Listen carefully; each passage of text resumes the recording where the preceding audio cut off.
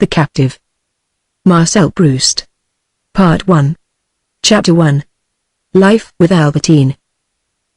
At daybreak, my face still turned to the wall, and before I had seen above the big inner curtains what tone the first streaks of light assumed, I could already tell what sort of day it was. The first sounds from the street had told me, according to whether they came to my ears dulled and distorted by the moisture of the atmosphere or quivering like arrows in the resonant and empty area of a spacious, crisply frozen, pure morning. As soon as I heard the rumble of the first tram-car, I could tell whether it was sodden with rain or setting forth into the blue. And perhaps these sounds had themselves been forestalled by some swifter and more pervasive emanation which, stealing into my slumber, diffused in it a melancholy that seemed to presage snow, or gave utterance, through the lips of a little person who occasionally reappeared there, to so many hymns to the glory of the sun that, having first of all begun to smile in my sleep, having prepared my eyes, behind their shut lids, to be dazzled, I awoke finally amid deafening strains of music. It was, moreover, principally from my bedroom that I took in the life of the outer world during this period.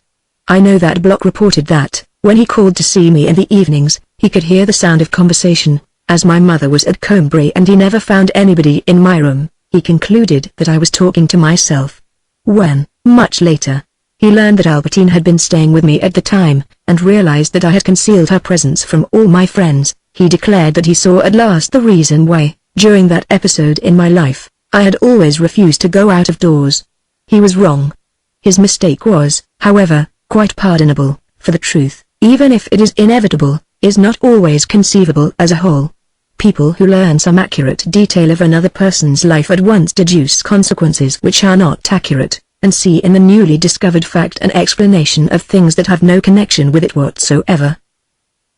When I reflect now that my mistress had come, on our return from Balbec, to live in Paris under the same roof as myself, that she had abandoned the idea of going on a cruise, that she was installed in a bedroom within 20 paces of my own, at the end of the corridor, in my father's tapestried study, and that late every night, before leaving me, she used to slide her tongue between my lips like a portion of daily bread, a nourishing food that had the almost sacred character of all flesh, upon which the sufferings that we have endured on its account have come in time to confer a sort of spiritual grace. What I at once call to mind in comparison is not the night that Captain de Borodino allowed me to spend in barracks, a favor which cured what was after all only a passing distemper, but the night on which my father sent Mamma to sleep in the little bed by the side of my own. So it is that life, if it is once again to deliver us from an anguish that has seemed inevitable, does so in conditions that are different, so diametrically opposed at times that it is almost an open sacrilege to assert the identity of the grace bestowed upon us. When Albertine had heard from Françoise that, in the darkness of my still-curtained room, I was not asleep, she had no scruple about making a noise as she took her bath, in her own dressing-room.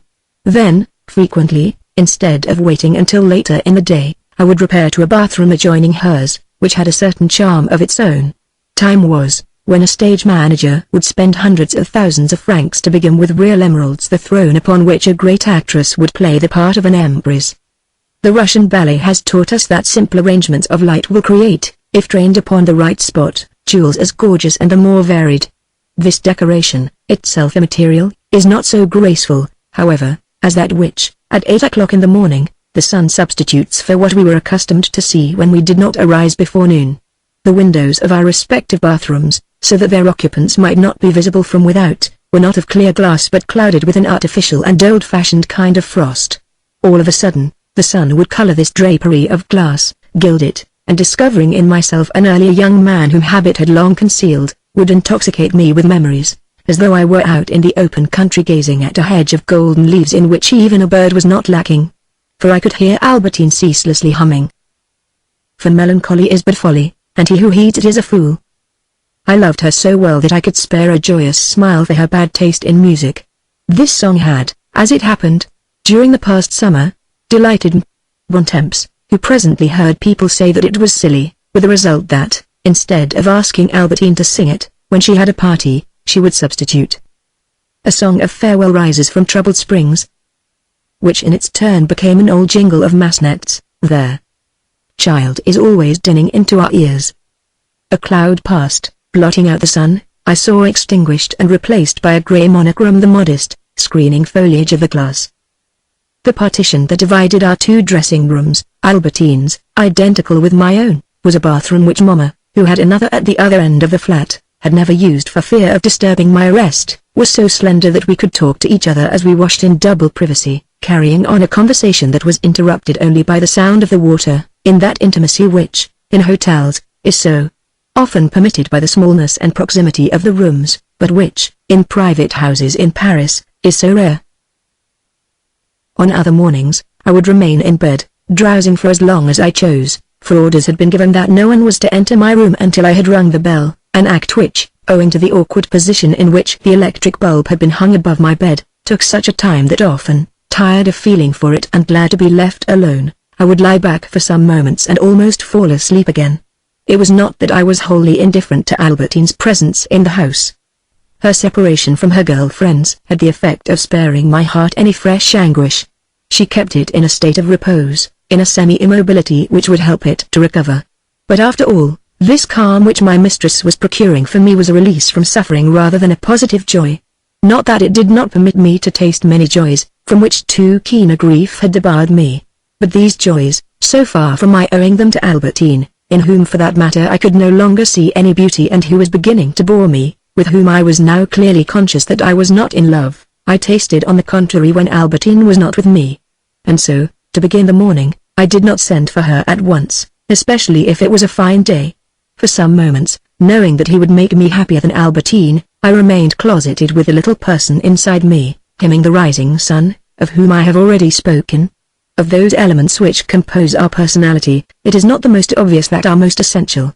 In myself, when ill health has succeeded in uprooting them one after another, there will still remain 2 or 3, endowed with a hardier constitution than the rest, notably a certain philosopher who is happy only when he has discovered in 2 works of art, in 2 sensations, a common element. But the last of all, I have sometimes asked myself whether it would not be this little mannequin, very similar to another whom the optician at Combray used to set up in his shop window to forecast the weather, and who, doffing his hood when the sun shone, would put it on again if it was going to rain. This little mannequin, I know his egoism. I may be suffering from a choking fit which the mere threat of rain would calm. He pays no heed, and, at the first drops so impatiently awaited, losing his gaiety, sullenly pulls down his hood. Conversely, I dare say that in my last agony, when all my other selves are dead, if a ray of sunshine steals into the room, while I am drawing my last breath, the little fellow of the barometer will feel a great relief, and will throw back his hood to sing, "Ah, fine weather at last." I rang for Françoise. I opened the Figaro. I scanned its columns and made sure that it did not contain an article, or so-called article, which I had sent to the editor, and which was no more than a slightly revised version of the page that had recently come to light, written long ago in Dr. Pespied's carriage, as I gazed at the spires of Martinville. Then I read Mamma's letter. She felt it to be odd, in fact shocking, that a girl should be staying in the house alone with me. On the first day, at the moment of leaving Balbec, when she saw how wretched I was, and was distressed by the prospect of leaving me by myself, my mother had perhaps been glad when she heard that Albertine was travelling with us, and saw that, side by side with our own boxes, those boxes among which I had passed a night in tears in the Balbec Hotel, there had been hoisted into the twister Albertine's boxes also, narrow and black, which had seemed to me to have the appearance of coffins, and as to which I knew not whether they were bringing to my house life or death. But I had never even asked myself the question, being all overjoyed, in the radiant morning, after the fear of having to remain at Balbec, that I was taking Albertine with me. But to this proposal, if at the start my mother had not been hostile, speaking kindly to my friend like a mother whose son has been seriously wounded and who is grateful to the young mistress who is nursing him with loving care, she had acquired hostility now that it had been too completely realized, and the girl was prolonging her sojourn in our house, and moreover in the absence of my parents. I cannot, however, say that my mother ever made this hostility apparent. As in the past, when she had ceased to dare to reproach me with my nervous instability, my laziness, now she felt a hesitation which I perhaps did not altogether perceive at the moment or refused to perceive to run the risk, by offering any criticism of the girl to whom I had told her that I intended to make an offer of marriage, of bringing a shadow into my life, making me in time to come less devoted to my wife, of sowing perhaps for a season when she herself would no longer be there, the seeds of remorse at having grieved her by marrying Albertine. Mamma preferred to seem to be approving a choice which she felt herself powerless to make me reconsider. but people who came in contact with her at this time have since told me that in addition to her grief at having lost her mother, she had an air of constant preoccupation. This mental strife, this inward debate, had the effect of overheating my mother's brow, and she was always opening the windows to let in the fresh air. But she did not succeed in coming to any decision, for fear of influencing me in the wrong direction and so spoiling what she believed to be my happiness. She could not even bring herself to forbid me to keep Albertine for the time being in our house. She did not wish to appear more strict than Bontemps, who was the person principally concerned, and who saw no harm in the arrangement, which greatly surprised my mother. All the same, she regretted that she had been obliged to leave us together, by departing at that very time for Combray, where she might have to remain, and did in fact remain, for months on end, during which my great-aunt required her incessant attention by day and night. Everything was made easy for her down there, thanks to the kindness, the devotion of Legrandin, who, gladly undertaking any trouble that was required, kept putting off his return to Paris from week to week. Not that he knew my aunt at all well, but simply, first of all, because she had been his mother's friend, and also because he knew that the invalid, condemned to die, valued his attentions and could not get on without him. Snobbishness is a serious malady of the spirit, but one that is localized and does not taint it as a whole.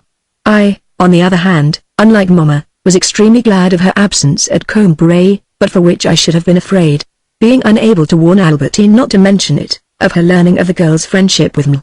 Vintil.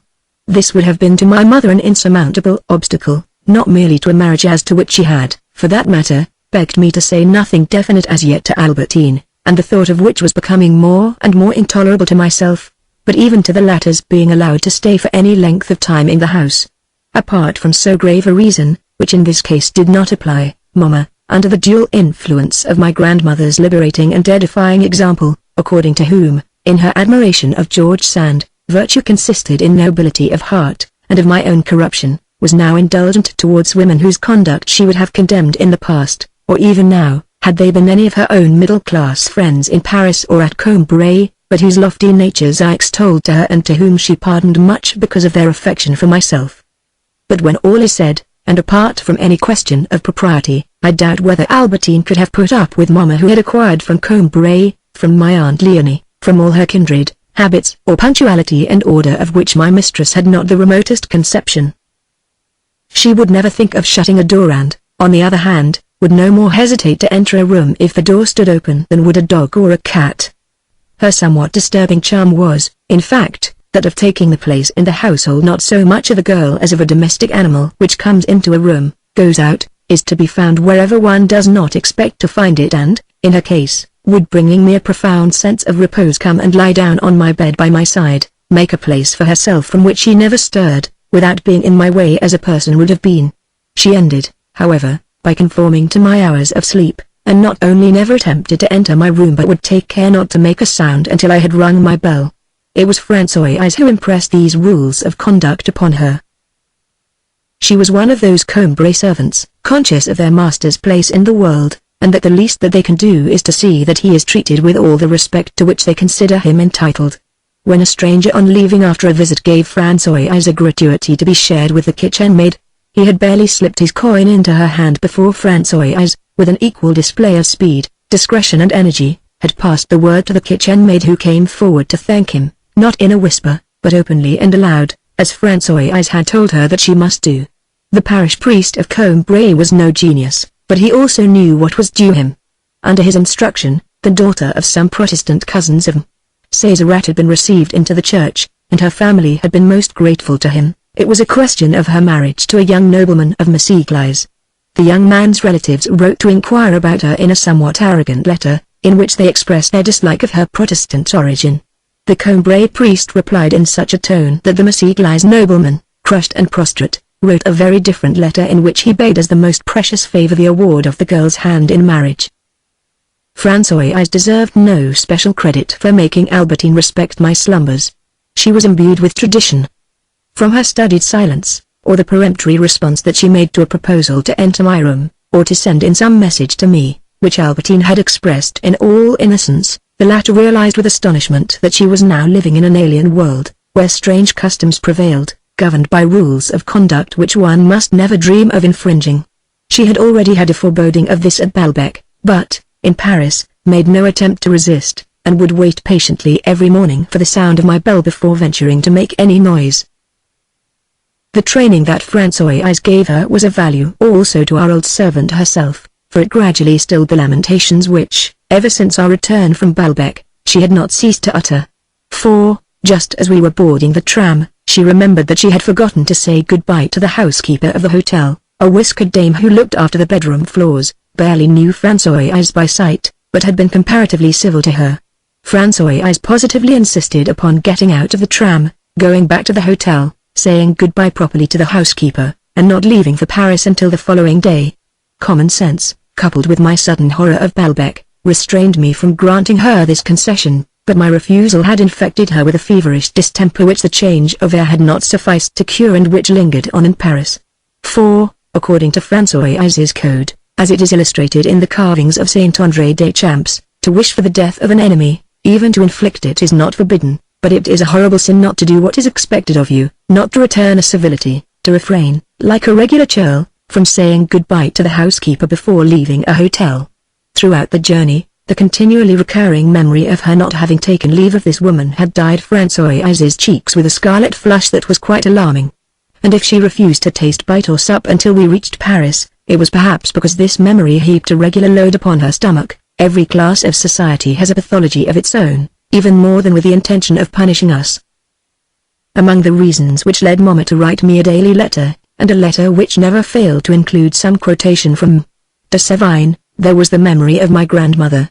Mamma would write to me, Césaret gave us one of those little luncheons of which he possesses the secret and which, as your poor grandmother would have said, quoting de Sévigné, deprive us of solitude without affording us company.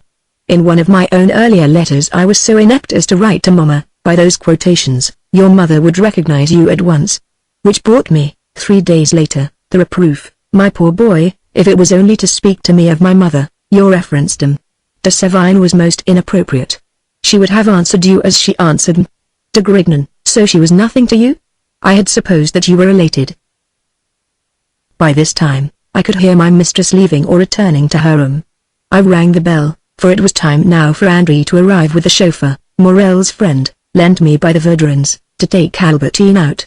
I had spoken to the last named of the remote possibility of our marriage, but I had never made her any formal promise. She herself, from discretion, when I said to her, I can't tell, but it might perhaps be possible, had shaken her head with a melancholy sigh, as much as to say, oh, no, never, in other words, I am too poor. And so, while I continued to say, it is quite indefinite, when speaking of future projects, at the moment I was doing everything in my power to amuse her, to make life pleasant to her, with perhaps the unconscious design of thereby making her wish to marry me. She herself laughed at my lavish generosity. André's mother would be in a fine state if she saw me turn into a rich lady like herself, what she calls a lady who has her own horses, carriages, pictures. What? Did I never tell you that she says that?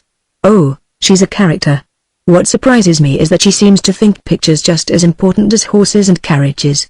We shall see in due course that, notwithstanding the foolish ways of speaking that she had not outgrown, Albertine had developed to an astonishing extent, which left me unmoved. The intellectual superiority of a woman friend having always interested me so little that if I have ever complimented any of my friends upon her own, it was purely out of politeness. Alone, the curious genius of Celeste might perhaps appeal to me. In spite of myself, I would continue to smile for some moments, when, for instance, having discovered that Françoise was not in my room, she accosted me with, heavenly deity reclining on a bed. But why, Celeste, I would say, why deity? Oh, if you suppose that you have anything in common with the mortals who make their pilgrimage on our vile earth, you are greatly mistaken. But why reclining on a bed? Can't you see that I'm lying in bed? You never lie. Whoever saw anybody lie like that? You have just alighted there. With your white pajamas, and the way you twist your neck, you look for all the world like a dove. Albertine, even in the discussion of the most trivial matters, expressed herself very differently from the little girl that she had been only a few years earlier at Baalbek. She went so far as to declare, with regard to a political incident of which she disapproved, I consider that ominous. And I am not sure that it was not about this time that she learned to say, when she meant that she felt a book to be written in a bad style, it is interesting, but really, it might have been written by a pig. The rule that she must not enter my room until I had rung amused her greatly. as she had adopted our family habit of quotation, and in following it drew upon the plays in which she had acted at her convent and for which I had expressed admiration. She always compared me to Asuerus.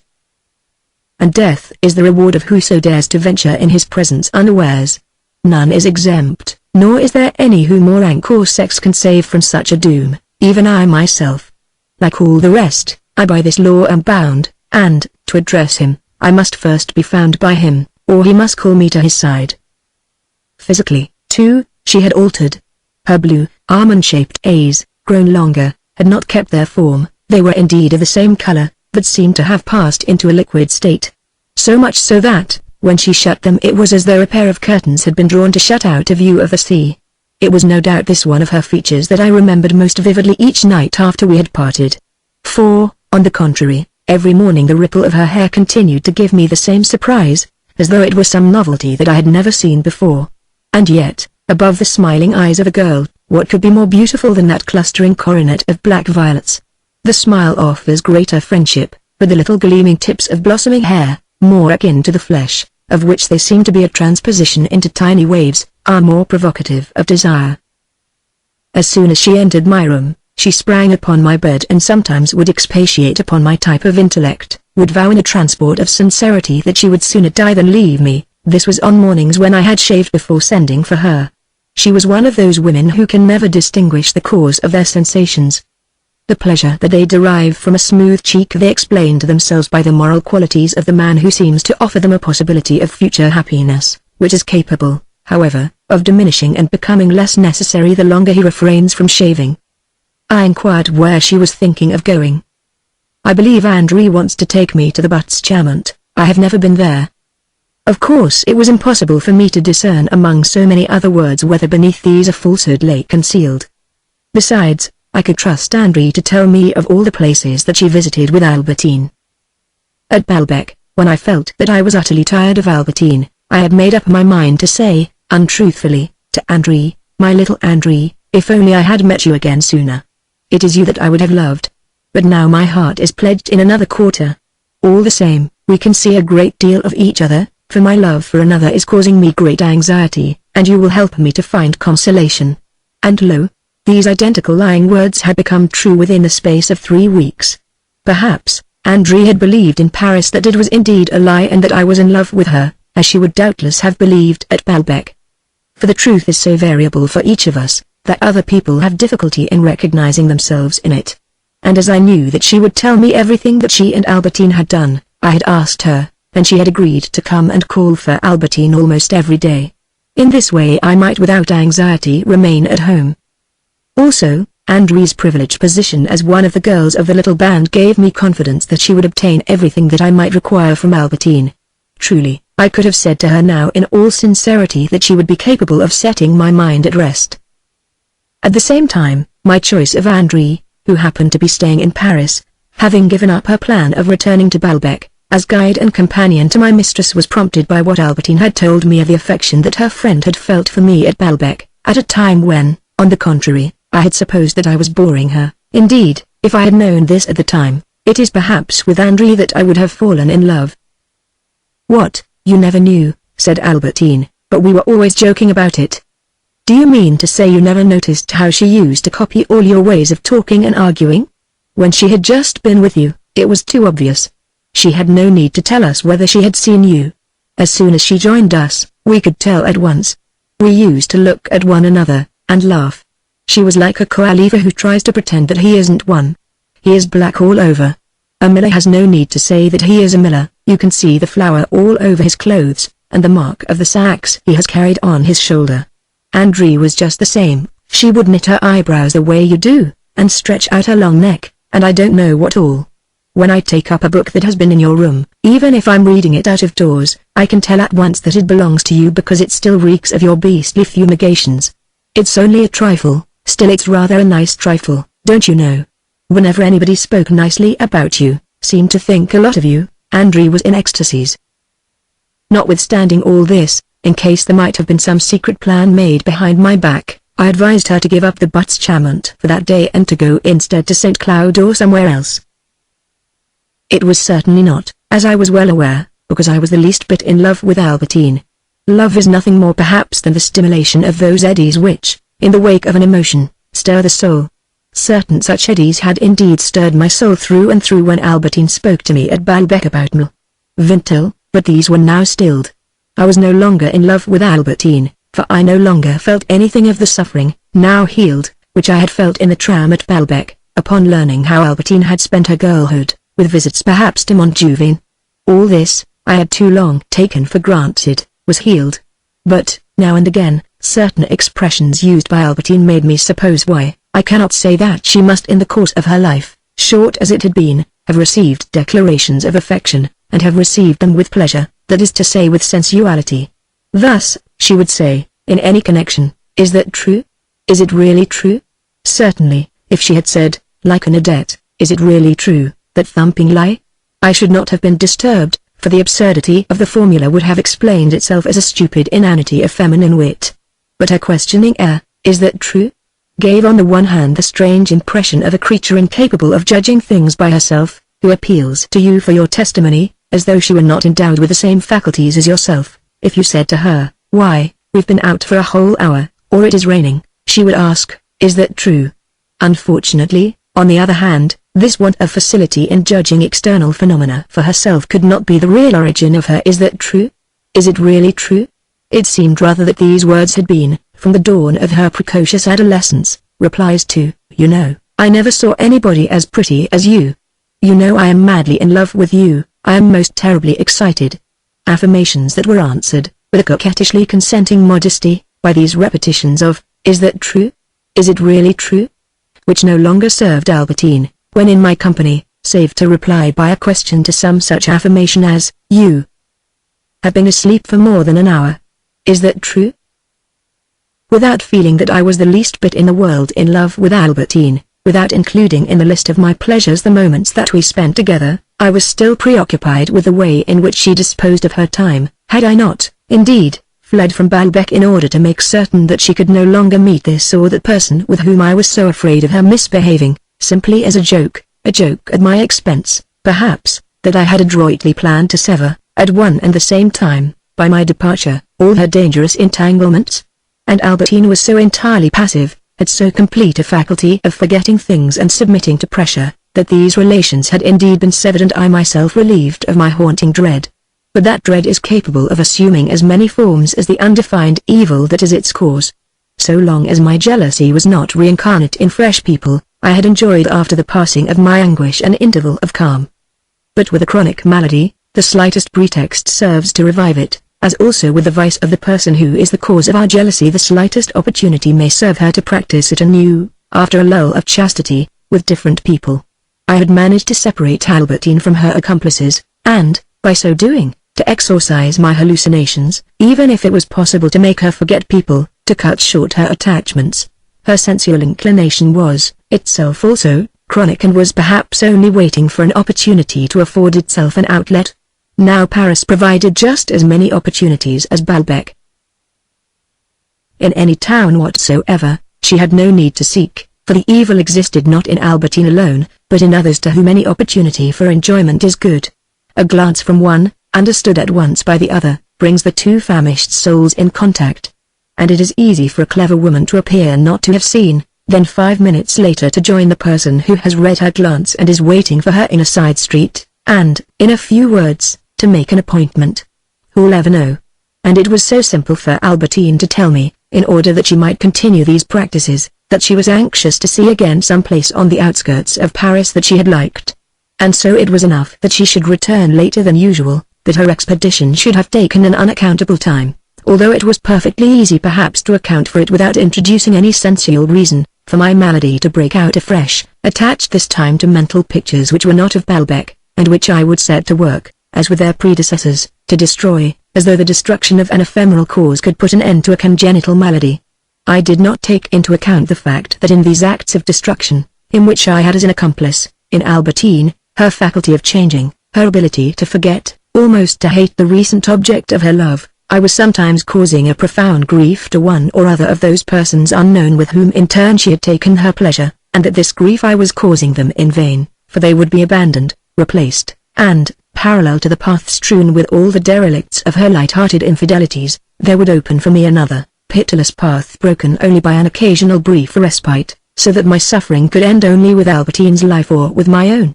Even in the first days after our return to Paris, not satisfied by the information that André and the chauffeur had given me as to their expeditions with my mistress, I had felt the neighborhood of Paris to be as tormenting as that of Balbec, and had gone off for a few days in the country with Albertine. But everywhere my uncertainty as to what she might be doing was the same, the possibility that it was something wrong as abundant, vigilance even more difficult, with the result that I returned with her to Paris. In leaving Balbec, I had imagined that I was leaving Gomorrah, plucking Albertine from it. In reality, alas, Gomorrah was dispersed to all the ends of the earth. And partly out of jealousy, partly out of ignorance of such joys, a case which is rare indeed, I had arranged unawares this game of hide and seek in which Albertine was always to escape me.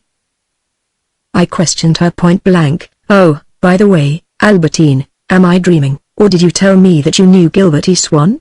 "Yes, that is to say, she used to talk to me at our classes, because she had a set of the French history notes. In fact, she was very nice about it, and let me borrow them, and I gave them back the next time I saw her."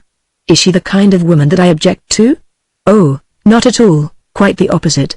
But, rather than indulge in this sort of criminal investigation, I would often devote to imagining Albertine's excursion the energy that I did not employ in sharing it, and would speak to my mistress with that ardor which remains intact in our unfulfilled designs.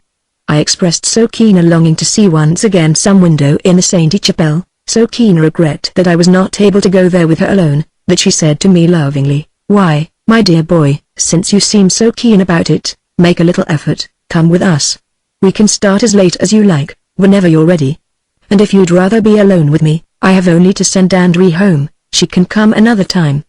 But these very entreaties to me to go out added to the calm which allowed me to yield to my desire to remain indoors. It did not occur to me that the apathy that was indicated by my delegating thus to André or the chauffeur the task of soothing my agitation by leaving them to keep watch over Albertine, was paralyzing in me, rendering inert all those imaginative impulses of the mind, all those inspirations of the will, which enable us to guess, to forestall, what someone else is about to do. Indeed, the world of possibilities has always been more open to me than that of real events. This helps us to understand the human heart, but we are a apartment to be taken in by individuals. My jealousy was born of mental images, a form of self-torment not based upon probability. Now there may occur in the lives of men and of nations, and there was to occur, one day, in my own life, a moment when we need to have within us a superintendent of police, a clear-sighted diplomat, a master detective, who instead of pondering over the concealed possibilities that extend to all the points of the compass, reasons accurately, says to himself, "If Germany announces this, it means that she intends to do something else, not just something in the abstract but precisely this or that or the other, which she may perhaps have begun already to do. If so and so has fled, it is not in the direction A or B or D, but to the point C, and the place to which we must direct our search for him is C." Alas, this faculty which was not highly developed in me, I allowed to grow slack, to lose its power, to vanish, by acquiring the habit of growing calm the moment that other people were engaged in keeping watch on my behalf. As for the reason for my reluctance to leave the house, I should not have liked to explain it to Albertine. I told her that the doctor had ordered me to stay in bed. This was not true. And if it had been true, his prescription would have been powerless to prevent me from accompanying my mistress. I asked her to excuse me from going out with herself and André. I shall mention only one of my reasons, which was dictated by prudence. Whenever I went out with Albertine, if she left my side for a moment, I became anxious, began to imagine that she had spoken to, or simply cast a glance at somebody. If she was not in the best of tempers, I thought that I was causing her to miss or to postpone some appointment. Reality is never more than an allurement to an unknown element in quest of which we can never progress very far. It is better not to know, to think as little as possible, not to feed our jealousy with the slightest concrete detail. Unfortunately, even when we eliminate the outward life, incidents are created by the inward life also. Though I held aloof from Albertine's expeditions, the random course of my solitary reflections furnished me at times with those tiny fragments of the truth which attract to themselves, like a magnet, an inkling of the unknown, which, from that moment, becomes painful. Even if we live in a hermetically sealed compartment, associations of ideas, memories continue to act upon us. But these internal shocks did not occur immediately, No sooner had Albertine started on her drive than I was revivified, were it only for a few moments, by the stimulating virtues of solitude. I took my share of the pleasures of the new day. The arbitrary desire, the capricious and purely spontaneous inclination to taste them would not have sufficed to place them within my reach, had not the peculiar state of the weather not merely reminded me of their images in the past but affirmed their reality in the present, immediately accessible to all men whom a contingent and consequently negligible circumstance did not compel to remain at home. On certain finer days the weather was so cold, one was in such full communication with the street that it seemed as though a breach had been made in the outer walls of the house, and, whenever a tramcar passed, the sound of its bell throbbed like that of a silver knife striking a wall of glass. But it was most of all in myself that I heard, with intoxication, a new sound rendered by the hidden violin. Its strings are tightened or relaxed by mere changes of temperature, of light, in the world outside. In our person, an instrument which the uniformity of habit has rendered silent, song is born of these digressions, these variations, the source of all music. The change of climate on certain days makes us pass at once from one note to another. We recapture the forgotten air, the mathematical inevitability of which we might have deduced, and which for the first few moments we sing without recognizing it. By themselves these modifications, which, albeit coming from without, were internal, refashioned for me the world outside. Communicating doors, long barred, opened themselves in my brain. The life of certain towns, the gaiety of certain expeditions resumed their place in my consciousness. All a throb in harmony with the vibrating string, I would have sacrificed my dull life in the past, and all my life to come, erased with the india rubber of habit, for one of these special, unique moments. If I had not gone out with Albertine on her long drive, my mind would stray all the farther afield, and, because I had refused to savor with my senses this particular morning, I enjoyed in imagination all the similar mornings, past or possible, or more precisely a certain type of morning of which all those of the same kind were but the intermittent apparition which I had at once recognized, for the keen air blew the book open of its own accord at the right page, and I found clearly set out before my eyes, so that I might follow it from my bed, the gospel for the day. This ideal morning filled my mind full of a permanent reality, identical with all similar mornings, and infected me with a cheerfulness which my physical ill health did not diminish, for, inasmuch as our sense of well-being is caused not so much by our sound health as by the unemployed surplus of our strength, we can attain to it, just as much as by increasing our strength, by diminishing our activity. The activity with which I was overflowing and which I kept constantly charged as I lay in bed, made me spring from side to side, with a leaping heart, like a machine which, prevented from moving in space, rotates on its own axis. Francois came in to light the fire, and to make a drawer, threw upon it a handful of twigs, the scent of which, forgotten for a year past, traced round the fireplace a magic circle within which, perceiving myself poring over a book, now at Combray, now at Doncier's, I was as joyful, while remaining in my bedroom in Paris, as if I had been on the point of starting for a walk along the Massiclies way, or of going to join Saint Loup and his friends on the training ground.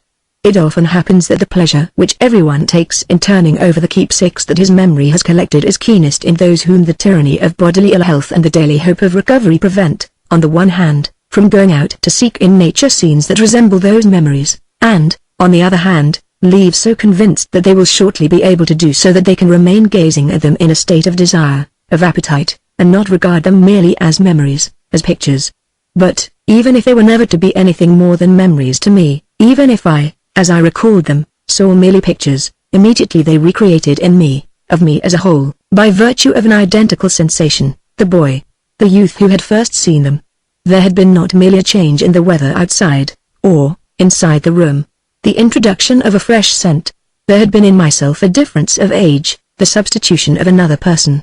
The scent, in the frosty air, of the twigs of brushwood, was like a fragment of the past, an invisible flow broken off from the ice of an old winter that stole into my room, often variegated moreover with this perfume or that light, as though with a sequence of different years, in which I found myself plunged, overwhelmed, even before I had identified them, by the eagerness of hopes long since abandoned. The sun's rays fell upon my bed and passed through the transparent shell of my attenuated body, warmed me, made me as hot as a sheet of scorching crystal.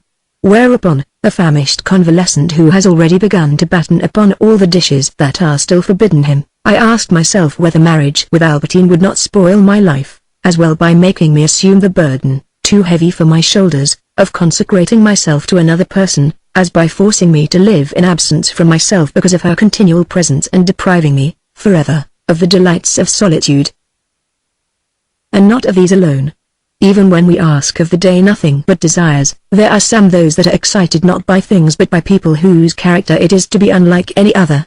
If, on rising from my bed, I went to the window and drew the curtain aside for a moment, it was not merely, as a pianist for a moment turns back the lid of his instrument, to ascertain whether, on the balcony and in the street, the sunlight was tuned to exactly the same pitch as in my memory. It was also to catch a glimpse of some laundress carrying her linen basket, a bread seller in her blue apron, a dairymaid in her tucker and sleeves of white linen, carrying the yoke from which her jugs of milk are suspended, some haughty golden-haired missus courted by her governess, a composite image, in short, which the differences of outline, numerically perhaps insignificant, were enough to make as different from any other as, in a phrase of music, the difference between two notes, an image but for the vision of which I should have impoverished my day of the objects which it might have to offer to my desires of happiness. But, if the surfeit of joy, brought me by the spectacle of women whom it was impossible to imagine a priori, made more desirable, more deserving of exploration, the street, the town, the world, it set me longing, for that very reason, to recover my health, to go out of doors and, without Albertine, to be a free man. How often, at the moment when the unknown woman who was to haunt my dreams passed beneath the window, now on foot, now at the full speed of her motor car, was I made wretched that my body could not follow my gaze which kept pace with her, and falling upon her as though shot from the embrasure of my window by an arquebus, arrest the flight of the face that held out for me the offer of a happiness which, cloistered thus, I should never know. Of Albertine, on the other hand, I had nothing more to learn. Every day, she seemed to me less attractive. Only, the desire that she aroused in other people, when, upon hearing of it, I began to suffer afresh and was impelled to challenge their possession of her, raised her in my sight to a lofty pinnacle. Pain, she was capable of causing me; joy, never. Pain alone kept my tedious attachment alive. As soon as my pain vanished, and with it the need to soothe it, requiring all my attention, like some agonizing distraction, I felt that she meant absolutely nothing to me, that I must mean absolutely nothing to her. It made me wretched that this state should persist, and, at certain moments, I longed to hear of something terrible that she had done, something that would be capable of keeping us at arm's length until I was cured, so that we might then be able to be reconciled, to refashion in a different and more flexible form the chain that bound us. In the meantime, I was employing 1,000 circumstances, 1,000 pleasures to procure for her in my society the illusion of that happiness which I did not feel myself capable of giving her. I should have liked, as soon as I was cured, to set off for Venice, but how was I to manage it, if I married Albertine, I, who was so jealous of her that even in Paris whenever I decided to stir from my room it was to go out with her. Even when I stayed in the house all the afternoon, my thoughts accompanied her on her drive, traced a remote, blue horizon, created round the center that was myself a fluctuating zone of vague uncertainty. How completely, I said to myself, would Albertine spare me the anguish of separation if, in the course of one of these drives, seeing that I no longer say anything to her about marriage, she decided not to come back, and went off to her aunt's, without my having to bid her goodbye. My heart, now that its scar had begun to heal, was ceasing to adhere to the heart of my mistress. I could by imagination shift her, separate her from myself without pain. No doubt, failing myself, some other man would be her husband, and in her freedom she would meet perhaps with those adventures which filled me with horror. But the day was so fine, I was so certain that she would return in the evening, that even if the idea of possible misbehavior did enter my mind, I could, by an exercise of free will, imprison it in a part of my brain in which it had no more importance than would have had in my real life the vices of an imaginary person, bringing into play the supple hinges of my thought. I had, with an energy which I felt in my head to be at once physical and mental, as it were a muscular movement and a spiritual impulse, broken away from the state of perpetual preoccupation in which I had until then been confined, and was beginning to move in a free atmosphere, in which the idea of sacrificing everything in order to prevent Albertine from marrying someone else and to put an obstacle in the way of her fondness for women seemed as unreasonable to my own mind as to that of a person who had never known her. However, jealousy is one of those intermittent maladies, the cause of which is capricious, imperative, always identical in the same patient, sometimes entirely different in another. There are asthmatic persons who can soothe their crises only by opening the windows, inhaling the full blast of the wind, the pure air of the mountains, others by taking refuge in the heart of the city, in a room heavy with smoke. Rare indeed is the jealous man whose jealousy does not allow certain concessions. One will consent to infidelity, provided that he is told of it, another provided that it is concealed from him, wherein they appear to be equally absurd, since if the latter is more literally deceived inasmuch as the truth is not disclosed to him, the other demands in that truth the food, the extension, the renewal of his sufferings. What is more, these two parallel manias of jealousy extend often beyond words, whether they implore or reject confidences. We see a jealous lover who is jealous only of the women with whom his mistress has relations in his absence, but allows her to give herself to another man, if it is done with his authorization, near at hand, and, if not actually before his eyes, under his roof. This case is not at all uncommon among elderly men who are in love with young women. Such a man feels the difficulty of winning her favor, sometimes his inability to satisfy her, and, rather than be betrayed, prefers to admit to his house, to an adjoining room, some man whom he considers incapable of giving her bad advice, but not incapable of giving her pleasure. With another man it is just the opposite, never allowing his mistress to go out by herself for a single minute in a town that he knows. He keeps her in a state of bondage, but allows her to go for a month to a place which he does not know, where he cannot form any mental picture of what she may be doing. I had with regard to Albertine both these sorts of sedative mania. I should not have been jealous if she had enjoyed her pleasures in my company, with my encouragement, pleasures over the whole of which I could have kept watch, thus avoiding any fear of falsehood. I might perhaps not have been jealous either if she had removed to a place so unfamiliar and remote that I could not imagine nor find any possibility, feel any temptation to know the manner of her life. In either alternative, my uncertainty would have been killed by a knowledge or an ignorance equally complete. The decline of day plunging me back by an act of memory in a cool atmosphere of long ago, I breathed it with the same delight with which Orpheus inhaled the subtle air, unknown upon this earth, of the Elysian fields. But already the day was ending and I was overpowered by the desolation of the evening. Looking mechanically at the clock to see how many hours must elapse before Albertine's return, I saw that I had still time to dress and go downstairs to ask my landlady, de garments, for particulars of various becoming garments which I was anxious to procure for my mistress. Sometimes I met the Duchess in the courtyard, going out for a walk, even if the weather was bad, in a close-fitting hat and furs.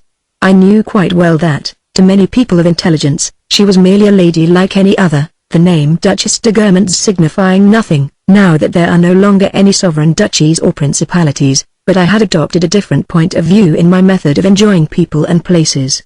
All the castles of the territories of which she was Duchess, Princess, Viscountess, this lady in furs defying the weather seemed to me to be carrying them on her person, as a figure carved over the lintel of a church door holds in his hand the cathedral that he has built or the city that he has defended.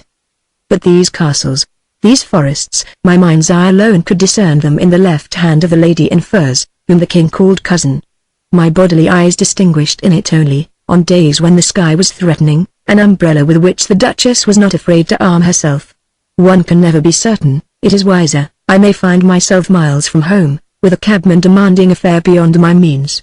The words too dear and beyond my means kept recurring all the time in the Duchess's conversation, as did also, I am too poor without its being possible to decide whether she spoke thus because she thought it amusing to say that she was poor, being so rich, or because she thought it smart, being so aristocratic, in spite of her affectation of peasant ways, not to attach to riches the importance that people give them who are merely rich and nothing else, and who look down upon the poor. Perhaps it was, rather, a habit contracted at a time in her life when, already rich, but not rich enough to satisfy her needs, considering the expense of keeping up all those properties, she felt a certain shortage of money which she did not wish to appear to be concealing. The things about which we most often jest are generally, on the contrary, the things that embarrass us, but we do not wish to appear to be embarrassed by them, and feel perhaps a secret hope of the further advantage that the person to whom we are talking, hearing us treat the matter as a joke, will conclude that it is not true. But upon most evenings, at this hour, I could count upon finding the Duchess at home, and I was glad of this, for it was more convenient for me to ask her in detail for the information that Albertine required. And down I went almost without thinking how extraordinary it was that I should be calling upon that mysterious de Guermantes of my boyhood, simply in order to make use of her for a practical purpose, as one makes use of the telephone, a supernatural instrument before whose miracles we used to stand amazed, and which we now employ without giving it a thought, to summon our tailor or to order ices for a party. Albertine delighted in any sort of finery. I could not deny myself the pleasure of giving her some new trifle every day. And whenever she had spoken to me with rapture of a scarf, a stole, a sunshade which, from the window or as they passed one another in the courtyard, her eyes that so quickly distinguished anything smart, had seen round the throat, over the shoulders, in the hand of the garments, knowing how the girl's naturally fastidious taste, refined still further by the lessons in elegance of attire which Elster's conversation had been to her, would not be at all satisfied by any mere substitute, even of a pretty thing, such as fills its place in the eyes of the common herd, but differs from it entirely. I went in secret to make the Duchess explain to me where, how, from what model the article had been created that had taken Albertine's fancy, how I should set about to obtain one exactly similar, in what the creator's secret, the charm, what Albertine called the chic, the style, of his manner, the precise name, the beauty of the material being of importance also in quality of the stuffs that I was to insist upon their using. When I mentioned to Albertine, on our return from Balbec, that the Duchess de Guermantes lived opposite to us, in the same mansion, she had assumed, on hearing the proud title and great name, that air more than indifferent, hostile, contemptuous, which is the sign of an impotent desire and proud and passionate natures. Splendid as Albertine's nature might be, the fine qualities which it contained were free to develop only amid those hindrances which are our personal tastes, or that lamentation for those of our tastes which we have been obliged to relinquish, in Albertine's case snobbishness which is called antipathy. Albertine's antipathy to people in society occupied, for that matter, but a very small part in her nature, and appealed to me as an aspect of the revolutionary spirit, that is to say an embittered love of the nobility engraved upon the opposite side of the French character to that which displays the aristocratic manner of de Guermantes. To this aristocratic manner Albertine, in view of the impossibility of her acquiring it, would perhaps not have given a thought, but remembering that Elster had spoken to her of the Duchess as the best-dressed woman in Paris, her republican contempt for a duchess gave place in my mistress to a keen interest in a fashionable woman. She was always asking me to tell her about de Guermantes, and was glad that I should go to the Duchess to obtain advice as to her own attire. No doubt I might have got this from Swann, and indeed I did once write to her with this intention. But de Guermantes seemed to me to carry to an even higher pitch the art of dressing. If, on going down for a moment to call upon her, after making sure that she had not gone out and leaving word that I was to be told as soon as Albertine returned, I found the Duchess swathed in the mist of a garment of grey crêpe de chine, I accepted this aspect of her which I felt to be due to complex causes and to be quite inevitable. I let myself be overpowered by the atmosphere which it exhaled, like that of certain late afternoons cushioned in pearly grey by a vaporous fog. If, on the other hand, her indoor gown was Chinese with red and yellow flames, I gazed at it as at a glowing sunset. These garments were not a casual decoration alterable at her pleasure, but a definite and poetical reality like that of the weather, or the light peculiar to a certain hour of the day. Of all the outdoor and indoor gowns that de Guermantes wore, those which seemed most to respond to a definite intention, to be endowed with a special significance, were the garments made by Fortuny from old Venetian models. Is it their historical character? Is it rather the fact that each one of them is unique that gives them so special a significance that the pose of the woman who is wearing one while she waits for you to appear or while she talks to you assumes an exceptional importance, as through the costume had been the fruit of a long deliberation and your conversation was detached from the current of everyday life like a scene in a novel? In the novels of Balzac, we see his heroines purposely put on one or another dress on the day on which they are expecting some particular visitor. The dresses of today have less character, always excepting the creations of Fortuny. There is no room for vagueness in the novelist's description, since the gown does really exist, and the merest sketch of it is as naturally preordained as a copy of a work of art.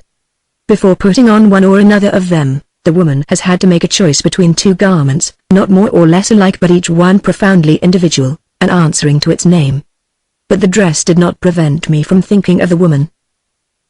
Indeed, de Guermantes seemed to me at this time more attractive than in the days when I was still in love with her. Expecting less of her, whom I no longer went to visit for her own sake, it was almost with the ease and comfort of a man in a room by himself, with his feet on the fender, that I listened to her as though I were reading a book written in the speech of long ago. My mind was sufficiently detached to enjoy in what she said that pure charm of the French language which we no longer find either in the speech or in the literature of the present day.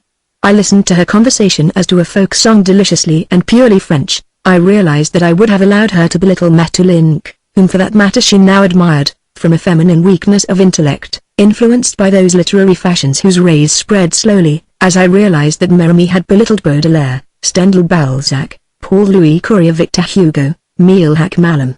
I realized that the critic had a far more restricted outlook than his victim, but also a purer vocabulary. That of de Guermantes, almost as much as that of Saint Loup's mother, was purified to an enchanting degree. It is not in the bloodless formulas of the writers of today, who say, au fait, for in reality, singulièrement, for in particular, étonne, for struck with amazement, and the like, that we recapture the old speech and the true pronunciation of words, but in conversing with them. De Guermantes or of Françoise, I had learned from the latter, when I was 5 years old, that one did not say the tan but the tar, not beam but bear. The effect of which was that at 20, when I began to go into society, I had no need to be taught there that one ought not to say, like Bontemps, Madame de Beam. It would be untrue to pretend that of this territorial and semi-peasant quality which survived in her the Duchess was not fully conscious. Indeed, she displayed a certain affectation in emphasizing it. But, on her part, this was not so much the false simplicity of a great lady aping the countrywoman or the pride of a duchess bent upon snubbing the rich ladies who express contempt for the peasants whom they do not know, as the almost artistic preference of a woman who knows the charm of what belongs to her, and is not going to spoil it with a coat of modern varnish. In the same way, everybody will remember at Dives a Norman innkeeper, landlord of the Guillaume le Conquérant, who carefully refrained, which is very rare, from giving his hostelry the modern comforts of an hotel, and, albeit a millionaire, retained the speech, the blouse of a Norman peasant, and allowed you to enter his kitchen and watch him prepare with his own hands, as in a farmhouse, a dinner which was nevertheless infinitely better and even more expensive than other dinners in the most luxurious hotels. All the local sap that survives in the old noble families is not enough, there must also be born of them a person of sufficient intelligence not to despise it, not to conceal it beneath the varnish of society.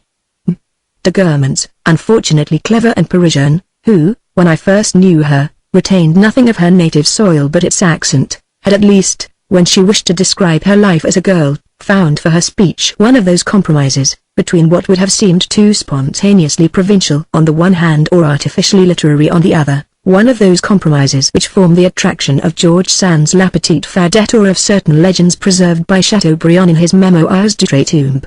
My chief pleasure was in hearing her tell some anecdote which brought peasants into the picture with herself.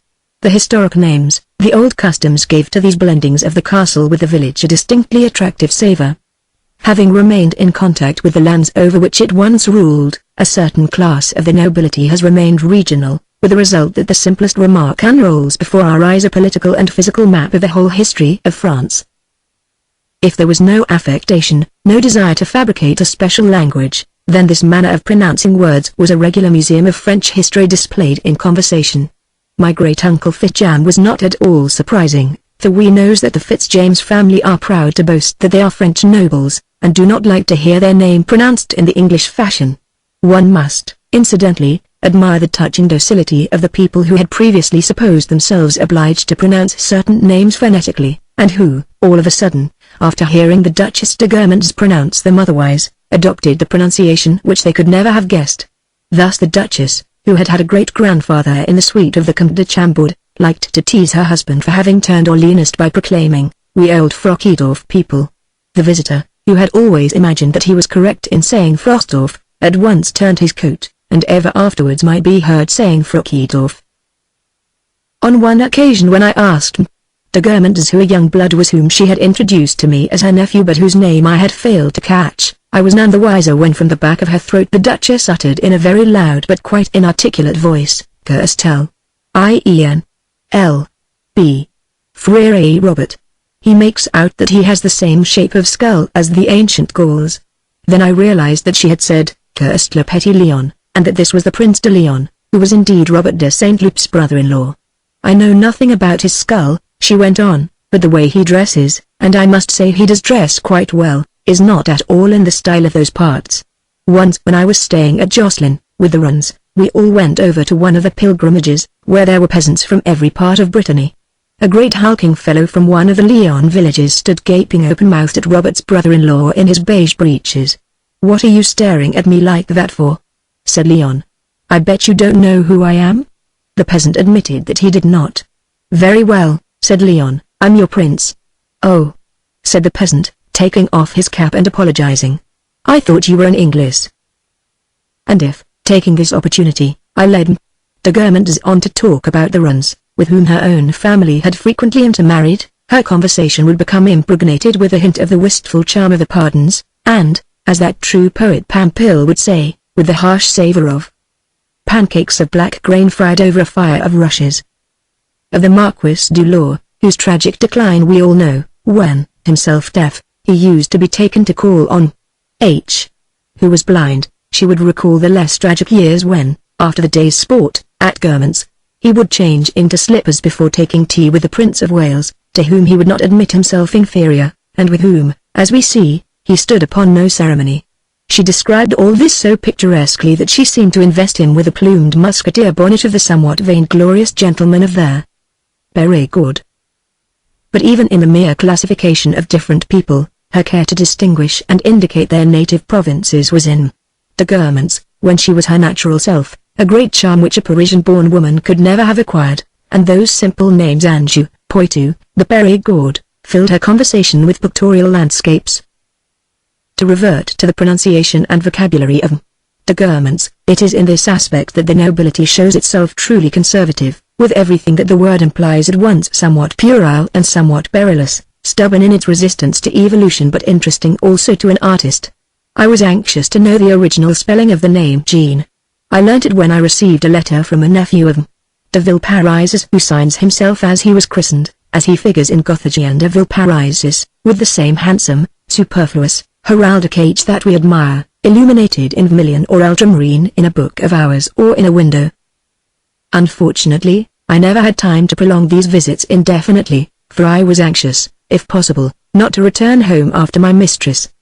But it was only in driblets that I was able to obtain from the Germans that information as to her garments which was of use in helping me to order garments similar in style, so far as it was possible for a young girl to wear them, for Albertine. For instance, "Madame, that evening when you dined with de Saint-Huverty, and then went on to the Princess de Germans, you had a dress that was all red, with red shoes, you were marvelous, you reminded me of a sort of great blood-red blossom, a blazing ruby now, what was that dress? Is it the sort of thing that a girl can wear?" The Duchess, imparting to her tired features the radiant expression that the Princess des Laumes used to assume when Swann, in years past, paid her compliments, looked, with tears of merriment in her eyes, quizzingly, questioningly and delightedly at him. De Brete, who was always there at that hour and who sat beaming from behind his monocle a smile that seemed to pardon this outburst of intellectual trash for the sake of the physical excitement of youth which seemed to him to lie beneath it. The Duchess appeared to be saying, "What is the matter with him? He must be mad." Then turning to me with a coaxing air, "I wasn't aware that I looked like a blazing ruby or a blood-red blossom, but I do remember, as it happens, that I had on a red dress, it was red satin, which was being worn that season. Yes, a girl can wear that sort of thing at a pinch, but you told me that your friend never went out in the evening. That is a full evening dress, not a thing that she can put on to pay calls." What is extraordinary is that of the evening in question, which after all was not so very remote, the Germans should remember nothing but what she had been wearing, and should have forgotten a certain incident which nevertheless, as we shall see presently, ought to have mattered to her greatly.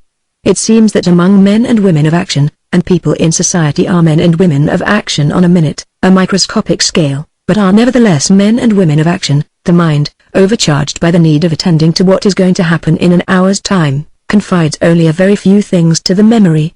As often as not, for instance, it was not with the object of putting his questioner in the wrong and making himself appear not to have been mistaken that de Norpers, when you reminded him of the prophecies he had uttered with regard to an alliance with Germany of which nothing had ever come, would say, "You must be mistaken, I have no recollection of it whatever." It is not like me, for in that sort of conversation I am always most laconic, and I would never have predicted the success of one of those coups d'éclat which are often nothing more than coups de tête and almost always degenerate into coups de force.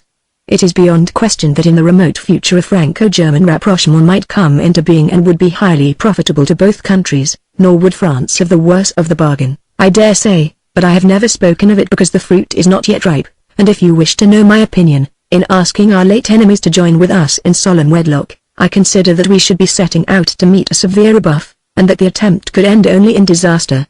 In saying this De Norpas was not being untruthful, he had simply forgotten.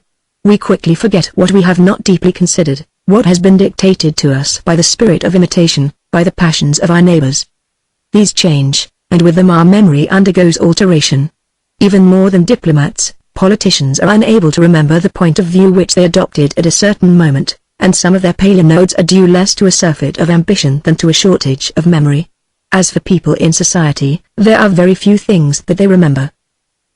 De Guermantes assured me that, at the party to which she had gone in a red gown, she did not remember de Chaussepierre's being present, and that I must be mistaken.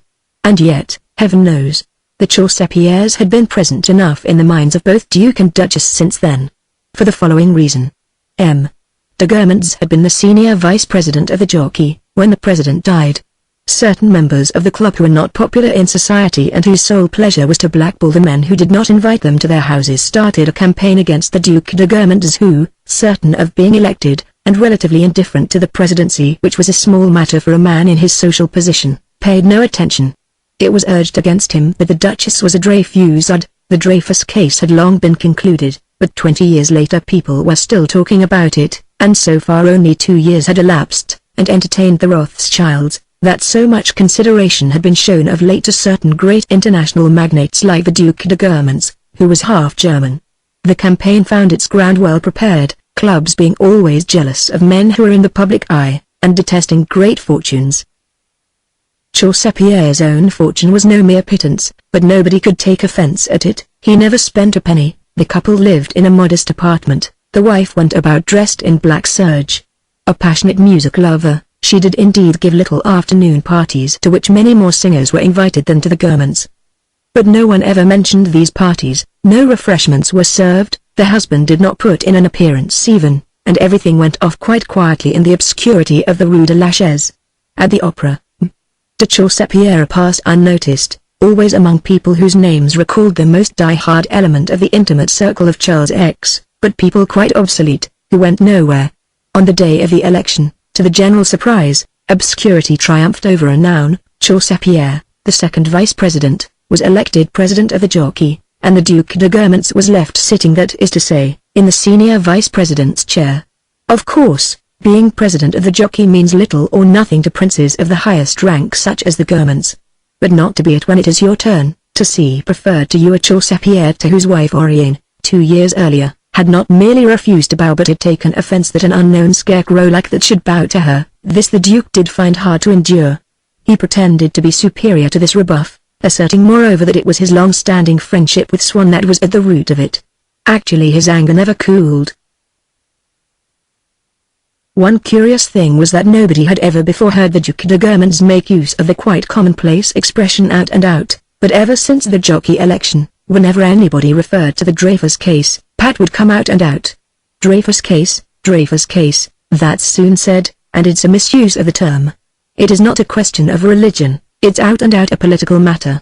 5 years might go by without your hearing him say out and out again, if during that time nobody mentioned the Dreyfus case, but if, at the end of 5 years, the name Dreyfus cropped up, out and out would at once follow automatically. The Duke could not, anyhow, bear to hear any mention of the case, which has been responsible. He would say, for so many disasters, albeit he was really conscious of one and one only, his own failure to become president of the Jockey. And so on the afternoon in question, when I reminded Madame de Guermantes of the red gown that she had worn at her cousin's party, M. de Brete was none too well received when, determined to say something, by an association of ideas which remained obscure and which he did not illuminate, he began, twisting his tongue about between his pursed lips, talking of the Dreyfus case. Why in the world of the Dreyfus case? We were talking simply of a red dress, and certainly poor Brete, whose only desire was to make himself agreeable, can have had no malicious intention. But the mere name of Dreyfus made the Duc de Guermantes knit his Jupiterian brows. I was told, Brete went on, a jolly good thing, damned clever, upon my word, that was said by our friend Cartier. We must warn the reader that this Cartier, de Villefranche's brother, was in no way related to the jeweler of that name, not that I'm in the least surprised, for he's got plenty of brains to spare. Oh, broke in Oriane, he can spare me his brains. I hardly like to tell you how much your friend Cartier has always bored me, and I have never been able to understand the boundless charm that Charles de la Tremoille and his wife seem to find in the creature. for I meet him there every time that I go to their house. My dear yes, replied Breet, who was unable to pronounce the soft C. I think you are very hard upon Cartier. It is true that he has perhaps made himself rather too much at home at the Latrimoiles, but after all he does provide Isles with a sort of what shall I say a sort of Fides Achates, which has become a very rare bird indeed in these days. Anyhow, this is the story as it was told to me. Cartier appears to have said that if M. Zola had gone out of his way to stand his trial and to be convicted, it was in order to enjoy the only sensation he had never yet tried, that of being in prison. And so he ran away before they could arrest him. Oriane broke in. Your story doesn't hold water. Besides, even if it was plausible, I think his remark absolutely idiotic. If that's what you call being witty. Good gracious, my dear Oriane, replied Breet who, finding himself contradicted, was beginning to lose confidence. It's not my remark, I'm telling you it as it was told to me, take it for what's it worth. Anyhow, it and M. Cartier a first-rate blowing up from that excellent fellow Latrimoile who, and quite rightly, does not like people to discuss what one might call, so to speak, current events, in his drawing room, and was all the more annoyed because Alphonse Rothschild was present. Cartier had to listen to a positive jobation from Latrimoile. I should think so, said the Duke, in the worst of tempers. The Alphonse Rothschilds, even if they have the tact never to speak of that abominable affair, are Dreyfusids at heart, like all the Jews. Indeed that is an argument ad hominem. The Duke was a trifle vague in his use of the expression ad hominem, which is not sufficiently made use of to prove the dishonesty of the Jews. If a Frenchman robs or murders somebody, I do not consider myself bound, because he is a Frenchman like myself, to find him innocent. But the Jews will never admit that one of their fellow countrymen is a traitor, although they know it perfectly well, and never think of the terrible repercussions. The Duke was thinking, naturally, of that accursed defeat by Chaussepierre, which the crime of one of their people can bring even to. Come, Oriane, you're not going to pretend that it ain't damning to the Jews that they all support a traitor. You're not going to tell me that it ain't because they're Jews. Of course not, retorted Oriane, feeling, with a trace of irritation, a certain desire to hold her own against Jupiter Tonans and also to set intellect above the Dreyfus case.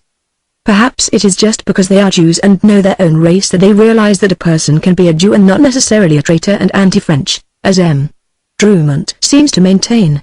Certainly, if he'd been a Christian, the Jews wouldn't have taken any interest in him, but they did so because they knew quite well that if he hadn't been a Jew people wouldn't have been so ready to think him a traitor a priori, as my nephew Robert would say. Women never understand a thing about politics, exclaimed the Duke, fastening his gaze upon the Duchess. That shocking crime is not simply a Jewish cause, but out and out an affair of vast national importance which may lead to the most appalling consequences for France, which ought to have driven out all the Jews, whereas I am sorry to say that the measures taken up to the present have been directed, in an ignoble fashion, which will have to be overruled, not against them but against the most eminent of their adversaries, against men of the highest rank, who have been flung into the gutter, to the ruin of our unhappy country. I felt that the conversation had taken a wrong turning and reverted hurriedly to the topic of clothes. Do you remember, Madame, I said, the first time that you were friendly with me?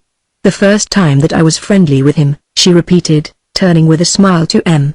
de Breet, the tip of whose nose grew more pointed, his smile more tender out of politeness to de Guermantes, while his voice, like a knife on the grindstone, emitted various vague and rusty sounds.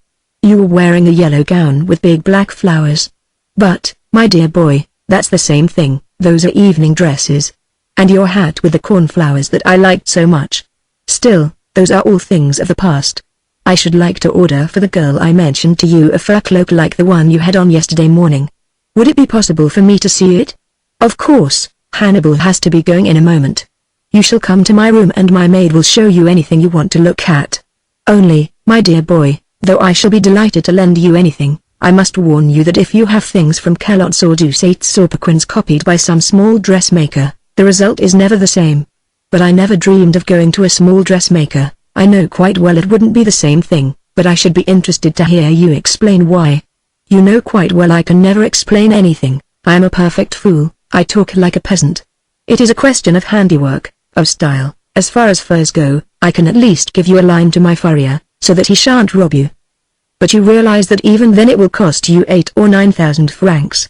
And that indoor gown that you were wearing the other evening, with such a curious smell, dark, fluffy, speckled, streaked with gold like a butterfly's wing? Ah, that is one of 4 tunnies. Your young lady can quite well wear that in the house. I have heaps of them, you shall see them presently. In fact, I can give you 1 or 2 if you like. But I should like you to see one that my cousin Talleyrand has. I must write to her for the loan of it. But you had such charming shoes as well. Are they 4 tunnies too? No, I know the ones you mean.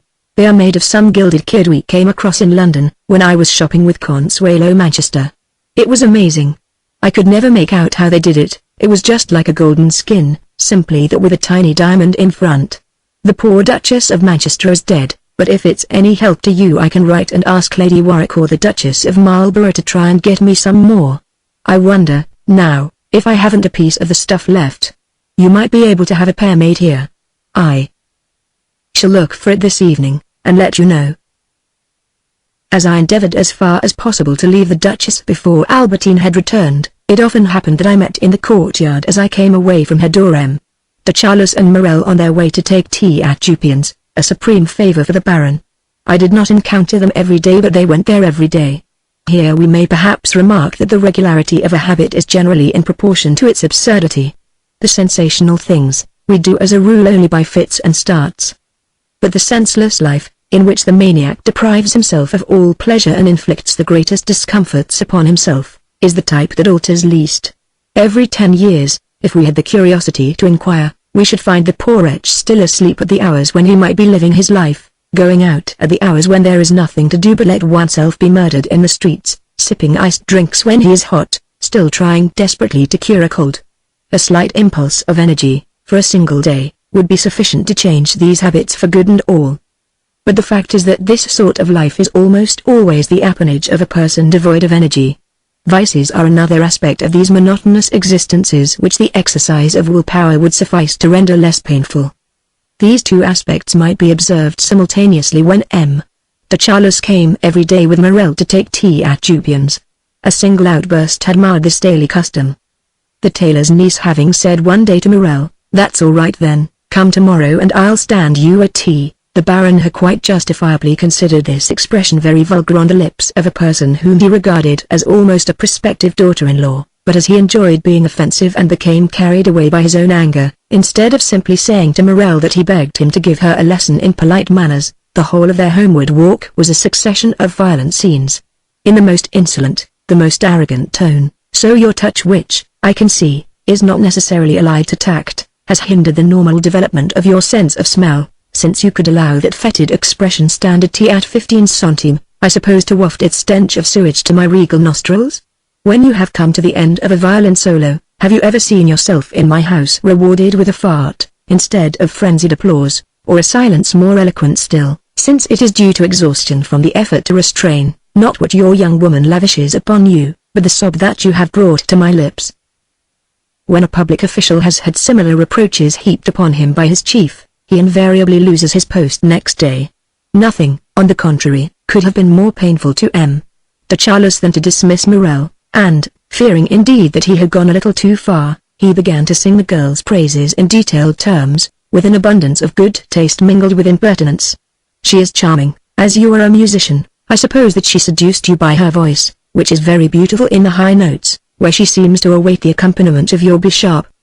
Her lower register appeals to me less, and that must bear some relation to the triple rise of her strange and slender throat, which when it seems to have come to an end begins again, but these are trivial details. It is her outline that I admire. And as she is a dressmaker and must be handy with her scissors, you must make her give me a charming silhouette of herself cut out in paper. Charlie had paid but little attention to this eulogy, the charms which it extolled in his betrothed having completely escaped his notice. But he said, in reply to de Charlus, "That's all right, my boy, I shall tell her off properly, and she won't talk like that again." If Morel addressed de Charlus thus as his boy, it was not that the good-looking violinist was unaware that his own years numbered barely a third of the Baron's. Nor did he use the expression as Jupien would have done, but with that simplicity which in certain relations postulates that a suppression of the difference in age has tacitly preceded affection. A feigned affection on Morel's part. In others, a sincere affection. Thus, about this time de Charlus received a letter worded as follows: "My dear Palamade, when am I going to see thee again? I am longing terribly for thee and always thinking of thee. Pierre. M. De Charlus racked his brains to discover which of his relatives it could be that took the liberty of addressing him so familiarly, and must consequently know him intimately, although he failed to recognize the handwriting. All the princes to whom the Almanach de Gotha accords a few lines passed in procession for days on end through his mind. And then, all of a sudden, an address written on the back of the letter enlightened him. The writer was the page at a gambling club to which M. De Charlus sometimes went. This page had not felt that he was being discourteous in writing in this tone to M. De Charlus, for whom on the contrary he felt the deepest respect. But he thought that it would not be civil not to address in the second person singular a gentleman who had many times kissed one, and thereby he imagined in his simplicity bestowed his affection. M. De Charlus was really delighted by this familiarity. He even brought M. de Vaugubert away from an afternoon party in order to show him the letter. And yet, heaven knows that M. De Charlus did not care to go about with M. de Vaugubert. For the latter, his monocle in his eye, kept gazing in all directions at every passing youth. What was worse, emancipating himself when he was with M. de Charlus, he employed a form of speech which the Baron detested. He gave feminine endings to all the masculine words and, being intensely stupid, imagined this pleasantry to be extremely witty, and was continually in fits of laughter. As at the same time he attached enormous importance to his position in the diplomatic service, these deplorable outbursts of merriment in the street were perpetually interrupted by the shock caused him by the simultaneous appearance of somebody in society, or, worse still, of a civil servant. "That little telegraph messenger," he said, nudging the disgusted Baron with his elbow. "I used to know her, but she's turned respectable, the wretch. Oh, that messenger from the Galleries Lafayette, what a dream. Good God, there's the head of the commercial department. I hope he didn't notice anything. He's quite capable of mentioning it to the minister, who would put me on the retired list, all the more as, it appears, he's so himself." M. De Charlus was speechless with rage. At length, to bring this infuriating walk to an end, he decided to produce the letter and give it to the ambassador to read, but warned him to be discreet, for he liked to pretend that Charlie was jealous, in order to be able to make people think that he was enamored. "And," he added with an indescribable air of benevolence, "we ought always to try to cause as little trouble as possible." Before we come back to Dupin's shop, the author would like to say how deeply he would regret it should any reader be offended by his portrayal of such unusual characters. On the one hand, and this is the less important aspect of the matter, it may be felt that the aristocracy is, in these pages, disproportionately accused of degeneracy in comparison with the other classes of society. Were this true, it would be in no way surprising. The oldest families end by displaying, in a red and bulbous nose, or a deformed chin, characteristic signs in which everyone admires blood. But among these persistent and perpetually developing features, there are others that are not visible, to wit tendencies and tastes. It would be a more serious objection, were there any foundation for it, to say that all this is alien to us, and that we ought to extract truth from the poetry that is close at hand. Art extracted from the most familiar reality does indeed exist, and its domain is perhaps the largest of any. But it is no less true that a strong interest, not to say beauty, may be found in actions inspired by a cast of mind so remote from anything that we feel, from anything that we believe, that we cannot ever succeed in understanding them, that they are displayed before our eyes like a spectacle without rhyme or reason. What he'll be more poetic than Xerxes, son of Darius, ordering the sea to be scourged with rods for having engulfed his fleet? We may be certain that Morel, relying on the influence which his personal attractions give him over the girl, communicated to her, as coming from himself, the Baron's criticism, for the expression stand you a tea disappeared as completely from the tailor's shop as disappears from a drawing-room some intimate friend who used to call daily, and with whom, for one reason or another, we have quarrelled, or whom we are trying to keep out of sight and meet only outside the house. M. De Charlus was satisfied by the cessation of stand you a tea. He saw in it a proof of his own ascendancy over Morel and the removal of its one little blemish from the girl's perfection. In short, like everyone of his kind, while genuinely fond of Morel and of the girl who was all but engaged to him, an ardent advocate of their marriage, he thoroughly enjoyed his power to create at his pleasure more or less inoffensive little scenes, aloof from and above which he himself remained as Olympian as his brother. Morel had told M. De Charlus that he was in love with Dupin's niece, and wished to marry her, and the Baron liked to accompany his young friend upon visits in which he played the part of father-in-law to be indulgent and discreet. Nothing pleased him better. My personal opinion is that Standuat had originated with Marcel himself, and that in the blindness of her love the young seamstress had adopted an expression from her beloved which clashed horribly with her own pretty way of speaking. This way of speaking, the charming manners that went with it, the patronage of M.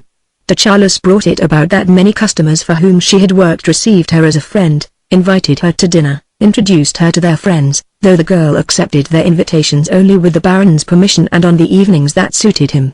A young seamstress received in society. The reader will exclaim, how improbable. If you come to think of it, it was no less improbable that at one time Albertine should have come to see me at midnight, and that she should now be living in my house. And yet this might perhaps have been improbable of anyone else, but not of Albertine, a fatherless and motherless orphan, leading so uncontrolled a life that at first I had taken her, at Balbec, for the mistress of a bicyclist, a girl whose next of kin was M. Bontemps, who in the old days, at M. Swann's, had admired nothing about her niece but her bad manners and who now shut her eyes, especially if by doing so she might be able to get rid of her by securing for her a wealthy marriage from which a little of the wealth would trickle into the aunt's pocket, in the highest society. A mother who is very well born and quite penniless, when she has succeeded in finding a rich bride for her son, allows the young couple to support her, accepts presents of furs, a motor car, money from a daughter-in-law whom she does not like but whom she introduces to her friends. The day may come when dressmakers, nor should I find it at all shocking, will move and society. Dupin's niece being an exception affords us no base for calculation, for one swallow does not make a summer. In any case, if the very modest advancement of Dupin's niece did scandalize some people, Marcel was not among them, for, in certain respects, his stupidity was so intense that not only did he label rather a fool this girl 1,000 times cleverer than himself, and foolish only perhaps in her love for himself, but he actually took to be adventuresses, dressmakers' assistants in disguise playing at being ladies, the persons of rank and position who invited her to their houses and whose invitations she accepted without a trace of vanity. Naturally these were not gourmands, nor even people who knew the gourmands, but rich and smart women of the middle class, broad-minded enough to feel that it is no disgrace to invite a dressmaker to your house and at the same time servile enough to derive some satisfaction from patronizing a girl whom His Highness the Baron de Charles was in the habit without any suggestion, of course, of impropriety of visiting daily. Nothing could have pleased the Baron more than the idea of this marriage, for he felt that in this way Marcel would not be taken from him. It appears that Dupin's niece had been, when scarcely more than a child, in trouble. And M. de Charles, while he sang her praises to Marcel, would have had no hesitation in revealing this secret to his friend, who would be furious, and thus sowing the seeds of discord. For M. de Charles, although terribly malicious, resembled a great many good people who sing the praises of some man or woman, as a proof of their own generosity, but would avoid like poison the soothing words, so rarely uttered, that would be capable of putting an end to strife. Notwithstanding this, the Baron refrained from making any insinuation, and for two reasons. If I tell him, he said to himself, that his lady love is not spotless, his vanity will be hurt, he will be angry with me. Besides, how am I to know that he is not in love with her? If I say nothing, this fire of straw will burn itself out before long, I shall be able to control their relations as I choose, he will love her only to the extent that I shall allow. If I tell him of his young lady's past transgression, who knows that my Charlie is not still sufficiently enamored of her to become jealous? Then I shall by my own doing be converting a harmless and easily controlled flirtation into a serious passion, which is a difficult thing to manage. For these reasons, M. de Charles preserved a silence which had only the outward appearance of discretion, but was in another respect meritorious, since it is almost impossible for men of his sort to hold their tongues. Anyhow, the girl herself was charming, and M. de Charles, who found that she satisfied all the aesthetic interest that he was capable of feeling in women, would have liked to have hundreds of photographs of her. Not such a fool as Marcel. He was delighted to hear the names of the ladies who invited her to their houses, and whom his social instinct was able to place, but he took care, as he wished to retain his power, not to mention this to Charlie who, a regular idiot in this respect, continued to believe that, apart from the violin class and the Verdurins, there existed only the Gourmands, and the few almost royal houses enumerated by the Baron, all the rest being but dregs or scum. Charlie interpreted these expressions of M. de Charles literally. Among the reasons which made M. de Charles look forward to the marriage of the young couple was this, that Dupin's niece would then be in a sense an extension of Marcel's personality, and so of the Baron's power over and knowledge of him.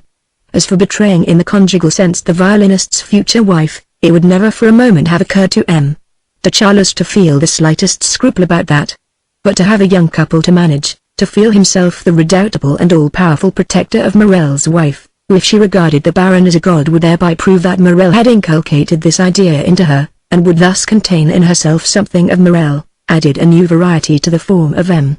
de Charles's domination and brought to light in his creature, Morel, a creature the more, that is to say gave the Baron something different, new, curious, to love in him. Perhaps even this domination would be stronger now than it had ever been. For whereas Morel by himself, naked so to speak, often resisted the Baron whom he felt certain of reconquering, once he was married, the thought of his home, his house, his future would alarm him more quickly. He would offer to M. de Charles's desires a wider surface, an easier hold. All this, and even, failing anything else, on evenings when he was bored, the prospect of stirring up trouble between husband and wife, the Baron had never objected to battle pictures, was pleasing to him. Less pleasing, however, than the thought of the state of dependence upon himself in which the young people would live. M. de Charles's love for Morel acquired a delicious novelty when he said to himself, "His wife too will be mine just as much as he is, they will always take care not to annoy me, they will obey my caprices, and thus she will be a sign, which hitherto I have failed to observe, of what I had almost forgotten, what is so very dear to my heart, that to all the world, to everyone who sees that I protect them, house them, to myself, Morel is mine." This testimony in the eyes of the world and in his own pleased M. de Charles more than anything. For the possession of what we love is an even greater joy than love itself. Very often those people who conceal this possession from the world do so only from the fear that the beloved object may be taken from them, and their happiness is diminished by this prudent reticence. The reader may remember that Morel had once told the Baron that his great ambition was to seduce some young girl, and this girl, in particular, that to succeed in his enterprise he would promise to marry her, and, the outrage accomplished, would cut his hook. But this confession, what with the declarations of love for Jupien's niece which Morel had come and poured out to him, M. de Charles had forgotten. What was more, Morel had quite possibly forgotten it himself. There was perhaps a real gap between Morel's nature as he had cynically admitted, perhaps even artfully exaggerated it, and the moment at which it would regain control of him. As he became better acquainted with the girl, she had appealed to him, he began to like her. He knew himself so little that he doubtless imagined that he was in love with her, perhaps indeed that he would be in love with her always. To be sure his initial desire, his criminal intention remained, but glossed over by so many layers of sentiment that there is nothing to show that the violinist would not have been sincere in saying that this vicious desire was not the true motive of his action. There was, moreover, a brief period during which, without his actually admitting it to himself, this marriage appeared to him to be necessary. Morel was suffering at the time from violent cramp in the hand, and found himself obliged to contemplate the possibility of his having to give up the violin. As, in everything but his art, he was astonishingly lazy, the question who was to maintain him loomed before him, and he preferred that it should be Jupien's niece rather than M. de Charles, this arrangement offering him greater freedom and also a wider choice of several kinds of women, ranging from the apprentices, perpetually changing, whom he would make Jupien's niece debauch for him, to the rich and beautiful ladies to whom he would prostitute her. That his future wife might refuse to lend herself to these arrangements, that she could be so perverse never entered Morel's calculations for a moment. However, they passed into the background, their place being taken by pure love, now that his cramp had ceased. His violin would suffice, together with his allowance from M. de Charles, whose claims upon him would certainly be reduced once he, Morel, was married to the girl. Marriage was the urgent thing, because of his love, and in the interest of his freedom. He made a formal offer of marriage to Jupien, who consulted his niece. This was wholly unnecessary. The girl's passion for the violinist streamed round about her, like her hair when she let it down, like the joy in her beaming eyes. In Morel, almost everything that was agreeable or advantageous to him awakened moral emotions and words to correspond, sometimes even melting him to tears. It was therefore sincerely, if such a word can be applied to him, that he addressed Jupien's niece in speeches as steeped in sentimentality. Sentimental too are the speeches that so many young noblemen who look forward to a life of complete idleness address to some charming daughter of a middle-class millionaire, as had been steeped in unredeemed vileness the speech he had made to M. de Charles about the seduction and deflowering of a virgin. Only there was another side to this virtuous enthusiasm for a person who afforded him pleasure, and the solemn engagement that he made with her. As soon as the person ceased to afford him pleasure, or indeed if, for example, the obligation to fulfill the promise that he had made caused him displeasure, she at once became the object of an antipathy which he justified in his own eyes and which, after some neurasthenic disturbance, enabled him to prove to himself, as soon as the balance of his nervous system was restored, that he was, even looking at the matter from a purely virtuous point of view, released from any obligation. Thus, towards the end of his stay at Baalbek, he had managed somehow to lose all his money and, not daring to mention the matter to M. de Charles, looked about for someone to whom he might appeal. He had learned from his father, who at the same time had forbidden him ever to become a spongier, that in such circumstances the correct thing is to write to the person whom you intend to ask for a loan, that you have to speak to him on business, to ask him for a business appointment. This magic formula had so enchanted Morel that he would, I believe, have been glad to lose his money, simply to have the pleasure of asking for an appointment on business. In the course of his life he had found that the formula had not quite the virtue that he supposed. He had discovered that certain people, to whom otherwise he would never have written at all, did not reply within 5 minutes of receiving his letter asking to speak to them on business. If the afternoon went by without his receiving an answer, it never occurred to him that, to put the best interpretation on the matter, it was quite possible that the gentleman addressed had not yet come home, or had other letters to write, if indeed he had not gone away from home altogether, fallen ill, or something of that sort. If by an extraordinary stroke of fortune Morel was given an appointment for the following morning, he would accost his intended creditor with, "I was quite surprised not to get an answer, I was wondering if there was anything wrong with you, I'm glad to see you're quite well," and so forth. Well then, at Baalbek, and without telling me that he wished to talk business to him, he had asked me to introduce him to that very Block to whom he had made himself so unpleasant a week earlier in the train. Block had not hesitated to lend him or rather to secure a loan for him, from M. Nissim Bernard, of 5,000 francs. From that moment Morel had worshipped Block. He asked himself with tears in his eyes how he could show his indebtedness to a person who had saved his life. Finally, I undertook to ask on his behalf for 1,000 francs monthly from M. de Charles, a sum which he would at once forward to Block, who would thus find himself repaid within quite a short time. The first month, Morel, still under the impression of Block's generosity, sent him the 1,000 francs immediately, but after this he doubtless found that a different application of the remaining 4,000 francs might be more satisfactory to himself, for he began to say all sorts of unpleasant things about Block. The mere sight of Block was enough to fill his mind with dark thoughts, and Block himself, having forgotten the exact amount that he had lent Morel, and having asked him for 3,500 francs instead of 4,000, which would have left the violinist 500 francs to the good, the latter took the line that, in view of so preposterous a fraud, not only would he not pay another centime but his creditor might think himself very fortunate if Morel did not bring an action against him for slander. As he said this his eyes blazed. He did not content himself with asserting that Block and M. Nissim Bernard had no cause for complaint against him, but was soon saying that they might consider themselves lucky that he made no complaint against them. Finally, M.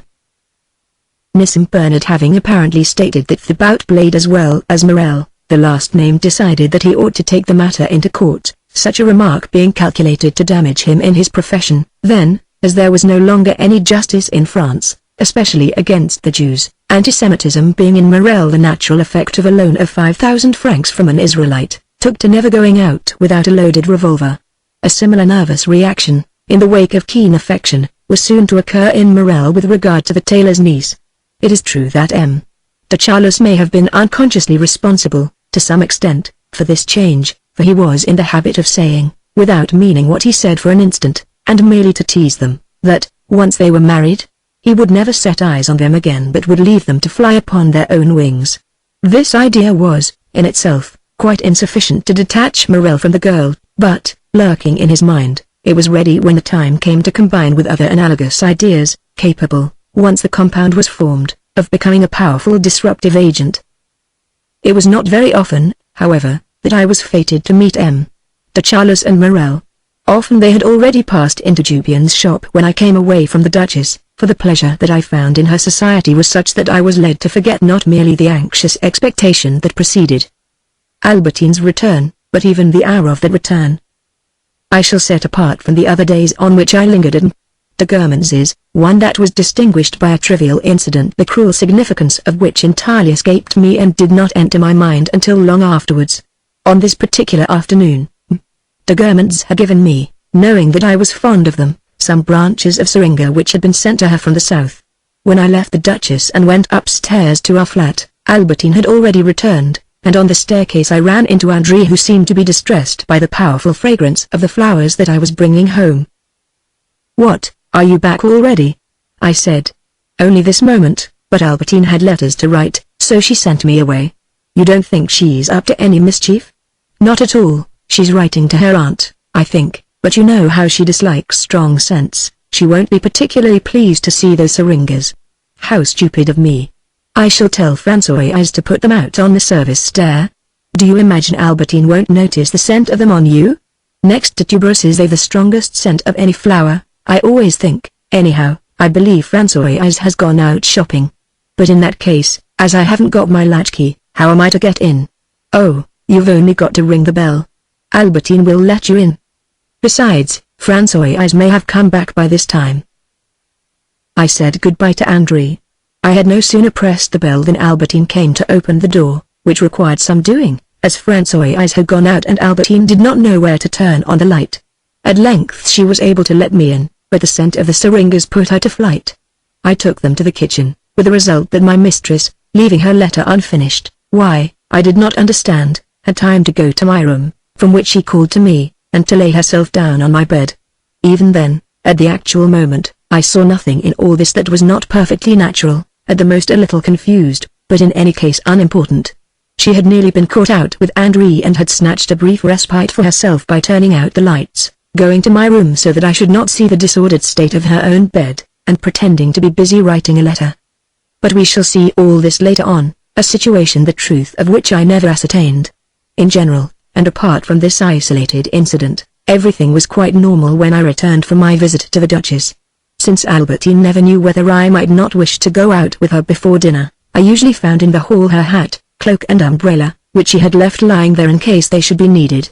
As soon as, on opening the door, I caught sight of them, the atmosphere of the house became breathable once more.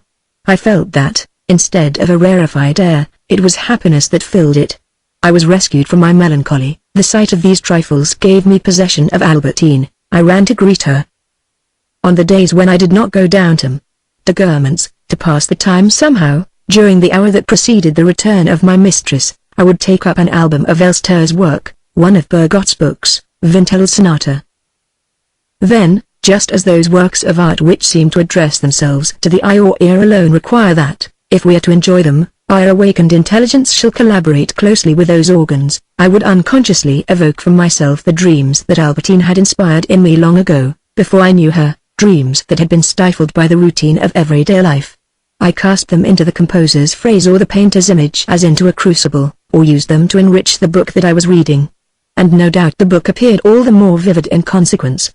But Albertine herself profited just as much by being thus transported out of one of the two worlds to which we have access, and in which we can place alternately the same object, by escaping thus from the crushing weight of matter to play freely in the fluid space of mind. I found myself suddenly and for the instant capable of feeling an ardent desire for this irritating girl. She had at that moment the appearance of a work by Elster or Bergot. I felt a momentary enthusiasm for her, seeing her in the perspective of imagination and art. Presently someone came to tell me that she had returned, though there was a standing order that her name was not to be mentioned if I was not alone. If for instance I had in the room with me Block, whom I would compel to remain with me a little longer so that there should be no risk of his meeting my mistress in the hall. For I concealed the fact that she was staying in the house, and even that I ever saw her there, so afraid was I that one of my friends might fall in love with her, and wait for her outside, or that in a momentary encounter in the passage or the hall she might make a signal and fix an appointment. Then I heard the rustle of Albertine's petticoats on her way to her own room, for out of discretion and also no doubt in that spirit in which, when we used to go to dinner at La Rospelier, she took care that I should have no cause for jealousy, she did not come to my room, knowing that I was not alone.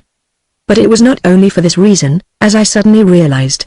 I remembered, I had known a different Albertine, then all at once she had changed into another, the Albertine of today. And for this change I could hold no one responsible but myself. The admissions that she would have made to me, easily at first, then deliberately, when we were simply friends, had ceased to flow from her as soon as she had suspected that I was in love with her, or, without perhaps naming love, had divined the existence in me of an inquisitorial sentiment that desires to know, is pained by the knowledge, and seeks to learn yet more. Ever since that day, she had concealed everything from me. She kept away from my room if she thought that my companion was, rarely as this happened, not male but female, she whose eyes used at one time to sparkle so brightly whenever I mentioned a girl. You must try and get her to come here. I should like to meet her. But she has what you call a bad style. Of course, that makes it all the more fun. At that moment, I might perhaps have learned all that there was to know. And indeed when in the little casino she had withdrawn her breast from Andre's, I believe that this was due not to my presence but to that of Cottard, who was capable, she doubtless thought, of giving her a bad reputation. And yet, even then, she had already begun to set. The confiding speeches no longer issued from her lips, her gestures became reserved. After this, she had stripped herself of everything that could stir my emotions. To those parts of her life of which I knew nothing she ascribed the character the inoffensiveness of which my ignorance made itself her accomplice in accentuating. And now, the transformation was completed, she went straight to her room if I was not alone, not merely from fear of disturbing me, but in order to show me that she did not care who was with me. There was one thing alone which she would never again do for me, which she would have done only in the days when it would have left me cold, which she would then have done without hesitation for that very reason, namely make me a detailed admission. I should always be obliged, like a judge, to draw indefinite conclusions from imprudences of speech that were perhaps not really inexplicable without postulating criminality. And always she would feel that I was jealous, and judging her. As I listened to Albertine's footsteps with the consoling pleasure of thinking that she would not be going out again that evening, I thought how wonderful it was that for this girl, whom at one time I had supposed that I could never possibly succeed in knowing, the act of returning home every day was nothing else than that of entering my home. The pleasure, a blend of mystery and sensuality, which I had felt, fugitive and fragmentary, at Balbec, on the night when she had come to sleep at the hotel, was completed, stabilized, filled my dwelling, hitherto void, with a permanent store of domestic, almost conjugal bliss, radiating even into the passages, upon which all my senses, either actively, or, when I was alone, in imagination, as I waited for her to return, quietly battened. When I had heard the door of Albertine's room shut behind her, if I had a friend with me, I made haste to get rid of him, not leaving him until I was quite sure that he was on the staircase, down which I might even escort him for a few steps. He warned me that I would catch cold, informing me that our house was indeed icy, a cave of the winds, and that he would not live in it if he was paid to do so. This cold weather was a source of complaint because it had just begun, and people were not yet accustomed to it, but for that very reason it released in me a joy accompanied by an unconscious memory of the first evenings of winter when, in past years, returning from the country, in order to re-establish contact with the forgotten delights of Paris, I used to go to a café concert. And so it was with a song on my lips that, after bidding my friend goodbye, I climbed the stair again and entered the flat. Summer had flown, carrying the birds with it. But other musicians, invisible, internal, had taken their place. And the icy blast against which Block had inveighed, which was whistling delightfully through the ill-fitting doors of our apartment was, as the fine days of summer by the woodland birds, passionately greeted with snatches, irrepressibly hummed, from Fragson, Marcel or Paulus. In the passage, Albertine was coming towards me. I say, while I'm taking off my things, I shall send you Andre. She's looked in for a minute to say how d'ye do. And still swathed in the big grey veil, falling from her chinchilla toque, which I had given her at Balbec, she turned from me and went back to her room, as though she had guessed that Andre, whom I had charged with the duty of watching over her, would presently, by relating their day's adventures in full detail, mentioning their meeting with some person of their acquaintance, impart a certain clarity of outline to the vague regions in which that excursion had been made which had taken the whole day and which I had been incapable of imagining. Andre's defects has become more evident, she was no longer as pleasant a companion as when I first knew her. One noticed now, on the surface, a sort of bitter uneasiness, ready to gather like a swell on the sea, merely if I happened to mention something that gave pleasure to Albertine and myself. This did not prevent Andre from being kinder to me, liking me better, and I have had frequent proof of this than other more sociable people. But the slightest look of happiness on a person's face, if it was not caused by herself, gave a shock to her nerves, as unpleasant as that given by a banging door. She could allow the pains in which she had no part, but not the pleasures. If she saw that I was unwell, she was distressed, was sorry for me, would have stayed to nurse me. But if I displayed a satisfaction as trifling as that of stretching myself with a blissful expression as I shut a book, saying, "Ah, I have spent a really happy afternoon with this entertaining book," these words, which would have given pleasure to my mother, to Albertine, to Saint Loup, provoked in Andrew a sort of disapprobation, perhaps simply a sort of nervous irritation. My satisfactions caused her an annoyance which she was unable to conceal. These defects were supplemented by others of a more serious nature. One day when I mentioned that young man so learned in matters of racing and golf, so uneducated in all other respects, Andrew said with a sneer, "You know that his father is a swindler, he only just missed being prosecuted." They're swaggering now more than ever, but I tell everybody about it. I should love them to bring an action for slander against me. I should be wonderful in the witness box. Her eyes sparkled. Well, I discovered that the father had done nothing wrong, and that Andrew knew this as well as anybody. But she had thought that the son looked down upon her, had sought for something that would embarrass him, put him to shame, had invented a long story of evidence which she imagined herself called upon to give in court, and, by dint of repeating the details to herself, was perhaps no longer aware that they were not true. And so, in her present state, and even without her fleeting, foolish hatreds, I should not have wished to see her, were it merely on account of that malicious susceptibility which clasped with a harsh and frigid girdle her warmer and better nature. But the information which she alone could give me about my mistress was of too great interest for me to be able to neglect so rare an opportunity of acquiring it. Andrew came into my room, shutting the door behind her. They had met a girl they knew, whom Albertine had never mentioned to me. What did they talk about? I can't tell you. I took the opportunity, as Albertine wasn't alone, to go and buy some worsted. Buy some worsted? Yes, it was Albertine asked me to get it. All the more reason not to have gone. It was perhaps a plot to get you out of the way. But she asked me to go for it before we met our friend. Ah, I replied, drawing breath again. At once my suspicion revived. She might, for all I knew, have made an appointment beforehand with her friend and have provided herself with an excuse to be left alone when the time came. Besides, could I be certain that it was not my former hypothesis, according to which Andrew did not always tell me the truth, that it was correct? Andrew was perhaps in the plot with Albertine. Love, I used to say to myself, at Balbec, is what we feel for a person whose actions seem rather to arouse our jealousy. We feel that if she were to tell us everything, we might perhaps easily be cured of our love for her. However skillfully jealousy is concealed by him who suffers from it, it is at once detected by her who has inspired it, and who when the time comes is no less skillful. She seeks to lead us off the trail of what might make us unhappy, and succeeds, for, to the man who is not forewarned, how should a casual utterance reveal the falsehoods that lie beneath it? We do not distinguish this utterance from the rest. Spoken in terror, it is received without attention. Later on, when we are by ourselves, we shall return to this speech. It will seem to us not altogether adequate to the facts of the case. But do we remember it correctly?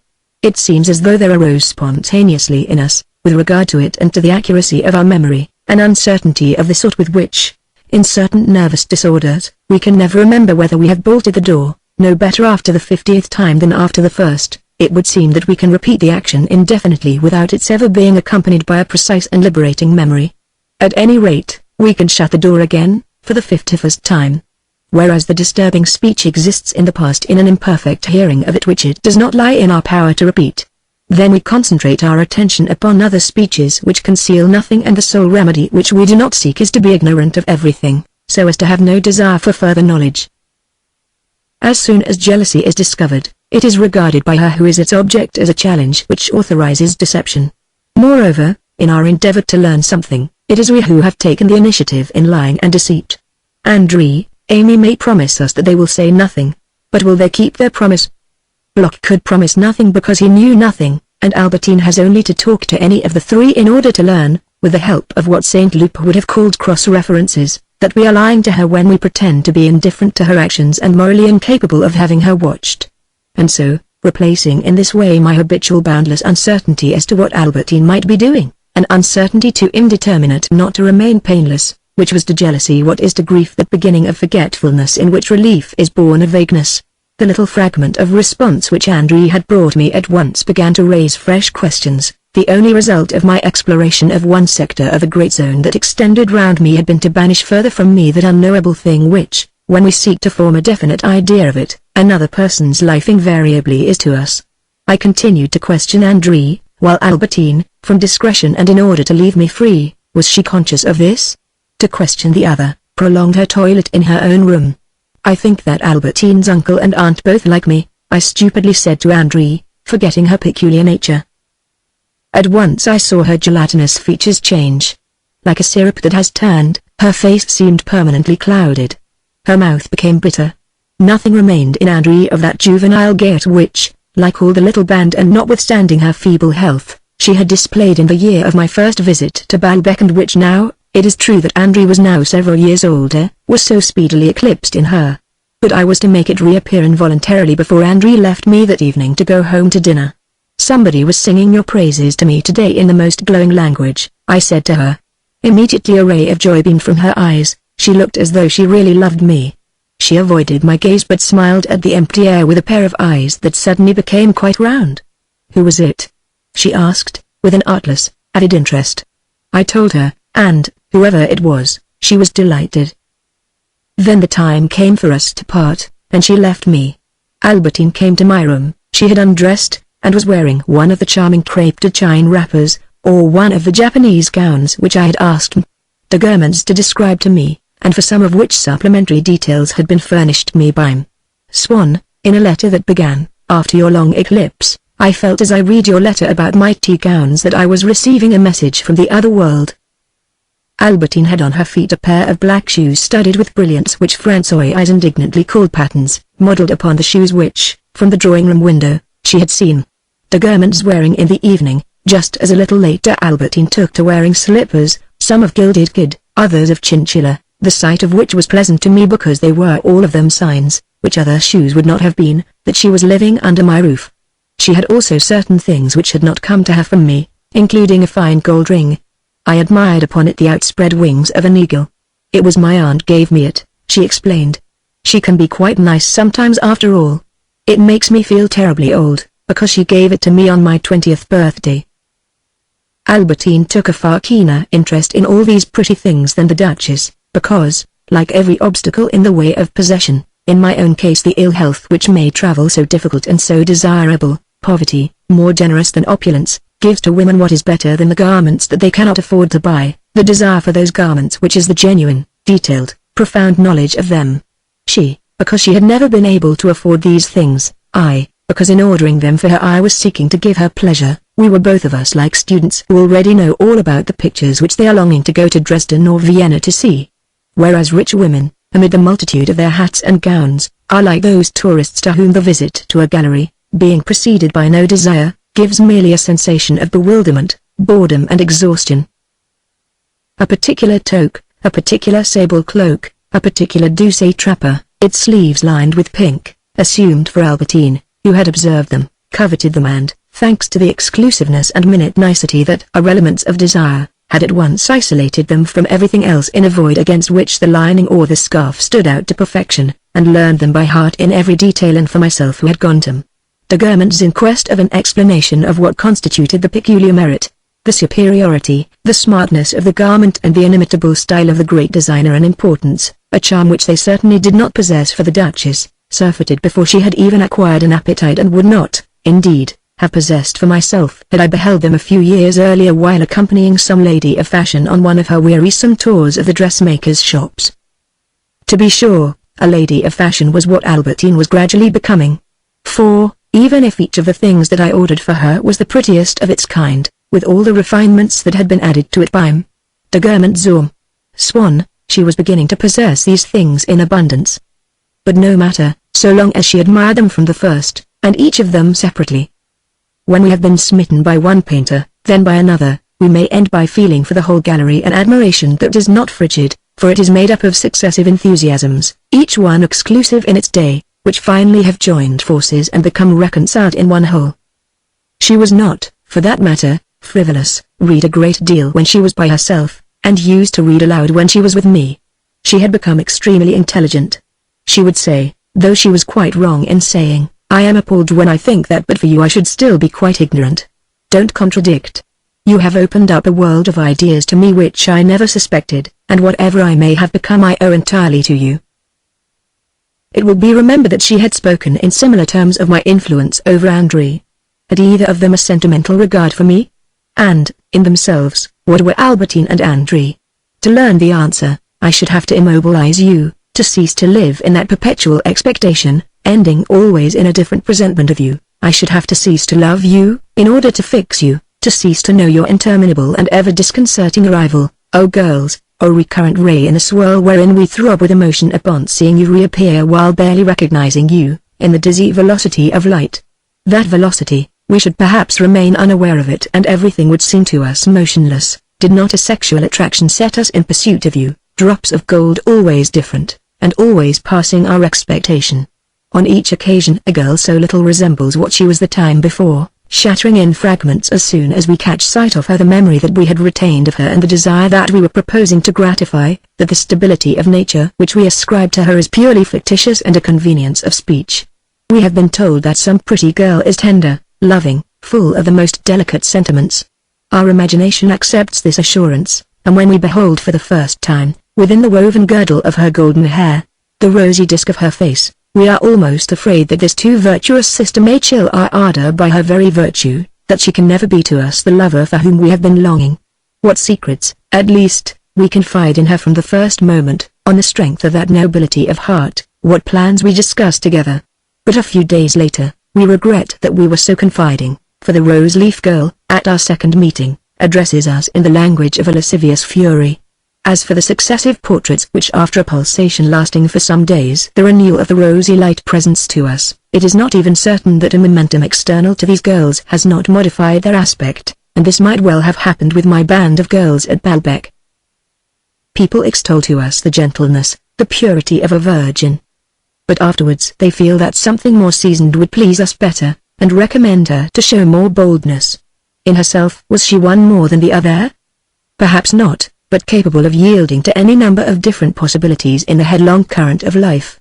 With another girl, whose whole attraction lay in something implacable, which we counted upon subduing to our own will, as, for instance, with the terrible jumping girl at Balbec who grazed in her spring the bald pates of startled old gentlemen, what a disappointment when, in the fresh aspect of her, just as we were addressing her in affectionate speeches stimulated by our memory of all her cruelty to other people, we heard her, as her first move in the game, tell us that she was shy, that she could never say anything intelligent to anyone at a first introduction, so frightened was she, and that it was only after a fortnight or so that she would be able to talk to us at her ease. The steel had turned to cotton, there was nothing left for us to attempt to break, since she herself had lost all her consistency. Of her own accord, but by our fault perhaps, for the tender words which we had addressed to severity had perhaps, even without any deliberate calculation on her part, suggested to her that she ought to be gentle. Distressing as the change may have been to us, it was not altogether maladroit, for our gratitude for all her gentleness would exact more from us perhaps than our delight at overcoming her cruelty. I do not say that a day will not come when, even to these luminous maidens, we shall not assign sharply differentiated characters, but that will be because they have ceased to interest us, because their entry upon the scene will no longer be to our heart the apparition which it expected in a different form and which leaves it overwhelmed every time by fresh incarnations. Their immobility will spring from our indifference to them, which will hand them over to the judgment of our mind. This will not, for that matter, be expressed in any more categorical terms, for after it has decided that some defect which was prominent in one is fortunately absent from the other, it will see that this defect had as its counterpart some priceless merit. So that the false judgment of our intellect, which comes into play only when we have ceased to take any interest, will define permanent characters of girls, which will enlighten us no more than the surprising faces that used to appear every day when, in the dizzy speed of our expectation, our friends presented themselves daily, weekly, too different to allow us, as they never halted in their passage, to classify them, to award degrees of merit. As for our sentiments, we have spoken of them too often to repeat again now that as often as not love is nothing more than the association of the face of a girl, whom otherwise we should soon have found intolerable, with the heartbeats inseparable from an endless, vain expectation, and from some trick that she has played upon us. All this is true not merely of imaginative young men brought into contact with changeable girls. At the stage that our narrative has now reached, it appears, as I have since heard, that Jupion's niece had altered her opinion of Morel and de Charles. My motorist, reinforcing the love that she felt for Morel, had extolled to her, as existing in the violinist, boundless refinements of delicacy in which she was all too ready to believe. and at the same time Marcel never ceased to complain to her of the despotic treatment that he received from M. de Charles, which she ascribed to malevolence, never imagining that it could be due to love. She was moreover bound to acknowledge that M.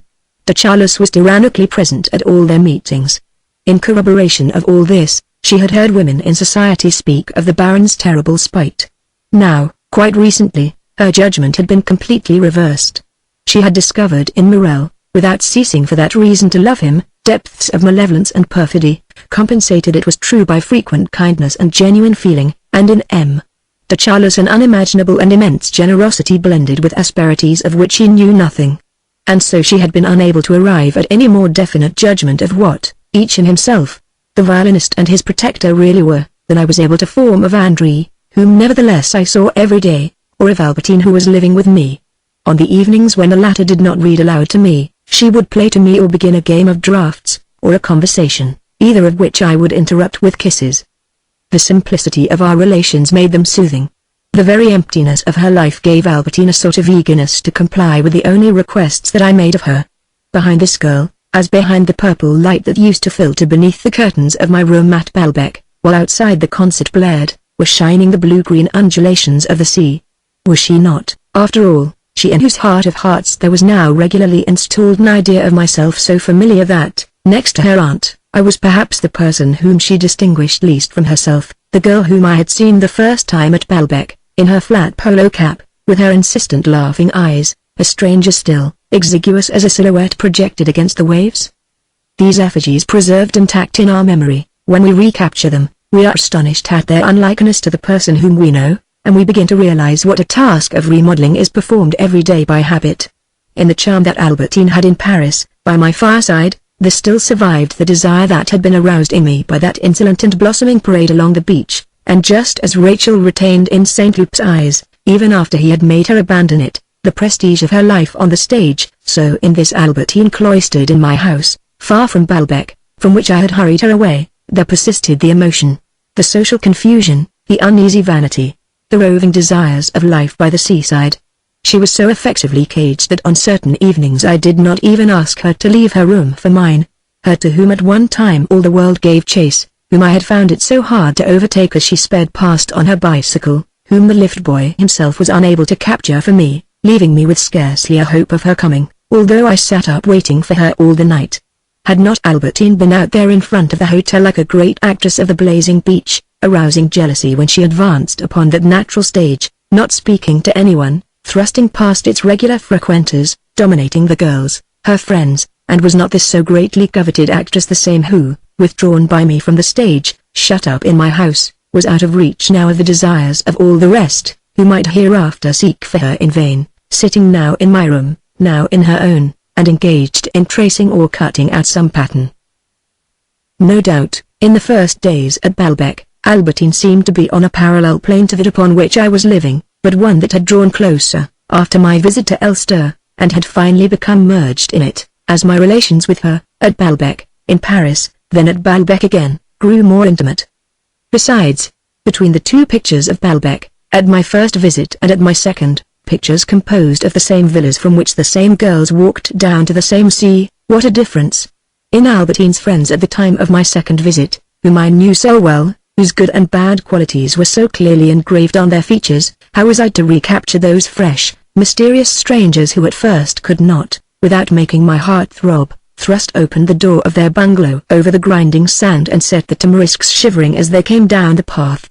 Their huge eyes had, in the interval, been absorbed into their faces, doubtless because they had ceased to be children, but also because those ravishing strangers, those ravishing actresses of the romantic first year, as to whom I had gone ceaselessly in quest of information, no longer held any mystery for me.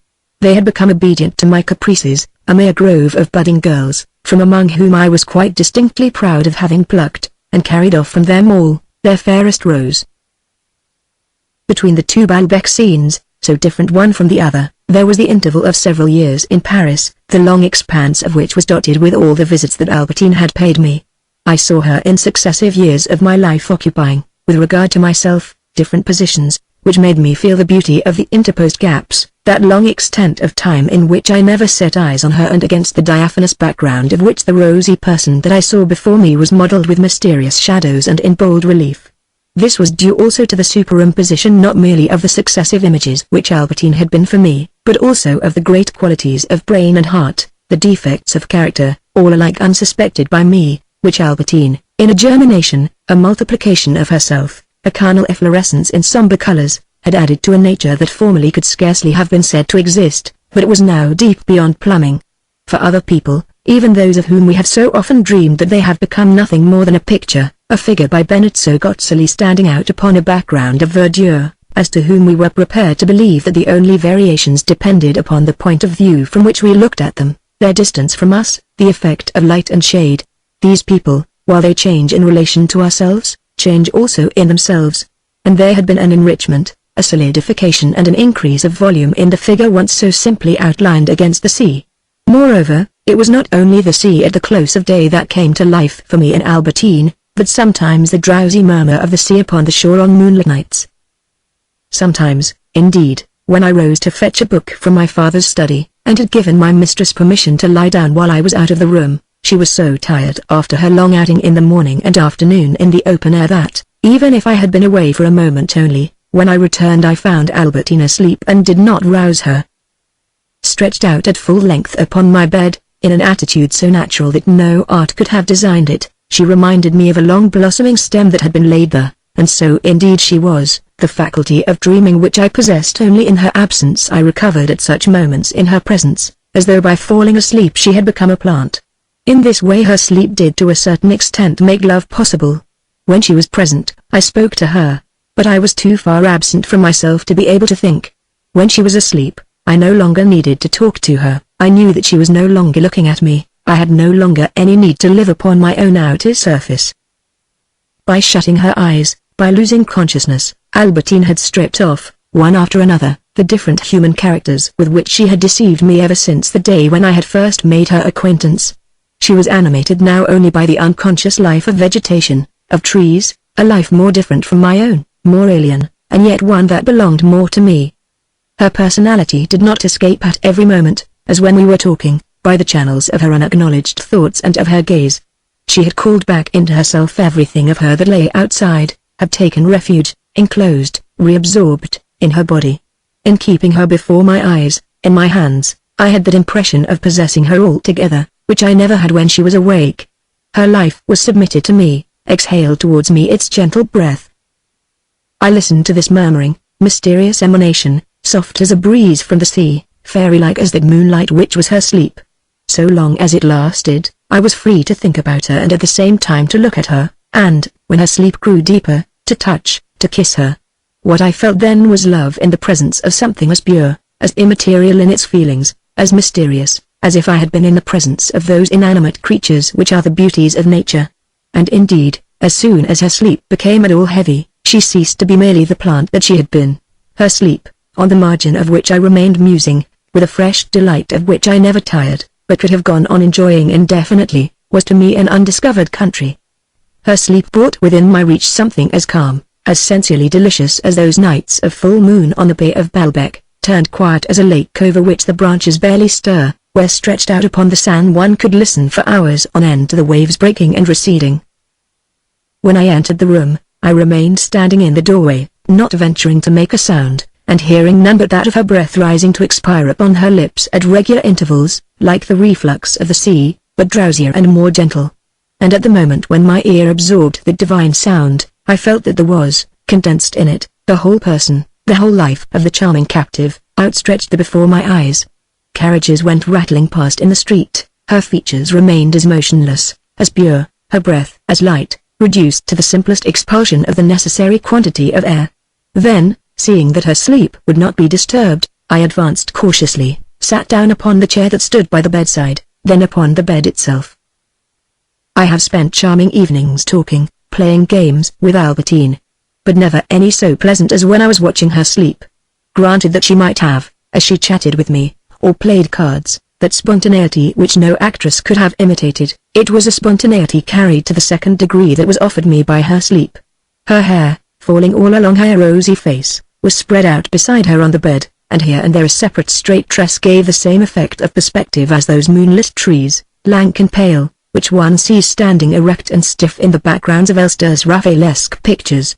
If Albertine's lips were closed, her eyelids, on the other hand, seen from the point at which I was standing, seemed so loosely joined that I might almost have questioned whether she really was asleep. At the same time those drooping lids introduced into her face that perfect continuity, unbroken by any intrusion of eyes. There are people whose faces assume a quite unusual beauty and majesty the moment they cease to look out of their eyes. I measured with my own Albertine outstretched at my feet. Now and then a slight, unaccountable tremor ran through her body, as the leaves of a tree are shaken for a few moments by a sudden breath of wind. She would touch her hair, then, not having arranged it to her liking, would raise her hand to it again with motions so consecutive, so deliberate, that I was convinced that she was about to wake. Not at all, she grew calm again in the sleep from which she had not emerged. After this she lay without moving. She had laid her hand on her bosom with a sinking of the arm so artlessly childlike that I was obliged, as I gazed at her, to suppress the smile that is provoked in us by the solemnity, the innocence and the charm of little children. I, who was acquainted with many Albertines in one person, seemed now to see many more again, reposing by my side. Her eyebrows, arched as I had never seen them, enclosed the globes of her eyelids like a halcyon's downy nest. Races, atavisms, vices reposed upon her face. Whenever she moved her head, she created a fresh woman, often one whose existence I had never suspected. I seemed to possess not one, but innumerable girls. Her breathing, as it became gradually deeper, was now regularly stirring her bosom and, through it, her folded hands. Her pearls, displaced in a different way by the same movement, like the boats, the anchor chains that are set swaying by the movement of the tide. Then, feeling that the tide of her sleep was full, that I should not ground upon reefs of consciousness covered now by the high water of profound slumber, deliberately, I crept without a sound upon the bed, lay down by her side, clasped her waist in one arm, placed my lips upon her cheek and heart, then upon every part of her body in turn laid my free hand, which also was raised, like the pearls, by Albertine's breathing. I myself was gently rocked by its regular motion. I had embarked upon the tide of Albertine's sleep. Sometimes it made me taste a pleasure that was less pure. For this I had no need to make any movement. I allowed my leg to dangle against hers, like an oar which one allows to trail in the water, imparting to it now and again a gentle oscillation like the intermittent flap given to its wing by a bird asleep in the air. I chose, in gazing at her, this aspect of her face which no one ever saw and which was so pleasing. It is I suppose comprehensible that the letters which we receive from a person are more or less similar and combine to trace an image of the writer so different from the person whom we know as to constitute a second personality. But how much stranger is it that a woman should be conjoined, like Rosita and Judica, with another woman whose different beauty makes us infer another character, and that in order to behold one we must look at her in profile, the other in full face. The sound of her breathing as it grew louder might give the illusion of the breathless ecstasy of pleasure and, when mine was at its climax, I could kiss her without having interrupted her sleep. I felt at such moments that I had been possessing her more completely, like an unconscious and unresisting object of dumb nature. I was not affected by the words that she muttered occasionally in her sleep, their meaning escaped me, and besides, whoever the unknown person to whom they referred, it was upon my hand, upon my cheek that her hand, as an occasional tremor recalled it to life, stiffened for an instant. I relished her sleep with a disinterested, soothing love, just as I would remain for hours listening to the unfurling of the waves. Perhaps it is laid down that people must be capable of making us suffer intensely before, in the hours of respite, they can procure for us the same soothing calm as nature. I had not to answer her as when we were engaged in conversation, and even if I could have remained silent, as for that matter I did when it was she that was talking, still while listening to her voice I did not penetrate so far into herself.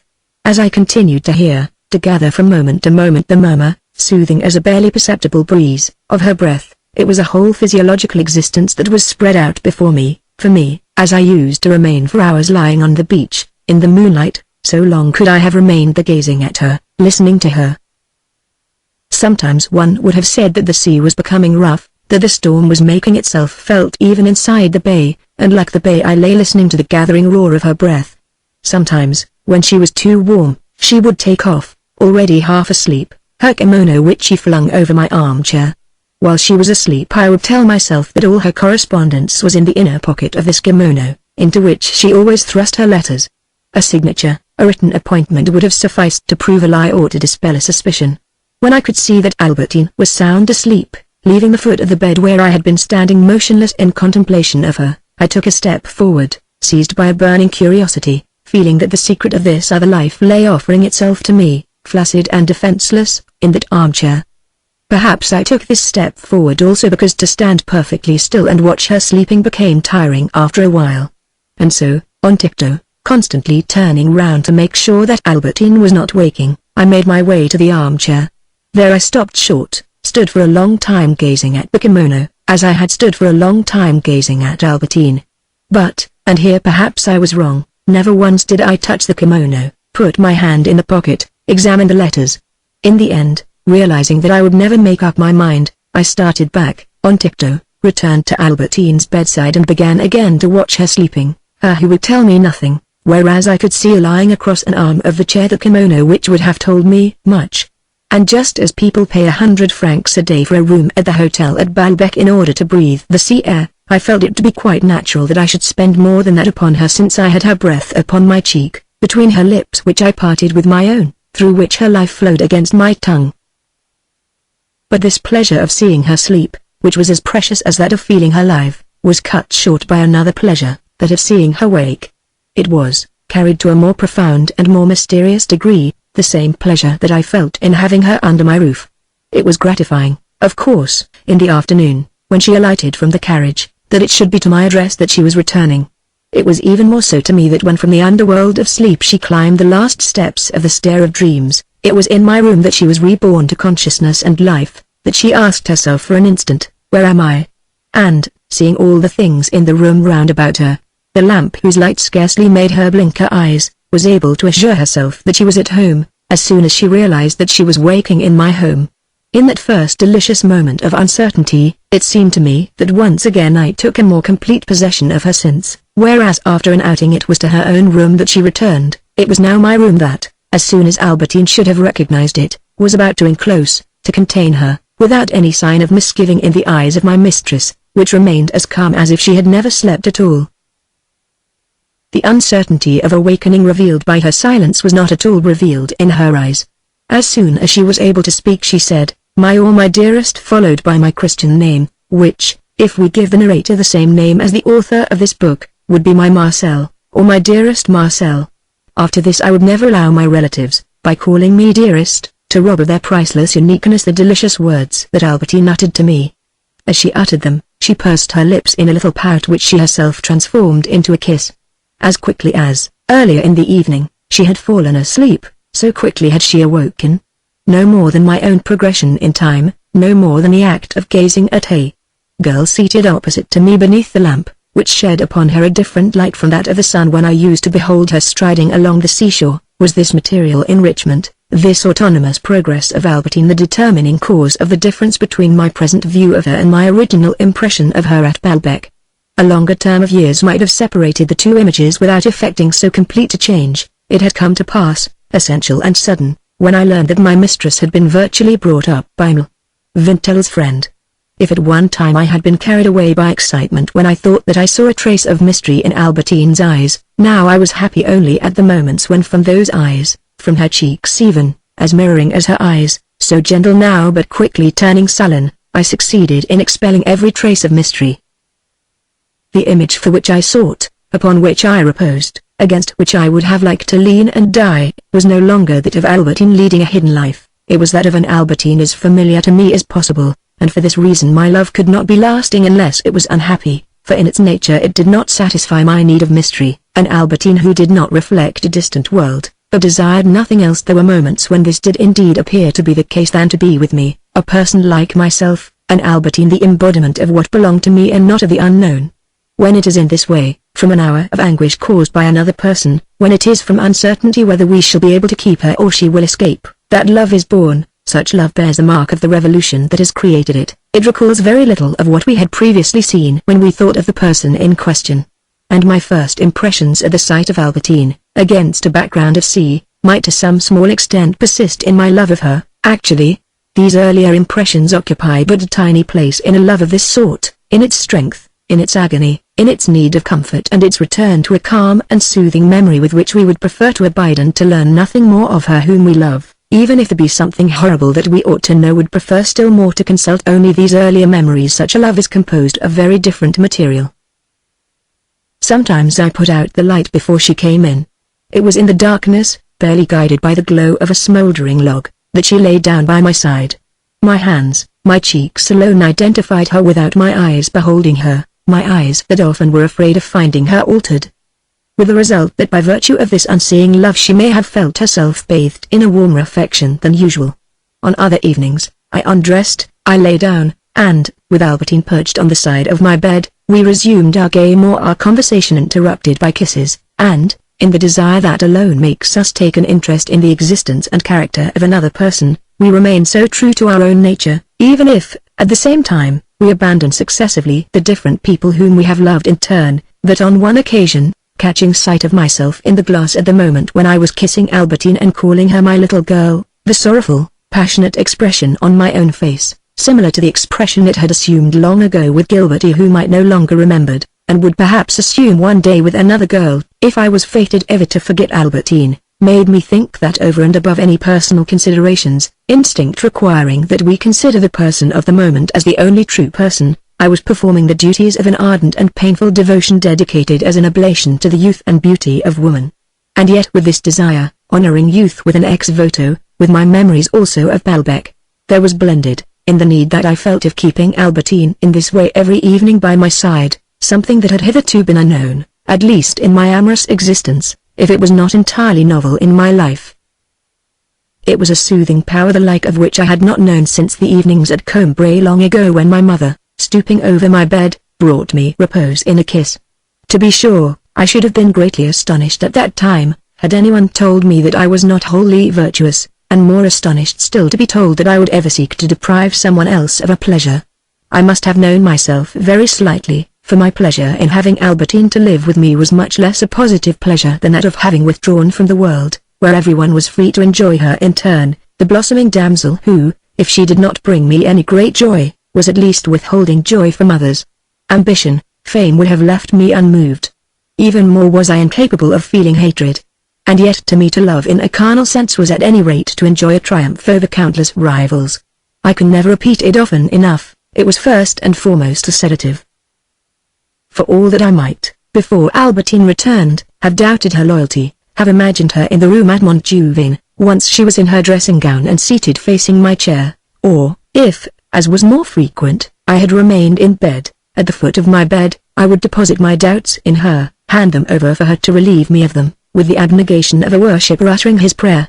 All the evening she might have been there, huddled in a provoking ball upon my bed, playing with me, like a great cat, her little pink nose, the tip of which she made even tinier with a coquettish glance which gave it that sharpness which we see in certain people who are inclined to be stout, might have given her a fiery and rebellious air. She might have allowed a tress of her long, dark hair to fall over a cheek of rosy wax and, half shutting her eyes, unfolding her arms, have seemed to be saying to me, "Do with me what you please," when, as the time came for her to leave me, she drew nearer to say good night. It was a meekness that had become almost a part of my family life that I kissed on either side of her firm throat, which now never seemed to me brown or freckled enough, as through these solid qualities had been in keeping with some loyal generosity in Albertine.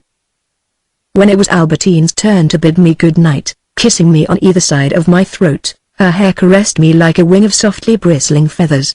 Incomparable as were those two kisses of peace, Albertine slipped into my mouth, making me the gift of her tongue, like a gift of the Holy Spirit, conveyed to me a viaticum, left me with a provision of tranquility almost as precious as when my mother in the evening at Combray used to lay her lips upon my brow.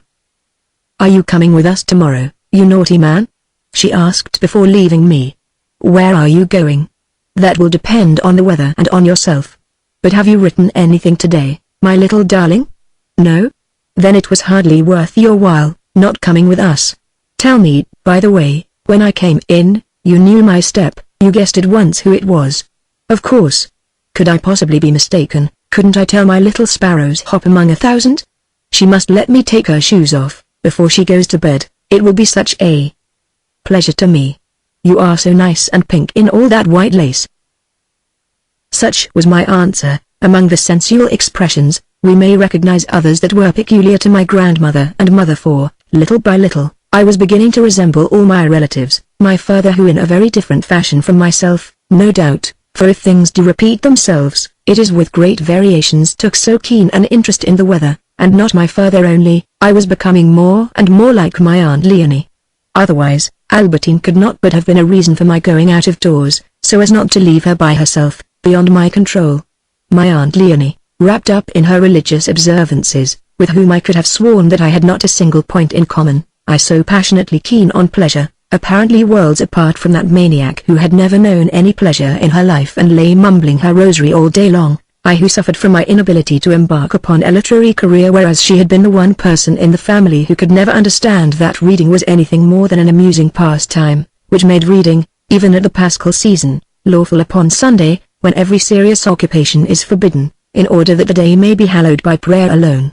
Now, albeit every day I found an excuse in some particular indisposition which made me so often remain in bed, a person, not Albertine, not any person that I loved, but a person with more power over me than any beloved, had migrated into me, despotic to the extent of silencing at times my jealous suspicions, or at least of preventing me from going to find out whether they had any foundation, and this was my Aunt Leonie.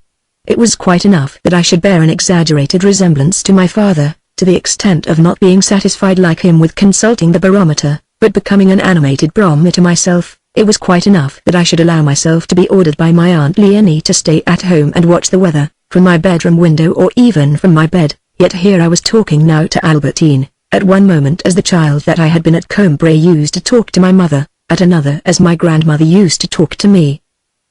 When we have passed a certain age, the soul of the child that we were and the souls of the dead from whom we spring come and bestow upon us in handfuls their treasures and their calamities, asking to be allowed to cooperate in the new sentiments which we are feeling, and in which, obliterating their former image, we recast them in an original creation.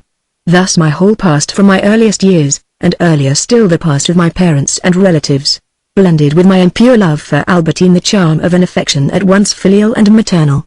We have to give hospitality, at a certain stage in our life, to all our relatives who have journeyed so far and gathered round us. Before Albertine obeyed and allowed me to take off her shoes, I opened her chemise. Her two little upstanding breasts were so round that they seemed not so much to be an integral part of her body as to have ripened the like fruit, and her belly, concealing the place where a man's is marred as though by an iron clamp left sticking in a statue that has been taken down from its niche, was closed, at the junction of her thighs, by two valves of a curve as hushed, as reposeful, as cloistral as that of the horizon after the sun has set. She took off her shoes, and lay down by my side. O mighty attitudes of man and woman, in which the seeks to be reunited, in the innocence of the world's first age and with the humility of clay, what creation has cloven apart, in which Eve is astonished and submissive before the man by whose side she has awoken, as he himself, alone still, before God who has fashioned him. Albertine folded her arms behind her dark hair, her swelling hip, her leg falling with the inflection of a swan's neck that stretches upwards and then curves over towards its starting point. It was only when she was lying right on her side that one saw a certain aspect of her face, so good and handsome when one looked at it from in front, which I could not endure, hook-nosed as in some of Leonardo's caricatures, seeming to indicate the shiftiness, the greed for profit, the cunning of a spy whose presence in my house would have filled me with horror and whom that profile seemed to unmask. At once I took Albertine's face in my hands and altered its position. "Be a good boy, promise me that if you don't come out tomorrow you will work," said my mistress as she slipped into her chemise. "Yes, but don't put on your dressing gown yet." Sometimes I ended by falling asleep by her side. The room had grown cold, more wood was wanted. I tried to find the bell above my head, but failed to do so, after fingering all the copper rods in turn save those between which it hung, and said to Albertine, who had sprung from the bed so that François should not find us lying side by side, "No, come back for a moment, I can't find the bell."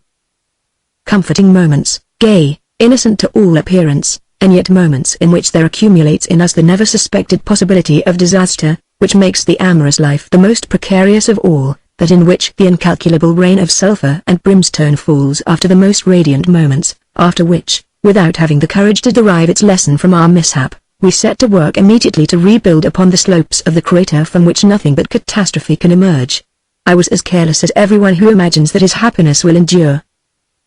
It is precisely because this comfort has been necessary to bring grief to birth and will return moreover at intervals to calm it that men can be sincere with each other, and even with themselves, when they pride themselves upon a woman's kindness to them, although, taking things all in all, at the heart of their intimacy there lurks continually in a secret fashion, unavowed to the rest of the world, or revealed unintentionally by questions, inquiries, a painful uncertainty.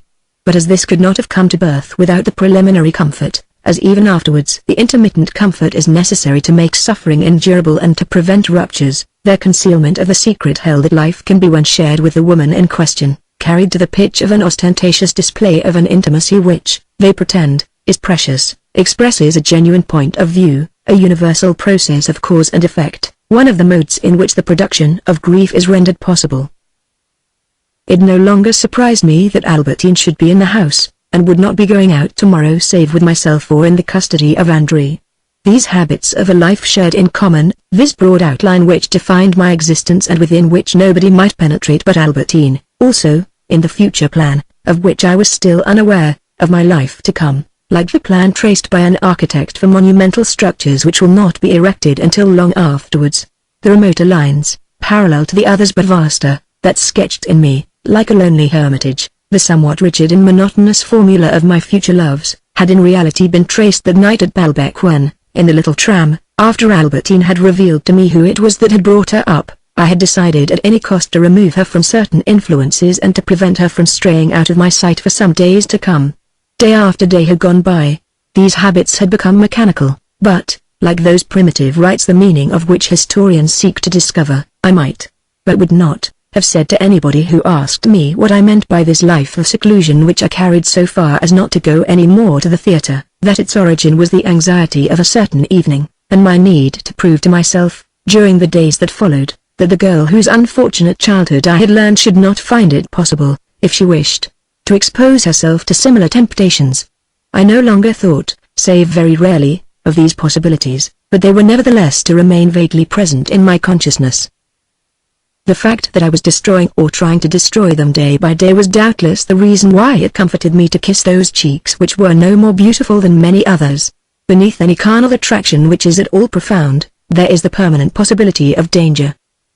I had promised Albertine that, if I did not go out with her, I would settle down to work, but in the morning, just as if, taking advantage of our being asleep, the house had miraculously flown, I woke in different weather beneath another clime. We do not begin to work at the moment of landing in a strange country to the conditions of which we have to adapt ourselves. But each day was for me a different country. Even my laziness itself, beneath the novel forms that it had assumed, how was I to recognize it?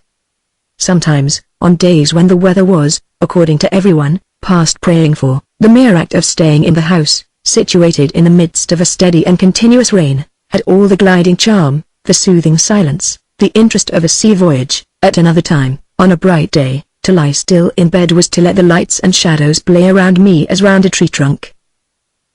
Or yet again, in the first strokes of the bell of a neighboring convent, rare as the early morning worshippers, barely whitening the dark sky with their fluttering snowfall, melted and scattered by the warm breeze, I had discerned one of those tempestuous, disordered, delightful days, when the roofs soaked by an occasional shower and dried by a breath of wind or a ray of sunshine let fall a cooing eavesdrop, and, as they wait for the wind to resume its turn, preen in the momentary sunlight that has burnished them their pigeon's breast of slates, one of those days filled with so many changes of weather, atmospheric incidents, storms, that the idle man does not feel that he has wasted them, because he has been taking an interest in the activity which, in default of himself, the atmosphere, acting in a sense in his stead, has displayed. Days similar to those times of revolution or war which do not seem empty to the schoolboy who has played truant from his classroom, because by loitering outside the law courts or by reading the newspapers, he has the illusion of finding, in the events that have occurred, failing the lesson which he has not learned,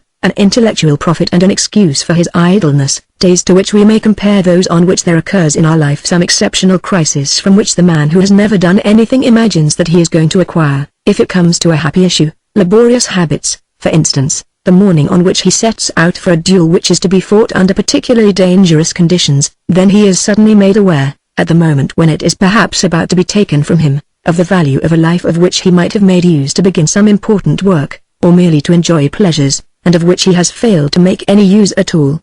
If I can only not be killed, he says to himself, how I shall settle down to work this very minute, and how I shall enjoy myself too. Life has in fact suddenly acquired, in his eyes, a higher value, because he puts into life everything that it seems to him capable of giving, instead of the little that he normally makes it give. He sees it in the light of his desire, not as his experience has taught him that he was apartment to make it, that is to say so tawdry. It has, at that moment, become filled with work, travel, mountain climbing, all the pleasant things which, he tells himself, the fatal issue of the duel may render impossible, whereas they were already impossible before there was any question of a duel, owing to the bad habits which, even had there been no duel, would have persisted. He returns home without even a scratch, but he continues to find the same obstacles to pleasures, excursions, travel, to everything of which he had feared for a moment to be forever deprived by death. To deprive him of them life has been sufficient. As for work, exceptional circumstances having the effect of intensifying what previously existed in the man, labor in the laborious, laziness in the lazy, he takes a holiday. I followed his example, and did as I had always done since my first resolution to become a writer, which I had made long ago, but which seemed to me to date from yesterday, because I had regarded each intervening day as non-existent. I treated this day in a similar fashion, allowing its showers of rain and bursts of sunshine to pass without doing anything, and vowing that I would begin to work on the morrow. But then I was no longer the same man beneath a cloudless sky. The golden note of the bells did not contain merely, as honey contains, light, but the sensation of light and also the sickly savor of preserved fruits, because at Combray it had often loitered like a wasp over our cleared dinner table. On this day of dazzling sunshine, to remain until nightfall with my eyes shut was a thing permitted, customary, health-giving, pleasant, seasonable, like keeping the outside shutters closed against the heat. It was in such weather as this that at the beginning of my second visit to Baalbek I used to hear the violins of the orchestra amid the bluish flow of the rising tide. How much more fully did I possess Albertine today. There were days when the sound of a bell striking the hour bore upon the sphere of its resonance a plate so cool, so richly loaded with moisture or with light that it was like a transcription for the blind, or if you prefer a musical interpretation of the charm of rain or of the charm of the sun. So much so that, at that moment, as I lay in bed, with my eyes shut, I said to myself that everything is capable of transposition and that a universe which was merely audible might be as full of variety as the other. Traveling lazily upstream from day to day, as in a boat, and seeing appear before my eyes an endlessly changing succession of enchanted memories, which I did not select, which a moment earlier had been invisible, and which my mind presented to me one after another, without my being free to choose them, I pursued idly over that continuous expanse my stroll in the sunshine. Those morning concerts at Baalbek were not remote in time. And yet, at that comparatively recent moment, I had given but little thought to Albertine. Indeed, on the very first mornings after my arrival, I had not known that she was at Baalbek. From whom then had I learned it? Oh, yes, from Amy. It was a fine sunny day like this. He was glad to see me again. But he does not like Albertine. Not everybody can be in love with her. Yes, it was he who told me that she was at Baalbek. But how did he know? Ah! He had met her, had thought that she had a bad style. At that moment, as I regarded Amy's story from another aspect than that in which he had told me it, my thoughts, which hitherto had been sailing blissfully over these untroubled waters, exploded suddenly, as though they had struck an invisible and perilous mine, treacherously moored at this point in my memory. He had told me that he had met her, that he had thought her style bad. What had he meant by a bad style? I had understood him to mean a vulgar manner, because, to contradict him in advance, I had declared that she was most refined. But no, perhaps he had meant the style of Gomorrah. She was with another girl, perhaps their arms were round one another's waist. They were staring at other women, they were indeed displaying a style which I had never seen Albertine adopt in my presence. Who was the other girl? Where had Amy met her, this odious Albertine? I tried to recall exactly what Amy had said to me, in order to see whether it could be made to refer to what I imagined, or he had meant nothing more than common manners. But in vain might I ask the question. The person who put it and the person who might supply the recollection were, alas, one and the same person, myself, who was momentarily duplicated but without adding anything to my stature. Question as I might, it was myself who answered. I learned nothing fresh. I no longer gave a thought to Vintil. Born of a novel suspicion, the fit of jealousy from which I was suffering was novel also, or rather it was only the prolongation, the extension of that suspicion. It had the same theatre, which was no longer Montjuvain, but the road upon which Amy had met Albertine, and for its object the various friends one or other of whom might be she who had been with Albertine that day. It was perhaps a certain Elizabeth, or else perhaps those two girls whom Albertine had watched in the mirror at the casino, while appearing not to notice them. She had doubtless been having relations with them, and also with Esther, Bloch's cousin. Such relations, had they been revealed to me by a third person, would have been enough almost to kill me, but as it was myself that was imagining them, I took care to add sufficient uncertainty to deaden the pain. We succeed in absorbing daily, under the guise of suspicions, in enormous doses, this same idea that we are being betrayed, a quite minute quantity of which might prove fatal, if injected by the needle of a stabbing word. It is no doubt for that reason, and by a survival of the instinct of self-preservation, that the same jealous man does not hesitate to form the most terrible suspicions upon a basis of innocuous details, provided that, whenever any proof is brought to him, he may decline to accept its evidence. Anyhow, love is an incurable malady, like those diathetic states in which rheumatism affords the sufferer a brief respite only to be replaced by epileptiform headaches. Was my jealous suspicion calmed? I then felt a grudge against Albertine for not having been gentle with me, perhaps for having made fun of me to André. I thought with alarm of the idea that she must have formed if André had repeated all our conversations. The future loomed black and menacing. This mood of depression left me only if a fresh jealous suspicion drove me upon another quest, or if, on the other hand, Albertine's display of affection made the actual state of my fortunes seem to me immaterial.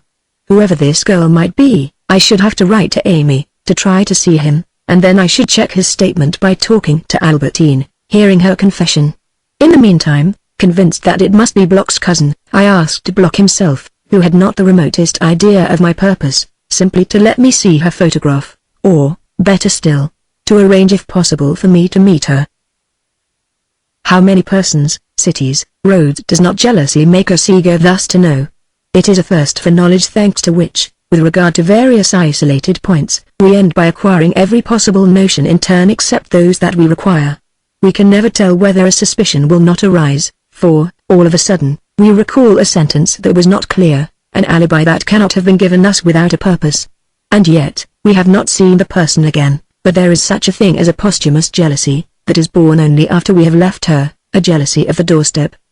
Perhaps the habit that I had formed of nursing in my bosom several simultaneous desires, a desire for a young girl of good family such as I used to see pass beneath my window escorted by her governess, and especially of the girl whom St. Luke had mentioned to me, the one who frequented houses of ill fame, a desire for handsome ladies' maids, and especially for the maid of Putbus, a desire to go to the country in early spring, to see once again hawthorns, apple trees in blossom, storms at sea, a desire for Venice, a desire to settle down to work, a desire to live like other people, perhaps the habit of storing up, without assuaging any of them, all these desires, contenting myself with a promise, made to myself, that I could not forget to satisfy them one day. Perhaps this habit, so many years old already, of perpetual postponement, of what de Charles used to castigate under the name of procrastination, has become so prevalent in me that it assumed control of my jealous suspicions also, and, while it made me take a mental note that I could not fail, some day, to have an explanation from Albertine with regard to the girl,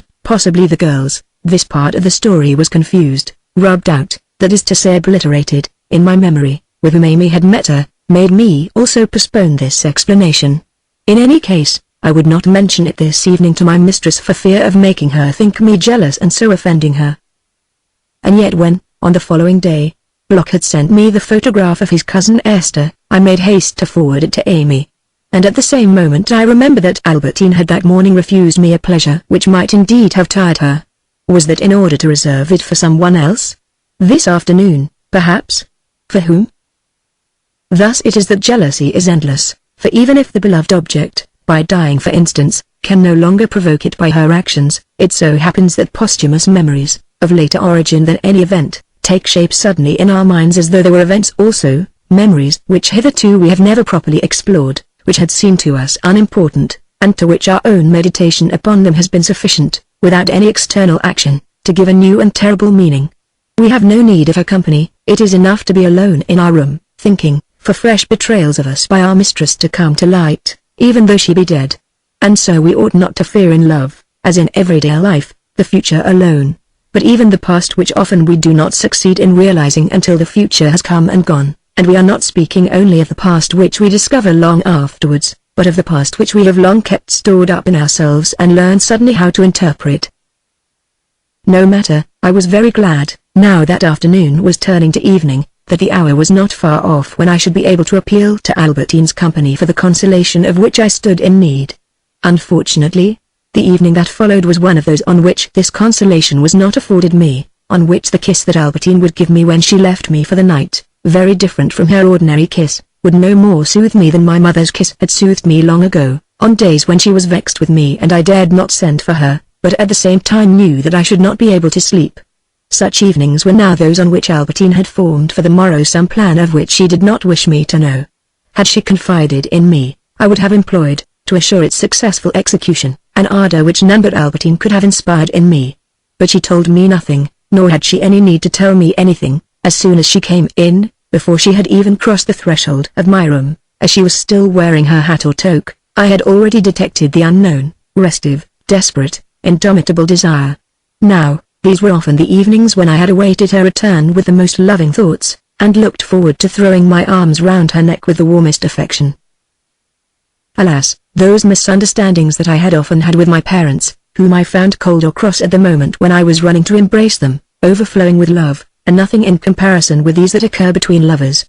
The anguish then is far less superficial, far harder to endure, it has its abode in a deeper stratum of the heart. This evening, however, Albertine was obliged to mention the plan that she had in her mind. I gathered at once that she wished to go next day to pay a call on Verdurin, a call to which in itself I would have had no objection. But evidently her object was to meet someone there, to prepare some future pleasure. Otherwise she would not have attached so much importance to this call. That is to say, she would not have kept on assuring me that it was of no importance. I had in the course of my life developed in the opposite direction to those races which make use of phonetic writing only after regarding the letters of the alphabet as a set of symbols. I, who for so many years had sought for the real life and thought of other people only in the direct statements with which they furnished me of their own free will, failing these had come to attach importance, on the contrary, only to the evidence that is not a rational and analytical expression of the truth. The words themselves did not enlighten me unless they could be interpreted in the same way as a sudden rush of blood to the cheeks of a person who is embarrassed, or, what is even more telling, a sudden silence. Some subsidiary word, such as that used by M. de Cambremer when he understood that I was literary, and, not having spoken to me before, as he was describing a visit that he had paid to the Verdurins, turned to me with, "Why, Borley was there," bursting into flames at the unintended, sometimes perilous contact of two ideas which the speaker has not expressed, but which, by applying the appropriate methods of analysis or electrolysis I was able to extract from it, told me more than a long speech. Albertine sometimes allowed to appear in her conversation one or other of these precious amalgams which I made haste to treat so as to transform them into lucid ideas. It is by the way one of the most terrible calamities for the lover that if particular details which only experiment, espionage, of all the possible realizations, would ever make him know are so difficult to discover, the truth on the other hand is easy to penetrate or merely to feel by instinct. Often I had seen her, at Balbec, fasten upon some girls who came past us a sharp and lingering stare, like a physical contact, after which, if I knew the girls, she would say to me, "Suppose we ask them to join us? I should so love to be rude to them." And now, for some time past, doubtless since she had succeeded in reading my character, no request to me to invite anyone, not a word, never even a sidelong glance from her eyes, which had become objectless and mute, and as revealing, with the vague and vacant expression of the rest of her face, as had been their magnetic swerve before. Now it was impossible for me to reproach her, or to ply her with questions about things which she would have declared to be so petty, so trivial, things that I had stored up in my mind simply for the pleasure of making mountains out of molehills. It is hard enough to say, "Why did you stare at that girl who went past?" But a great deal harder to say, "Why did you not stare at her?" And yet I knew quite well, or at least I should have known, if I had not chosen to believe Albertine's assertions rather than all the trivialities contained in a glance, proved by it and by some contradiction or other in her speech, a contradiction which often I did not perceive until long after I had left her, which kept me on tenterhooks all the night long, which I never dared mention to her again, but which nevertheless continued to honor my memory from time to time with its periodical visits. Often, In the case of these furtive or sidelong glances on the beach at Balbec or in the streets of Paris, I might ask myself whether the person who provoked them was not merely at the moment when she passed an object of desire but was an old acquaintance, or else some girl who had simply been mentioned to her, and of whom, when I heard about it, I was astonished that anybody could have spoken to her, so utterly unlike was she to anyone that Albertine could possibly wish to know. But the Gomorrah of today is a dissected puzzle made up of fragments which are picked up in the places where we least expected to find them. Thus I once saw at Rivebelle a big dinner party of 10 women, all of whom I happened to know at least by name, women as unlike one another as possible, perfectly united nevertheless, so much so that I never saw a party so homogeneous, albeit so composite. To return to the girls whom we passed in the street, never did Albertine gaze at an old person, man or woman, with such fixity, or on the other hand with such reserve, and as though she saw nothing. The cuckolded husbands who know nothing know everything all the same.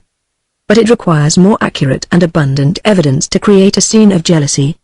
Besides, if jealousy helps us to discover a certain tendency to falsehood in the woman whom we love, it multiplies this tendency in hundredfold when the woman has discovered that we are jealous. She lies, to an extent to which she has never lied to us before, whether from pity, or from fear, or because she instinctively withdraws by a methodical flight from our investigations. Certainly there are love affairs in which from the start a light woman has posed as virtue incarnate in the eyes of the man who is in love with her. But how many others consist of two diametrically opposite periods? In the first, the woman speaks almost spontaneously, with slight modifications, of her zest for sensual pleasure, of the gay life which it has made her lead, things all of which she will deny later on, with the last breath in her body, to the same man when she has felt that he is jealous of and spying upon her. He begins to think with regret of the days of those first confidences, the memory of which torments him nevertheless. If the woman continued to make them, she would furnish him almost unaided with the secret of her conduct which he has been vainly pursuing day after day. And besides, what a surrender that would mean, what trust, what friendship. If she cannot live without betraying him, at least she would be betraying him as a friend, telling him of her pleasures, associating him with them. And he thinks with regret of the sort of life which the early stages of their love seemed to promise, which the sequel has rendered impossible, making of that love a thing exquisitely painful, which will render a final parting, according to circumstances, either inevitable or impossible. Sometimes the script from which I deciphered Albertine's falsehoods, without being ideographic, needed simply to be read backwards, so this evening she had flung at me in a careless tone the message, intended to pass almost unheeded. It is possible that I may go tomorrow to the Verdurins. I don't in the least know whether I shall go. I don't really want to. A childish anagram of the admission, I shall go tomorrow to the Verdurins. It is absolutely certain, for I attach the utmost importance to the visit. This apparent hesitation indicated a resolute decision and was intended to diminish the importance of the visit while warning me of it. Albertine always adopted a tone of uncertainty in speaking of her irrevocable decisions. Mine was no less irrevocable. I took steps to arrange that this visit to Verdurin should not take place. Jealousy is often only an uneasy need to be tyrannical, applied to matters of love. I had doubtless inherited from my father this abrupt, arbitrary desire to threaten the people whom I loved best in the hopes with which they were lulling themselves with a security that I determined to expose to them as fools, when I saw that Albertine had planned without my knowledge, behind my back, an expedition which I would have done everything in the world to make easier and more pleasant for her. Had she taken me into her confidence, I said carelessly, so as to make her tremble, that I intended to go out the next day myself. I set to work to suggest to Albertine other expeditions in directions which would have made this visit to the Verdurins impossible, in words stamped with a feigned indifference beneath which I strove to conceal my excitement. But she had detected it. It encountered in her the electric shock of a contrary will which violently repulsed it. I could see the sparks flash from her eyes. Of what use, though, was it to pay attention to what her eyes were saying at that moment?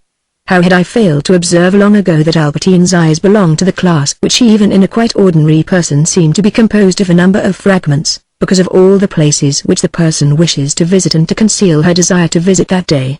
Those eyes which their falsehood keeps ever immobile and passive, but dynamic, measurable in the yards or miles to be traversed before they reach the implacably determined meeting place.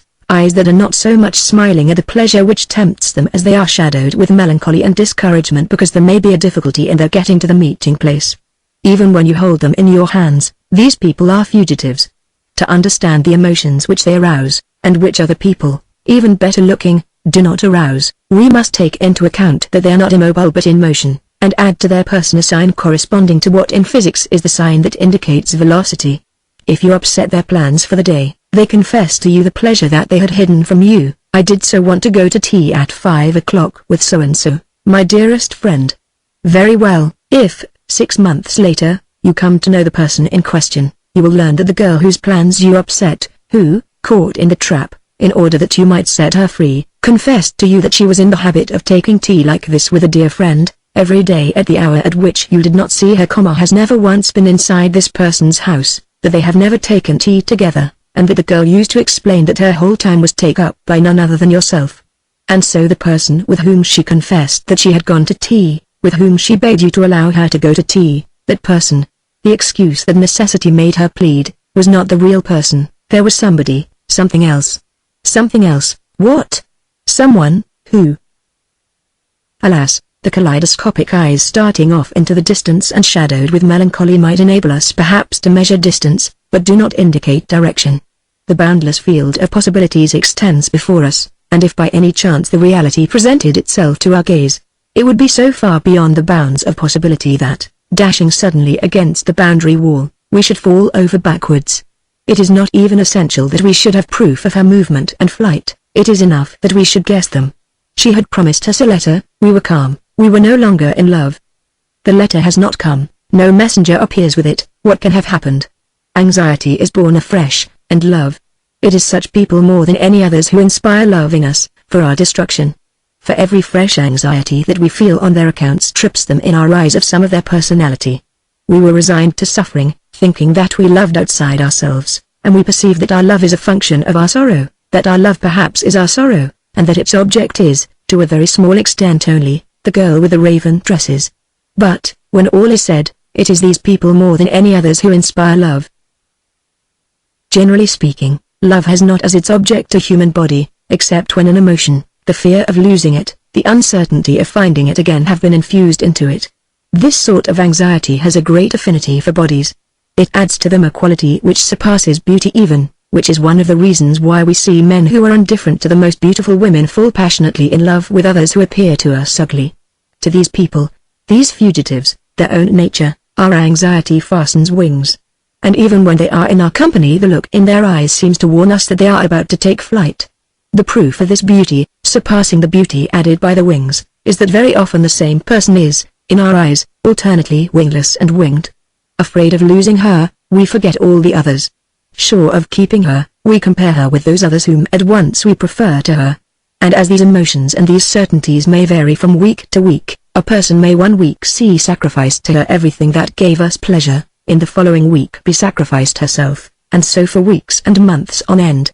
All of which would be incomprehensible did we not know from the experience, which every man shares, of having at least once in a lifetime ceased to love, forgotten a woman, for how very little a person counts in herself when she is no longer or is not yet permeable by our emotions. And, be it understood, what we say of fugitives is equally true of those in prison, the captive women. We suppose that we are never to possess them. And so men detest procuresses, for these facilitate the flight, enhance the temptation, but if on the other hand they are in love with a cloistered woman, they willingly have recourse to a procuress to make her emerge from her prison and bring her to them.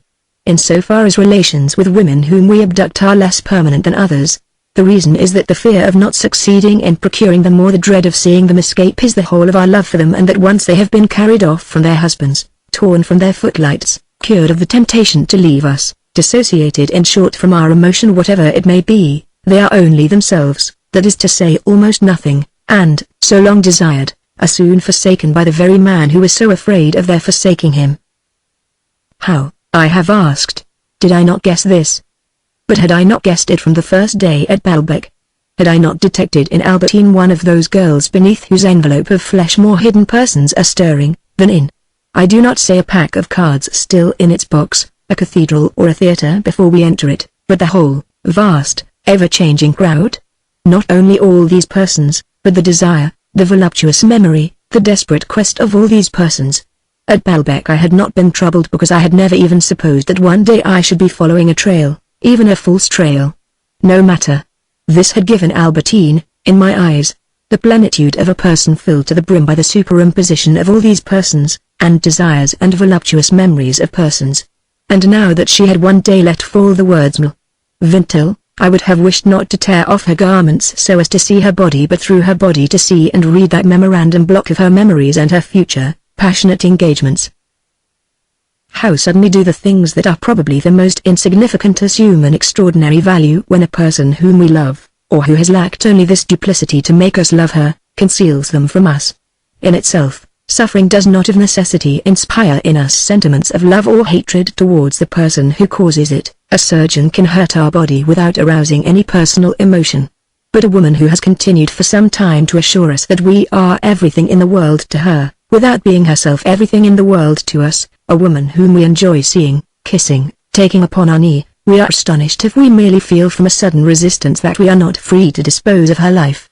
Disappointment may then revive in us the forgotten memory of an old anguish, which we know, all the same, to have been provoked not by this woman but by others whose betrayals are milestones in our past life. If it comes to that, how have we the courage to wish to live? How can we move a finger to preserve ourselves from death, in a world in which love is provoked only by falsehood, and consists merely in our need to see our sufferings appeased by the person who has made us suffer? To restore us from the collapse which follows our discovery of her falsehood and her resistance, there is the drastic remedy of endeavoring to act against her will, with the help of people whom we feel to be more closely involved than we are in her life, upon her who is resisting us and lying to us, to play the cheat in turn, to make ourselves loathed. But the suffering caused by such a love is of the sort which must inevitably lead the sufferer to seek in a change of posture and illusory comfort. These means of action are not wanting, alas.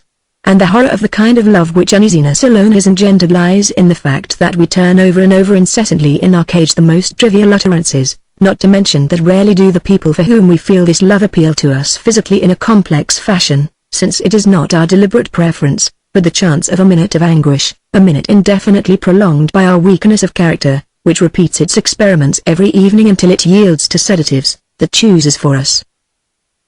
No doubt my love for Albertine was not the most barren of those to which, through feebleness of will, a man may descend, for it was not entirely platonic. She did give me carnal satisfaction, and, besides, she was intelligent. But all this was a superfluity. What occupied my mind was not the intelligent remark that she might have made, but some chance utterance that had aroused in me a doubt as to her actions. I tried to remember whether she had said this or that, in what tone, at what moment, in response to what speech of mine, to reconstruct the whole scene of her dialogue with me, to recall at what moment she had expressed a desire to call upon the Verdurins, what words of mine had brought that look of vexation to her face. The most important matter might have been in question, without my giving myself so much trouble to establish the truth, to restore the proper atmosphere and color. No doubt, after these anxieties have intensified to a degree which we find insupportable, we do sometimes manage to soothe them altogether for an evening. The party to which the mistress whom we love is engaged to go, the true nature of which our mind has been toiling for days to discover, we are invited to it also. Our mistress has neither looks nor words for anyone but ourselves. We take her home and then we enjoy, all our anxieties dispelled, a repose as complete, as healing, as that which we enjoy at times in the profound sleep that comes after a long walk. And no doubt such repose deserves that we should pay a high price for it. But would it not have been more simple not to purchase for ourselves, deliberately, the preceding anxiety, and at a higher price still? Besides, we know all too well that however profound these momentary relaxations may be, anxiety will still be the stronger. Sometimes indeed it is revived by the words that were intended to bring us repose. But as a rule, all that we do is to change our anxiety. One of the words of the sentence that was meant to calm us sets our suspicions running upon another trail. The demands of our jealousy and the blindness of our credulity are greater than the woman whom we love could ever suppose. When, of her own accord, she swears to us that some man is nothing more to her than a friend, she appalls us by informing us a thing we never suspected, that he has been her friend. While she is telling us, in proof of her sincerity, how they took tea together, that very afternoon, at each word that she utters the invisible, the unsuspected takes shape before our eyes. She admits that he has asked her to be his mistress, and we suffer agonies at the thought that she can have listened to his overtures. She refused them, she says.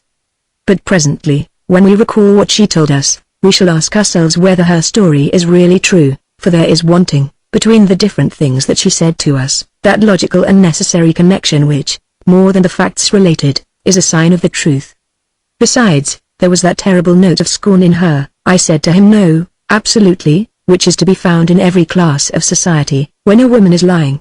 We must nevertheless thank her for having refused, encourage her by our kindness to repeat these cruel confidences in the future.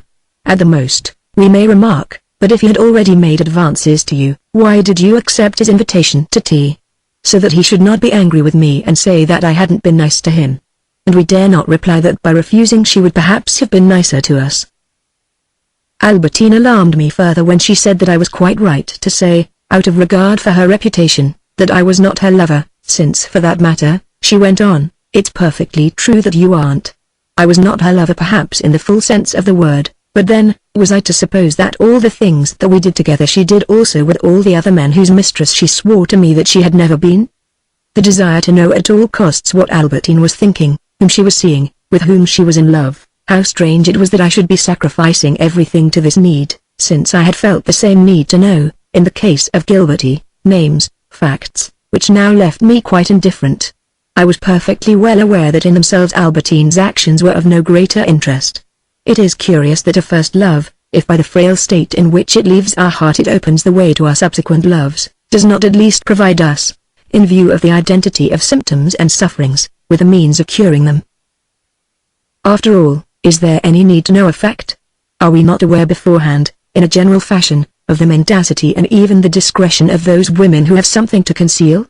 Is there any possibility of error? They make a virtue of their silence, when we would give anything to make them speak.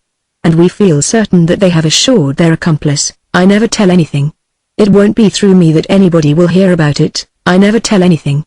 A man may give his fortune, his life for a person, and yet know quite well that in 10 years' time, more or less, he would refuse her the fortune, prefer to keep his life. For then the person would be detached from him, alone, that is to say null and void. What attaches us to people are those thousand roots, those innumerable threads which are our memories of last night, our hopes for tomorrow morning, those continuous trammels of habit from which we can never free ourselves. Just as there are misers who hoard money from generosity, so we are spendthrifts who spend from avarice, and it is not so much to a person that we sacrifice our life as to all that the person has been able to attach to herself of our hours, our days, of the things compared with which the life not yet lived, the relatively future life, seems to us more remote, more detached, less practical, less our own. What we require is to disentangle ourselves from those trammels which are so much more important than the person, but they have the effect of creating in us temporary obligations towards her, obligations which mean that we dare not leave her for fear of being misjudged by her, whereas later on we would so therefore, detached from us, she would no longer be ourselves, and because in reality we create for ourselves obligations, even if, by an apparent contradiction, they should lead to suicide, towards ourselves alone. If I was not in love with Albertine, and of this I could not be sure, then there was nothing extraordinary in the place that she occupied in my life. We live only with what we do not love, with what we have brought to live with us only to kill the intolerable love, whether it be of a woman, of a place, or again of a woman embodying a place. Indeed we should be sorely afraid to begin to love again if a further separation were to occur. I had not yet reached this stage with Albertine.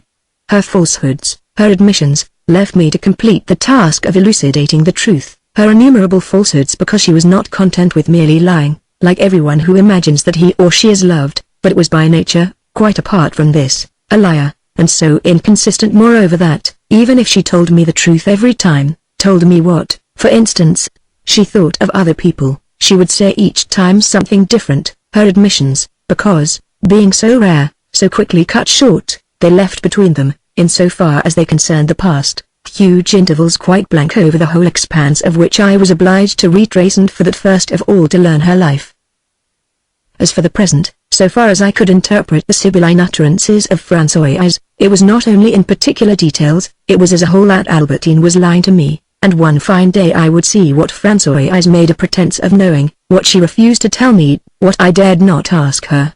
It was no doubt with the same jealousy that she had felt in the past with regard to Eulalie that Françoise would speak of the most improbable things, so vague that one could at the most suppose them to convey the highly improbable insinuation that the poor captive, who was a lover of women, preferred marriage with somebody who did not appear altogether to be myself. If this were so, how, notwithstanding her power of radio telepathy, could Françoise have come to hear of it? Certainly, Albertine's statements could give me no definite enlightenment, for they were as different day by day as the colors of a spinning top that has almost come to a standstill. However, it seemed that it was hatred, more than anything else, that impelled Françoise to speak. Not a day went by but she said to me, and I in my mother's absence endured such speeches as, "To be sure, you yourself are kind, and I shall never forget the debt of gratitude that I owe to you," this probably so that I might establish fresh claims upon her gratitude. But the house has become a plague spot now that kindness has set up knavery in it, now that cleverness is protecting the stupidest person that ever was seen, now that refinement, good manners, wit, dignity in everything allow to lay down the law and rule the roost and put me to shame, who have been 40 years in the family vice, everything that is most vulgar and abject. What Françoise resented most about Albertine was having to take orders from somebody who was not one of ourselves, and also the strain of the additional housework which was affecting the health of our old servant, who would not, for all that, accept any help in the house, not being a good-for-nothing. This in itself would have accounted for her nervous exhaustion, for her furious hatred. Certainly, she would have liked to see Albertine Esther banished from the house. This was Françoise's dearest wish, and, by consoling her, its fulfillment alone would have given our old servant some repose. But to my mind there was more in it than this. So violent a hatred could have originated only in an overstrained body. And, more even than of consideration, Françoise was in need of sleep.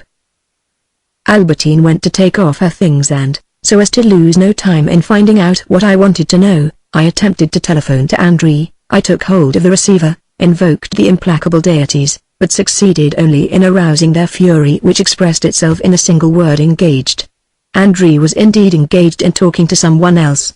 As I waited for her to finish her conversation, I asked myself how it was now that so many of our painters are seeking to revive the feminine portraits of the 18th century, in which the cleverly devised setting is a pretext for portraying expressions of expectation, spleen, interest, distraction. How it was that none of our modern Bouchers or Fragonards had yet painted, instead of the letter or the harpsichord, this scene which might be entitled At the Telephone, in which there would come spontaneously to the lips of the listener a smile all the more genuine in that it is conscious of being unobserved. At length, André was at the other end. "You are coming to call for Albertine tomorrow?" I asked, and as I uttered Albertine's name, thought of the envy I had felt for Swann when he said to me on the day of the Princess de Guermantes' party, "Come and see Odette," and I had thought how, when all was said, there must be something in a Christian name which, in the eyes of the whole world including Odette herself, had on Swann's lips alone this entirely possessive sense. Must not such an act of possession summed up in a single word over the whole existence of another person, I had felt whenever I was in love, be pleasant indeed? But, as a matter of fact, when we are in a position to utter it, either we no longer care, or else habit has not dulled the force of affection, but has changed its pleasure into pain. Falsehood is a very small matter, we live in the midst of it without doing anything but smile at it, we practice it without meaning to do any harm to anyone, but our jealousy is wounded by it, and sees more than the falsehood conceals. Often our mistress refuses to spend the evening with us and goes to the theatre simply so that we shall not notice that she is not looking well. How blind it often remains to what the truth is concealing. But it can extract nothing, for those women who swear that they are not lying would refuse, on the scaffold, to confess their true character. I knew that I alone was in a position to say Albertine in that tone to André. And yet, to Albertine, to André, and to myself, I felt that I was nothing. And I realized the impossibility against which love is powerless. We imagine that love has as its object a person whom we can see lying down before our eyes, enclosed in a human body. Alas, it is the extension of that person to all the points in space and time which the person has occupied and will occupy. If we do not possess its contact with this or that place, this or that hour, we do not possess it. But we cannot touch all these points. If only they were indicated to us, we might perhaps contrive to reach out to them. But we grope for them without finding them. Hence mistrust, jealousy, persecutions. We waste precious time upon absurd clues and pass by the truth without suspecting it. But already one of the irascible deities, whose servants speed with the agility of lightning, was annoyed, not because I was speaking, but because I was saying nothing. "Come along, I've been holding the line for you all this time, I shall cut you off." However, she did nothing of the sort but, as she evoked André's presence, enveloped it, like the great poet that a telephone girl always is, in the atmosphere peculiar to the home, The district, the very life itself of Albertine's friend.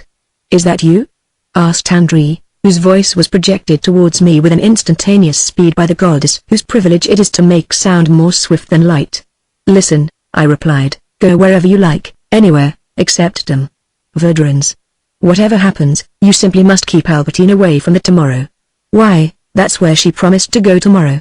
"Ah."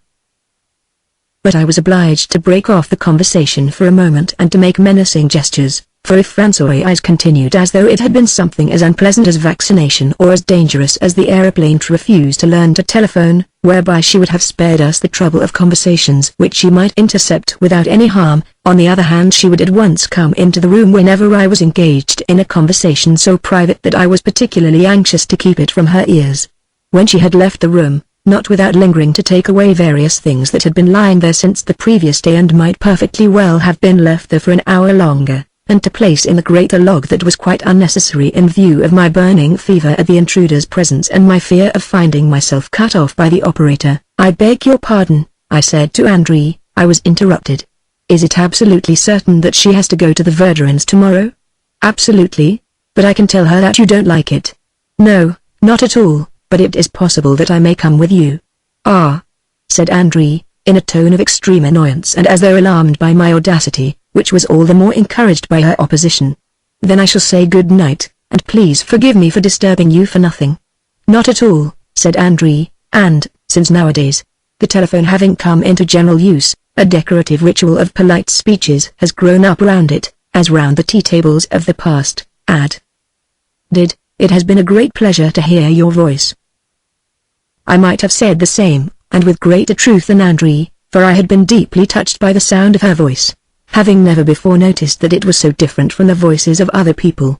Then I recalled other voices still, women's voices especially, some of them rendered slow by the precision of a question and by mental concentration, others made breathless, even silenced at moments, by the lyrical flow of what the speakers were relating. I recalled one by one the voices of all the girls whom I had known at Balbec, then Gilbertie's voice, then my grandmother's, then that of de Gurman's. I found them all unlike, molded in a language peculiar to each of the speakers, each playing upon a different instrument, and I said to myself how meagre must be the concert performed in paradise by the 3 or 4 angel musicians of the old painters, when I saw mount to the throne of God, by tens, by hundreds, by thousands, the harmonious and multisonant salutation of all the voices.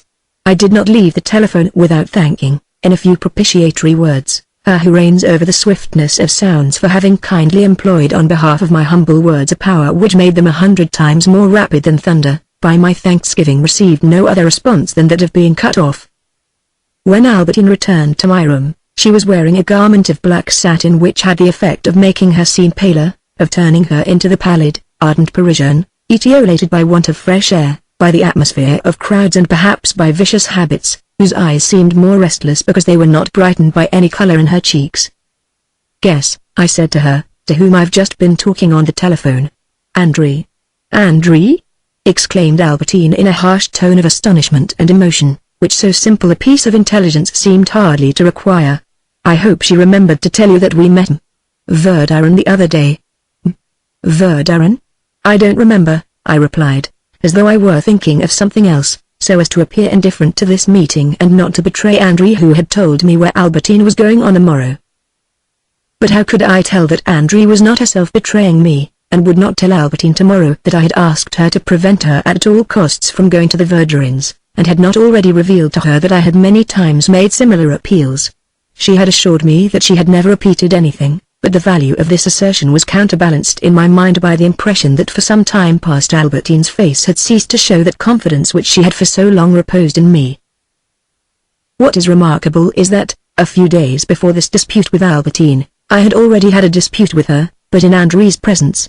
Now André, while she gave Albertine good advice, had always appeared to be insinuating bad. "Come, don't talk like that, hold your tongue," she said, as though she were at the acme of happiness. Her face assumed the dry raspberry hue of those pious housekeepers who made us dismiss each of our servants in turn. While I was heaping reproaches upon Albertine which I ought never to have uttered, André looked as though she was sucking a lump of barley sugar with keen enjoyment. At length she was unable to restrain an affectionate laugh. "Come, Titan, with me. You know, I'm your dear little sister." I was not merely exasperated by this rather sickly exhibition. I asked myself whether Andrie really felt the affection for Albertine that she pretended to feel. Seeing that Albertine, who knew Andrie far better than I did, had always shrugged her shoulders when I asked her whether she was quite certain of Andrie's affection, and had always answered that nobody in the world cared for her more, I was still convinced that Andrie's affection was sincere. Possibly, in her wealthy but provincial family, one might find an equivalent of some of the shops in the cathedral square, where certain sweetmeats are declared to be the best quality. But I do know that, for my own part, even if I had invariably come to the opposite conclusion, I had so strong an impression that Andrie was trying to rap Albertine's knuckles that my mistress at once regained my affection and my anger subsided. Suffering, when we are in love, ceases now and then for a moment, but only to recur in a different form. We weep to see her whom we love no longer respond to us with those outbursts of sympathy, the amorous advances of former days. We suffer more keenly still when, having lost them with us, she recovers them for the benefit of others. Then, from this suffering, we are distracted by a new and still more piercing grief, the suspicion that she was lying to us about how she spent the previous evening, when she doubtless played us fools. This suspicion in turn is dispelled, the kindness that our mistress is showing us soothes us.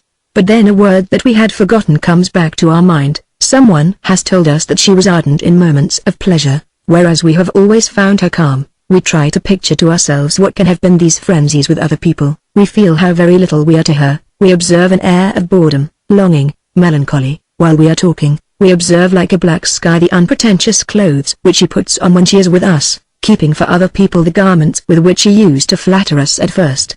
If on the contrary she is affectionate, what joy for a moment, but when we see the little tongue outstretched as though in invitation, we think of those people to whom that invitation has so often been addressed, and that perhaps even here at home, even although Albertine was not thinking of them, it has remained, by force of long habit, an automatic signal. Then the feeling that we are bored with each other returns. But suddenly this pain is reduced to nothing when we think of the unknown evil element in her life, of the places impossible to identify where she has been, where she still goes perhaps at the hours when we are not with her, if indeed she is not planning to live there altogether, those places in which she is parted from us, does not belong to us, is happier than when she is with us. Such are the revolving searchlights of jealousy. Jealousy is moreover a demon that cannot be exorcised, but always returns to assume a fresh incarnation. Even if we could succeed in exterminating them all, in keeping forever her whom we love, the spirit of evil would then adopt another form, more pathetic still, despair at having obtained fidelity only by force, despair at not being loved. Between Albertine and myself there was often the obstacle of a silence based no doubt upon grievances which she kept to herself, because she supposed them to be irremediable. Charming as Albertine was on some evenings, she no longer showed those spontaneous impulses which I remembered at Balbec when she used to say, "How good you are to me all the same." And her whole heart seemed to spring towards me without the reservation of any of those grievances which she now felt and kept to herself because she supposed them no doubt to be irremediable, impossible to forget, unconfessed, but which set up nevertheless between her and myself the significant prudence of her speech or the interval of an impassable silence. "And may one be allowed to know why you telephoned to Andrie? To ask whether she had any objection to my joining you tomorrow, so that I may pay the Verdurins the call I promised them at La Rospelier. Just as you like. But I warn you, there is an appalling mist this evening, and it's sure to last over tomorrow. I mention it, because I shouldn't like you to make yourself ill. Personally, you can imagine I would far rather you came with us. However," she added with a thoughtful air, "I'm not at all sure that I shall go to the Verdurins. They've been so kind to me that I ought, really. Next to yourself, they have been nicer to me than anybody. But there are some things about them that I don't quite like. I simply must go to the Bon Marché and the Trois Quartiers and get a white scarf to wear with this dress which is really too black. Allow Albertine to go by herself into a big shop crowded with people perpetually rubbing against one, furnished with so many doors that a woman can always say that when she came out she could not find the carriage which was waiting further along the street. I was quite determined never to consent to such a thing, but the thought of it made me extremely unhappy. And yet I did not take into account that I ought long ago to have ceased to see Albertine, for she had entered, in my life, upon that lamentable period in which a person disseminated over space and time is no longer a woman, but a series of events upon which we can throw no light, a series of insoluble problems, a sea which we absurdly attempt, Xerxes-like, to scourge, in order to punish it for what it has engulfed. Once this period has begun, we are perforce vanquished. Happy are they who understand this in time not to prolong unduly a futile, exhausting struggle, hemmed in on every side by the limits of the imagination, a struggle in which jealousy plays so sorry a part that the same man who once upon a time, if the eyes of the woman who was always by his side rested for an instant upon another man, imagined an intrigue, suffered endless torments, resigns himself in time to allowing her to go out by herself, sometimes with the man whom he knows to be her lover, preferring to the unknown this torture which at least he does know. It is a question of the rhythm to be adopted, which afterwards one follows from force of habit. Neurotics who could never stay away from a dinner party will afterwards take rest cures which never seem to them to last long enough. Women who recently were still of easy virtue live for and by acts of penitence. Jealous lovers who, in order to keep a watch upon her whom they loved, cut short their own hours of sleep, deprived themselves of rest, feeling that her own personal desires, the world, so vast and so secret, time, are stronger than they, allow her to go out without them, then to travel, and finally separate from her. Jealousy thus perishes for want of nourishment and has survived so long only by clamoring incessantly for fresh food. I was still a long way from this state. I was now at liberty to go out with Albertine as often as I chose. As there had recently sprung up all round Paris a number of aerodromes, which are to aeroplanes what harbours are to ships, and as ever since the day when, on the way to La Rospilliere, that almost mythological encounter with an airman, at whose passage overhead my horse had shied, had been to me like a symbol of liberty, I often chose to end our day's excursion with the ready approval of Albertine, a passionate lover of every form of sport at one of these aerodromes. We went there, she and I, attracted by the incessant stir of departure and arrival which gives so much charm to a stroll along the pier, or merely upon the beach, to those who love the sea, and to loitering about an aviation center to those who love the sky. At any moment, amid the repose of the machines that lay inert and as though at anchor, we would see one, laboriously pushed by a number of mechanics, as a boat is pushed down over the sand at the bidding of a tourist who wishes to go for an hour upon the sea. Then the engine was started, the machine ran along the ground, gathered speed, until finally, all of a sudden, at right angles, it rose slowly, in the awkward, as it were paralyzed ecstasy of a horizontal speed suddenly transformed into a majestic, vertical ascent. Albertine could not contain her joy, and demanded explanations of the mechanics who, now that the machine was in the air, were strolling back to the sheds. The passenger, meanwhile, was covering mile after mile. The huge skiff, upon which our eyes remained fixed, was nothing more now in the azure and a barely visible spot, which, however, would gradually recover its solidity, size, volume, when, as the time allowed for the excursion drew to an end, the moment came for landing. And we watched with envy, Albertine and I, as he sprang to earth, the passenger who had gone up like that to enjoy at large in those solitary expanses the calm and limpidity of evening. Then, whether from the aerodrome or from some museum, some church that we had been visiting, we would return home together for dinner. And yet, I did not return home calmed, as I used to be at Balbec by less frequent excursions which I rejoiced to see extend over a whole afternoon, used afterwards to contemplate standing out like clustering flowers from the rest of Albertine's life, as against an empty sky, before which we amused pleasantly, without thinking. Albertine's time did not belong to me then in such ample quantities as today.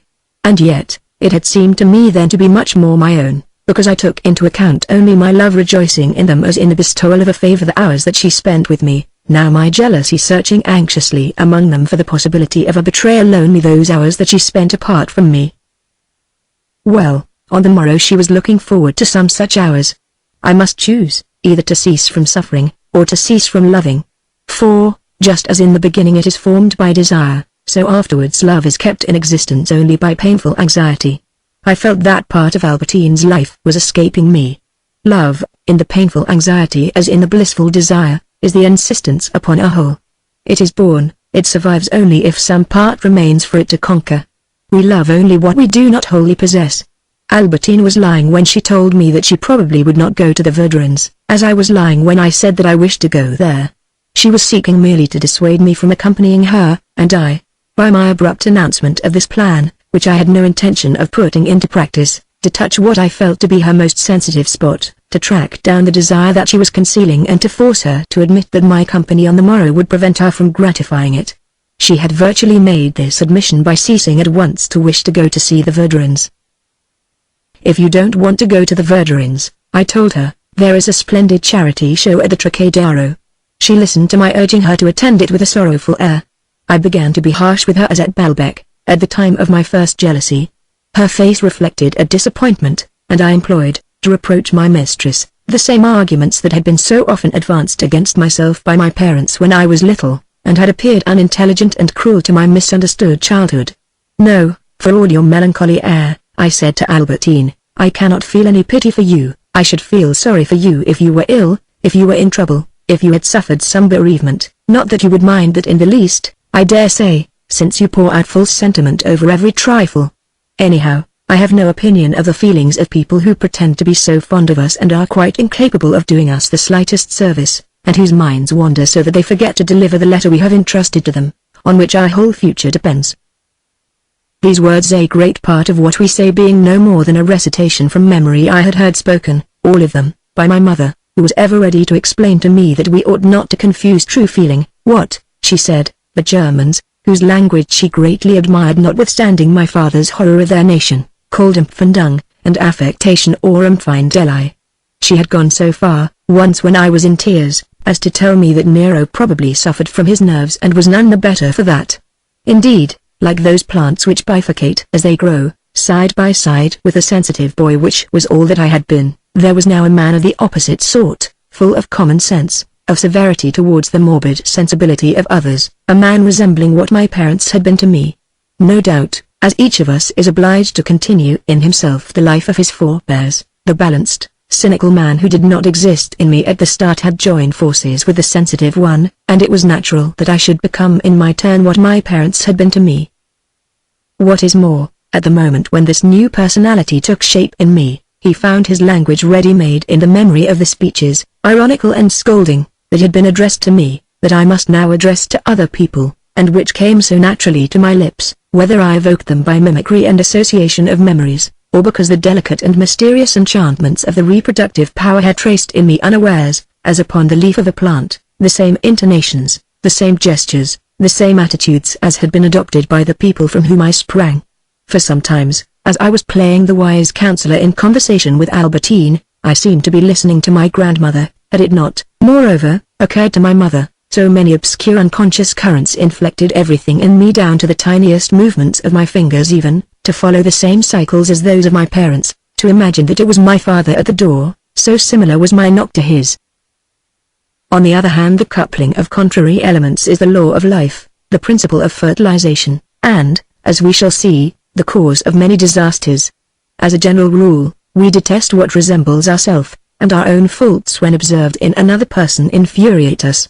How much the more does a man who has passed the age at which we instinctively display them, a man who, for instance, has gone through the most burning moments with an icy countenance, execrate those same faults, if it is another man, younger or simpler or stupider, that is displaying them. There are sensitive people to whom merely to see in other people's eyes the tears which they themselves have repressed is infuriating. It is because the similarity is too great that, in spite of family affection, and sometimes all the more the greater the affection is, families are divided. Possibly in myself, and in many others, the second man that I had become was simply another aspect of the former man, excitable and sensitive in his own affairs, a sage mentor to other people. Perhaps it was so also with my parents according to whether they were regarded in relation to myself or in themselves. In the case of my grandmother and mother it was as clear as daylight that their severity towards myself was deliberate on their part and indeed cost them a serious effort, but perhaps in my father himself his coldness was but an external aspect of his sensibility. For it was perhaps the human truth of this twofold aspect, the side of private life, the side of social relations, that was expressed in a sentence which seemed to me at the time as false in its matter as it was commonplace in form, when someone remarked, speaking of my father, "Beneath his icy chill, he conceals an extraordinary sensibility. What is really wrong with him is that he is ashamed of his own feelings." Did it not, after all, conceal incessant secret storms, that calm, interspersed if need be with sententious reflections, irony at the maladroit exhibitions of sensibility, which was his, but which now I too was affecting in my relations with everybody and never laid aside in certain circumstances of my relations with Albertine? I really believe that I came near the day to making up my mind to break with her and to start for Venice. What bound me afresh in my chains had to do with Normandy, not that she showed any inclination to go to that region where I had been jealous of her, for it was my good fortune that her plans never impinged upon the painful spots in my memory, but because when I had said to her, "It is just as though I were to speak to you of your aunt's friend who lived at Infraville," she replied angrily, delighted like everyone in a discussion, who is anxious to muster as many arguments as possible on his side to show me that I was in the wrong and herself in the right, "but my aunt never knew anybody at Infraville, and I have never been near the place." She had forgotten the lie that she had told me one afternoon about the susceptible lady with whom she simply must take tea, even if by going to visit this lady she were to forfeit my friendship and shorten her own life. I did not remind her of her lie, but it appalled me, and once again I postponed our rupture to another day. A person has no need of sincerity, nor even of skill in lying, in order to be loved. I here give the name of love to a mutual torment. I saw nothing reprehensible this evening in speaking to her as my grandmother, that mirror of perfection, used to speak to me, nor, when I told her that I would escort her to the Verdurins, in having adopted my father's abrupt manner, who would never inform us of any decision except in the manner calculated to cause us the maximum of agitation, out of all proportion to the decision itself. So that it was easy for him to call us absurd for appearing so distressed by so small a matter, our distress corresponding in reality to the emotion that he had aroused in us. Since, like the inflexible wisdom of my grandmother, these arbitrary moods of my father had been passed on to myself to complete the sensitive nature to which they had so long remained alien, and, throughout my whole childhood, had caused so much suffering, that sensitive nature informed them very exactly as to the points at which they must take careful aim. There is no better informer than a reformed thief, or a subject of the nation we are fighting. In certain untruthful families, a brother who has come to call upon his brother without any apparent reason and asks him, quite casually, on the doorstep, as he is going away, for some information to which he does not even appear to listen, indicates thereby to his brother that this information was the main object of his visit, for the brother is quite familiar with that air of detachment, those words uttered as though in parentheses and at the last moment, having frequently had recourse to them himself. Well, there are also pathological families, kindred sensibilities, fraternal temperaments, initiated into that mute language which enables people in the family circle to make themselves understood without speaking, and who can be more nerve-wracking than a neurotic. Besides, my conduct, in these cases, may have had a more general, a more profound cause. I mean that in those brief but inevitable moments, when we detest someone whom we love, moments which last sometimes for a whole lifetime, in the case of people whom we do not love, we do not wish to appear good, so as not to be pitied, but at once as wicked and as happy as possible, so that our happiness may be truly hateful and may ulcerate the soul of the occasional or permanent enemy. To how many people have I not untruthfully slandered myself, simply in order that my successes might seem to them immoral and make them all the more angry? The proper thing to do would be to take the opposite course, to show without arrogance that we have generous feelings, instead of taking such pains to hide them. And it would be easy if we were able never to hate, to love all the time. For then we should be so glad to say only the things that can make other people happy, melt their hearts, make them love us. To be sure, I felt some remorse at being so irritating to Albertine, and said to myself, if I did not love her, she would be more grateful to me, for I should not be nasty to her, but no, it would be the same in the end, for I should also be less nice. And I might, in order to justify myself, have told her that I loved her. But the confession of that love, apart from the fact that it could not have told Albertine anything new, would perhaps have made her colder to myself than the harshness and deceit for which love was the sole excuse. To be harsh and deceitful to the person whom we love is so natural. If the interest that we show in other people does not prevent us from being kind to them and complying with their wishes, then our interest is not sincere. A stranger leaves us indifferent, and indifference does not prompt us to unkind actions. The evening passed. Before Albertine went to bed, there was no time to lose if we wished to make peace, to renew our embraces. Neither of us had yet taken the initiative. Feeling that, anyhow, she was angry with me already, I took advantage of her anger to mention Esther Levy. Locke tells me, this was untrue, that you are a great friend of his cousin Esther. I shouldn't know her if I saw her, said Albertine with a vague air. I have seen her photograph, I continued angrily. I did not look at Albertine as I said this, so that I did not see her expression, which would have been her sole reply, for she said nothing. It was no longer the peace of my mother's kiss at Combray that I felt when I was with Albertine on these evenings, but, on the contrary, the anguish of those on which my mother scarcely bade me good night, or even did not come up at all to my room, whether because she was vexed with me or was kept downstairs by guests. This anguish, not merely its transposition in terms of love, no, This anguish itself, which had at one time been specialized in love, which had been allocated to love alone when the distribution of the passions took effect, seemed now to be extending again to them all, become indivisible again as in my childhood, as though all my sentiments which trembled at the thought of my not being able to keep Albertine by my bedside, at once as a mistress, a sister, a daughter, as a mother too, of whose regular good-night kiss I was beginning again to feel the childish need, had begun to coalesce, to unify in the premature evening of my life which seemed fated to be as short as a day in winter.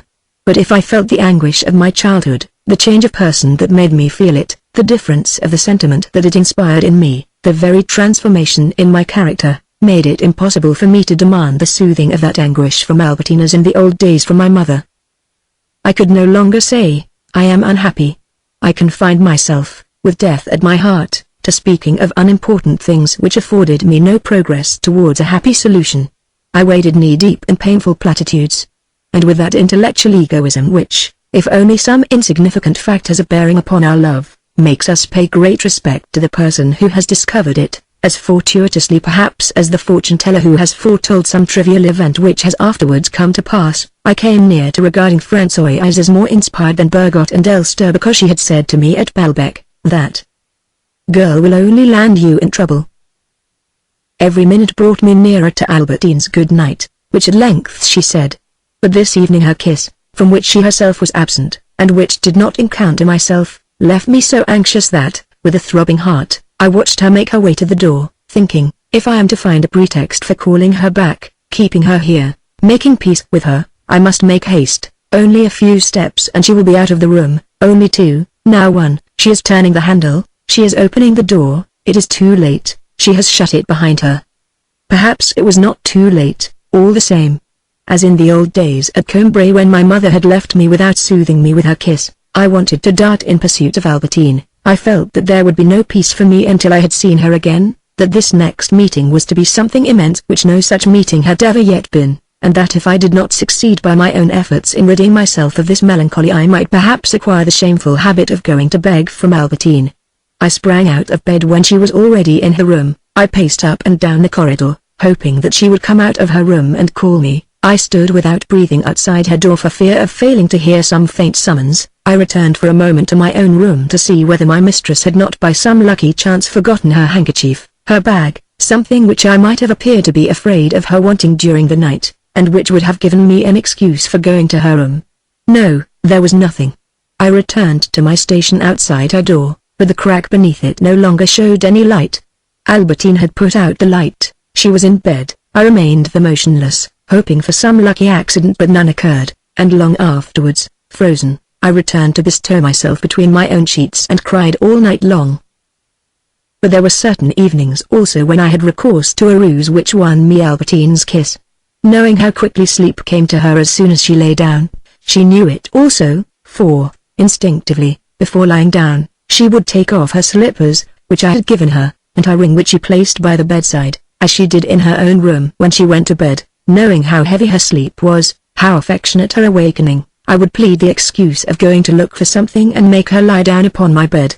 When I returned to the room she was asleep and I saw before me the other woman that she became whenever one saw her full face. But she very soon changed her identity, for I lay down by her side and recaptured her profile. I could place my hand in her hand, on her shoulder, on her cheek. Albertine continued to sleep.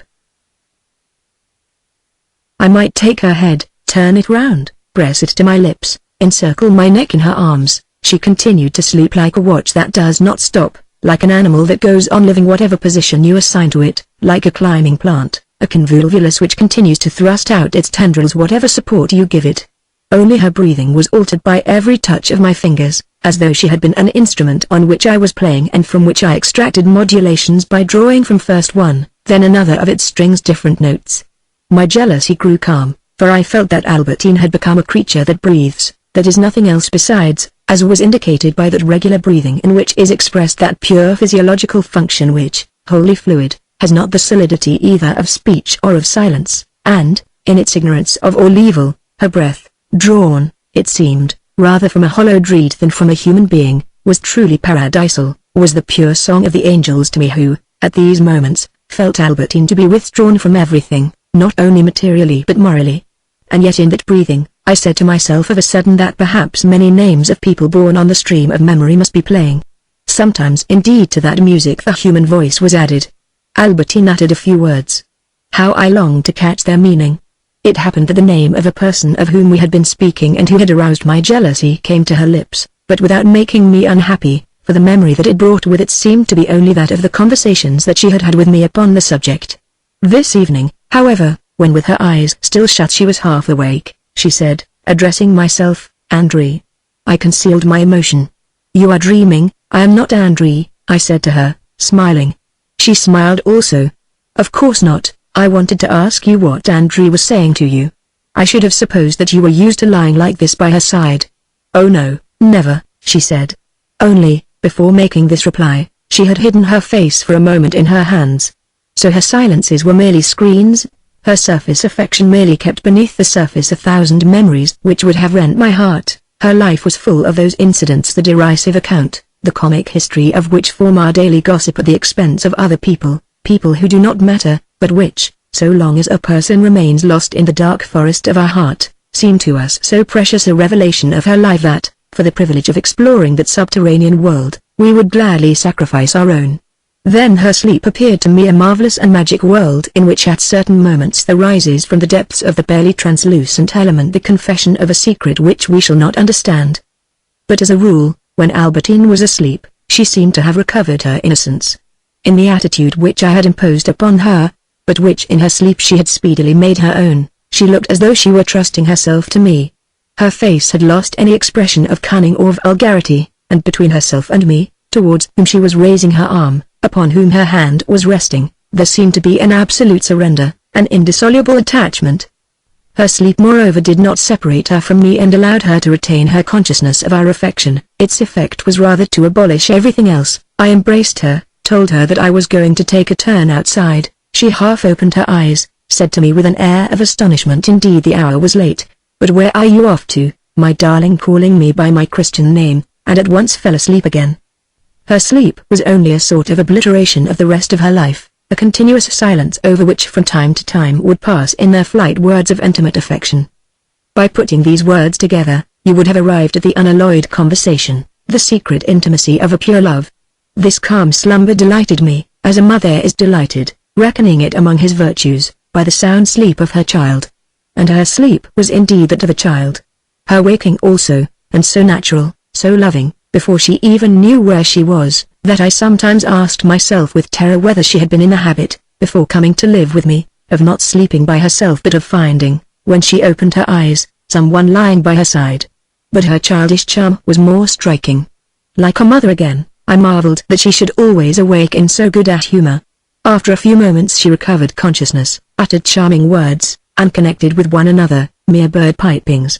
By a sort of general post her throat, which as a rule passed unnoticed, now almost startlingly beautiful, had acquired the immense importance which her eyes, by being closed in sleep, had forfeited. Her eyes, my regular informants to which I could no longer address myself after the lids had closed over them. Just as the closed lids impart an innocent, grave beauty to the face by suppressing all that the eyes express only too plainly, there was in the words, not devoid of meaning, but interrupted by moments of silence, which Albertine uttered as she awoke, a pure beauty that is not at every moment polluted, as is conversation, by habits of speech, commonplaces, traces of blemish. Anyhow, when I had decided to wake Albertine, I had been able to do so without fear. I knew that her awakening would bear no relation to the evening that we had passed together, but would emerge from her sleep as morning emerges from night.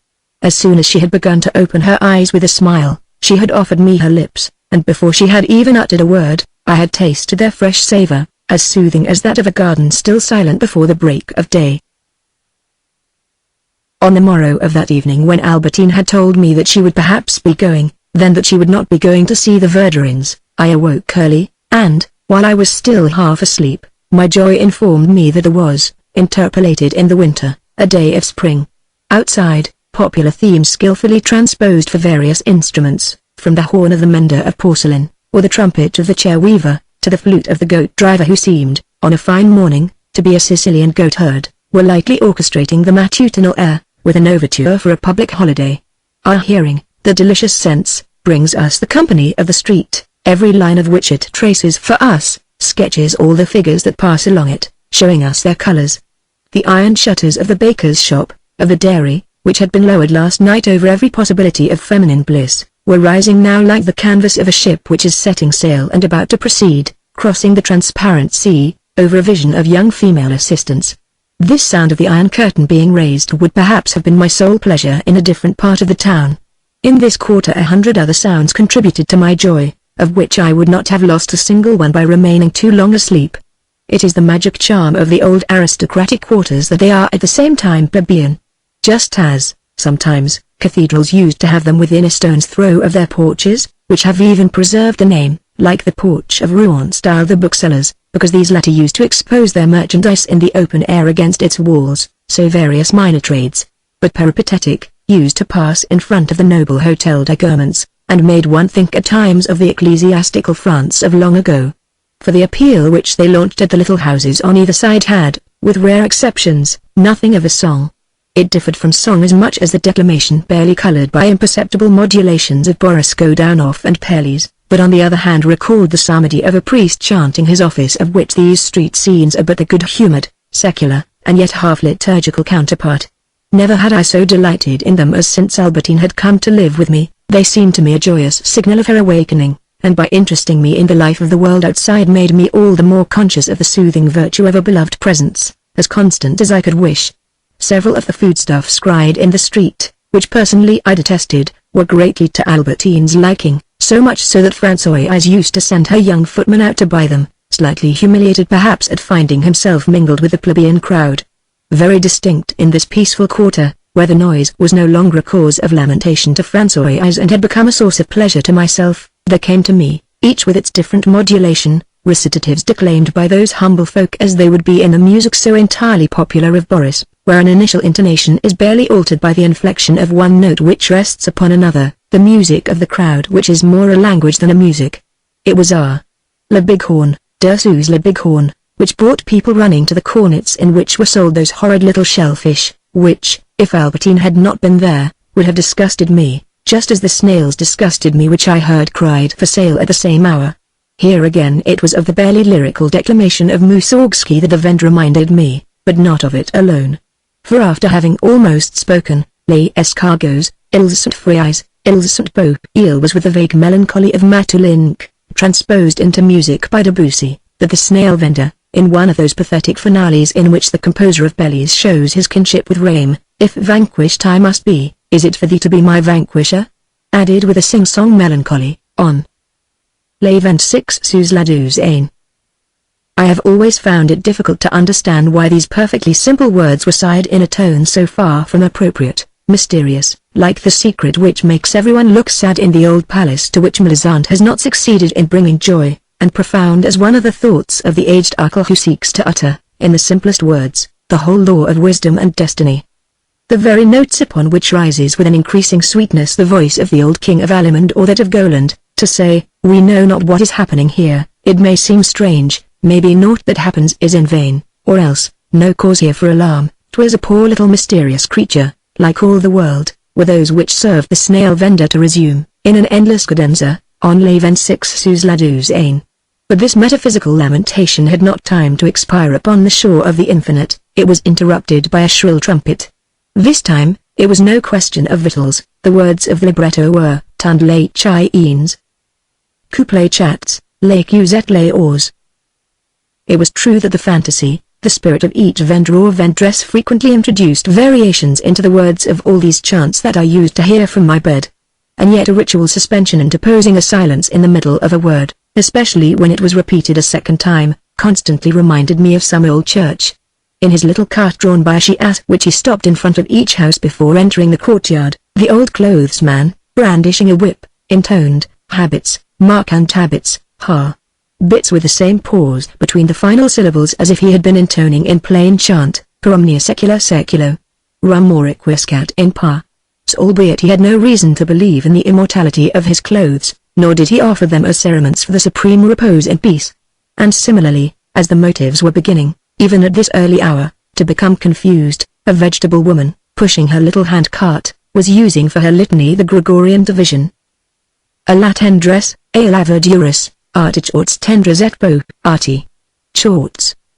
Although she had probably never heard of the antiphonal, or of the 7 tones that symbolize 4 the sciences of the quadrivium and 3 those of the trivium. Drawing from a penny whistle, from a bagpipe, airs of his own southern country whose sunlight harmonized well with these fine days, a man in a blouse, wielding a bull's peel in his hand and wearing a basque beret on his head, stopped before each house in turn. It was the goatherd with 2 dogs driving before him his string of goats. As he came from a distance, he arrived fairly late in our quarter, and the women came running out with bowls to receive the milk that was to give strength to their little ones. But with the Pyrenean airs of this good shepherd was now blended the bell of the grinder, who cried, "Hx, Sysox, ras oyas." With him the saw setter was unable to compete, for, lacking an instrument, he had to be content with calling, a vesvauster size a repasser, via repasser, while in a gayer mood the tinker, after enumerating the pots, pans and everything else that he repaired, intoned the refrain. Tam, tam, tam, kerst moi ki retain meme macadam, kerst moi ki met stes fons part out, ki bouch taus late traus, true, true. And young Italians carrying big iron boxes painted red, upon which the numbers winning and losing were marked, and springing their rattles, gave the invitation, amuses vous, mesdames, la plaise ear. Françoise brought in the Figaro. A glance was sufficient to show me that my article had not yet appeared. She told me that Albertine had asked whether she might come to my room and sent word that she had quite given up the idea of calling upon the Verdurins, and had decided to go, as I had advised her, to the special matinee at the Trocadero, what nowadays would be called, though with considerably less significance, a gala matinee, after a short ride which she had promised to take with André. Now that I knew that she had renounced her desire, possibly evil, to go and see Verdurin, I said with a laugh, "Tell her to come in," and told myself that she might go where she chose and that it was all the same to me. I knew that by the end of the afternoon, when dusks began to fall, I should probably be a different man, moping, attaching to every one of Albertine's movements an importance that they did not possess at this morning hour when the weather was so fine. For my indifference was accompanied by a clear notion of its cause, but was in no way modified by it. "Françoise assured me that you were awake and that I should not be disturbing you," said Albertine as she entered the room. "And since next to making me catch cold by opening the window at the wrong moment, what Albertine most dreaded was to come into my room when I was asleep. I hope I have not done anything wrong," she went on. "I was afraid you would say to me, what insolent mortal comes here to meet his doom?" And she laughed that laugh which I always found so disturbing. I replied in the same vein of pleasantry, "Was it for you this stern decree was made?" And, lest she should ever venture to break it, added, "Although I should be furious if you did wake me." I know, don't be frightened," said Albertine. And, to relieve the situation, I went on, still enacting the scene from Esther with her, while in the street below the cries continued, drowned by our conversation. "I find in you alone a certain grace that charms me and of which I never tire," and to myself I thought, "Yes, she does tire me very often." And remembering what she had said to me overnight, as I thanked her extravagantly for having given up the Verdurins, so that another time she would obey me similarly with regard to something else, I said, "Albertine, you distrust me who love you and you place your trust in other people who do not love you, as though it were not natural to distrust the people who love us and who alone have an interest in lying to us in order to find out things, to hinder us," and added these lying words, "You don't really believe that I love you, which is amusing. As a matter of fact, I don't adore you." She lied in her turn when she told me that she trusted nobody but myself, and then became sincere when she assured me that she knew very well that I loved her. But this affirmation did not seem to imply that she did not believe me to be a liar and a spy. And she seemed to pardon me as though she had seen these defects to be the agonizing consequence of a strong passion, or as though she herself had felt herself to be less good. "I beg of you, my dearest girl, no more of that haute voltige you were practicing the other day. Just think, Albertine, if you were to meet with an accident. Of course I did not wish her any harm. But what a pleasure it would be if, with her horses, she should take it into her head to ride off somewhere, wherever she chose, and never to return again to my house. How it would simplify everything, that she should go and live happily somewhere else. I did not even wish to know where. Well, I know you wouldn't survive me for more than a day, you would commit suicide." So we exchanged lying speeches. But a truth more profound than that which we would utter were we sincere may sometimes be expressed and announced by another channel than that of sincerity. "You don't mind all that noise outside?" she asked me. "I love it." But you're such a light sleeper anyhow. I was on the contrary an extremely heavy sleeper, as I have already said, but I am obliged to repeat it in view of what follows, especially when I did not begin to sleep until the morning. As this kind of sleep is on an average 4 times as refreshing, it seems to the awakened sleeper to have lasted 4 times as long, when it has really been 4 times as short. A splendid, 16-fold error in multiplication which gives so much beauty to our awakening and makes life begin again on a different scale, like those great changes of rhythm which, in music, mean that an andante octave has the same duration as a minimum in a prestissimo, and which are unknown in our waking state. The life is almost always the same, whence the disappointments of travel. It may seem indeed that our dreams are composed of the coarsest stuff of life, but that stuff is treated, kneaded so thoroughly, with a protraction due to the fact that none of the temporal limitations of the waking state is that to prevent it from spinning itself out to heights so vast that we fail to recognize it. On the mornings after this good fortune had befallen me, after the sponge of sleep had obliterated from my brain the signs of everyday occupations that are traced upon it as upon a blackboard, I was obliged to bring my memory back to life. By the exercise of our will we can recapture what the amnesia of sleep or of a stroke has made us forget, what gradually returns to us as our eyes open or our paralysis disappears.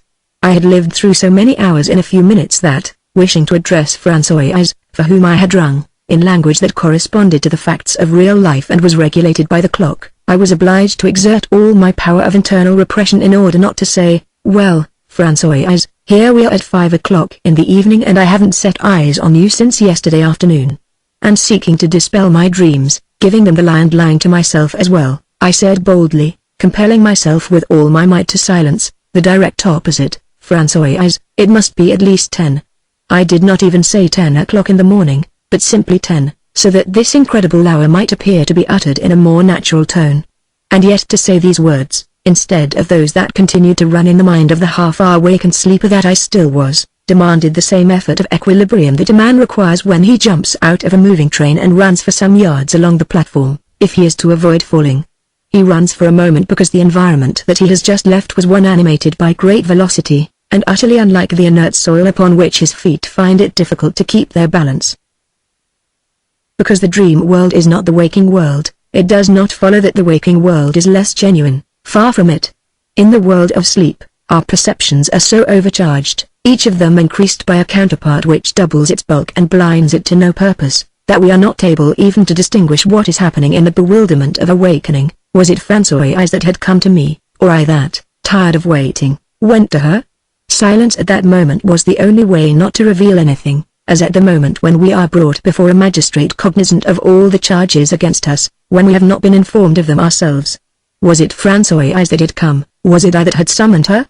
Was it not, indeed, Françoise that had been asleep and I that had just awoken her? Nay more, was not Françoise enclosed in my breast? For the distinction between persons and their reaction upon one another barely exists in that murky obscurity in which reality is as little translucent as in the body of a porcupine, and our all but non-existent perception may perhaps furnish an idea of the perception of certain animals. Besides, in the limpid state of unreason that precedes these heavy slumbers, if fragments of wisdom float luminously, if the names of Taine and George Eliot are not unknown, the waking life does still retain the superiority, inasmuch as it is possible to continue it every morning, whereas it is not possible to continue the dream life every night. But are there perhaps other worlds more real than the waking world? Even if we have seen transformed by every revolution in the arts, and still more, at the same time, by the degree of proficiency and culture that distinguishes an artist from an ignorant fool. And often an extra hour of sleep is a paralytic stroke after which we must recover the use of our limbs, learn to speak. Our will would not be adequate for this task. We have slept too long, we no longer exist. Our waking is barely felt, mechanically and without consciousness, as a water pipe might feel the turning off of a tap. A life more inanimate than that of the jellyfish follows, in which we could equally well believe that we had been drawn up from the depths of the sea or released from prison, were we but capable of thinking anything at all. But then from the highest heaven the goddess Mnemoteknia bends down and holds out to us in the formula the habit of ringing for our coffee the hope of resurrection. However, the instantaneous gift of memory is not always so simple. Often we have before us, in those first minutes in which we allow ourselves to slip into the waking state, a truth composed of different realities among which we imagine that we can choose, as among a pack of cards. It is Friday morning and we have just returned from our walk, or else it is tea time by the sea. The idea of sleep and that we are lying in bed and in our nightshirt is often the last that occurs to us. Our resurrection is not effected at once. We think that we have rung the bell. We have not done so. We utter senseless remarks. Movement alone restores our thought, and when we have actually pressed the electric button we are able to say slowly but distinctly, "It must be at least 10 o'clock, Françoise, bring me my coffee." Oh, the miracle! Françoise could have had no suspicion of the sea of unreality in which I was still wholly immersed and through which I had had the energy to make my strange question pass. Her answer was, "It is 10 past 10. Which made my remark appear quite reasonable, and enabled me not to let her perceive the fantastic conversations by which I had been interminably beguiled, on days when it was not a mountain of non-existence that had crushed all life out of me. By strength of will, I had reinstated myself in life. I was still enjoying the last shreds of sleep, that is to say of the only inventiveness, the only novelty that exists in storytelling, since none of our narrations in the waking state, even though they be adorned with literary graces, admit those mysterious differences from which beauty derives. It is easy to speak of the beauty created by opium. But to a man who is accustomed to sleeping only with the aid of drugs, an unexpected hour of natural sleep will reveal the vast, matutinal expanse of a country as mysterious and more refreshing. By varying the hour, the place at which we go to sleep, by wooing sleep in an artificial manner, or on the contrary by returning for once to natural sleep, the strangest kind of all to whoever is in the habit of putting himself to sleep with soporifics, we succeed in producing 1,000 times as many varieties of sleep as a gardener could produce of carnations or roses. Gardeners produce flowers that are delicious dreams, and others too that are like nightmares. When I fell asleep in a certain way I used to wake up shivering, thinking that I had caught the measles, or, what was far more painful, that my grandmother, to whom I never gave a thought now, was hurt because I had laughed at her that day when, at Balbec, in the belief that she was about to die, she had wished me to have a photograph of herself. At once, albeit I was awake, I felt that I must go and explain to her that she had misunderstood me. But, already, my bodily warmth was returning. The diagnosis of measles was set aside, and my grandmother became so remote that she no longer made my heart throb. Sometimes over these different kinds of sleep there fell a sudden darkness. Diaresis was afraid to continue my walk along an entirely unlighted avenue, where I could hear prowling footsteps. Suddenly a dispute broke out between a policeman and one of those women whom one often saw driving hackney carriages, and mistook at a distance for young men. Upon her box among the shadows I could not see her, but she spoke, and in her voice I could read the perfections of her face and the youthfulness of her body. I strode towards her, in the darkness, to get into her carriage before she drove off. It was a long way. Fortunately, a dispute with the policeman continued. I overtook the carriage which was still drawn up. This part of the avenue was lighted by street lamps. The driver became visible. She was indeed a woman, but old and corpulent, with white hair tumbling beneath her hat, and a red birthmark on her face. I walked past her, thinking, is this what happens to the youth of women? Those whom we have met in the past, if suddenly we desire to see them again, have they become old? Is the young woman whom we desire like a character on the stage, when, unable to secure the actress who created the part, the management is obliged to entrust it to a new star? But then it is no longer the same. With this a feeling of melancholy invaded me. We have thus in our sleep a number of pities, like the Pietà of the Renaissance, but not, like them, wrought in marble, being, rather, unsubstantial. They have their purpose, however, which is to make us remember a certain outlook upon things, more tender, more human, which we are too apartment to forget in the common sense, frigid, sometimes full of hostility, of the waking state. Thus I was reminded of the vow that I had made at Balbec that I would always treat Françoise with compassion. And for the whole of that morning at least I would manage to compel myself not to be irritated by Françoise's quarrels with the butler, to be gentle with Françoise to whom the others showed so little kindness. For that morning only, and I would have to try to frame a code that was a little more permanent, for, just as nations are not governed for any length of time by a policy of pure sentiment, so men are not governed by the memory of their dreams. Already this dream was beginning to fade away. In attempting to recall it in order to portray it I made it fade all the faster. My eyelids were no longer so firmly sealed over my eyes. If I tried to reconstruct my dream, they opened completely. At every moment we must choose between health and sanity on the one hand, and spiritual pleasures on the other. I have always taken the cowardly part of choosing the former. Moreover, The perilous power that I was renouncing was even more perilous than we suppose. Pities, dreams, do not fly away unaccompanied. When we alter thus the conditions in which we go to sleep, it is not our dreams alone that fade, but, for days on end, for years it may be, the faculty not merely of dreaming but of going to sleep. Sleep is divine but by no means stable. The slightest shock makes it volatile.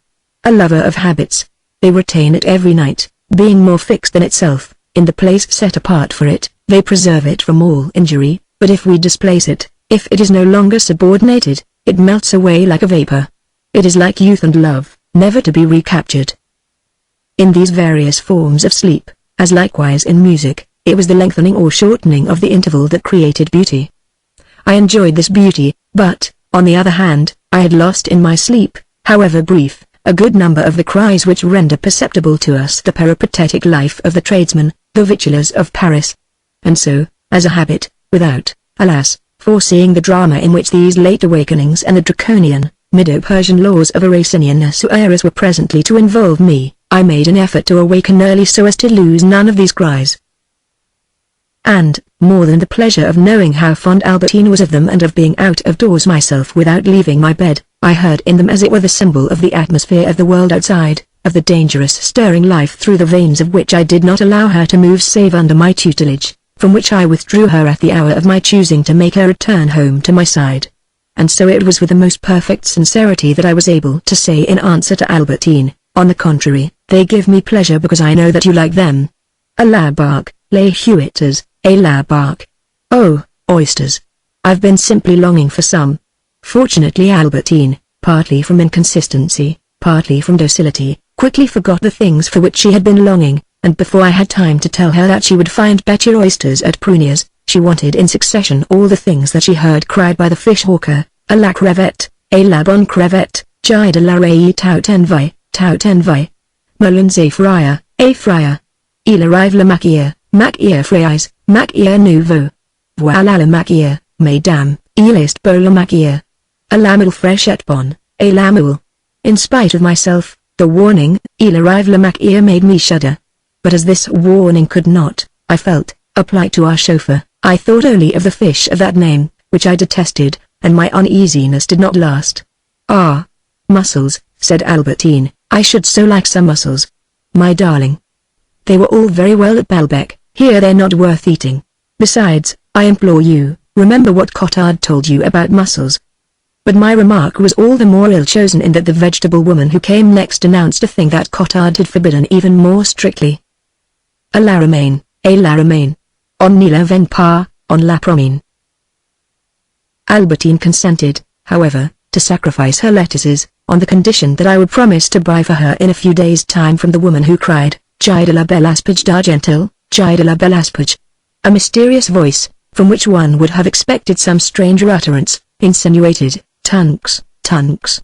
We were obliged to remain under the disappointment that nothing more was being offered us than barrels, for the word was almost entirely drowned by the appeal, vitry, carcasses, voilà vitria, a Gregorian division which reminded me less, however, of the liturgy than did the appeal of the rag vendor, reproducing unconsciously one of those abrupt interruptions of sound, in the middle of a prayer, which are common enough in the ritual of the church, Praceptis salutaribus monita et divina institution formate audimus dicea, says the priest, ending sharply upon dicea.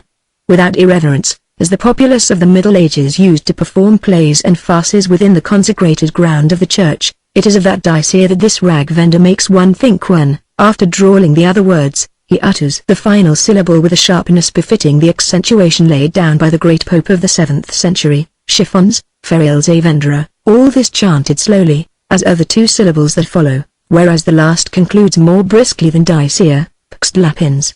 La valence, la belle valence, la fresh orange. The humble leeks even, voilad beaupoigs. The onions, huit susmanoidnan, sounded for me as if it were an echo of the rolling waves in which, left to herself, Albertine might have perished, and thus assumed the sweetness of a suave Mare Magno. Voilà des carottes et derons la botte. Oh! exclaimed Albertine, cabbages, carrots, oranges. All the things I want to eat. Do make Françoise go out and buy some. She shall cook us a dish of creamed carrots. Besides, It will be so nice to eat all these things together. It will be all the sounds that we hear, transformed into a good dinner. Oh, please, ask Françoise to give us instead a ray with black butter. It is so good. My dear child, of course I will.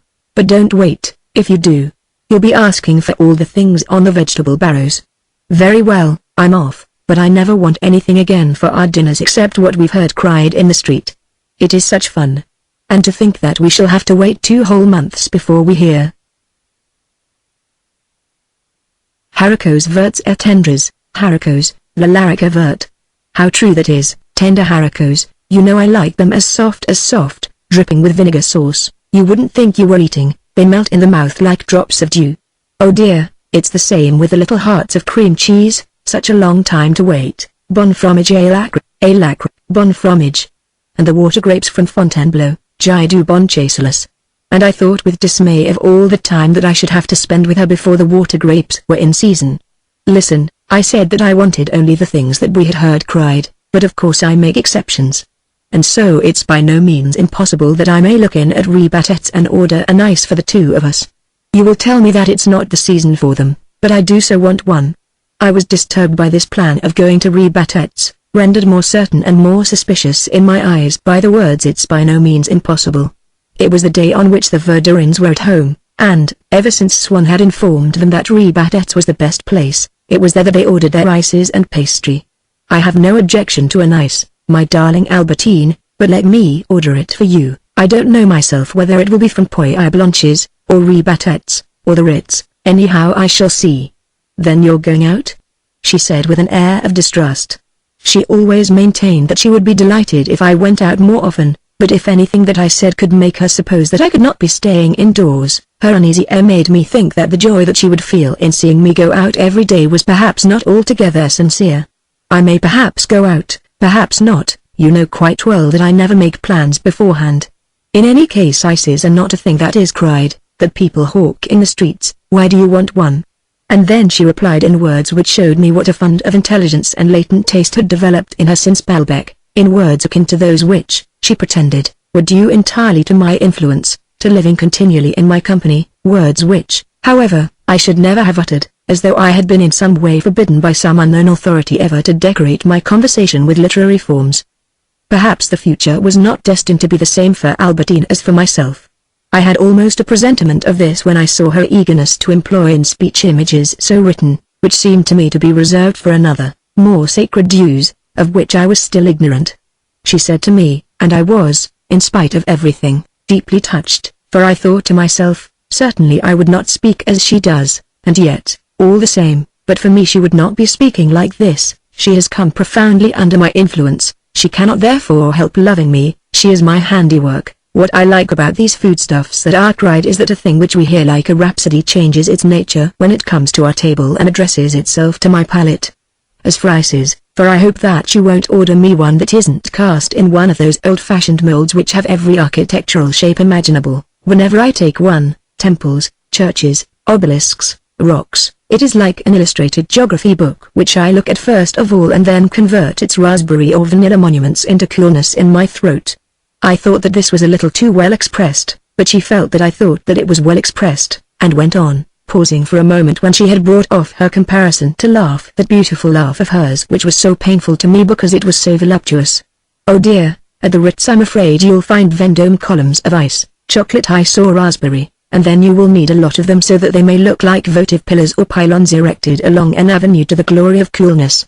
They make raspberry obelisks too, which will rise up here and there in the burning desert of my thirst, and I shall make their pink granite crumble and melt deep down in my throat, which they will refresh better than any oasis. And here the deep laugh broke out, whether from satisfaction at talking so well, or in derision of herself for using such hackneyed images, or, alas, from a physical pleasure at feeling inside herself something so good, so cool, which was tantamount to a sensual satisfaction.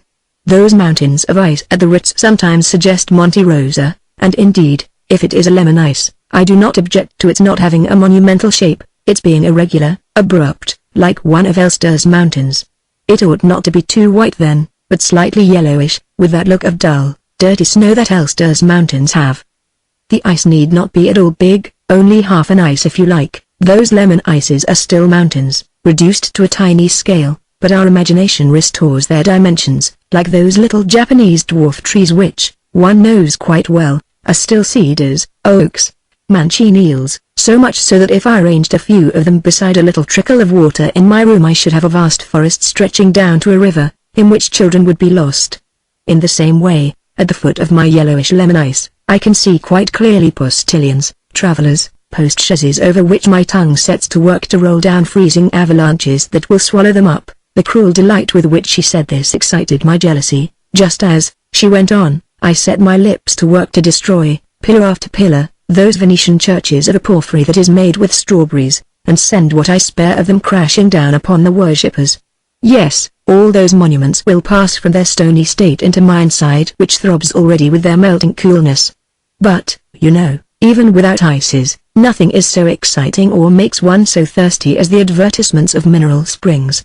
At Montjuvin, at Vintels, there was no good confectioner who made ices in the neighborhood, but we used to make our own tour of France in the garden by drinking a different sparkling water every day, like Vichy water which, as soon as you pour it out, sends up from the bottom of the glass a white cloud which fades and dissolves if you don't drink it at once. But to hear her speak of Montjuvin was too painful. I cut her short.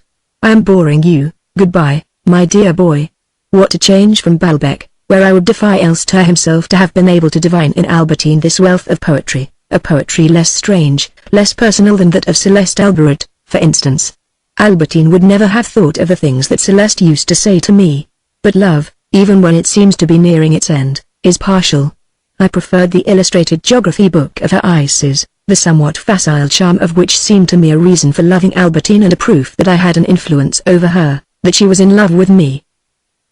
As soon as Albertine had gone out, I felt how tiring it was to me, this perpetual presence, insatiable of movement and life, which disturbed my sleep with its movements, made me live in a perpetual chill by that habit of leaving doors open, forced me in order to find pretexts that would justify me in not accompanying her, without, however, appearing too unwell, and at the same time to see that she was not unaccompanied to display every day greater ingenuity than Scheherazade. Unfortunately, if by a similar ingenuity the Persian storyteller postponed her own death, I was hastening mine. There are thus in life certain situations which are not all created, as was this, by amorous jealousy and a precarious state of health which does not permit us to share the life of a young and active person, situations in which nevertheless the problem of whether to continue a life shared with that person or to return to the separate existence of the past sets itself almost in medical terms, to which of the two sorts of repose ought we to sacrifice ourselves, by continuing the daily strain, or by returning to the agonies of separation, to that of the head or of the heart? In any event, I was very glad that André was to accompany Albertine to the Trocadero, for certain recent and for that matter entirely trivial incidents had brought it about that while I had still, of course, the same confidence in the chauffeur's honesty, his vigilance, or at least the perspicacity of his vigilance did not seem to be quite what it had once been. It so happened that, only a short while since, I had sent Albertine alone in his charge to Versailles, and she told me that she had taken her luncheon at the Reservoirs, as the chauffeur had mentioned the restaurant Vatel. The day on which I noticed this contradiction, I found an excuse to go downstairs and speak to him. It was still the same man, whose acquaintance we had made at Balbec, while Albertine was dressing. You told me that you had had your luncheon at the Vatel. Albertine mentions the Reservoirs. What is the meaning of that? The driver replied, Oh, I said that I had had my luncheon at the Vatel, but I cannot tell where Mademoiselle took hers. She left me as soon as we reached Versailles to take a horse cab, which she prefers when it is not a question of time. Already I was furious at the thought that she had been alone, still, it was only during the time that she spent at her luncheon. You might surely, I suggested mildly, for I did not wish to appear to be keeping Albertine actually under surveillance, which would have been humiliating to myself, and doubly so, for it would have shown that she concealed her activities from me, have had your luncheon, I do not say at her table, but in the same restaurant. But all she told me was to meet her at 6 o'clock at the Place d'Armes. I had no orders to call for her after luncheon. Ah, I said, making an effort to conceal my dismay. And I returned upstairs. And so it was for more than 7 hours on end that Albertine had been alone, left to her own devices. I might assure myself, it is true, that the cab had not been merely an expedient whereby to escape from the chauffeur's supervision. In town, Albertine preferred driving in a cab, saying that one had a better view, that the air was more pleasant. Nevertheless, she had spent 7 hours, as to which I should never know anything. And I dared not think of the manner in which she must have employed them. I felt that the driver had been extremely clumsy, but my confidence in him was now absolute. For if he had been to the slightest extent in league with Albertine, he would never have acknowledged that he had left her unguarded from 11 o'clock in the morning to 6 in the afternoon. There could be but one other explanation, and it was absurd, of the chauffeur's admission. This was that some quarrel between Albertine and himself had prompted him, by making a minor disclosure to me, to show my mistress that he was not the sort of man who could be hushed, and that if, after this first gentle warning, she did not do exactly as he told her, he would take the law into his own hands. But this explanation was absurd. I should have had first of all to assume a non-existent quarrel between him and Albertine, and then to label as a consummate blackmailer this good-looking motorist who had always shown himself so affable and obliging. Only 2 days later, as it happened, I saw that he was more capable than I had for a moment supposed in my frenzy of suspicion of exercising over Albertine a discreet and far-seeing vigilance. For, having managed to take him aside and talk to him of what he had told me about Versailles, I said to him in a careless, friendly tone, "That drive to Versailles that you told me about the other day was everything that it should be. You behaved perfectly as you always do. But, if I may give you just a little hint, I have so much responsibility now that Bontemps has placed her niece under my charge. I am so afraid of accidents, I reproach myself so for not going with her, that I prefer that it should be yourself, you who are so safe, so wonderfully skillful, to whom no accident can ever happen, that shall take Albertine everywhere. Then I need fear nothing." The charming apostolic motorist smiled a subtle smile, his hand resting upon the consecration cross of his wheel. Then he uttered these words which, banishing all the anxiety from my heart where its place was at once filled by joy, made me want to fling my arms round his neck. "Don't be afraid," he said to me. "Nothing can happen to her, for, when my wheel is not guiding her, my eye follows her everywhere." At Versailles, I went quietly along and visited the town with her, as you might say. From the reservoirs she went to the chateau, from the chateau to the Trianons, and I following her all the time without appearing to see her, and the astonishing thing is that she never saw me. Oh, if she had seen me, the fat would have been in the fire. It was only natural, as I had the whole day before me with nothing to do, that I should visit the castle too. All the more as Mademoiselle certainly hasn't failed to notice that I've read a bit myself and take an interest in all those old curiosities. This was true. Indeed, I should have been surprised if I had learned that he was a friend of Morel, so far more refined was his taste than the violinist's. Anyhow, she didn't see me. She must have met some of her own friends, of course, for she knows a great many ladies at Versailles. No, she was alone all the time. Then people must have stared at her, a girl of such striking appearance, all by herself. Why, of course they stared at her, but she knew nothing about it. She went all the time with her eyes glued to her guidebook, or gazing up at the pictures. The chauffeur's story seemed to me all the more accurate in that it was indeed a card with a picture of the chateau, and another of the Trianons, that Albertine had sent me on the day of her visit. The care with which the obliging chauffeur had followed every step of her course touched me deeply. How was I to suppose that this correction in the form of a generous amplification of his account given 2 days earlier was due to the fact that in those 2 days Albertine, alarmed that the chauffeur should have spoken to me, had surrendered, and made her peace with him? This suspicion never even occurred to me. It is beyond question that this version of the driver's story, as it rid me of all fear that Albertine might have deceived me, quite naturally cooled me towards my mistress and made me take less interest in the day that she had spent at Versailles. I think, however, that the chauffeur's explanations, which, by absolving Albertine, made her even more tedious than before, would not perhaps have been sufficient to calm me so quickly. 2 little pimples which for some days past my mistress had had upon her brow were perhaps even more effective in modifying the sentiments of my heart. Finally these were diverted farther still from her, so far that I was conscious of her existence only when I set eyes upon her, by the strange confidence volunteered me by Gilbertie's maid, whom I happened to meet. I learned that, when I used to go every day to see Gilbertie, she was in love with a young man of whom she saw a great deal more than of myself. I had had an inkling of this for a moment at the time. Indeed, I had questioned this very maid. But, as she knew that I was in love with Gilbertie, she had denied, sworn that never had Swan set eyes on the young man. Now, however, knowing that my love had long since died, that for years past I had left all her letters unanswered, and also perhaps because she was no longer in Gilbertie's service of her own accord she gave me a full account of the amorous episode of which I had known nothing. This seemed to her quite natural. I supposed, remembering her oaths at the time, that she had not been aware of what was going on. Far from it, it was she herself who used to go, at Swan's orders, to inform the young man whenever the object of my love was alone. The object then of my love. But I asked myself whether my love of those days was as dead as I thought, for this story pained me. As I do not believe that jealousy can revive a dead love, I supposed that my painful impression was due, in part at least, to the injury to my self-esteem, for a number of people whom I did not like and who at that time and even a little later their attitude has since altered affected a contemptuous attitude towards myself, knew perfectly well, while I was in love with Gilbertie, that I was her dupe. And this made me ask myself retrospectively whether in my love for Gilbertie there had not been an element of self-love, since it so pained me now to discover that all the hours of affectionate intercourse, which had made me so happy, were known to be nothing more than a deliberate hoodwinking of me by my mistress, by people whom I did not like. In any case, love or self-love, Gilbertie was almost dead in me but not entirely, and the result of this annoyance was to prevent me from worrying myself beyond measure about Albertine, who occupied so small a place in my heart. Nevertheless, to return to her, after so long a parenthesis, and to her expedition to Versailles.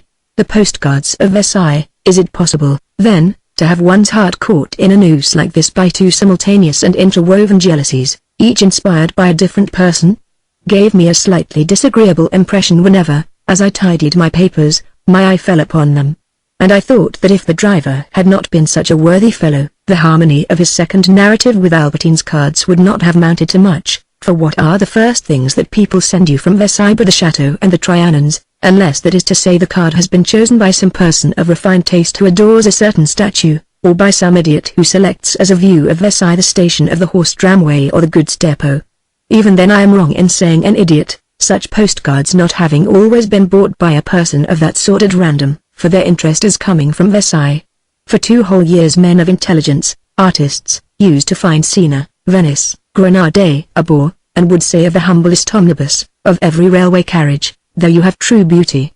Then this fancy passed like the rest. Indeed, I cannot be certain that people did not revert to the sacrilege of destroying the noble relics of the past. Anyhow, a first-class railway carriage ceased to be regarded as a priori more beautiful than St. Mark's at Venice. People continued to say, here you have real life, the return to the past is artificial, but without drawing any definite conclusion. To make quite certain, without forfeiting any of my confidence in the chauffeur, in order that Albertine might not be able to send him away without his venturing to refuse for fear of her taking him for a spy, I never allowed her to go out after this without the reinforcement of André, whereas for some time past I had found the chauffeur sufficient. I had even allowed her then, a thing I would never dare do now, to stay away for 3 whole days by herself with the chauffeur and to go almost as far as Balbec, so great was her longing to travel at high speed in an open car. 3 days during which my mind had been quite at rest, although the rain of postcards that she had showered upon me did not reach me, owing to the appalling state of the Breton postal system, good in summer, but disorganized, no doubt, in winter, until a week after the return of Albertine and the chauffeur, in such health and vigor that on the very morning of their return they resumed, as though nothing had happened, their daily outings. I was delighted that Albertine should be going this afternoon to the Trocadero, to this special matinee, but still more reassured that she would have a companion there in the shape of André. Dismissing these reflections, now that Albertine had gone out, I went and took my stand for a moment at the window. There was at first a silence, amid which the whistle of the tripe vendor and the horn of the tramcar made the airing in different octaves, like a blind piano tuner. Gradually the interwoven motives became distinct, and others were combined with them. There was also a new whistle, the call of a vendor the nature of whose wares I have never discovered, a whistle that was itself exactly like the scream of the tramway, and, as it was not carried out of earshot by its own velocity, one thought of a single car, not endowed with motion, or broken down, immobilized, screaming at short intervals like a dying animal.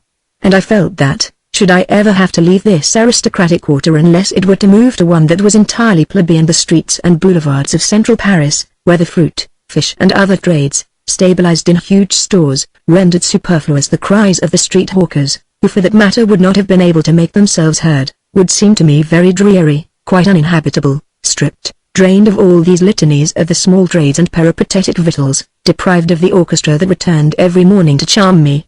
On the pavement a woman with no pretense to fashion, or else obedient to an ugly fashion, came past, too brightly dressed in a sack overcoat of goatskin, but no, it was not a woman, it was a chauffeur who, enveloped in his pony skin, was proceeding on foot to his garage. Escaped from the big hotels, their winged messengers, of variegated hue, were speeding towards the termini, bent over their handlebars, to meet the arrivals by the morning trains. The throb of a violin was due at one time to the passing of a motorcar, at another to my not having put enough water in my electric kettle. In the middle of the symphony there rang out an old-fashioned air, replacing the sweet seller, who generally accompanied her song with a rattle, the toy seller, to whose pipe was attached a jumping jack which he sent flying in all directions, paraded similar puppets for sale, and without heeding the ritual declamation of Gregory the Great, the reformed declamation of Palestrina or the lyrical declamation of the modern composers, entered at the top of his voice, a belated adherent of pure melody, allons les papas, allons les moments, contentes vos petits enfants, que est moi qui les jais, que est moi qui les vends, et que est moi qui belot l'argent. Tra la la la, tra la la la la, tra la la la la la la, allons les petits. Some Italian boys in felt berets made no attempt to compete with this lively aria, and it was without a word that they offered their little statuettes. Soon, however, a young fifer compelled the toy merchant to move on and to chant more inaudibly, though in brisk time, allons les papas, allons les moments. This young fifer, was he one of the dragoons whom I used to hear in the mornings at Doncier's? No, for what followed was, voilà le reparateur de fiancette de porcelain. Je repelva, le marbre, le crystal, l'ose, le verret d'objet antiquite. Voilà le reparateur.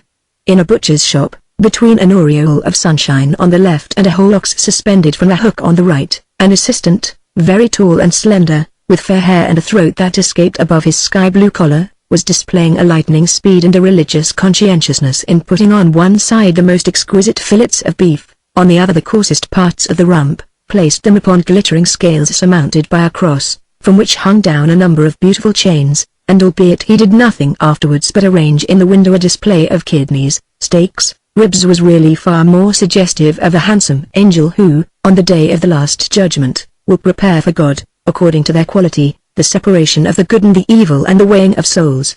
And once again the thin crawling music of the fife rose in the air, herald no longer of the destruction that François used to dread whenever a regiment of cavalry filed past, but of repairs promised by an antiquary, simpleton or rogue, who, in either case highly eclectic, instead of specializing, applied his art to the most diverse materials. The young bread carriers hastened to stuff into their baskets the long rolls ordered for some luncheon party, while the milk girls attached the bottles of milk to their yokes. The sense of longing with which my eyes followed these young damsels, ought I to consider it quite justified? Would it not have been different if I had been able to detain for a few moments at close quarters one of those whom from the height of my window I saw only inside her shop or in motion?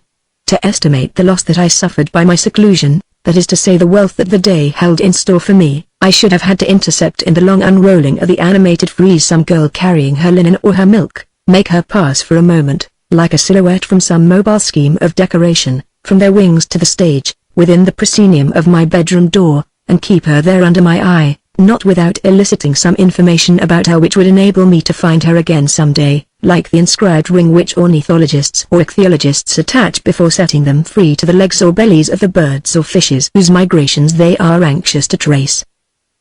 And so I asked François, since I had a message that I wished taken, to be good enough to send up to my room, should any of them call, one or other of those girls who are always coming to take away the dirty or bring back the clean linen, or with bread, or bottles of milk, and whom she herself used often to send on errands. In doing so I was like Elster, who, obliged to remain closeted in his studio, on certain days in spring when the knowledge that the woods were full of violets gave him a hunger to gaze at them, used to send his porter's wife out to buy him a bunch. Then it was not the table upon which he had posed the little vegetable model, but the whole carpet of the underwoods where he had seen in other years, in their thousands, the serpentine stems, bowed beneath the weight of their blue beaks, that Elster would fancy that he had before his eyes, like an imaginary zone defined in his studio by the limpid odor of the sweet, familiar flower of a laundry girl. On a Sunday, there was not the slightest prospect. As for the girl who brought the bread, as ill luck would have it, she had rung the bell when François was not about, had left her rolls in their basket on the landing, and had made off. The fruit girl would not call until much later. Once I had gone to order a cheese at the dairy, and, among the various young assistants, had remarked one girl, extravagantly fair, tall in stature though still little more than a child, who, among the other errand girls, seemed to be dreaming, in a distinctly haughty attitude. I had seen her in the distance only, and for so brief an instant that I could not have described her appearance, except to say that she must have grown too fast and that her head supported a pelisse that gave the impression far less of capillary details than of a sculptor's conventional rendering of the separate channels of parallel drifts of snow upon a glacier. This was all that I had been able to make out, apart from a nose sharply outlined, a rare thing in a child, upon a thin face which recalled the beaks of baby vultures. Besides, this clustering of her comrades round about her had not been the only thing that prevented me from seeing her distinctly. There was also my uncertainty whether the sentiments which I might, at first sight and subsequently, inspire in her would be those of injured pride, or of irony, or of a scorn which she would express later on to her friends. These alternative suppositions which I had formed, in an instant, with regard to her, had condensed round about her the troubled atmosphere in which she disappeared, like a goddess in the cloud that is shaken by thunder. For moral uncertainty is a greater obstacle to an exact visual perception than any defect of vision would be. In this too skinny young person, who moreover attracted undue attention, the excess of what another person would perhaps have called her charms was precisely what was calculated to repel me, but had nevertheless had the effect of preventing me from perceiving even, far more from remembering anything about the other young dairymaids, whom the hooked nose of this one and her gaze how unattractive it was pensive, personal, with an air of passing judgment, had plunged in perpetual night, as a white streak of lightning darkens the landscape on either side of it. And so, of my call to order a cheese, at the dairy, I had remembered, if we can say remember in speaking of a face so carelessly observed that we adapt to the nullity of the face 10 different noses in succession, I had remembered only this girl who had not attracted me. This is sufficient to engender love. And yet I should have forgotten the extravagantly fair girl and should never have wished to see her again, had not Françoise told me that, child as she was, she had all her wits about her and would shortly be leaving her employer, since she had been going too fast and owed money among the neighbors. It has been said that beauty is a promise of happiness. Inversely, the possibility of pleasure may be a beginning of beauty. I began to read Mamma's letter. Beneath her quotations from Madame de Sévigné, if my thoughts are not entirely black at Combray, they are at least dark grey. I think of you at every moment, I long for you, your health, your affairs, your absence. What sort of cloud do you suppose they make in my sky? I felt that my mother was vexed to find Albertine's stay in the house prolonged, and my intention of marriage, although not yet announced to my mistress, confirmed. She did not express her annoyance more directly because she was afraid that I might leave her letters lying about. Even then, veiled as her letters were, she reproached me with not informing her immediately, after each of them, that I had received it. You remember how de Sévigné said, when we are far apart, we no longer laugh at letters which begin with I have received yours. Without referring to what distressed her most, she said that she was annoyed by my lavish expenditure. Where on earth does all your money go? It is distressing enough that, like Charles de Sévigné, you do not know what you want and are 2 or 3 people at once, but do try at least not to be like him in spending money so that I may never have to say of you. He has discovered how to spend and have nothing to show, how to lose without staking and how to pay without clearing himself of debt. I had just finished Mamma's letter when Françoise returned to tell me that she had in the house that very same slightly overbold young dairymaid of whom she had spoken to me. She can quite well take Monsieur's note and bring back the answer, if it's not too far. Monsieur shall see her, she's just like a little Red Riding Hood. Françoise withdrew to fetch the girl, and I could hear her leading the way and saying, "Come along now, you're frightened because there's a passage." Stuff and nonsense, I never thought you would be such a goose. Have I got to lead you by the hand? And Françoise, like a good and honest servant who means to see that her master is respected as she respects him herself, had draped herself in that majesty which ennobles the matchmaker in a picture by an old master where, in comparison with her, the lover and his mistress fade into insignificance. But Elster when he gazed at them had no need to bother about what the violets were doing. The entry of the young dairymaid at once robbed me of my contemplative calm. I could think only of how to give plausibility to the fable of the letter that she was to deliver, and I began to write quickly without venturing to cast more than a furtive glance at her, so that I might not seem to have brought her into my room to be scrutinized. She was invested for me with that charm of the unknown which I should not discover in a pretty girl whom I had found in one of those houses where they come to meet one. She was neither naked nor in disguise, but a genuine dairymaid, one of those whom we imagine to be so pretty, when we have not time to approach them. She possessed something of what constitutes the eternal desire, the eternal regret of life, the twofold current of which is at length directed towards us. Twofold, for if it is a question of the unknown, of a person who must, we guess, be divine, from her stature, her proportions, her indifferent glance, her haughty calm. On the other hand, we wish this woman to be thoroughly specialized in her profession, allowing us to escape from ourselves into that world which a peculiar costume makes us romantically believe different. If for that matter we seek to comprise in the formula the law of our amorous curiosities, we should have to seek it in the maximum of difference between a woman of whom we have caught sight and one whom we have approached and caressed. If the women of what used at one time to be called the closed houses, if prostitutes themselves, provided that we know them to be prostitutes, attract us so little, it is not because they are less beautiful than other women, it is because they are ready and waiting. The very object that we are seeking to attain they offer us already, it is because they are not conquests. The difference there is at a minimum. A harlot smiles at us already in the street as she will smile when she is in our room. We are sculptors. We are anxious to obtain of a woman a statue entirely different from that which she has presented to us. We have seen a girl strolling, indifferent, insolent, along the seashore. We have seen a shop assistant, serious and active, behind her counter, who will answer us stiffly, if only so as to escape the sarcasm of her comrades, a fruit seller who barely answers us at all. Well, we know no rest until we can discover by experiment whether the proud girl on the seashore, the shop assistant on her high horse of what will people say? The preoccupied fruit seller cannot be made, by skillful handling on our part, to relax their rectangular attitude, to throw about our neck their fruit-laden arms, to direct towards our lips, with a smile of consent, eyes hitherto frozen or absent. The beauty of stern eyes in working hours when the worker was so afraid of the gossip of her companions, eyes that avoided our beleaguering stare and, now that we have seen her alone and face to face, make their pupils yield beneath the sunlit burden of laughter when we speak of making love. Between the shop girl, the laundress busy with her iron, the fruit seller, the dairymaid on the one hand, and the same girl when she is about to become our mistress, the maximum of difference is attained, stretched indeed to its extreme limits, and varied by those habitual gestures of her profession which make a pair of arms, during the hours of toil, something as different as possible, regarded as an arabesque pattern, from those supple bonds that already every evening are fastened about our throat while the mouth shapes itself for a kiss. And so we pass our whole life in uneasy advances, incessantly renewed, to respectable girls whom their calling seems to separate from us. Once they are in our arms, they are no longer anything more than they originally were. The gulf that we dreamed of crossing has been bridged. But we begin afresh with other women. We devote to these enterprises all our time, all our money, all our strength. Our blood boils at the too cautious driver who is perhaps going to make us miss our first assignation. We work ourselves into a fever. That first meeting, we know all the same that it will mean the vanishing of an illusion.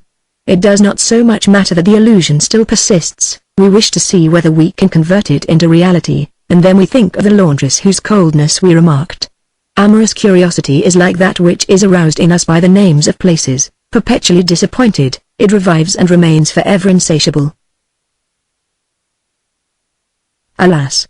As soon as she stood before me, the fair dairymaid with the ribbed tresses, stripped of all that I had imagined and of the desire that had been roused in me, was reduced to her own proportions. The throbbing cloud of my suppositions no longer enveloped her in a shimmering haze. She acquired an almost beggarly air from having, in place of the score that I recalled in turn without being able to fix any of them in my memory, but a single nose, rounder than I had thought, which made her appear rather a fool and had in any case lost the faculty of multiplying itself. This flyaway caught on the wing, inert, crushed, incapable of adding anything to its own paltry appearance, had no longer my imagination to collaborate with it. Fallen into the inertia of reality, I sought to rebound. Her cheeks, which I had not seen in the shop, appeared to me so pretty that I became alarmed, and, to put myself in countenance, said to the young dairymaid, "Would you be so kind as to pass me the figure which is lying there? I must make sure of the address to which I am going to send you." Thereupon, as she picked up the newspaper, she disclosed as far as her elbow the red sleeve of her jersey and handed me the conservative sheet with a neat and courteous gesture which pleased me by its intimate rapidity, its pliable contour and its scarlet hue. While I was opening the Figaro, In order to say something and without raising my eyes, I asked the girl, "What do you call that red knitted thing you're wearing?" "It is very becoming." She replied, "It's my golf." For, by a slight downward tendency common to all fashions, the garments and styles which, a few years earlier, seemed to belong to the relatively smart world of Albertine's friends, were now the portion of working girls.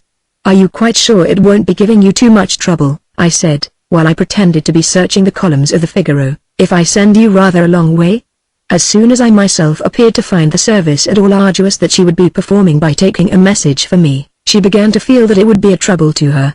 "The only thing is, I have to be going out presently on my bike." "Good Lord, you know, Sunday's the only day we've got." "But won't you catch cold, going bareheaded like that?"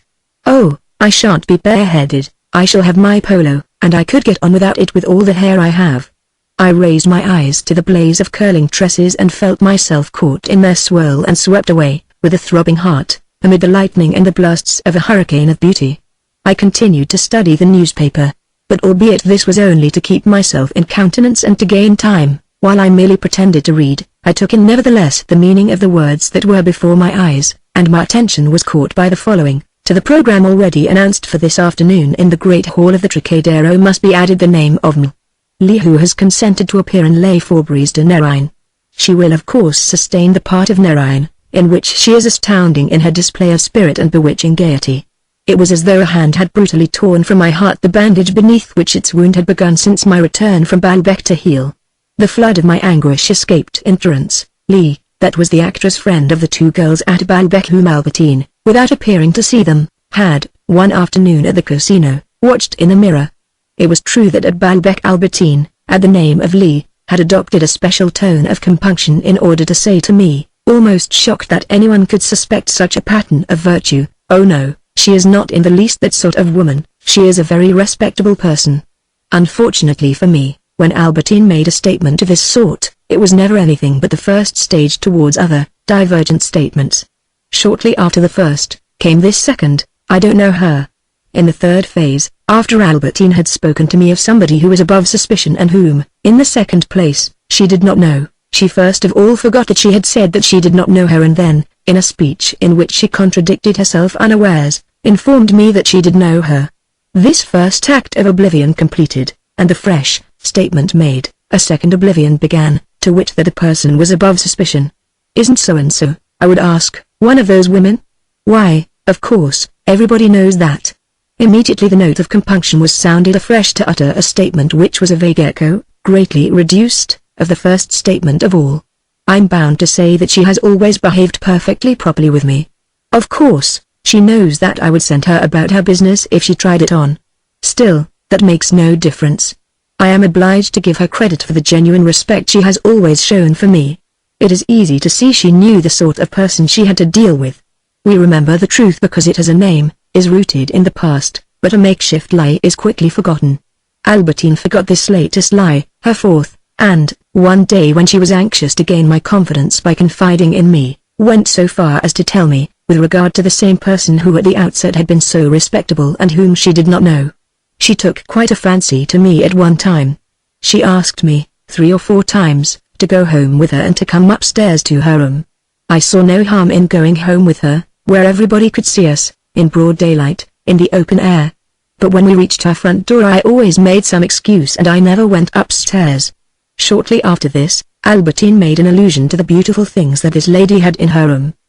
By proceeding from one approximation to another, I should no doubt have arrived at making her tell me the truth, which was perhaps less serious than I had been led to believe, for, although perhaps easy-going with women, she preferred a male lover, and now that she had myself would not have given a thought to Lee. In any case, with regard to this person, I was still at the first stage of revelation and was not aware whether Albertine knew her. Already, in the case of many women at any rate, it would have been enough for me to collect and present to my mistress, in a synthesis, her contradictory statements, in order to convict her of her misdeeds which, like astronomical laws, it is a great deal easier to deduce by a process of reasoning than to observe, to surprise in the act. But then she would have preferred to say that one of her statements had been a lie, the withdrawal of which would thus bring about the collapse of my whole system of evidence, rather than admit that everything which she had told me from the start was simply a tissue of falsehood. There are similar tissues in the 1001 Nights, which we find charming.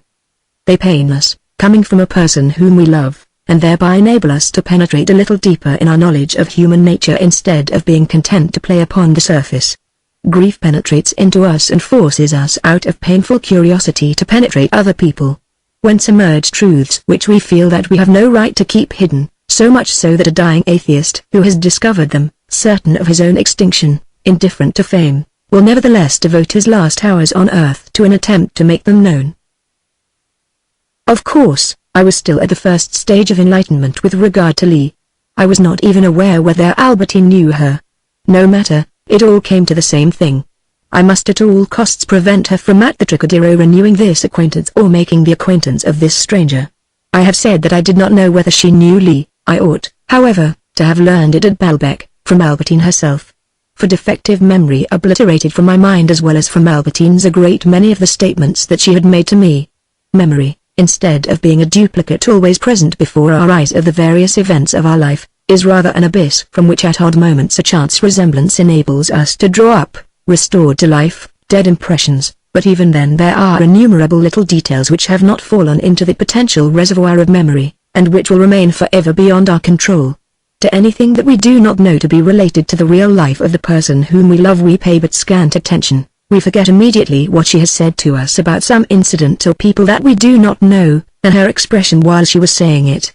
And so when, in due course, our jealousy is aroused by these same people, and seeks to make sure that it is not mistaken, that it is they who are responsible for the haste which our mistress shows in leaving the house, her annoyance when we have prevented her from going out by returning earlier than usual, our jealousy ransacking the past in search of a clue can find nothing, always retrospective. It is like a historian who has to write the history of a period for which he has no documents, always belated. It dashes like a mad bull to the spot where it will not find the proud and brilliant creature who is infuriating it with his darts and whom the crowd admire for his splendor and his cunning. Jealousy fights the empty air, uncertain as we are in those dreams in which we are distressed because we cannot find in his empty house a person whom we have known well in life, but who here perhaps is really another person and has merely borrowed the features of our friend, uncertain as we are even more after we awake when we seek to identify this or that detail of our dream. What was our mistress's expression when she told us this? Did she not look happy? Was she not actually whistling, a thing that she never does unless there is some amorous thought in her mind? In the time of our love, if our presence teased her and irritated her a little, has she not told us something that is contradicted by what she now affirms, that she knows or does not know such and such a person? We do not know, we shall never find out. We strain after the unsubstantial fragments of a dream, and all the time our life with our mistress continues, our life indifferent to what we do not know to be important to us, attentive to what is perhaps of no importance, agreed by people who have no real connection with us, full of lapses of memory, gaps, vain anxieties, our life as fantastic as a dream. I realized that the young dairymaid was still in the room. I told her that the place was certainly a long way off, that I did not need her. Whereupon she also decided that it would be too much trouble. There's a fine match coming off, I don't want to miss it. I felt that she must already be devoted to sport and that in a few years' time she would be talking about living her own life. I told her that I certainly did not need her any longer, and gave her 5 francs. Immediately, having little expected this largesse, and telling herself that if she earned 5 francs for doing nothing she would have a great deal more for taking my message, she began to find that her match was of no importance. I could easily have taken your message. I can always find time. But I thrust her from the room. I needed to be alone. I must at all costs prevent Albertine from any risk of meeting Lee's girlfriends at the Trocadero. I must try, and I must succeed. To tell the truth I did not yet see how, and during these first moments I opened my hands, gazed at them, cracked my knuckles, whether because the mind which cannot find what it is seeking, in a fit of laziness allows itself to halt for an instant at a spot where the most unimportant things are distinctly visible to it, like the blades of grass on the embankment which we see from the carriage window trembling in the wind, when the train halts in the open country in immobility that is not always more fertile than that of the captured animal which, paralyzed by fear or fascinated, gazes without moving a muscle, or that I might hold my body in readiness with my mind at work inside it and, in my mind, the means of action against this or that person as though it were no more than a weapon from which would be fired the shot that was to separate Albertine from Lee and her 2 friends. It is true that earlier in the morning, when Françoise had come in to tell me that Albertine was going to the Trocadero, I had said to myself, Albertine is at liberty to do as she pleases and had supposed that until evening came, in this radiant weather, her actions would remain without any perceptible importance to myself, but it was not only the morning sun, as I had thought, that had made me so careless. It was because, having obliged Albertine to abandon the plans that she might perhaps have initiated or even completed at the Verdurins, and having restricted her to attending a performance which I myself had chosen, so that she could not have made any preparations, I knew that whatever she did would of necessity be innocent. Just as, if Albertine had said a few moments later, "If I kill myself, it's all the same to me," it would have been because she was certain that she would not kill herself. Surrounding myself and Albertine there had been this morning, far more than the sunlight in the air, that atmosphere which we do not see, but by the translucent and changing medium of which we do see, I her actions, she the importance of her own life, that is to say those beliefs which we do not perceive but which are no more assimilable to a pure vacuum than is the air that surrounds us, composing round about us a variable atmosphere, sometimes excellent, often unbreathable. They deserve to be studied and recorded as carefully as the temperature, the barometric pressure, the weather, for our days have their own singularity, physical and moral. My belief, which I had failed to remark this morning, and yet in which I had been joyously enveloped until the moment when I had looked a second time at the Figaro, that Albertine would do nothing that was not harmless, this belief had vanished. I was living no longer in the fine sunny day, but in a day carved out of the other by my anxiety lest Albertine might renew her acquaintance with Lee and more easily still with the two girls, should they go, as seemed to me probable, to applaud the actress at the Trocadero where it would not be difficult for them, in one of the intervals, to calm upon Albertine. I no longer thought of Vintil, the name of Lee had brought back to my mind, to make me jealous, the image of Albertine in the casino watching the two girls. For I possessed in my memory only series of Albertines, separate from one another, incomplete, outlines, snapshots, and so my jealousy was restricted to an intermittent expression, at once fugitive and fixed, and to the people who had caused that expression to appear upon Albertine's face. I remembered her when, at Balbec, she received undue attention from the two girls or from women of that sort. I remembered the distress that I used to feel when I saw her face subjected to an active scrutiny, like that of a painter preparing to make a sketch, entirely covered by them, and, doubtless on account of my presence, submitting to this contact without appearing to notice it, with a passivity that was perhaps clandestinely voluptuous. And before she recovered herself and spoke to me there was an instant during which Albertine did not move, smiled into the empty air, with the same air of feigned spontaneity and concealed pleasure as if she were posing for somebody to take her photograph, or even seeking to assume before the camera a more dashing pose that which she had adopted at Doncier's when we were walking with Saint Loup, and, laughing and passing her tongue over her lips, she pretended to be teasing a dog. Certainly at such moments she was not at all the same as when it was she that was interested in little girls who passed us. Then, on the contrary, her narrow velvety gaze fastened itself upon, glued itself to the passer-by, so adherent, so corrosive, that you felt that when she removed it it must tear away the skin. But at that moment this other expression, which did at least give her a serious air, almost as though she were in pain, had seemed to me a pleasant relief after the toneless blissful expression she had worn in the presence of the two girls, and I should have preferred the somber expression of the desire that she did perhaps feel at times to the laughing expression caused by the desire which she aroused. However she might attempt to conceal her consciousness of it, it bathed her, enveloped her, vaporous, voluptuous, made her whole face appear rosy. But everything that Albertine held at such moments suspended in herself, that radiated round her and hurt me so acutely, how could I tell whether, once my back was turned, she would continue to keep it to herself, whether to the advances of the two girls, now that I was no longer with her, she would not make some more audacious response. Indeed, these memories caused me intense grief. They were like a complete admission of Albertine's failings, a general confession of her infidelity against which were powerless the various oaths that she swore to me and I wished to believe. The negative results of my incomplete researches, the assurances, made perhaps in connivance with her, of André. Albertine might deny specified betrayals, by words that she let fall, more emphatic than her declarations to the contrary.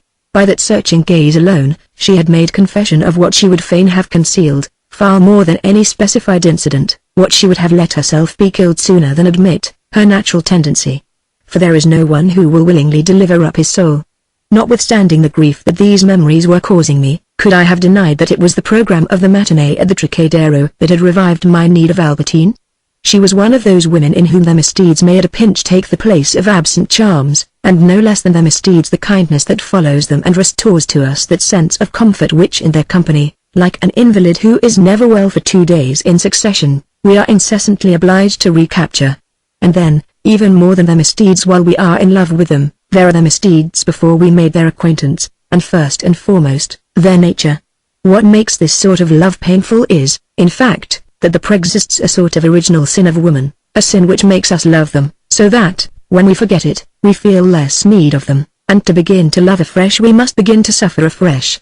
At this moment, the thought that she must not meet the 2 girls again and the question whether or not she knew Lee were what was chiefly occupying my mind, in spite of the rule that we ought not to take an interest in particular facts except in relation to their general significance, and notwithstanding the childishness, as great as that of longing to travel or to make friends with women, of shattering our curiosity against such elements of the invisible torrent of painful realities which will always remain unknown to us as have happened to crystallize in our mind.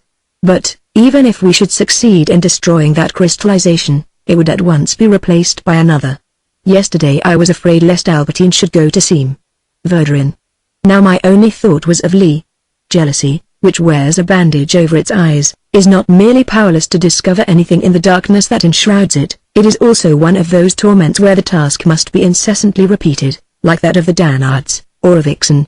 Even if her friends were not there, what impression might she not form of Lee, beautified by her stage attire, hallowed with success? What thoughts would she leave in Albertine's mind, what desires which, even if she repressed them, would in my house disgust her with a life in which she was unable to gratify them? Besides, how could I tell that she was not acquainted with Lee, and would not pay her a visit in her dressing room? And, even if Lee did not know her, who can assure me that, having certainly seen her at Balbec, she would not recognize her and make a signal to her from the stage that would entitle Albertine to seek admission behind the scenes? A danger seems easy to avoid after it has been conjured away. This one was not yet conjured. I was afraid that it might never be, and it seemed to me all the more terrible. And yet this love for Albertine which I felt almost vanish when I attempted to realize it, seemed in a measure to acquire a proof of its existence from the intensity of my grief at this moment.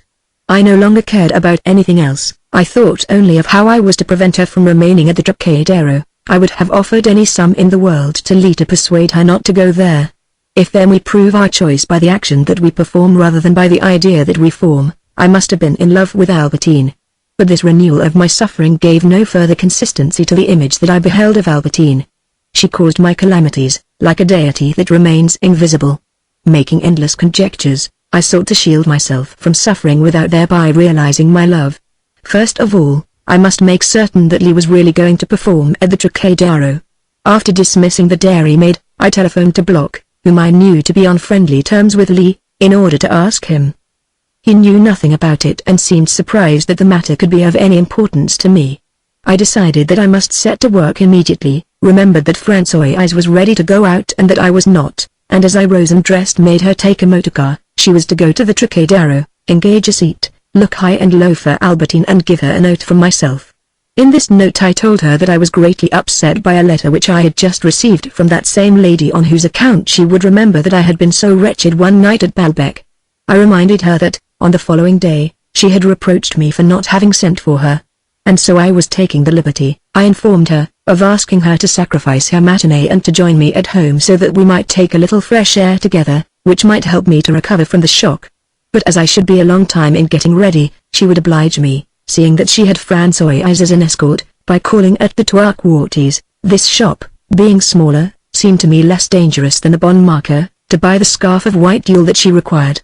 My note was probably not superfluous. To tell the truth, I knew nothing that Albertine had done since I had come to know her, or even before. But in her conversation, she might, had I mentioned it to her, have replied that I had misunderstood her. There were certain contradictions, certain embellishments which seemed to me as decisive as catching her red-handed, but less serviceable against Albertine who, often caught out in wrongdoing like a child, had invariably, by dint of sudden, strategic changes of front, stultified my cruel onslaught and re-established her own position. Cruel, most of all, to myself. She employed, not from any refinement of style, but in order to correct her imprudences, abrupt breaches of syntax not unlike that figure which the grammarians call an echeleuthon or some such name. Having allowed herself, while discussing women, to say, "I remember, the other day, she would at once catch her breath, after which I became she. It was something that she had witnessed as an innocent spectator, not a thing that she herself had done. It was not herself that was the heroine of the anecdote. I should have liked to recall how, exactly, the sentence began, so as to conclude for myself, since she had broken off in the middle, how it would have ended. But as I had heard the end, I found it hard to remember the beginning, from which perhaps my air of interest had made her deviate, and was left still anxious to know what she was really thinking, what she really remembered. The first stages of falsehood on the part of our mistress are like the first stages of our own love, or of religious vocation. They take shape, accumulate, pass, without our paying them any attention. When we wish to remember in what manner we began to love a woman, we are already in love with her. When we dreamed about her before falling in love, we did not say to ourselves, "This is the prelude to a love affair, we must pay attention!" And our dreams took us by surprise, and we barely noticed them. So also, except in cases that are comparatively rare, it is only for the convenience of my narrative that I have frequently in these pages confronted one of Albertine's false statements with her previous assertion upon the same subject. This previous assertion, as often as not, since I could not read the future and did not at the time guess what contradictory affirmation was to form a pendant to it, had slipped past unperceived, heard it is true by my ears, but without my isolating it from the continuous flow of Albertine's speech. Later on, faced with the self-evident lie, or seized by an anxious doubt, I would fain have recalled it, but in vain. My memory had not been warned in time, and had thought it unnecessary to preserve a copy. I urged Françoise, when she had got Albertine out of the hall, to let me know by telephone, and to bring her home, whether she was willing or not. "That would be the last straw, that she should not be willing to come and see monsieur," replied Françoise. "But I don't know that she's as fond as all that of seeing me." "Then she must be an ungrateful wretch," went on Françoise, in whom Albertine was renewing after all these years the same torment of envy that Eulalie used at one time to cause her in my aunt's sick room. Unaware that Albertine's position in my household was not of her own seeking but had been decided by myself, a fact which, from motives of self-esteem and to make Françoise angry, I preferred to conceal from her, she admired and execrated the girl's dexterity, called her when she spoke of her to the other servants a play-actress, a wheedler who could twist me round her little finger. She dared not yet declare open war against her, showed her a smiling countenance and sought to acquire merit in my sight by the services which she performed for her in her relations with myself. Deciding that it was useless to say anything to me and that she would gain nothing by doing so, but if the opportunity ever arose, if ever she discovered a crack in Albertine's armor, she was fully determined to enlarge it, and to part us for good and all. Ungrateful? No, Françoise, I think it is I that am ungrateful. You don't know how good she is to me. It was so soothing to give the impression that I was loved. Be as quick as you can. All right, I'll get a move on.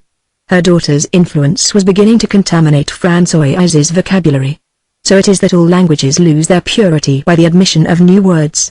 For this decadence of Françoise's speech, which I had known in its golden period, I was myself indirectly responsible. Françoise's daughter would not have made her mother's classic language degenerate into the vilest slang, had she been content to converse with her in dialect. She had never given up the use of it, and when they were both in my room at once, if they had anything private to say, instead of shutting themselves up in the kitchen, they armed themselves, right in the middle of my room, with a screen more impenetrable than the most carefully shut door, by conversing in dialect. I supposed merely that the mother and daughter were not always on the best of terms, if I was to judge by the frequency with which they employed the only word that I could make out, Mizesprit, unless it was that the object of their exasperation was myself. Unfortunately, the most unfamiliar tongue becomes intelligible in time when we are always hearing it spoken. I was sorry that this should be dialect, for I succeeded in picking it up, and should have been no less successful had Françoise been in the habit of expressing herself in Persian. In vain might Françoise, when she became aware of my progress, accelerate the speed of her utterance, and her daughter likewise, it was no good. The mother was greatly put out that I understood their dialect, then delighted to hear me speak it.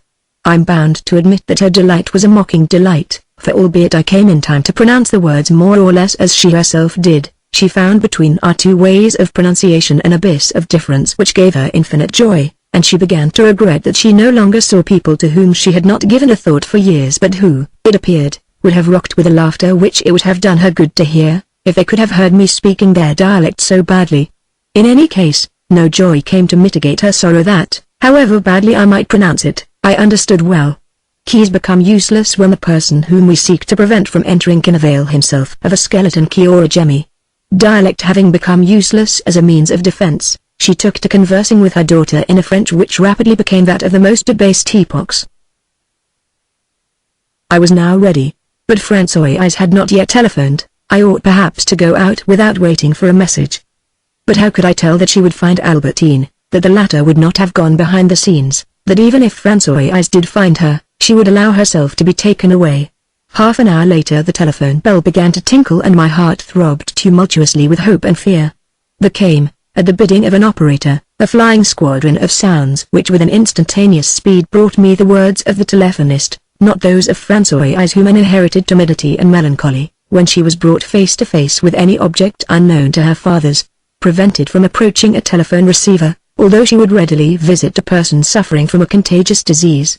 She had found Albertine in the lobby by herself, and Albertine had simply gone to warn André that she was not staying any longer and then had hurried back to Françoise. She wasn't angry? Oh, I beg your pardon, will you please ask the person whether the young lady was angry? The lady asks me to say that she wasn't at all angry, quite the contrary. In fact, anyhow, if she wasn't pleased, she didn't show it. They are starting now for the Trois Quartiers, and will be home by 2 o'clock. I gathered that 2 o'clock meant 3, for it was past 2 o'clock already. But Françoise suffered from one of those peculiar, permanent, incurable defects, which we call maladies. She was never able either to read or to announce the time correctly. I have never been able to understand what went on in her head. When Françoise, after consulting her watch, if it was 2 o'clock, said, "It is 1 or it is 3 o'clock," I have never been able to understand whether the phenomenon that occurred was situated in her vision or in her thought or in her speech. The one thing certain is that the phenomenon never failed to occur. Humanity is a very old institution. Heredity, crossbreeding have given an irresistible force to bad habits, to vicious reflexes. One person sneezes and gasps because he is passing a rosebush, another breaks out in an eruption at the smell of wet paint, has frequent attacks of colic if he has to start on a journey, and grandchildren of thieves who are themselves millionaires and generous cannot resist the temptation to rob you of 50 francs. As for knowing in what consisted Françoise's incapacity to tell the time correctly, she herself never threw any light upon the problem. For, notwithstanding the anger that I generally displayed at her inaccurate replies, Françoise never attempted either to apologize for her mistake or to explain it. She remained silent, pretending not to hear, and thereby making me lose my temper altogether. I should have liked to hear a few words of justification, were it only that I might smite her hip and thigh, but not a word, an indifferent silence. In any case, about the timetable for today there could be no doubt. Albertine was coming home with Françoise at 3 o'clock. Albertine would not be meeting Lee or her friends.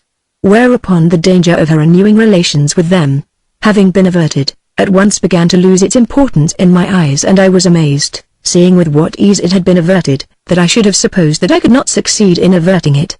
I felt a keen impulse of gratitude to Albertine, who, I could see, had not gone to the Trocadero to meet Lee's friends, and showed me, by leaving the performance and coming home at a word from myself, that she belonged to me more than I had imagined. My gratitude was even greater when a bicyclist brought me a line from her bidding me be patient, and full of the charming expressions that she was in the habit of using. My darling, dear Marcel, I return less quickly than this cyclist, whose machine I would like to borrow in order to be with you sooner. How could you imagine that I might be angry or that I could enjoy anything better than to be with you? It will be nice to go out, just the two of us together. It would be nicer still if we never went out except together. The ideas you get into your head. What a Marcel. What a Marcel. Always and ever your Albertine. The frocks that I bought for her, the yacht of which I had spoken to her, the wrappers from Fortuny's, all these things having in this obedience on Albertine's part not their recompense but their compliment, appeared to me now as so many privileges that I was enjoying, for the duties and expenditure of a master are part of his dominion, and define it, prove it, fully as much as his rights. And these rights which he recognized in me were precisely what gave my expenditure its true character. I had a woman of my own, who, at the first word that I sent to her unexpectedly, made my messenger telephone humbly that she was coming, that she was allowing herself to be brought home immediately. I was more of a master than I had supposed. More of a master, in other words more of a slave. I no longer felt the slightest impatience to see Albertine. The certainty that she was at this moment engaged in shopping with Françoise, or that she would return with her at an approaching moment which I would willingly have postponed, illuminated like a calm and radiant star a period of time which I would now have been far better pleased to spend alone. My love for Albertine had made me rise and get ready to go out, but it would prevent me from enjoying my outing. I reflected that on a Sunday afternoon like this little shopgirls, my dinettes, prostitutes must be strolling in the boys. And with the words my dinettes, little shopgirls, as had often happened to me with a proper name, the name of a girl read in the account of a ball, with the image of a white bodice, a short skirt, since beneath them I placed a stranger who might perhaps come to love me, I created out of nothing desirable women, and said to myself, how charming they must be. But of what use would it be to me that they were charming, seeing that I was not going out alone? Taking advantage of the fact that I still was alone, and drawing the curtains together so that the sun should not prevent me from reading the notes, I sat down at the piano, turned over the pages of Wintel's sonata which happened to be lying there, and began to play, seeing that Albertine's arrival was still a matter of some time but was on the other hand certain. I had at once time to spare and tranquillity of mind. Floating in the expectation, big with security, of her return escorted by Françoise, and in my confidence in her docility as in the blessedness of an inward light as warming as the light of the sun, I might dispose of my thoughts, detach them for a moment from Albertine, apply them to the sonata. In the latter, indeed, I did not take pains to remark how the combinations of the voluptuous and anxious motives corresponded even more closely now to my love for Albertine, from which jealousy had been absent for so long that I had been able to confess to Swann my ignorance of that sentiment. No, taking the sonata from another point of view, regarding it in itself as the work of a great artist, I was carried back upon the tide of sound to the days at Combray. I do not mean at Montjouvain and along the Massiclies way, but to walks along the Guermantes way when I had myself longed to become an artist. Indefinitely abandoning that ambition, had I forfeited something real? Could life console me for the loss of art? Was there in art a more profound reality, in which our true personality finds an expression that is not afforded it by the activities of life? Every great artist seems indeed so different from all the rest, and gives us so strongly the sensation of individuality for which we seek in vain in our everyday existence. Just as I was thinking thus, I was struck by a passage in the sonata, a passage with which I was quite familiar, but sometimes our attention throws a different light upon things which we have long known, and we remark in them what we have never seen before. As I played the passage, and for all that in it Wintel had been trying to express a fancy which would have been wholly foreign to Wagner, I could not help murmuring Tristan, with a smile of an old friend of the family discovering a trace of the grandfather in an intonation, a gesture of the grandson who never set eyes on him. And as the friend then examines a photograph which enables him to estimate the likeness, so, in front of Wintel's sonata, I set up on the music rest the score of Tristan, a selection from which was being given that afternoon, as it happened, at the Les Marouacs concert.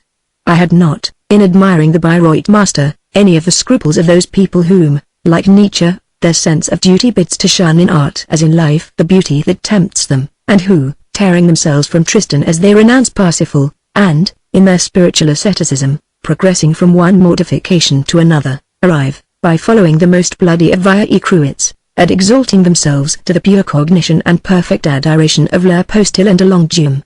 I began to perceive how much reality there is in the work of Wagner, when I saw in my mind's eye those insistent, fleeting themes which visit an act, withdraw only to return, and, sometimes distant, drowsy, almost detached, are at other moments, while remaining vague, so pressing and so near, so internal, so organic, so visceral, that one would call them the resumption not so much of a musical motive as of an attack of neuralgia. Music, very different in this respect from Albertine's society, helped me to descend into myself, to make there a fresh discovery, that of the difference that I had sought in vain in life, in travel, a longing for which was given me, however, by this sonorous tide which sended sunlit waves rolling to expire at my feet. A twofold difference. As the spectrum makes visible to us the composition of light, so the harmony of a Wagner, the color of an Elster enable us to know that essential quality of another person's sensations into which love for another person does not allow us to penetrate. Then there is diversity inside the work itself, by the sole means that it has of being effectively diverse, to wit combining diverse individualities. Where a minor composer would pretend that he was portraying a squire, or a knight, whereas he would make them both sing the same music, Wagner on the contrary allots to each denomination a different reality, and whenever a squire appears, it is an individual figure, at once complicated and simplified, that, with a joyous, feudal clash of warring sounds, inscribes itself in the vast, sonorous mass. Whence the completeness of a music that is indeed filled with so many different musics, each of which is a person. A person, or the impression that is given us by a momentary aspect of nature. Even what is most independent of the sentiment that it makes us feel preserves its outward and entirely definite reality. The song of a bird, the ring of a hunter's horn, the air that a shepherd plays upon his pipe, cut out against the horizon their silhouette of sound.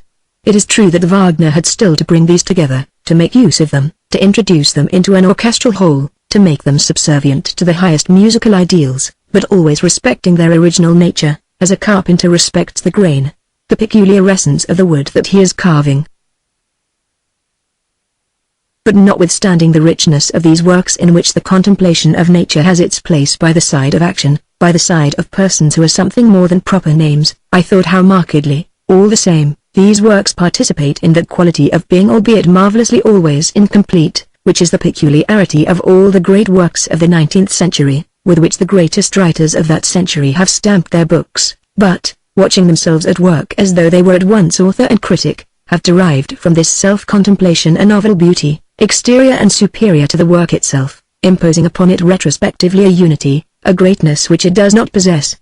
Without pausing to consider him who saw in his novels, after they had appeared, a human comedy, nor those who entitled heterogeneous poems or essays the legend of the ages or the Bible of humanity, can we not say all the same of the last of these that he is so perfect an incarnation of the 19th century that the greatest beauties in Michelet are to be sought not so much in his work itself as in the attitudes that he adopts when he is considering his work, not in his history of France nor in his history of the Revolution, but in his prefaces to his books?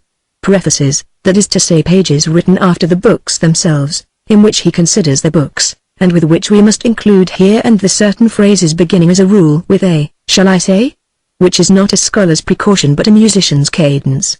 The other musician, he who was delighting me at this moment, Wagner, retrieving some exquisite scrap from a drawer of his writing table to make it appear as a theme, retrospectively necessary, in a work of which he had not been thinking at the moment when he composed it, then having composed a first mythological opera, and a second, and afterwards others still, and perceiving all of a sudden that he had written a tetralogy, must have felt something of the same exhilaration as Balzac, when, casting over his works the eye at once of a stranger and of a father, finding in one the purity of Raphael, in another the simplicity of the Gospel, he suddenly decided, as he shed a retrospective illumination upon them, that they would be better brought together in a cycle in which the same characters would reappear, and added to his work, in this act of joining it together, a stroke of the brush, the last and the most sublime. A unity that was ulterior, not artificial, otherwise it would have crumbled into dust like all the other systematizations of mediocre writers who with the elaborate assistance of titles and subtitles give themselves the appearance of having pursued a single and transcendent design. Not fictitious, perhaps indeed all the more real for being ulterior, for being born of a moment of enthusiasm when it is discovered to exist among fragments which need only to be joined together. A unity that has been unaware of itself, therefore vital and not logical, that has not banned variety, chilled execution.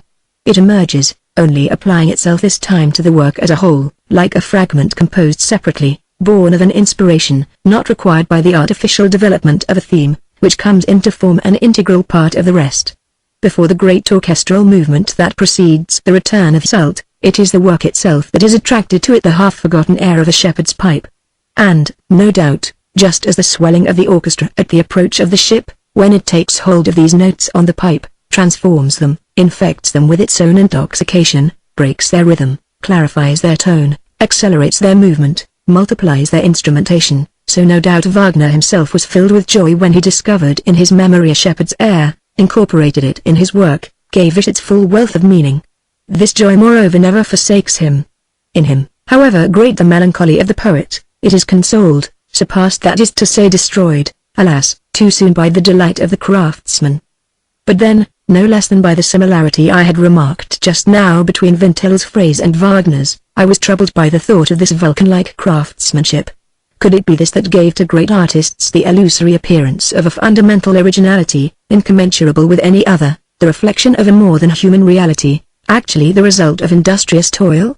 If art be no more than that, it is not more real than life, and I had less cause for regret. I went on playing Tristan. Separated from Wagner by the wall of sound, I could hear him exult, invite me to share his joy. I could hear ring out all the louder the immortally youthful laugh and the hammer blows of Siegfried, in which, moreover, more marvelously struck were those phrases, the technical skill of the craftsman serving merely to make it easier for them to leave the earth. Birds akin not to Lohengrin's swan but to that aeroplane which I had seen at Baalbek convert its energy into vertical motion, float over the sea and lose itself in the sky. Perhaps, as the birds that soar highest and fly most swiftly have a stronger wing, one required one of these frankly material vehicles to explore the infinite, one of these 120 horsepower machines, marked mystery, in which nevertheless, however high one flies, one is prevented to some extent from enjoying the silence of space by the overpowering roar of the engine. For some reason or other the course of my musings, which hitherto had wandered among musical memories, turned now to those men who have been the best performers of music in our day, among whom, slightly exaggerating his merit, I included Morel. At once my thoughts took a sharp turn, and it was Morel's character, certain eccentricities of his nature that I began to consider. As it happened, and this might be connected though it should not be confused with the neurasthenia to which he was a prey, Morel was in the habit of talking about his life, but always presented so shadowy a picture of it that it was difficult to make anything out. For instance, he placed himself entirely at M. de Charles's disposal on the understanding that he must keep his evenings free, as he wished to be able after dinner to attend a course of lectures on algebra. M. de Charles conceded this, but insisted upon seeing him after the lectures. Impossible, it's an old Italian painting. This witticism means nothing when written down like this, but M. de Charles having made Morel read L'Education Sentimentale, in the penultimate chapter of which Frederick Moreau uses this expression, it was Morel's idea of a joke never to say the word impossible without following it up with it's an old Italian painting. The lectures go on very late, and I've already given a lot of trouble to the lecturer, who naturally would be annoyed if I came away in the middle.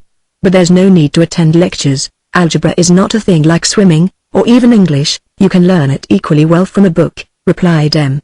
de Charles, who had guessed from the first that these algebra lectures were one of those images of which it was impossible to make out anything.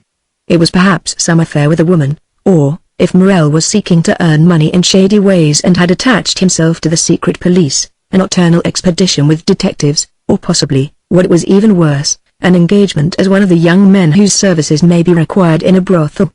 A great deal easier, from a book, Morel assured M. de Charles, for it's impossible to make head or tail of the lectures. Then why don't you study it in my house, where you would be far more comfortable? M.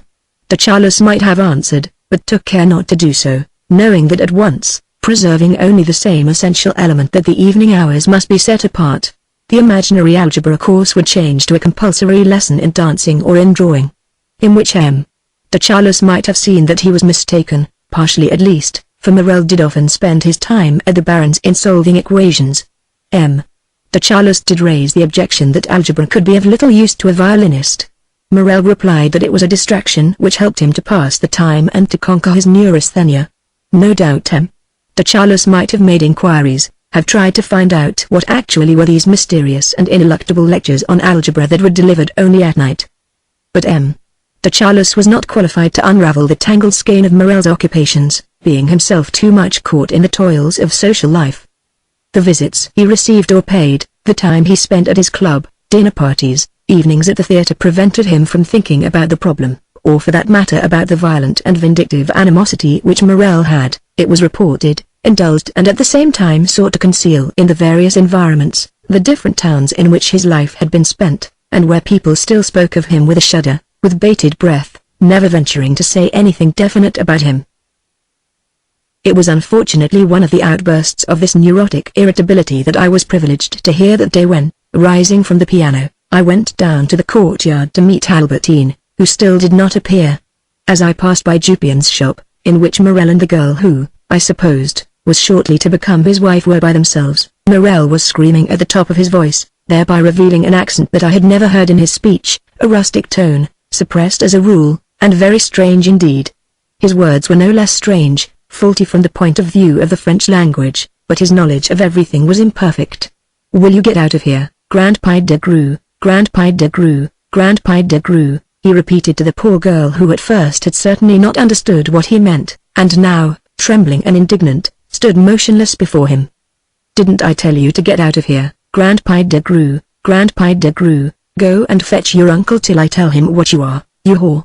Just at that moment the voice of Jupian, who was coming home talking to one of his friends, was heard in the courtyard, and as I knew that Marcel was a utter coward, I decided that it was unnecessary to join my forces with those of Jupian and his friend, who in another moment would have entered the shop, and I retired upstairs again to escape Marcel, who, for all his having pretended to be so anxious that Jupian should be fetched, probably in order to frighten and subjugate the girl, an act of blackmail which rested probably upon no foundation, made haste to depart as soon as he heard his voice in the courtyard. The words I have set down here are nothing, they would not explain why my heart throbbed so as I went upstairs. These scenes of which we are witnesses in real life find an incalculable element of strength in what soldiers call, in speaking of a military offensive, the advantage of surprise, and however agreeably I might be soothed by the knowledge that Albertine, instead of remaining at the Trocadero, was coming home to me, I still heard ringing in my ears the accent of those words 10 times repeated, Grandpa de Grue, which had so appalled me. Gradually my agitation subsided. Albertine was on her way home. I should hear her ring the bell in a moment. I felt that my life was no longer what it might have become, and that to have a woman in the house like this with whom quite naturally, when she returned home, I should have to go out, to the adornment of whose person the strength and activity of my nature were to be ever more and more diverted, made me as it were a bough that has blossomed, but is weighed down by the abundant fruit into which all its reserves of strength have passed. In contrast to the anxiety that I had been feeling only an hour earlier, the calm that I now felt at the prospect of Albertine's return was more ample than that which I had felt in the morning before she left the house. Anticipating the future, of which my mistress's docility made me practically master, more resistant, as though it were filled and stabilized by the imminent, importunate, inevitable, gentle presence, it was the calm, dispensing us from the obligation to seek our happiness in ourselves, that is born of family feeling and domestic bliss. Family and domestic, such was again, no less than the sentiment that had brought me such great peace while I was waiting for Albertine, that which I felt later on when I drove out with her. She took off her glove for a moment, whether to touch my hand, or to dazzle me by letting me see on her little finger, next to the ring that Bontemps had given her, another upon which was displayed the large and liquid surface of a clear sheet of ruby. What? Another ring, Albertine? Your aunt is generous. No, I didn't get this from my aunt, she said with a laugh. It was I who bought it, now that, thanks to you, I can save up ever so much money. I don't even know whose it was before. A visitor who was short of money left it with the landlord of an hotel where I stayed at Le Mans. He didn't know what to do with it, and would have let it go for much less than it was worth. But it was still far too dear for me. Now that, thanks to you, I'm becoming a smart lady, I wrote to ask him if he still had it. And here it is. That makes a great many rings, Albertine. Where will you put the one that I am going to give you? Anyhow, it is a beautiful ring. I can't quite make out what that is carved round the ruby, it looks like a man's head grinning. But my eyes aren't strong enough. There might be as strong as you like, you would be no better off. I can't make it out either. In the past it had often happened, as I read somebody's memoirs, or a novel, in which a man always goes out driving with a woman, takes tea with her, that I longed to be able to do likewise. I had thought sometimes that I was successful, as for instance when I took St. Loup's mistress out with me, or went to dinner with her. But in vain might I summon to my assistance the idea that I was at that moment actually impersonating the character that I had envied in the novel. That idea assured me that I ought to find pleasure in Rachel's society, and afforded me none.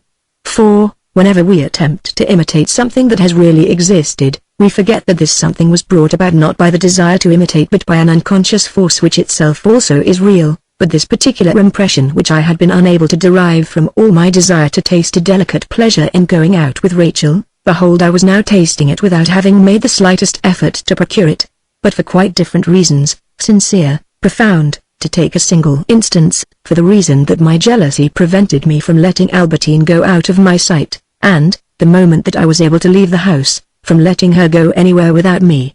I tasted it only now, because our knowledge is not of the external objects which we try to observe, but of involuntary sensations, because in the past a woman might be sitting in the same carriage as myself, she was not really by my side, so long as she was not created afresh there at every moment by a need of her such as I felt of Albertine, so long as the constant caress of my gaze did not incessantly restore to her those tints that need to be perpetually refreshed, so long as my senses, appeased it might be but still endowed with memory, did not place beneath those colors savor and substance, so long as, combined with the senses and with the imagination that exalts them, jealousy was not maintaining the woman in equilibrium by my side by a compensated attraction as powerful as the law of gravity. Our motor car passed swiftly along the boulevards, the avenues whose lines of houses, a rosy congelation of sunshine and cold, reminded me of calling upon. Swung in the soft light of her chrysanthemums, before it was time to ring for the lamps. I had barely time to make out, being divided from them by the glass of the motor car as effectively as I should have been by that of my bedroom window, a young fruit seller, a dairymaid, standing in the doorway of her shop, illuminated by the sunshine like a heroine whom my desire was sufficient to launch upon exquisite adventures, on the threshold of a romance which I might never know. For I could not ask Albertine to let me stop, and already the young women were no longer visible whose features my eyes had barely distinguished, barely caressed their fresh complexions in the golden vapor in which they were bathed.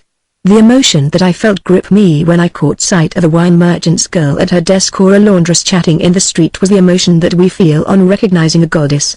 Now that Olympus no longer exists, its inhabitants dwell upon the earth. And when, in composing a mythological scene, painters have engaged to pose as Venus or Circe young women of humble birth, who follow the most sordid callings, so far from committing sacrilege, they have merely added, restored to them the quality, the various attributes which they had forfeited. What did you think of the Trocadero, you little gadabout? I'm jolly glad I came away from it to go out with you. As architecture, it's pretty measly, isn't it? It's by Aviad, I fancy. But how learned my little Albertine is becoming. Of course it was Aviad who built it, but I couldn't have told you offhand. While you are asleep, I read your books, you old lazy bones. Listen, child, you are changing so fast and becoming so intelligent. This was true. But even had it not been true, I was not sorry that she should have the satisfaction, failing any other, of saying to herself that at least the time which she spent in my house was not being entirely wasted, that I don't mind telling you things that would generally be regarded as false and which are all on the way to a truth that I am seeking. You know what is meant by impressionism. Of course. Very well then, this is what I mean. You remember the church at Marcouville-Lorgueilleuse which Elsteur disliked because it was new.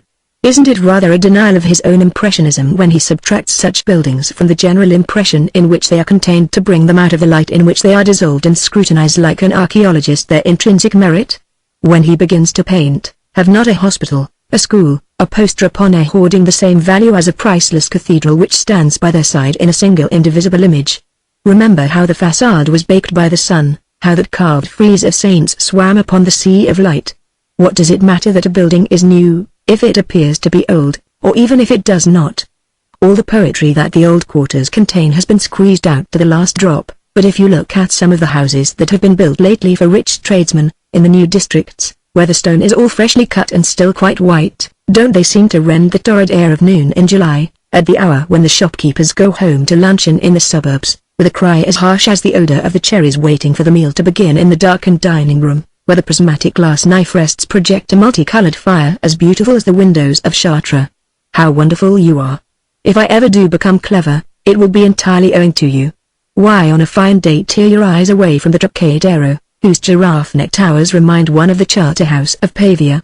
It reminded me also, standing up like that on its hill, of a Mantegna that you have, I think it's of Saint Sebastian, where in the background there's a city like an amphitheater, and you would swear you saw the Trocadero.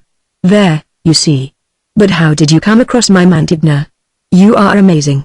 We had now reached a more plebeian quarter, and the installation of an ancillary Venus behind each counter made it as it were a suburban altar at the foot of which I would gladly have spent the rest of my life.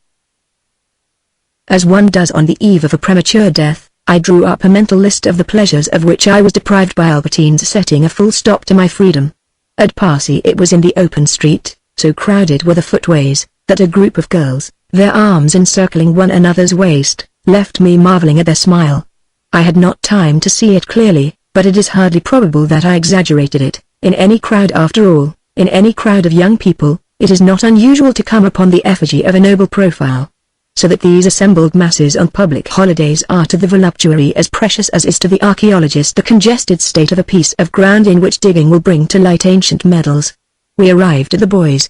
I reflected that, if Albertine had not come out with me, I might at this moment, in the enclosure of the Champs-Élysées, have been hearing the Wagnerian tempest set all the rigging of the orchestra a scream, draw to itself, like a light spindrift, the tune of the shepherd's pipe which I had just been playing to myself, set it flying, mold it, deform it, divide it, sweep it away in an ever-increasing whirlwind.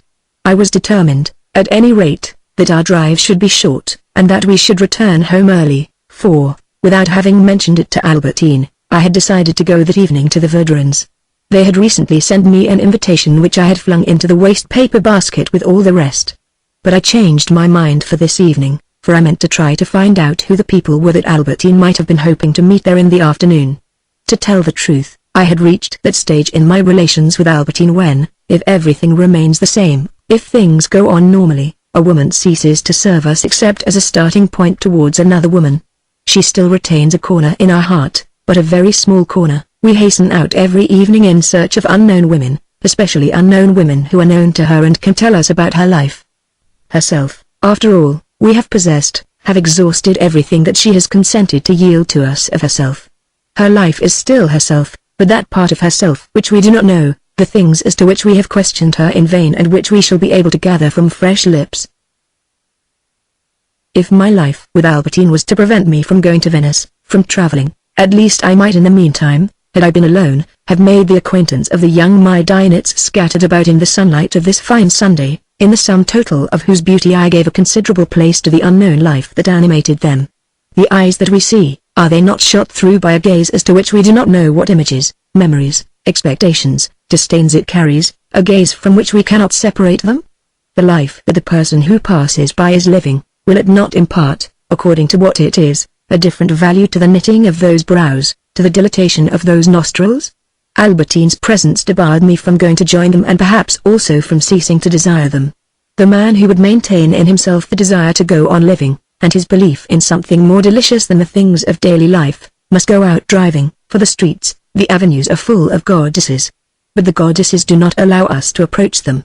Here and there, among the trees, at the entrance to some cafe, a waitress was watching like a nymph on the edge of a sacred grove, while beyond her 3 girls were seated by the sweeping arc of their bicycles that were stacked beside them, like 3 immortals leaning against the clouds or the fabulous courses upon which they perform their mythological journeys. I remarked that, whenever Albertine looked for a moment at these girls, with a profound attention, she at once turned to gaze at myself. But I was not unduly troubled, either by the intensity of this contemplation, or by its brevity for which its intensity compensated. As for the latter, it often happened that Albertine, whether from exhaustion, or because it was an intense person's way of looking at other people, used to gaze thus in a sort of brown study at my father, it might be, or at Françoise, and as for the rapidity with which she turned to look at myself, it might be due to the fact that Albertine, knowing my suspicions, might prefer, even if they were not justified, to avoid giving them any foothold. This attention, moreover, which would have seemed to me criminal on Albertine's part, and quite as much so if it had been directed at young men, I fastened, without thinking myself reprehensible for an instant, almost deciding indeed that Albertine was reprehensible for preventing me, by her presence, from stopping the car and going to join them, upon all the Maidainites. We consider it innocent to desire a thing and atrocious that the other person should desire it. And this contrast between what concerns ourselves on the one hand, and on the other the person with whom we are in love, is not confined only to desire, but extends also to falsehood. What is more usual than a lie, whether it is a question of masking the daily weakness of a constitution which we wish to be thought strong, of concealing a vice, or of going off, without offending the other person, to the thing that we prefer? It is the most necessary instrument of conversation, and the one that is most widely used. But it is this which we actually propose to banish from the life of her whom we love. We watch for it, scent it, detest it everywhere. It appalls us. It is sufficient to bring about a rupture. It seems to us to be concealing the most serious faults, except when it does so effectively conceal them that we do not suspect their existence. A strange state this in which we are so inordinately sensitive to a pathogenic agent which its universal swarming makes inoffensive to other people and so serious to the wretch who finds that he is no longer immune to it. The life of these pretty girls, because of my long periods of seclusion, I so rarely met any, appeared to me as to everyone in whom facility of realization has not destroyed the faculty of imagination, a thing as different from anything that I knew, as desirable as the most marvelous cities that travel holds in store for us. The disappointment that I had felt with the women whom I had known, in the cities which I had visited, did not prevent me from letting myself be caught by the attraction of others or from believing in their reality. Thus, just as seeing Venice, that Venice for which the spring weather too filled me with longing, and which marriage with Albertine would prevent me from knowing. Seeing Venice in a panorama which Ski would perhaps have declared to be more beautiful in tone than the place itself, would to me have been no substitute for the journey to Venice, the length of which, determined without any reference to myself, seemed to me an indispensable preliminary. Similarly, however pretty she might be, the Marionette whom a procuress had artificially provided for me could not possibly be a substitute for her who with her awkward figure was strolling at this moment under the trees, laughing with a friend. The girl that I might find in a house of assignation, was she even better looking than this one, could not be the same thing, because we do not look at the eyes of a girl whom we do not know as we should look at a pair of little discs of opal or agate.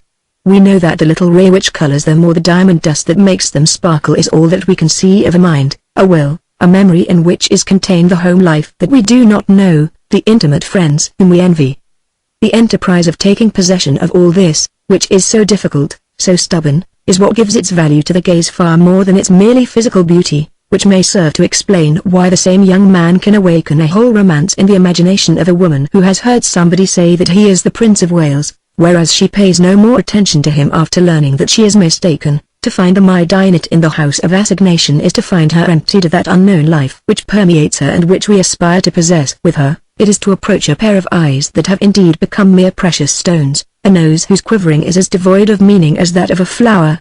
No, that unknown Marionette who was passing at that moment, it seemed to me as indispensable, if I wished to continue to believe in her reality, to test her resistance by adapting my behavior to it, challenging a rebuff, returning to the charge, obtaining an assignation, waiting for her as she came away from her work, getting to know, episode by episode, all that composed the girl's life, traversing the space that, for her, enveloped the pleasure which I was seeking, and the distance which our different habits, her special mode of life, set between me and the attention, the favor which I wished to attain and capture, as making a long journey in the train if I wished to believe in the reality of Venice which I should see and which would not be merely a panoramic show in the World Exhibition.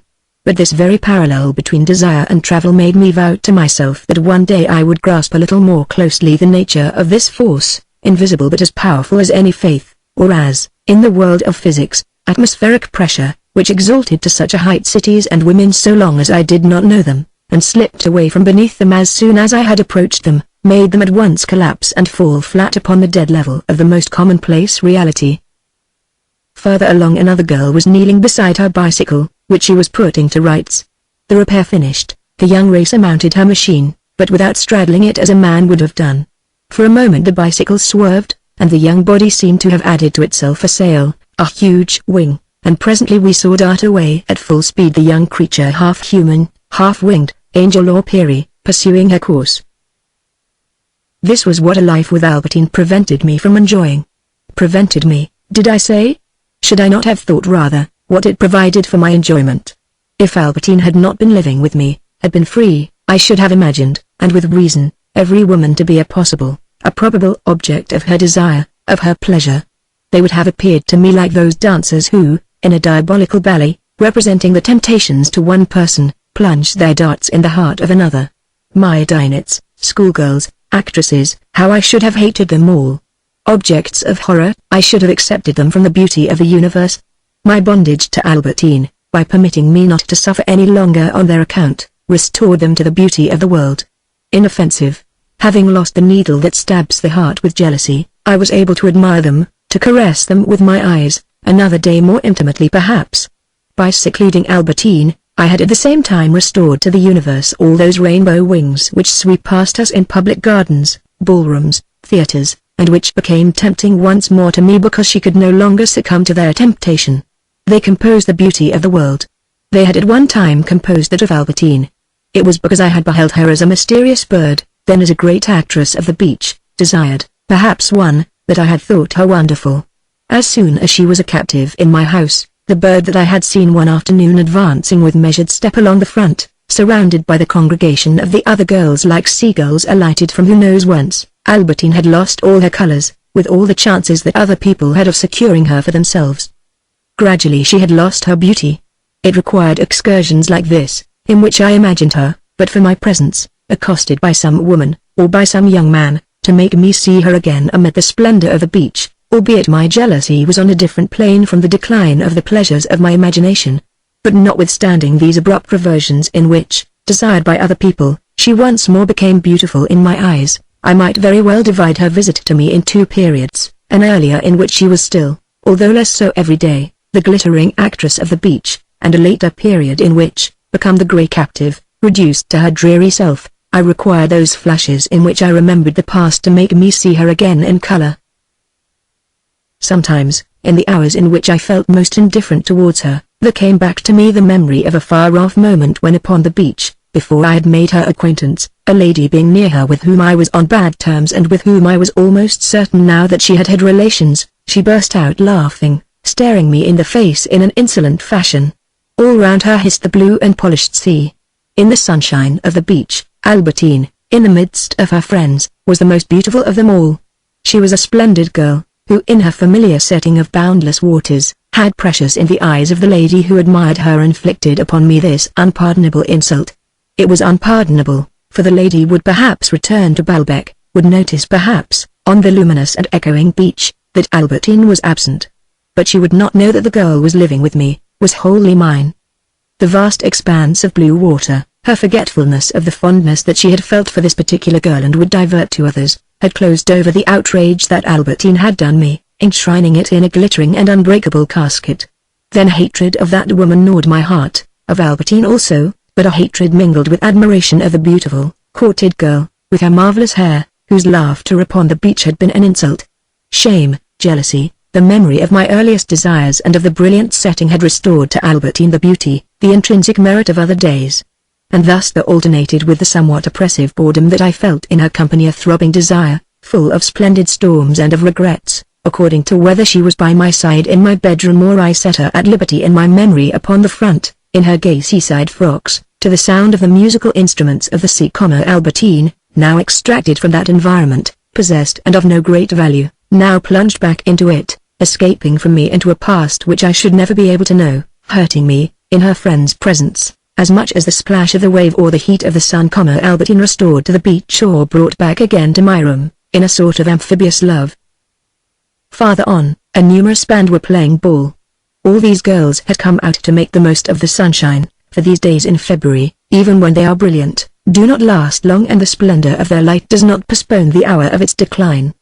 Before that hour drew near, we passed some time in twilight, because after we had driven as far as the Seine, where Albertine admired, and by her presence prevented me from admiring the reflections of red sails upon the wintry blue of the water, a solitary house in the distance like a single red poppy against the clear horizon, of which St. Cloud seemed, farther off again, to be the fragmentary, crumbling, rugged petrification, we left our motor car and walked a long way together. Indeed for some moments I gave her my arm, and it seemed to me that the ring which her arm formed round it united our two persons in a single self and linked our separate destinies together. At our feet, our parallel shadows, where they approached and joined, traced an exquisite pattern. No doubt it already seemed to me a marvelous thing at home that Albertine should be living with me, that it should be she that came and lay down on my bed.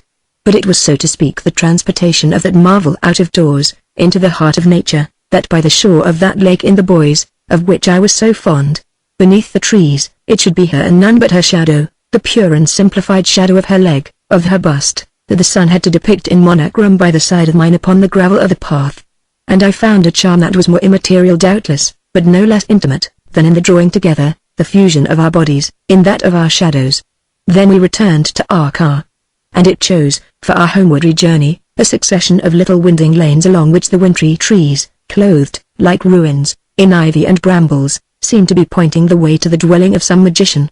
No sooner had we emerged from their dusky cover than we found, upon leaving the Bois, the daylight still so bright that I imagined that I should still have time to do everything that I wanted to do before dinner, when, only a few minutes later, at the moment when our car approached the Arc de Triomphe, it was with a sudden start of surprise and dismay that I perceived, over Paris, the moon prematurely full, like the face of a clock that has stopped and makes us think that we are late for an engagement.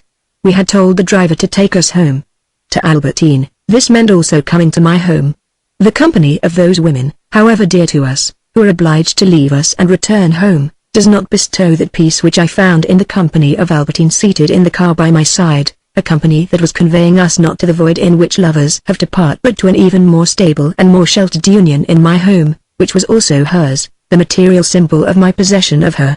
To be sure, in order to possess, one must first have desired.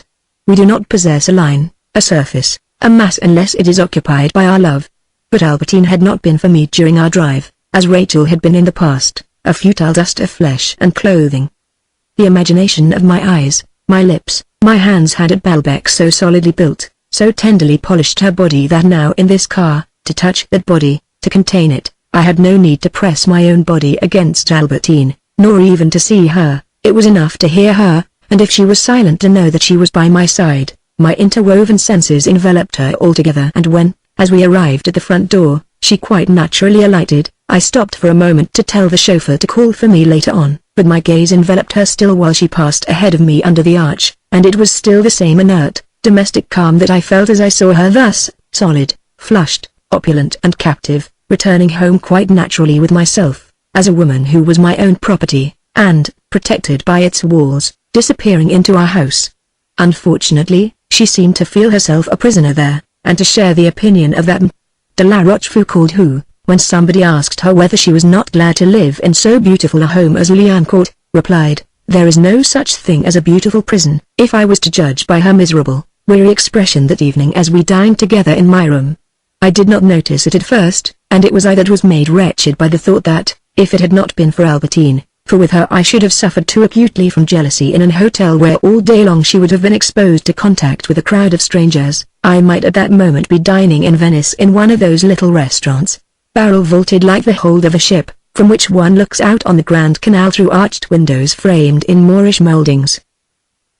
I ought to add that Albertine greatly admired in my room a big bronze by Barbedienne which with ample justification Bloch considered extremely ugly. He had perhaps less reason to be surprised at my having kept it. I had never sought, like him, to furnish for artistic effect, to compose my surroundings. I was too lazy, too indifferent to the things that I was in the habit of seeing every day. Since my taste was not involved, I had a right not to harmonize my interior. I might perhaps, even without that, have discarded the bronze. But ugly and expensive things are of great use, for they enjoy, among people who do not understand us, who have not our taste and with whom we cannot fall in love, a prestige that would not be shared by some proud object that does not reveal its beauty. Now the people who do not understand us are precisely the people with regard to whom alone it may be useful to us to employ a prestige which our intellect is enough to assure us among superior people. Albertine might indeed be beginning to show taste. She still felt a certain respect for the bronze, and this respect was reflected upon myself in a consideration which, coming from Albertine, mattered infinitely more to me than the question of keeping a bronze which was a trifle degrading, since I was in love with Albertine. But the thought of my bondage ceased of a sudden to weigh upon me, and I looked forward to prolonging it still further, because I seemed to perceive that Albertine was painfully conscious of her own. True that whenever I had asked her whether she was not bored in my house, she had always replied that she did not know where it would be possible to have a happier time. But often these words were contradicted by an air of nervous exhaustion, of longing to escape. Certainly if she had the tastes with which I had credited her, this inhibition from ever satisfying them must have been as provoking to her as it was calming to myself, calming to such an extent that I should have decided that the hypothesis of my having accused her unjustly was the most probable, had it not been so difficult to fit into this hypothesis the extraordinary pains that Albertine was taking never to be alone, never to be disengaged, never to stop for a moment outside the front door when she came in, to insist upon being accompanied, whenever she went to the telephone, by someone who would be able to repeat to me what she had said, by Françoise or André, always to leave me alone, without appearing to be doing so on purpose, with the latter, after they had been out together, so that I might obtain a detailed report of their outing. With this marvelous docility were contrasted certain quickly repressed starts of impatience, which made me ask myself whether Albertine was not planning to cast off her chain. Certain subordinate incidents seemed to corroborate my supposition. Thus, one day when I had gone out by myself, in the Passy direction, and had met Giselle, we began to talk about one thing and another. Presently, not without pride at being able to do so, I informed her that I was constantly seeing Albertine.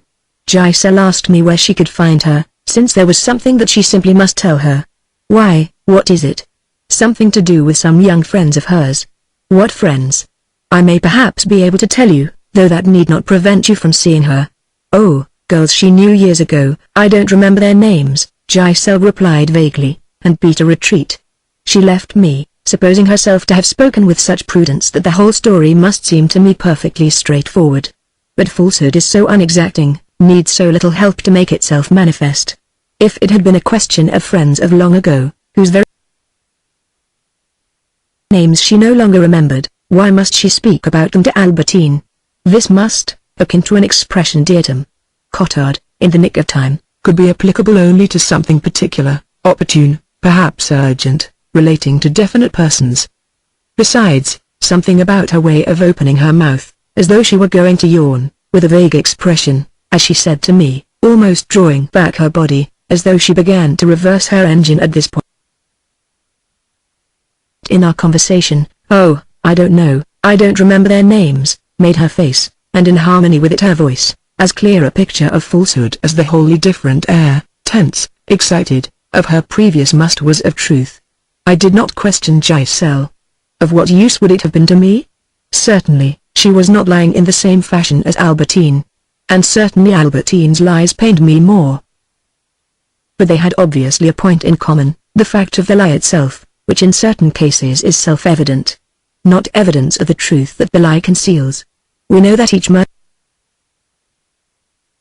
in turn imagines that he has arranged everything so cleverly that he will not be caught, and so it is with liars, particularly the woman with whom we are in love. We do not know where she has been, what she has been doing. But at the very moment when she speaks of something else beneath which lies hidden the thing that she does not mention, the lie is immediately perceived, and our jealousy increased, since we are conscious of the lie, and cannot succeed in discovering the truth. With Albertine, the impression that she was lying was conveyed by many of the peculiarities which we have already observed in the course of this narrative, but especially by this, that, when she was lying, her story broke down either from inadequacy, omission, improbability, or on the contrary from a surfeit of petty details intended to make it seem probable. Probability, notwithstanding the idea that the liar has formed of it, is by no means the same as truth. Whenever, while listening to something that is true, we hear something that is only probable, which is perhaps more so than the truth, which is perhaps too probable, the ear that is at all sensitive feels that it is not correct, as with a line that does not scan or a word read aloud in mistake for another. Our ear feels this, and if we are in love our heart takes alarm.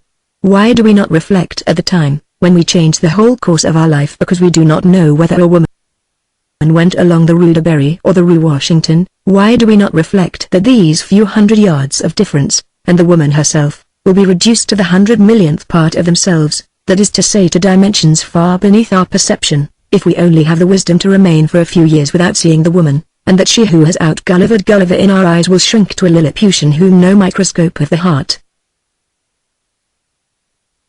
at least, for that of the disinterested memory is more powerful and less fragile can ever again perceive. However it may be, if there was a point in common the lie itself between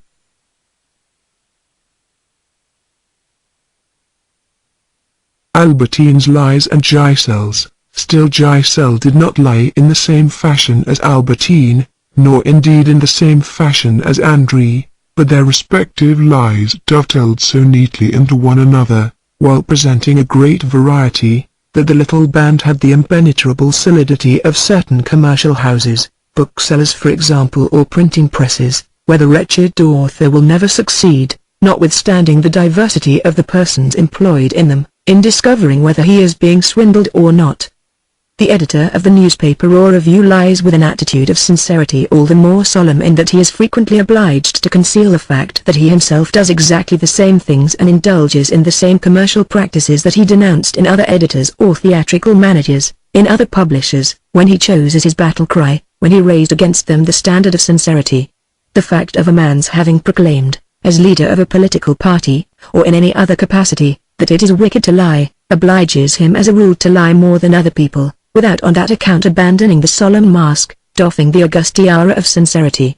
The sincere gentleman's partner lies in a different and more ingenuous fashion.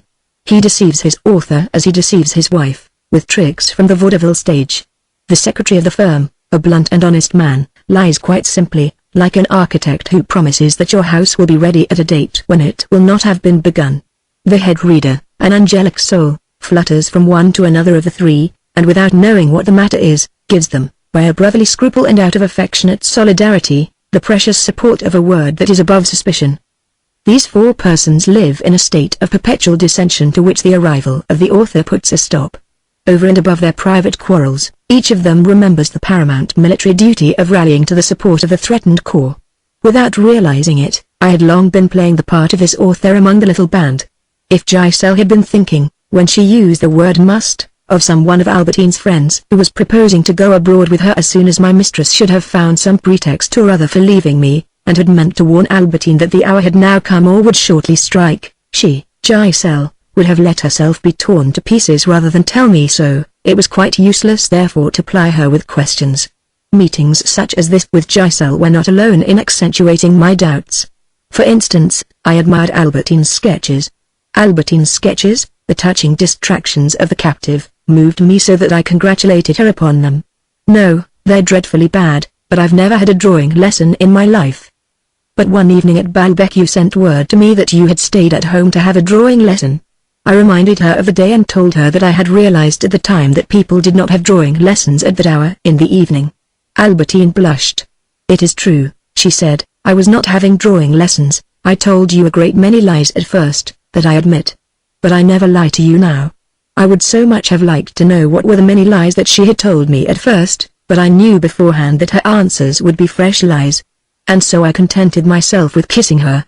I asked her to tell me one only of those lies. She replied, oh, well, for instance when I said that the sea air was bad for me. I ceased to insist in the face of this unwillingness to reveal. To make her chain appear lighter, the best thing was no doubt to make her believe that I was myself about to break it. In any case, I could not at that moment confide this mendacious plan to her. She had been too kind in returning from the Trocadero that afternoon. What I could do, far from distressing her with the threat of the rupture, was at the most to keep to myself those dreams of a perpetual life together which my grateful heart kept forming. As I looked at her, I found it hard to restrain myself from pouring them out to her, and she may perhaps have noticed this. Unfortunately the expression of such dreams is not contagious. The case of an affected old woman like M. de Charles who, by dint of never seeing in his imagination anything but a stalwart young man, thinks that he has himself become a stalwart young man, all the more so the more affected and ridiculous he becomes. This case is more general, and it is the tragedy of an impassioned lover that he does not take into account the fact that while he sees in front of him a beautiful face, his mistress is seeing his face which is not made any more beautiful, far from it, when it is distorted by the pleasure that is aroused in it by the sight of beauty. Nor indeed does love exhaust the whole of this case. We do not see our own body, which other people see, and we follow our own thought, the object invisible to other people which is before our eyes. This object the artist does sometimes enable us to see in his work. Whence it arises that the admirers of his work are disappointed in its author, upon whose face that internal beauty is imperfectly reflected. Every person whom we love, indeed to a certain extent every person is to us like Janus, presenting to us the face that we like if that person leaves us, the repellent face if we know him or her to be perpetually at our disposal. In the case of Albertine, the prospect of her continued society was painful to me in another fashion which I cannot explain in this narrative. It is terrible to have the life of another person attached to our own like a bomb which we hold in our hands, unable to get rid of it without committing a crime. But let us take as a parallel the ups and downs, the dangers, the anxieties, the fear of seeing believed in time to come false and probable things which one will not be able then to explain, feelings that one experiences if one lives in the intimate society of a madman. For instance, I pitied M. de Charles for living with Morel. Immediately the memory of the scene that afternoon made me feel the left side of my breast heavier than the other, leaving out of account the relations that may or may not have existed between them. M. de Charles must have been unaware at the outset that Morel was mad. Morel's beauty, his stupidity, his pride must have deterred the Baron from exploring so deeply, until the days of melancholy when Morel accused M. de Charles of responsibility for his sorrows, without being able to furnish any explanation, abused him for his want of confidence, by the aid of false but extremely subtle reasoning, threatened him with desperate resolutions, while throughout all this there persisted the most cunning regard for his own most immediate interests. But all this is only a comparison. Albertine was not mad. I learned that a death had occurred during the day which distressed me greatly, that of Bergot. It was known that he had been ill for a long time past. Not, of course, with the illness from which he had suffered originally and which was natural. Nature hardly seems capable of giving us any but quite short illnesses. but medicine has annexed to itself the art of prolonging them. Remedies, the respite that they procure, the relapses that a temporary cessation of them provokes, compose a sham illness to which the patient grows so accustomed that he ends by making it permanent, just as children continue to give way to fits of coughing long after they have been cured of the whooping cough. Then remedies begin to have less effect, the doses are increased, they cease to do any good, but they have begun to do harm thanks to that lasting indisposition. Nature would not have offered them so long a tenure. It is a great miracle that medicine can almost equal nature in forcing a man to remain in bed, to continue on pain of death the use of some drug. From that moment the illness artificially grafted has taken root, has become a secondary but a genuine illness, with this difference only that natural illnesses are cured, but never those which medicine creates, for it knows not the secret of their cure. For years past Bergot had ceased to go out of doors. Anyhow, he had never cared for society, or had cared for it for a day only, to despise it as he despised everything else and in the same fashion, which was his own, namely to despise a thing not because it was beyond his reach but as soon as he had reached it. He lived so simply that nobody suspected how rich he was, and anyone who had known would still have been mistaken, for he would have thought him a miser, whereas no one was ever more generous. He was generous above all towards women, girls, one ought rather to say, who were ashamed to receive so much in return for so little. He excused himself in his own eyes because he knew that he could never produce such good work as in an atmosphere of amorous feelings. Love is too strong a word. Pleasure that is at all deeply rooted in the flesh is helpful to literary work because it cancels all other pleasures, for instance the pleasures of society, those which are the same for everyone. And even if this love leads to disillusionment, it does at least stir, even by so doing, the surface of the soul which otherwise would be in danger of becoming stagnant. Desire is therefore not without its value to the writer in detaching him first of all from his fellow men and from conforming to their standards, and afterwards in restoring some degree of movement to a spiritual machine which, after a certain age, tends to become paralyzed. We do not succeed in being happy, but we make observation of the reasons which prevent us from being happy and which would have remained invisible to us but for these loopholes opened by disappointment. Dreams are not to be converted into reality, that we know. We would not form any, perhaps, were it not for desire, and it is useful to us to form them in order to see them fail and to be instructed by their failure. And so Bergot said to himself, I am spending more than a multimillionaire would spend upon girls, but the pleasures or disappointments that they give me make me write a book which brings me money. Economically, this argument was absurd, but no doubt he found some charm in thus transmuting gold into caresses and caresses into gold. We saw, at the time of my grandmother's death, how a weary old age loves repose. Now in society, there is nothing but conversation. It may be stupid, but it has the faculty of suppressing women who are nothing more than questions and answers. Removed from society, women become once more what is so reposeful to a weary old man, an object of contemplation. In any case, it was no longer a question of anything of this sort. I have said that Bergot never went out of doors, and when he got out of bed for an hour in his room, he would be smothered in shawls, plaids, all the things with which a person covers himself before exposing himself to intense cold or getting into a railway train. He would apologize to the few friends whom he allowed to penetrate to his sanctuary, and, pointing to his tartan plaids, his traveling rugs, would say merrily, after all, my dear fellow, life, as Anaxagoras has said, is a journey. Thus he went on growing steadily colder, a tiny planet that offered a prophetic image of the greater, when gradually heat will withdraw from the earth, then life itself. Then the resurrection will have come to an end, for if, among future generations, the works of men are to shine, there must first of all be men. If certain kinds of animals hold out longer against the invading chill, when there are no longer any men, and if we suppose Bergot's fame to have lasted so long, suddenly it will be extinguished for all time.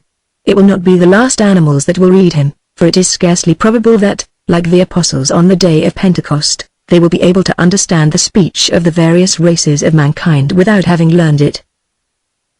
In the months that preceded his death, Bergot suffered from insomnia, and what was worse, whenever he did fall asleep, from nightmares which, if he awoke, made him reluctant to go to sleep again. He had long been a lover of dreams, even of bad dreams, because thanks to them and to the contradiction they present to the reality which we have before us in our waking state, they give us, at the moment of waking if not before, the profound sensation of having slept. But Bergot's nightmares were not like that.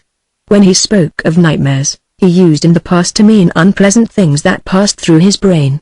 Latterly, it was as though proceeding from somewhere outside himself that he would see a hand armed with a damp cloth which, passed over his face by an evil woman, kept scrubbing him awake, an intolerable itching in his thighs, the rage because Bergot had murmured in his sleep that he was driving badly of a raving lunatic of a cabman who flung himself upon the writer, biting and gnawing his fingers.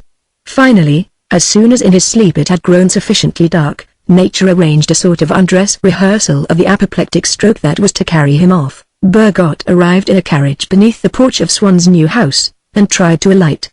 A stunning giddiness glued him to his seat. The porter came forward to help him out of the carriage. He remained seated, unable to rise, to straighten his legs. He tried to pull himself up with the help of the stone pillar that was by his side, but did not find sufficient support in it to enable him to stand. He consulted doctors who, flattered at being called in by him, saw in his virtue as an incessant worker. It was 20 years since he had written anything, in his overstrain, the cause of his ailments.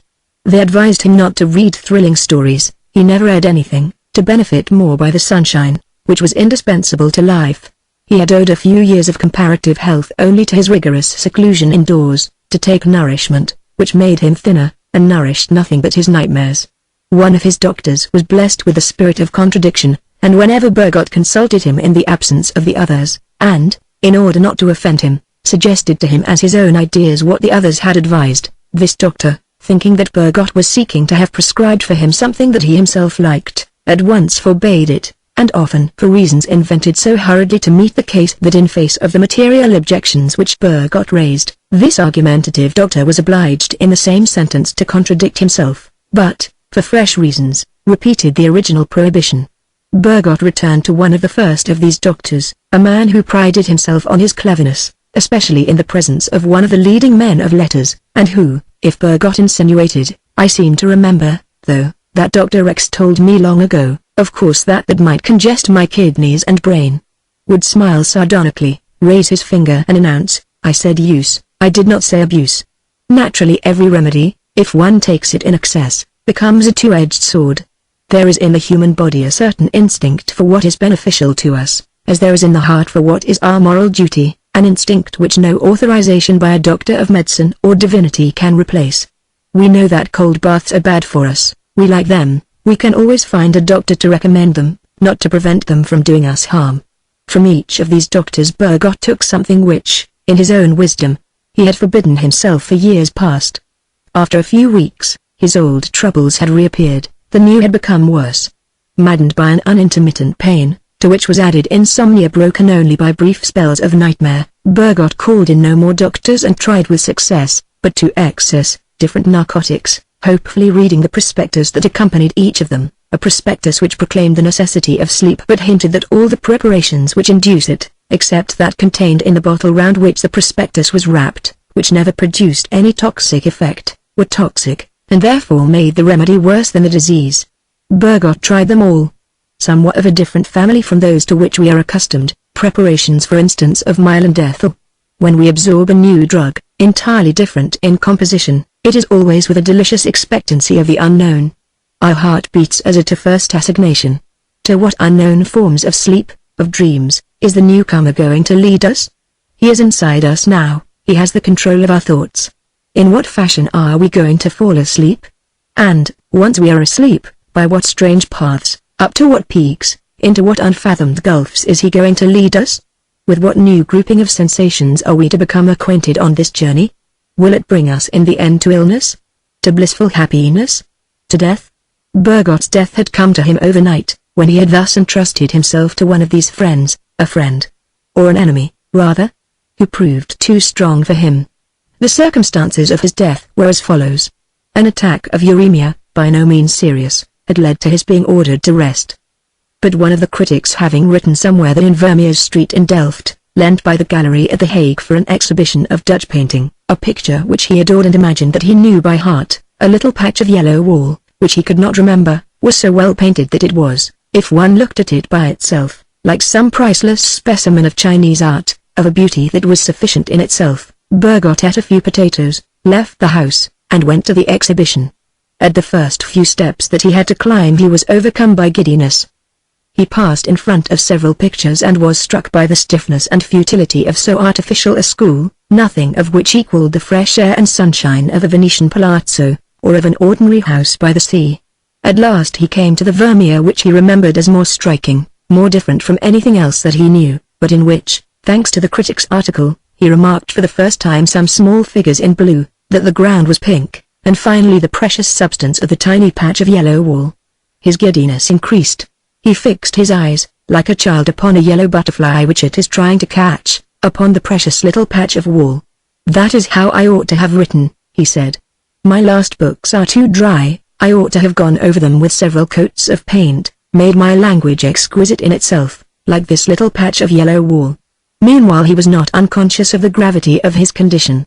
In a celestial balance there appeared to him, upon one of its scales, his own life, while the other contained the little patch of wall so beautifully painted in yellow. He felt that he had rashly surrendered the former for the latter. "All the same," he said to himself, "I have no wish to provide the feature of this exhibition for the evening papers." He repeated to himself, "Little patch of yellow wall, with a sloping roof, little patch of yellow wall."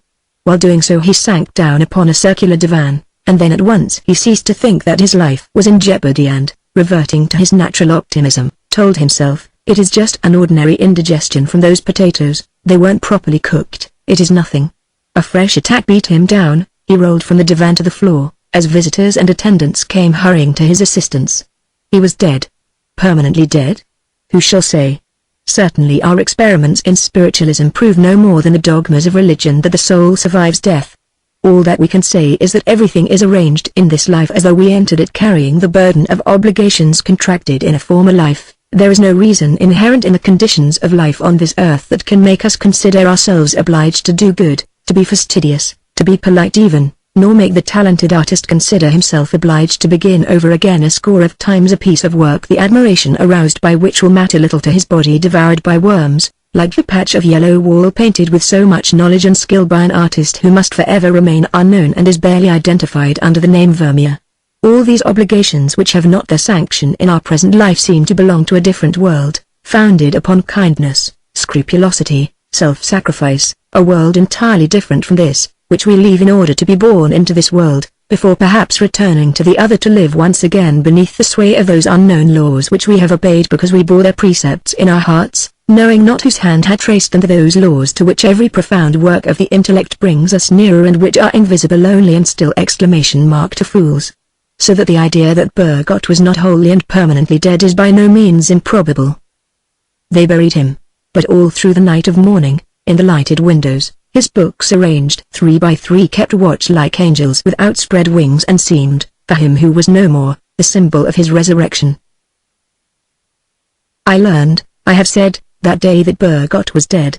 And I marveled at the carelessness of the newspapers which each of them reproducing the same paragraph stated that he had died the day before. For, the day before, Albertine had met him, as she informed me that very evening, and indeed she had been a little late in coming home, for she had stopped for some time talking to him. She was doubtless the last person to whom he had spoken. She knew him through myself who had long ceased to see him, but, as she had been anxious to make his acquaintance, I had, a year earlier, written to ask the old master whether I might bring her to see him. He had granted my request, a trifle hurt, I fancy, that I should be visiting him only to give pleasure to another person, which was a proof of my indifference to himself. These cases are frequent. Sometimes the man or woman whom we implore to receive us not for the pleasure of conversing with them again, but on behalf of a third person, refuses so obstinately that our protégé concludes that we have boasted of an influence which we do not possess. More often the man of genius or the famous beauty consents, but, humiliated in their glory, wounded in their affection, feel for us afterwards only a diminished, sorrowful, almost contemptuous attachment. I discovered long after this that I had falsely accused the newspapers of inaccuracy, since on the day in question Albertine had not met Bergot, but at the time I had never suspected this for a single instant, so naturally had she told me of the incident, and it was not until much later that I discovered her charming skill in lying with simplicity. The things that she said, the things that she confessed were so stamped with the character of formal evidence what we see, what we learn from an unquestionable source, that she sowed thus in the empty spaces of her life episodes of another life, the falsity of which I did not then suspect and began to perceive only at a much later date. I have used the word confessed, for the following reason. Sometimes a casual meeting gave me a jealous suspicion in which by her side there figured in the past, or alas in the future, another person. In order to appear certain of my facts, I mentioned the person's name, and Albertine said, "Yes, I met her, a week ago, just outside the house." I had to be polite and answer her when she spoke to me. I walked a little way with her. But there never has been anything between us. There never will be. Now Albertine had not even met this person, for the simple reason that the person had not been in Paris for the last 10 months. But my mistress felt that a complete denial would sound hardly probable. Whence this imaginary brief encounter, related so simply that I could see the lady stop, bid her good day, walk a little way with her. The evidence of my senses, if I had been in the street at that moment, would perhaps have informed me that the lady had not been with Albertine. But if I had knowledge of the fact, it was by one of those chains of reasoning in which the words of people in whom we have confidence insert strong links, and not by the evidence of my senses. To invoke this evidence of the senses I should have had to be in the street at that particular moment, and I had not been. We may imagine, however, that such an hypothesis is not improbable. I might have gone out, and have been passing along the street at the time at which Albertine was to tell me in the evening, not having seen me there, that she had gone a little way with the lady, and I should then have known that Albertine was lying. But is that quite certain even then? A religious obscurity would have clouded my mind. I should have begun to doubt whether I had seen her by herself. I should barely have sought to understand by what optical illusion I had failed to perceive the lady, and should not have been greatly surprised to find myself mistaken, for the stellar universe is not so difficult of comprehension as the real actions of other people, especially of the people with whom we are in love, strengthened as they are against our doubts by fables devised for their protection. For how many years on end can they not allow our apathetic love to believe that they have in some foreign country a sister, a brother, a sister-in-law who have never existed? The evidence of the senses is also an operation of the mind in which conviction creates the evidence. We have often seen her sense of hearing convey to Françoise not the word that was uttered but what she thought to be its correct form, which was enough to prevent her from hearing the correction implied in a superior pronunciation. Our butler was cast in a similar mold. De Charles was in the habit of wearing at this time, for he was constantly changing very light trousers which were recognizable a mile off. Now our butler, who thought that the word pissotier, the word denoting what de Rambut had been so annoyed to hear the Duc de Guermantes call a Rambut stall, was really pissotier, never once in the whole of his life heard a single person say pissotier, albeit the word was frequently pronounced thus in his hearing. But error is more obstinate than faith and does not examine the grounds of its belief. Constantly the butler would say, "I'm sure Le Baron de Charles must have caught a disease to stand about as long as he does in a pissotier. That's what comes of running after the girls at his age. You can tell what he is by his trousers. This morning, Madame sent me with a message to Nelly. As I passed the pissotier in the Rue de Bourgogne I saw Le Baron de Charles go in. When I came back from Lily, quite an hour later, I saw his yellow trousers in the same pissotier, in the same place, in the middle stall where he always goes so that people shan't see him. I can think of no one more beautiful, more noble or more youthful than a certain niece of de Guermantes. But I have heard the porter of a restaurant where I used some time to dine say as she went by, "Just look at that old trollop, what a style. And she must be 80, if she's a day." As far as age went, I find it difficult to believe that he meant what he said. But the pages clustered round him, who tittered whenever she went past the hotel on her way to visit, at their house in the neighborhood, her charming great-aunts, Ms. de Fezensac and de Bellary, saw upon the face of the young beauty the fourscore years with which, seriously or in jest, the porter had endowed the old trollop. You would have made them shriek with laughter had you told them that she was more distinguished than one of the two cashiers of the hotel, who, devoured by eczema, ridiculously stout, seemed to them a fine-looking woman.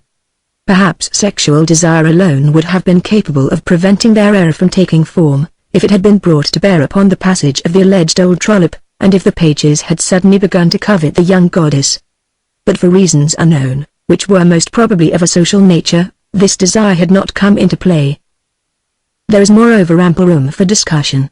The universe is true for us all and dissimilar to each of us. If we were not obliged, to preserve the continuity of our story, to confine ourselves to frivolous reasons, how many more serious reasons would permit us to demonstrate the falsehood and flimsiness of the opening pages of this volume in which, from my bed, I hear the world awake, now to one sort of weather, now to another. Yes, I have been forced to whittle down the facts, and to be a liar, But it is not one universe, there are millions, almost as many as the number of human eyes and brains in existence, that awake every morning. To return to Albertine, I have never known any woman more amply endowed than herself with a happy aptitude for a lie that is animated, colored with the self-same tints of life, unless it be one of her friends, one of my blossoming girls also, rose-pink as Albertine, but one whose irregular profile, concave in one place, then convex again, was exactly like certain clusters of pink flowers, the name of which I have forgotten, but which have long and sinuous concavities. This girl was, from the point of view of storytelling, superior to Albertine, for she never introduced any of those painful moments, those furious innuendos, which were frequent with my mistress.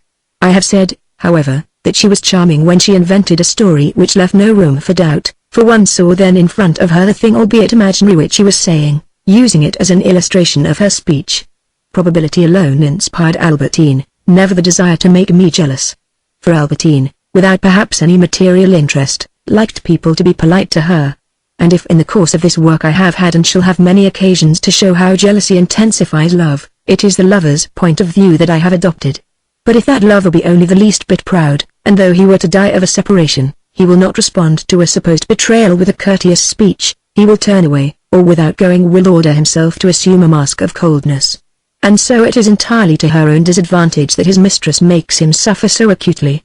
If, on the contrary, she dispels with a tactful word, with loving caresses, the suspicions that have been torturing him for all his show of indifference, no doubt the lover does not feel that despairing increase of love to which jealousy drives him, but ceasing in an instant to suffer, happy, affectionate, relieved from strain as one is after a storm when the rain has ceased and one barely hears still splash at long intervals from the tall horse-chestnut trees the clinging drops which already the reappearing sun has dyed with color. He does not know how to express his gratitude to her who has cured him.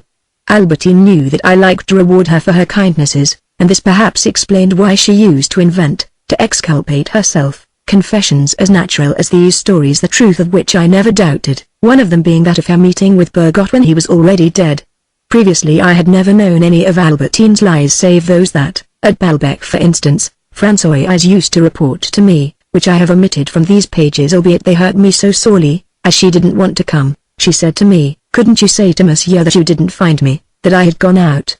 But our inferiors, who love us as Françoise loved me, take pleasure in wounding us in our self-esteem. Chapter 2.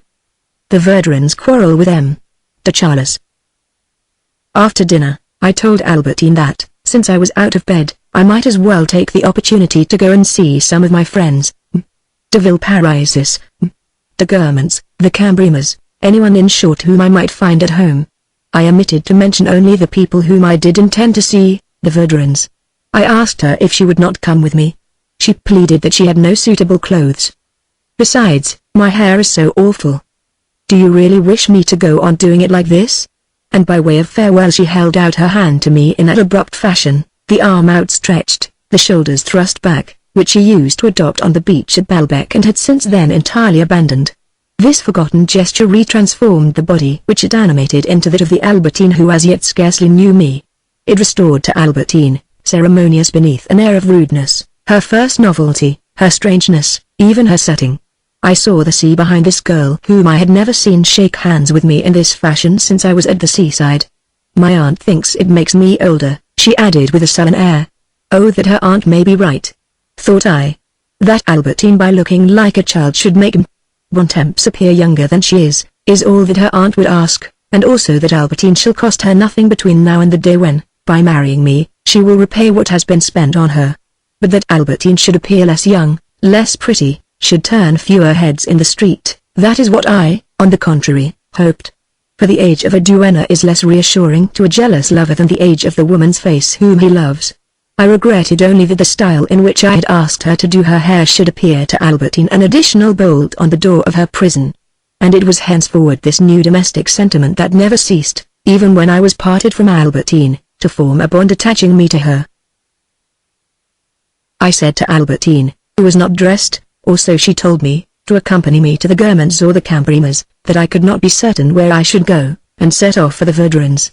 At the moment when the thought of the concert that I was going to hear brought back to my mind the scene that afternoon, Grand Pied de Grue, a scene of disappointed love, of jealous love perhaps, but if so as bestial as the scene to which a woman might be subjected by, so to speak, a gnawing outang that was, if one may use the expression, in love with her at the moment when, having reached the street, I was just going to hail a cab, I heard the sound of sobs which a man who was sitting upon a curbstone was endeavoring to stifle.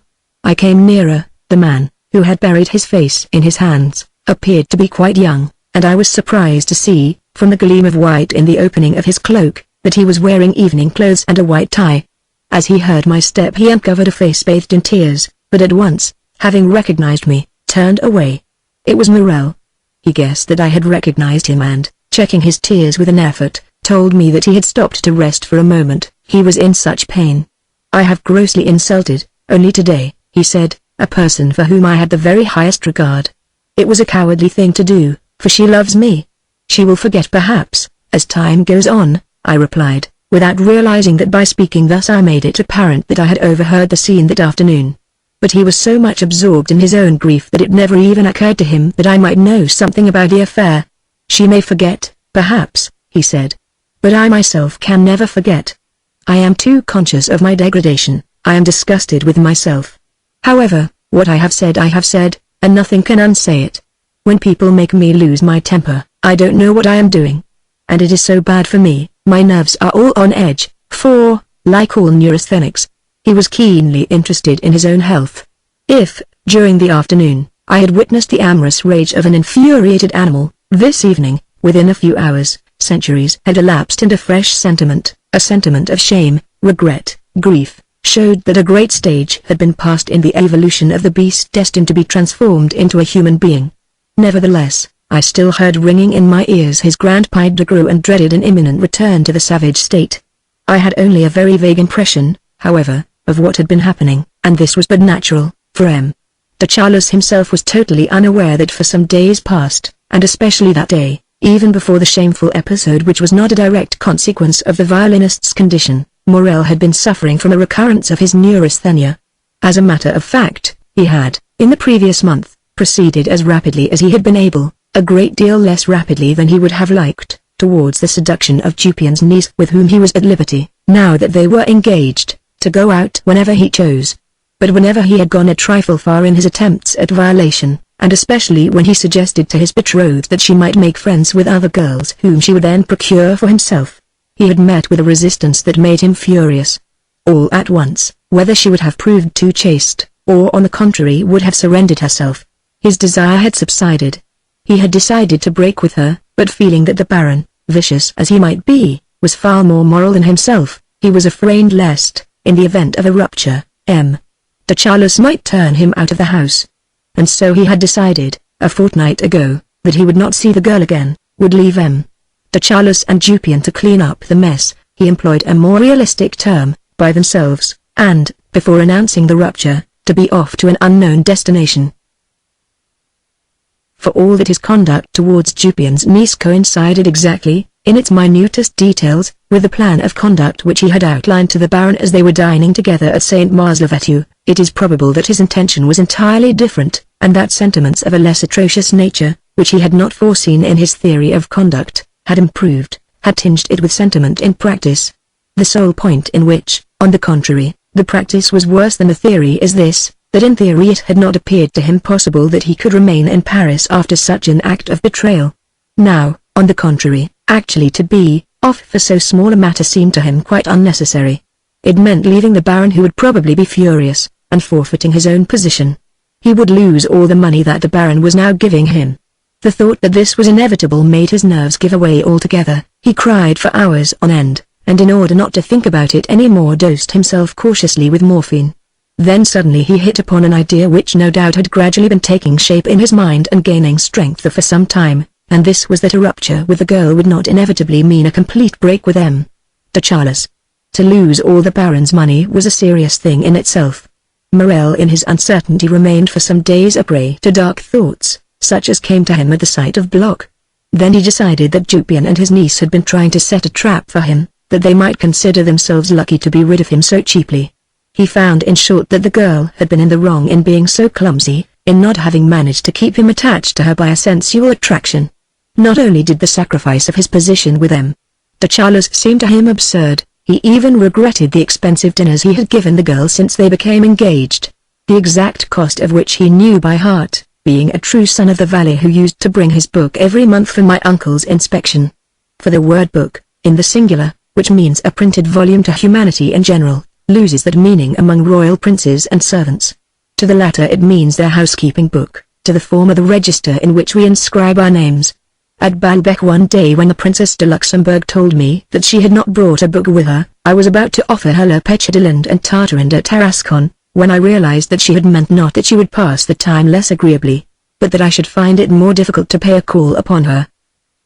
Notwithstanding the change in Morel's point of view with regard to the consequences of his behavior, albeit that behavior would have seemed to him abominable 2 months earlier, when he was passionately in love with Jupien's niece, whereas during the last fortnight he had never ceased to assure himself that the same behavior was natural, praiseworthy, it continued to intensify the state of nervous unrest in which, finally, he had announced the rupture that afternoon. And he was quite prepared to vent his anger, if not, save in a momentary outburst, upon the girl, for whom he still felt that lingering fear, the last trace of love, at any rate upon the Baron. He took care, however, not to say anything to him before dinner, for, valuing his own professional skill above everything, whenever he had any difficult music to play, as this evening at the Verdurins, he avoided, as far as possible, and the scene that afternoon was already more than ample, anything that might impair the flexibility of his wrists. Similarly, a surgeon who is an enthusiastic motorist, does not drive when he has an operation to perform.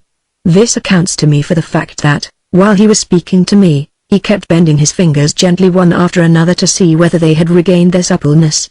A slight frown seemed to indicate that there was still a trace of nervous stiffness. But, so as not to increase it, he relaxed his features, as we forbid ourselves to grow irritated at not being able to sleep or to prevail upon a woman, for fear lest our rage itself may retard the moment of sleep or of satisfaction. And so, anxious to regain his serenity so that he might, as was his habit, absorb himself entirely in what he was going to play at the Verdurins, and anxious, so long as I was watching him, to let me see how unhappy he was, he decided that the simplest course was to beg me to leave him immediately. His request was superfluous, and it was a relief to me to get away from him. I had trembled lest, as we were due at the same house, within a few minutes, he might ask me to take him with me, my memory of the scene that afternoon being too vivid not to give me a certain distaste for the idea of having Morel by my side during the drive. It is quite possible that the love, and afterwards the indifference or hatred felt by Morel for Jupien's niece had been sincere.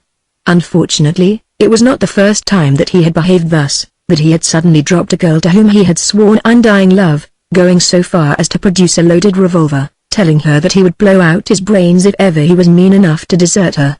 He did nevertheless desert her in time, and felt instead of remorse, a sort of rancor against her.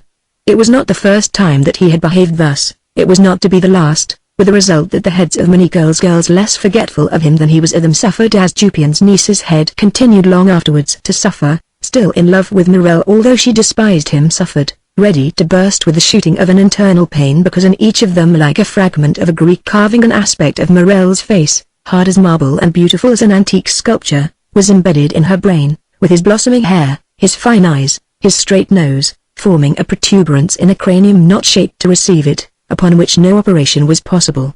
But in the fullness of time these stony fragments end by slipping into a place where they cause no undue discomfort, from which they never stir again. We are no longer conscious of their presence, I mean forgetfulness, or an indifferent memory. Meanwhile I had gained two things in the course of the day. On the one hand, thanks to the calm that was produced in me by Albertine's docility, I found it possible, and therefore made up my mind, to break with her.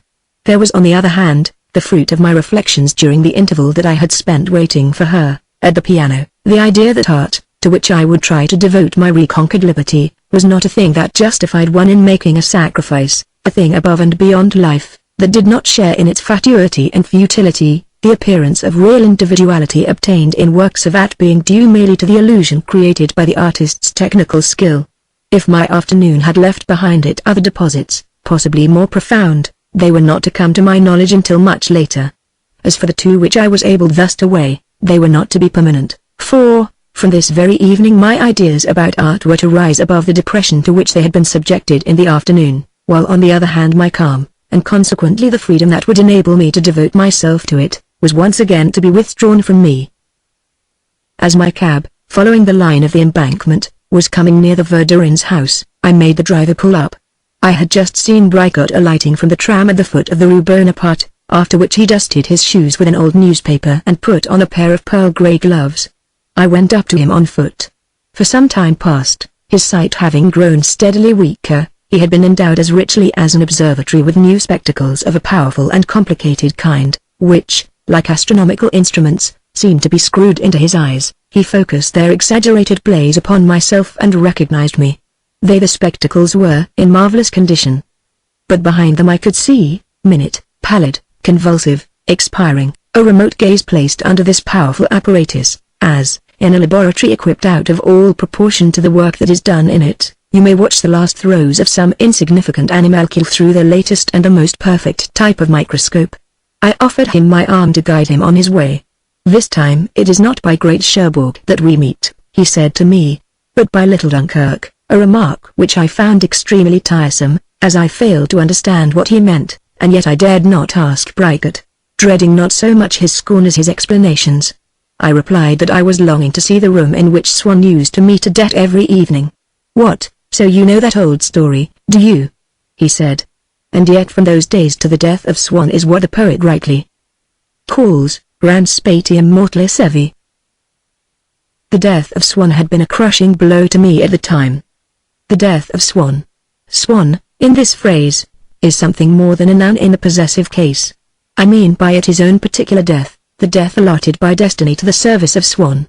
For we talk of death for convenience, but there are almost as many different deaths as there are people.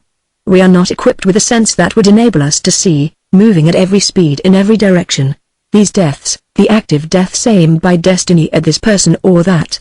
Often there are deaths that will not be entirely relieved of their duties until 2 or even 3 years later. They come in haste to plant a tumor in the side of a swan, then depart to attend to their other duties, returning only when, the surgeons having performed their operation, it is necessary to plant the tumor there afresh. Then comes the moment when we read in the Gaulois that Swann's health has been causing anxiety but that he is now making an excellent recovery. Then, a few minutes before the breath leaves our body, death, like a sister of charity who has come to nurse, rather than to destroy us, enters to preside over our last moments, crowns with a supreme halo the cold and stiffening creature whose heart has ceased to beat. And it is this diversity among deaths, the mystery of their circuits, the color of their fatal badge, that makes so impressive a paragraph in the newspapers such as this. "We regret to learn that M. Charles Swann passed away yesterday at his residence in Paris, after a long and painful illness. A Parisian whose intellectual gifts were widely appreciated, a discriminating but steadfastly loyal friend, he will be universally regretted, in those literary and artistic circles where the soundness and refinement of his taste made him a willing and a welcome guest, as well as at the Jockey Club of which he was one of the oldest and the most respected members. He belonged also to the Union and Agricole. He had recently resigned his membership of the Rue Royale. His personal appearance and eminently distinguished bearing never failed to arouse public interest at all the great events of the musical and artistic seasons, especially at private views, at which he was a regular attendant until, during the last years of his life, he became almost entirely confined to the house.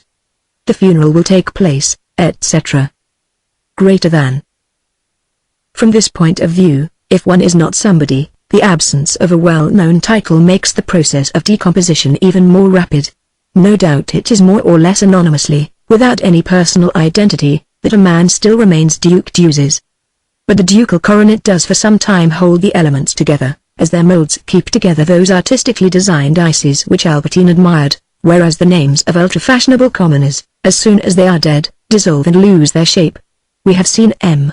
de Brete speak of Cartier as the most intimate friend of the Duc de la Trémoille, as a man greatly in demand in aristocratic circles. To a later generation, Cartier has become something so formless that it would almost be adding to his importance to make him out as related to the jeweler Cartier, with whom he would have smiled to think that anybody could be so ignorant as to confuse him.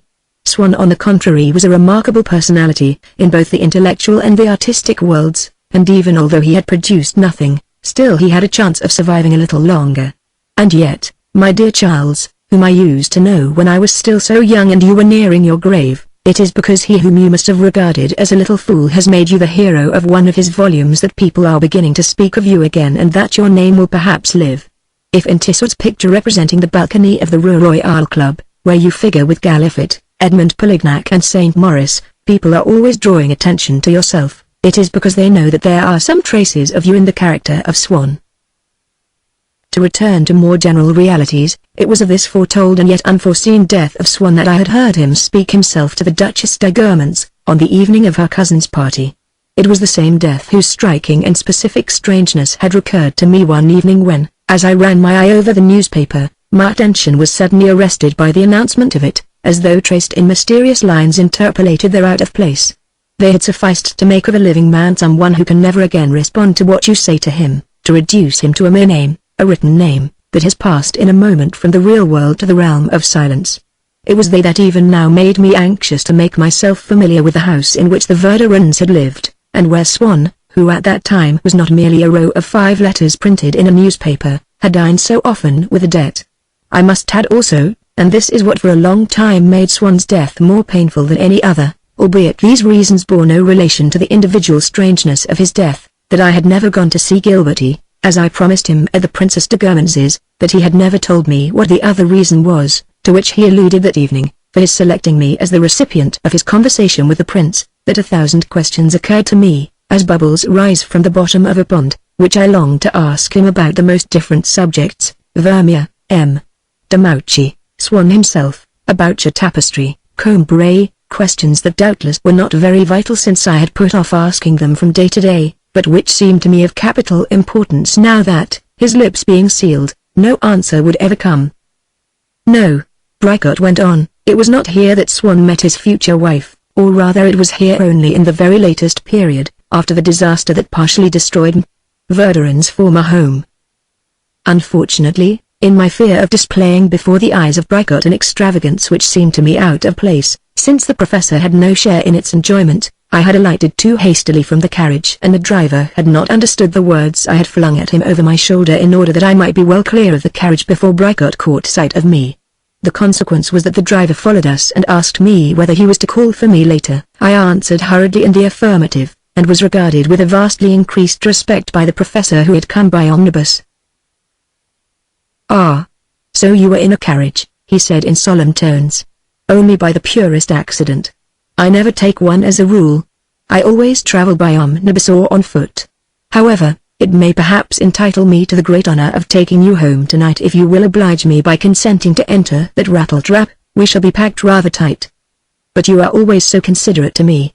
Alas, in making him this offer, I am depriving myself of nothing, I reflected, since in any case I shall be obliged to go home for Albertine's sake. Her presence in my house, at an hour when nobody could possibly call to see her, allowed me to dispose as freely of my time as I had that afternoon, when, seated at the piano, I knew that she was on her way back from the Trocadero and that I was in no hurry to see her again. But furthermore, as also in the afternoon, I felt that I had a woman in the house and that on returning home I should not taste the fortifying thrill of solitude. "I accept with great goodwill," replied Bricot. "At the period to which you allude, our friends occupied in the Rue Montalivet a magnificent ground-floor apartment with an upper landing, and a garden behind, less sumptuous of course, and yet to my mind preferable to the old Venetian embassy." Bricot informed me that this evening there was to be at Quiconti. Thus it was that the faithful spoke of the Verdurin drawing-room since it had been transferred to that address. A great musical tororo got up by M. de Charles. He went on to say that in the old days to which I had referred, the little nucleus had been different, and its tone not at all the same, not only because the faithful had then been younger. He told me of elaborate jokes played by Elster, what he called pure buffooneries, as for instance one day when the painter, having pretended to fail at the last moment, had come disguised as an extra waiter and, as he handed round the dishes, whispered gallant speeches in the ear of the extremely proper Baroness Putbus, crimson with anger and alarm, then disappearing before the end of dinner. He had had a hip bath carried into the drawing-room, out of which, when the party left the table, he had emerged stark naked uttering fearful oaths, and also of supper parties to which the guests came in paper costumes, designed, cut out and colored by Elster, which were masterpieces in themselves. Bricot having worn on one occasion that of a great nobleman of the court of Charles VII, with long turned-up points to his shoes, and another time that of Napoleon I, for which Elster had fashioned a grand cordon of the Legion of Honor out of sealing wax. In short, Bricot, seeing again with the eyes of memory the drawing room of those days with its high windows, its low sofas devoured by the midday sun which had to be replaced, declared that he preferred it to the drawing room of today. Of course, I quite understood that by drawing room Brycott meant, as the word church implies, not merely the religious edifice but the congregation of worshippers, not merely the apartment, but the people who visited it, the special pleasures that they came to enjoy there, to which, in his memory, those sofas had imparted their form, upon which, when you called to see Verdurin in the afternoon, you waited until she was ready, while the blossom on the horse chestnuts outside, and on the mantelpiece carnations in vases seemed, with a charming and kindly thought for the visitor expressed in the smiling welcome of their rosy hues, to be watching anxiously for the tardy appearance of the lady of the house. But if the drawing-room seemed to him superior to what it was now, it was perhaps because our mind is the old Proteus who cannot remain the slave of any one shape and, even in the social world, suddenly abandons a house which has slowly and with difficulty risen to the pitch of perfection to prefer another which is less brilliant, just as the touched-up photographs which Odette had taken at Otto's, in which she queened it in a princess gown, her hair waved by Lentheric, did not appeal to Swann so much as a little cabinet picture taken at Nice, in which, in a cloth cape, her loosely dressed hair protruding beneath a straw hat trimmed with pansies and a bow of black ribbon, instead of being 20 years younger, for women as a rule look all the older in a photograph, the earlier it is, she looked like a little servant girl 20 years older than she now was. Perhaps too he derived some pleasure from praising to me what I myself had never known, from showing me that he had tasted delights that I could never enjoy.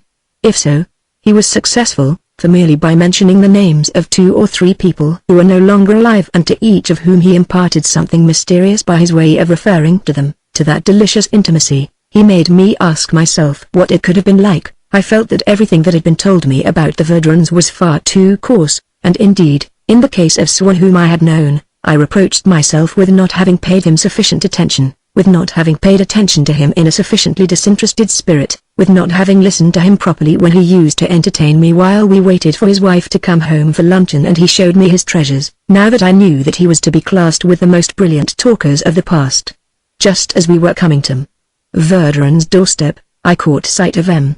de Charles, steering towards us, the bulk of his huge body, drawing unwillingly in his wake one of those blackmailers or mendicants who nowadays, whenever he appeared, sprang up without fail even in what were to all appearance the most deserted corners, by whom this powerful monster was, evidently against his will, invariably escorted, although at a certain distance, as is the shark by its pilot, in short contrasting so markedly with the haughty stranger of my first visit to Baalbek, with his stern aspect, his affectation of virility, that I seemed to be discovering, accompanied by its satellite, a planet at a wholly different period of its revolution, when one begins to see it full, or a sick man now devoured by the malady which a few years ago was but a tiny spot which was easily concealed and the gravity of which was never suspected. Although the operation that Brycott had undergone had restored a tiny portion of the sight which he had thought to be lost forever, I do not think he had observed the ruffian following in the Baron's steps. Not that this mattered, for, ever since La Raspelière, and notwithstanding the Professor's friendly regard for M. de Charles, the sight of the latter always made him feel ill at ease. No doubt to every man the life of every other extends along shadowy paths which he does not suspect. Falsehood, however, so often treacherous, upon which all conversation is based, conceals less perfectly a feeling of hostility, or of sordid interest, or a visit which we wish to look as though we had not paid, or an escapade with the mistress of a day which we are anxious to keep from our wife, than a good reputation covers up so as not to let their existence beguest evil habits. They may remain unknown to us for a lifetime. An accidental encounter upon a pier, at night, will disclose them. Even then this accidental discovery is frequently misunderstood and we require a third person, who is in the secret, to supply the unimaginable clue of which everyone is unaware. But, once we know about them, they alarm us because we feel that that way madness lies, far more than by their immorality. De Sergis did not possess the slightest trace of any moral feeling, and would have admitted anything of her sons that could be degraded and explained by material interest, which is comprehensible to all mankind. But she forbade them to go on visiting M. de Charles when she learned that, by a sort of internal clockwork, he was inevitably drawn upon each of their visits, to pinch their chins and to make each of them pinch his brothers. She felt that uneasy sense of a physical mystery which makes us ask ourselves whether the neighbor with whom we have been on friendly terms is not tainted with cannibalism, and to the Baron's repeated inquiry, "When am I going to see your sons again?" she would reply, conscious of the thunderbolts that she was attracting to her defenseless head, that they were very busy working for examinations, preparing to go abroad, and so forth. Irresponsibility aggravates faults, and even crimes, whatever anyone may say. Landru, assuming that he really did kill his wives, if he did so from a financial motive, which it is possible to resist, may be pardoned, but not if his crime was due to an irresistible sadism. Part 2. Chapter 1. The Verdurins' quarrel with M. de Charles, continued. Bricot's coarse pleasantries, in the early days of his friendship with the Baron, had given place, as soon as it was a question, not of uttering commonplaces, but of understanding, to an awkward feeling which concealed a certain merriment. He reassured himself by recalling pages of Plato, lines of Virgil, because, being mentally as well as physically blind, he did not understand that in those days to fall in love with a young man was like, in our day. Socrates' jokes reveal this more clearly than Plato's theories, keeping a dancing girl before one marries and settles down. M. de Charles himself would not have understood, he who confused his mania with friendship, which does not resemble it in the least, and the athletes of Praxiteles with obliging boxers. He refused to see that for the last 1900 years, a pious courtier under a pious prince would have been an atheist under an atheist prince, as La Bruyere reminds us. All conventional homosexuality, that of Plato's young friends as well as that of Virgil's shepherds, has disappeared, that what survives and increases is only the involuntary, the neurotic kind, which we conceal from other people and disguise to ourselves? And M. de Charles would have been wrong in not denying frankly the pagan genealogy. In exchange for a little plastic beauty, how vast the moral superiority! The shepherd in Theocritus who sighs for love of a boy, later on will have no reason to be less hard of heart, less dull of wit than the other shepherd whose flute sounds for Amaryllis. For the former is not suffering from a malady, he is conforming to the customs of his time. It is the homosexuality that survives in spite of obstacles, a thing of scorn and loathing, that is the only true form, the only form that can be found conjoined in a person with an enhancement of his moral qualities. We are appalled at the apparently close relation between these and our bodily attributes, when we think of the slight dislocation of a purely physical taste, the slight blemish in one of the senses, which explain why the world of poets and musicians, so firmly barred against the Duc de Guermantes, opens its portals to M. de Charles. That the latter should show taste in the furnishing of his home, which is that of an eclectic housewife, need not surprise us, but the narrow loophole that opens upon Beethoven and Veronese. This does not exempt the sane from a feeling of alarm when a madman who has composed a sublime poem, after explaining to them in the most logical fashion that he has been shut up by mistake, through his wife's machinations, imploring them to intercede for him with the governor of the asylum, complaining of the promiscuous company that is forced upon him, concludes as follows: "You see that man who is waiting to speak to me on the lawn, whom I am obliged to put up with. He thinks that he is Jesus Christ. That alone will show you the sort of lunatics that I have to live among. He cannot be Christ, for I am Christ myself. A moment earlier, you were on the point of going to assure the governor that a mistake had been made." At this final speech, even if you bear in mind the admirable poem at which this same man is working every day, you shrink from him, as M. de Sergis's sons shrank from M. de Charles, not that he would have done them any harm, but because of his ceaseless invitations, the ultimate purpose of which was to pinch their chins. The poet is to be pitied, who must, with no Virgil to guide him, pass through the circles of an inferno of sulphur and brimstone, to cast himself into the fire that falls from heaven, in order to rescue a few of the inhabitants of Sodom. No charm in his work, the same severity in his life as in those of the unfrocked priests who follow the strictest rule of celibacy so that no one may be able to ascribe to anything but loss of faith their discarding of the cassock. Making a pretense of not seeing the seedy individual who was following in his wake, whenever the Baron ventured into the boulevards or crossed the waiting room in St. Lazare station, these followers might be counted by the dozen who, in the hope of touching him for $1, never let him out of their sight, and afraid at the same time that the other might have the audacity to accost him. The Baron had devoutly lowered his darkened eyelids which, in contrast to his rice-powdered cheeks, gave him the appearance of a grand inquisitor painted by El Greco. But this priestly expression caused alarm, and he looked like an unfrocked priest, various compromises to which he had been driven by the need to apologize for his taste and to keep it secret having had the effect of bringing to the surface of his face precisely what the Baron sought to conceal, a debauched life indicated by moral decay. This last, indeed, whatever be its cause, is easily detected, for it is never slow in taking bodily form and proliferates upon a face, especially on the cheeks and round the eyes, as physically as the ochreous yellows accumulate there in a case of jaundice or repulsive reds in a case of skin disease. Nor was it merely in the cheeks, or rather the chaps of this painted face, in the mammiferous chest, the aggressive rump of this body allowed to deteriorate and invaded by obesity, upon which there now floated iridescent as a film of oil, the vice at one time so jealously confined by de Charlus in the most secret chamber of his heart. Now it overflowed in all his speech. "So this is how you prowl the streets at night, Brackett, with a good-looking young man," he said as he joined us, while the disappointed ruffian made off. "A fine example. We must tell your young pupils at the Sorbonne that this is how you behave. But, I must say, the society of youth seems to be good for you, Monsieur le Professeur. You are as fresh as a rosebud. I have interrupted you. You looked as though you were enjoying yourselves like a pair of giddy girls, and had no need of an old granny killjoy like myself.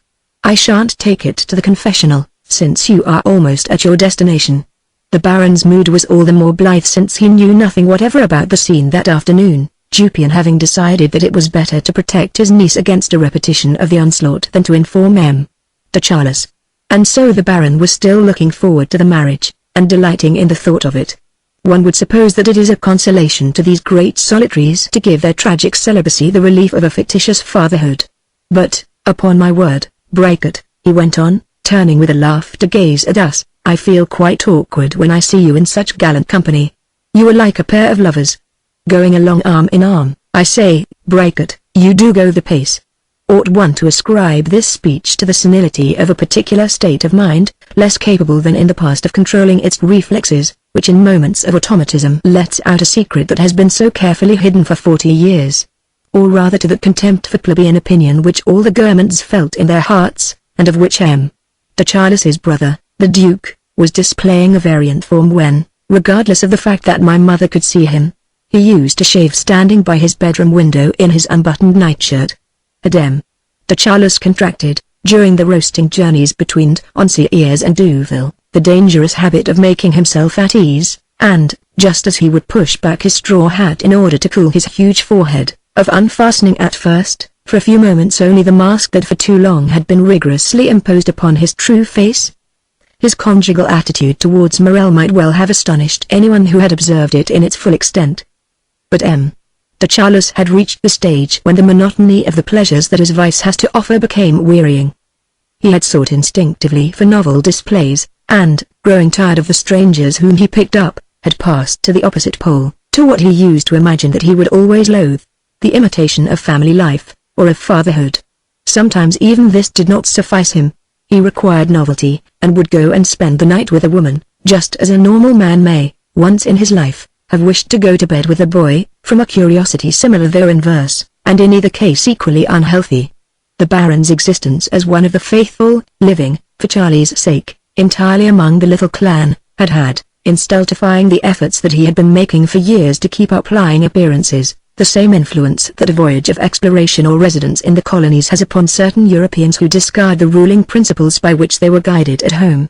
And yet, the internal revolution of a mind, ignorant at first of the anomaly contained in its body, then appalled at it after the discovery, and finally growing so used to it as to fail to perceive that it is not safe to confess to other people what the sinner has come in time to confess without shame to himself, had been even more effective in liberating de Charlus from the last vestiges of social constraint than the time that he spent at the Verdurins. No banishment, indeed, to the South Pole, or to the summit of Montana Blink, can separate us so entirely from our fellow creatures as a prolonged residence in the seclusion of a secret vice, that is to say of a state of mind that is different from theirs. A vice, so de Charlus used at one time to style it, to which the Baron now gave the genial aspect of a mere failing, extremely common, attractive on the whole and almost amusing, like laziness, absent-mindedness or greed. Conscious of the curiosity that his own striking personality aroused, de Charlus derived a certain pleasure from satisfying, whetting, sustaining it.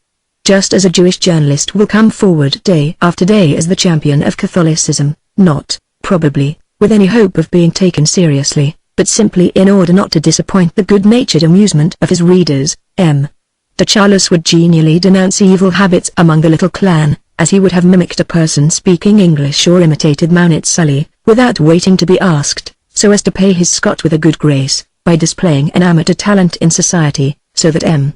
de Charlus now threatened Bricot that he would report to the Sorbonne that he was in the habit of walking about with young men, exactly as the circumcised scribe keeps referring in and out of season to the eldest daughter of the Church and the Sacred Heart of Jesus, that is to say without the least trace of hypocrisy, but with a distinctly histrionic effect. It was not only the change in the words themselves, so different from those that he allowed himself to use in the past, that seemed to require some explanation. There was also the change that had occurred in his intonations, his gestures, all of which now singularly resembled the type M. de Charlus used most fiercely to castigate. He would now utter unconsciously almost the same little cries, unconscious in him, and all the more deep-rooted, as are uttered consciously by the inverts who refer to one another as she, as though this deliberate camping, against which M. de Charlus had for so long set his face, were after all merely a brilliant and faithful imitation of the manner that men of the Charlus type, whatever they may say, are compelled to adopt when they have reached a certain stage in their malady, just as sufferers from general paralysis or locomotor ataxia inevitably end by displaying certain symptoms. As a matter of fact, and this is what this purely unconscious camping revealed the difference between the stern Charlus, dressed all in black, with his stiffly brushed hair, whom I had known, and the painted young men, loaded with rings, was no more than the purely imaginary difference that exists between an excited person who talks fast, keeps moving all the time, and a neurotic who talks slowly, preserves a perpetual phlegm, but is tainted with the same neurasthenia in the eyes of the physician who knows that each of the two is devoured by the same anguish and marred by the same defects. At the same time one could tell that M.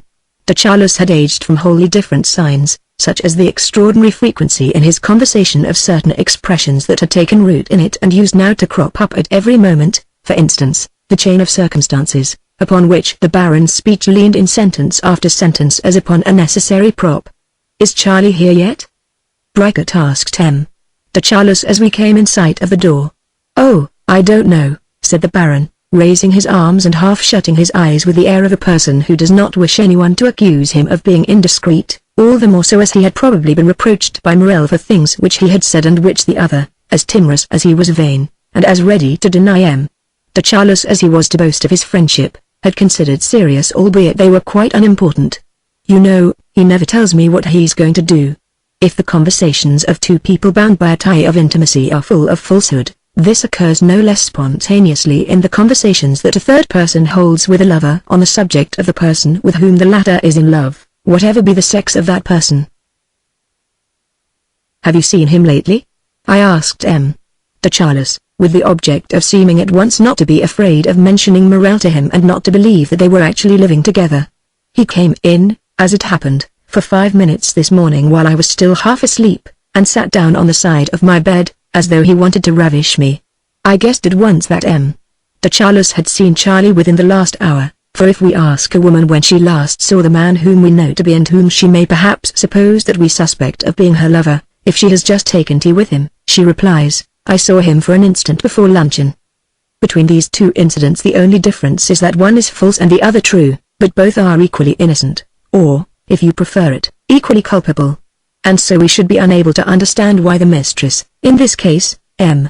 de Charlus, always chooses the false version, did we not know that such replies are determined, unknown to the person who utters them, by a number of factors which appear so out of proportion to the triviality of the incident that we do not take the trouble to consider them.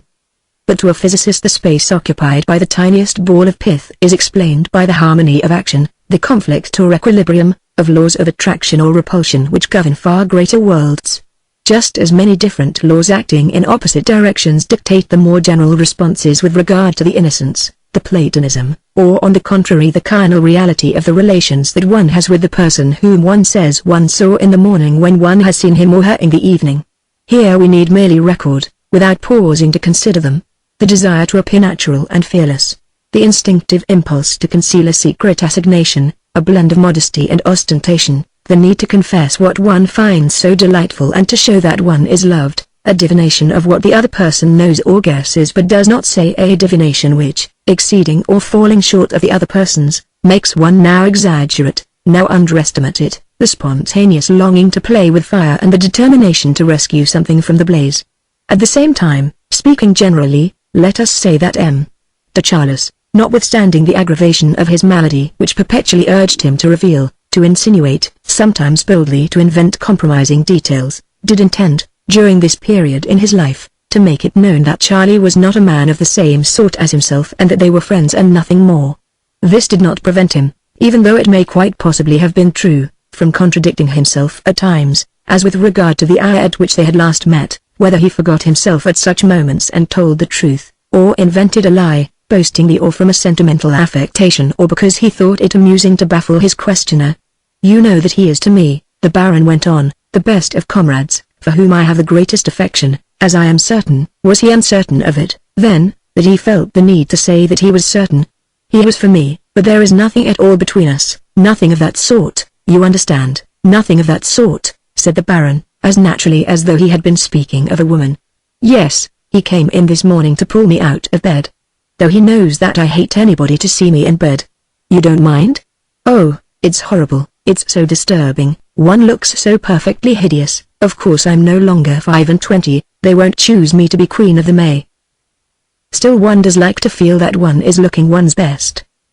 It is possible that the Baron was in earnest when he spoke of Morel as a good comrade, and that he was being even more truthful than he supposed when he said, I never know what he's doing, he tells me nothing about his life.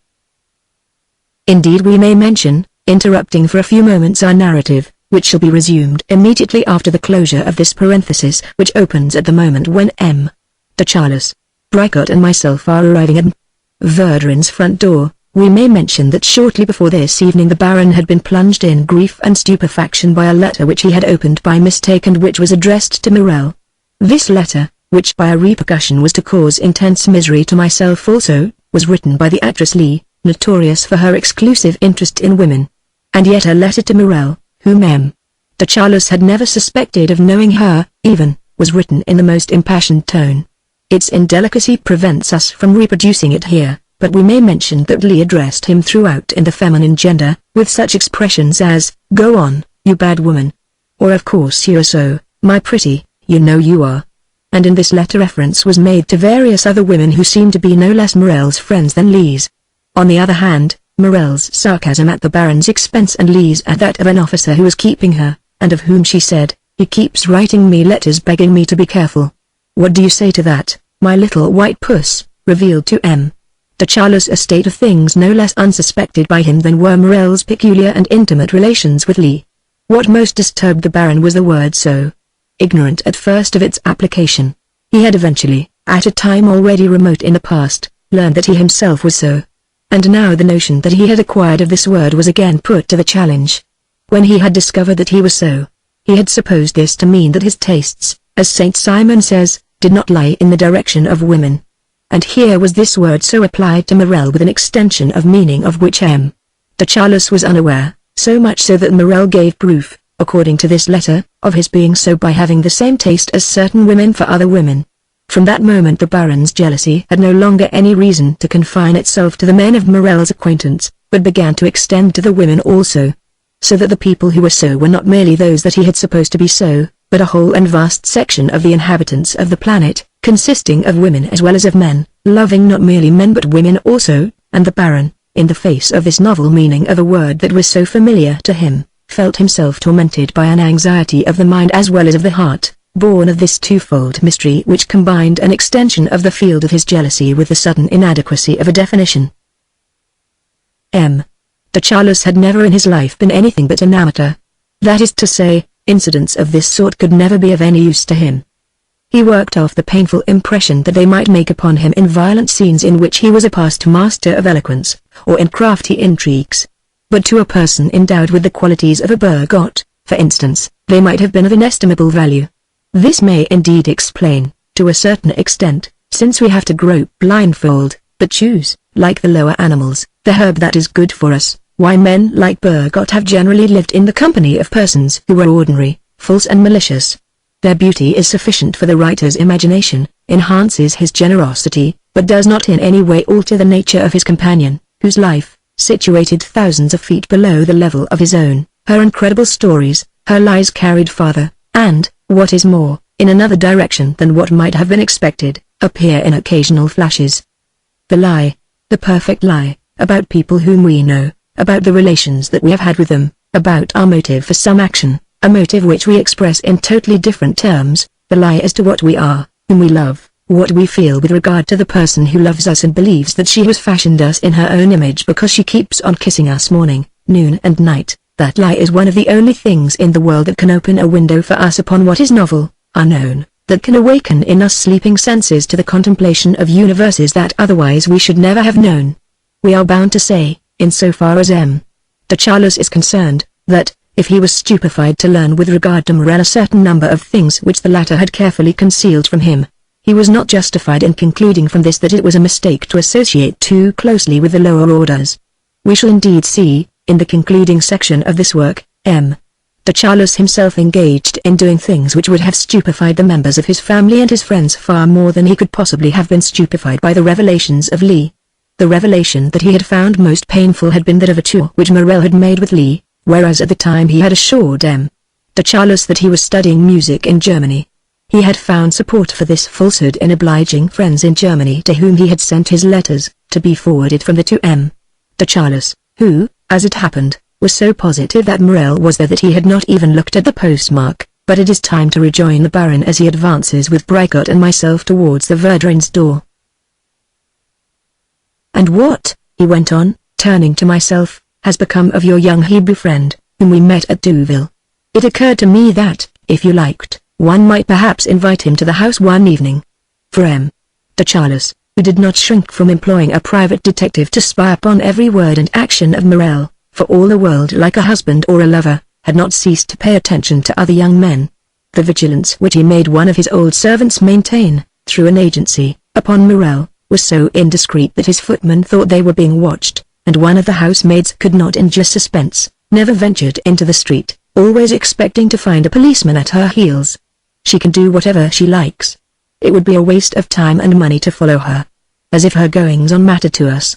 The old servant ironically exclaimed, for he was so passionately devoted to his master that, albeit he in no way shared the Baron's tastes, he had come in time, with such ardor did he employ himself in their service, to speak of them as though they were his own. "He is the very best of good fellows," M. de Charlus would say of this old servant, "for we never appreciate anyone so much as those who combine with other great virtues that of placing themselves unconditionally at the disposal of our vices." It was moreover of men alone that M. de Charlus was capable of feeling any jealousy so far as Morel was concerned.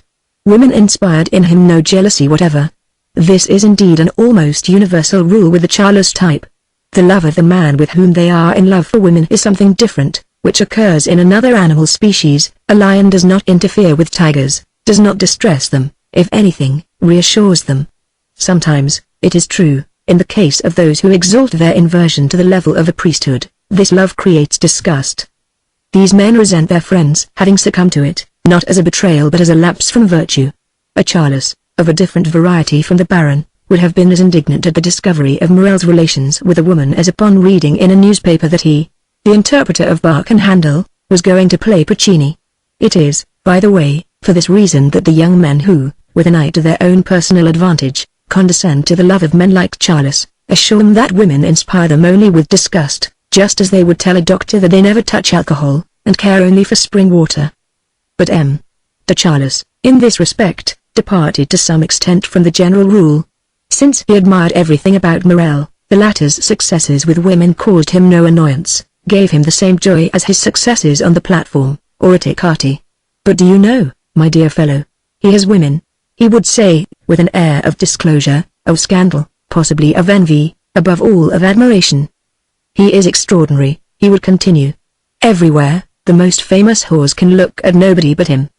They stare at him everywhere, whether it's on the underground or in the theater. It's becoming a nuisance. I can't go out with him to a restaurant without the waiter bringing him notes from at least 3 women. And always pretty women too. Not that there's anything surprising in that. I was watching him yesterday, I can quite understand it. He has become so beautiful, he looks just like a bronzino, he is really marvelous." But M. de Charlus liked to show that he was in love with Morel, to persuade other people, possibly to persuade himself, that Morel was in love with him. He applied to the purpose of having Morel always with him, notwithstanding the harm that the young fellow might do to the Baron's social position, a sort of self-esteem.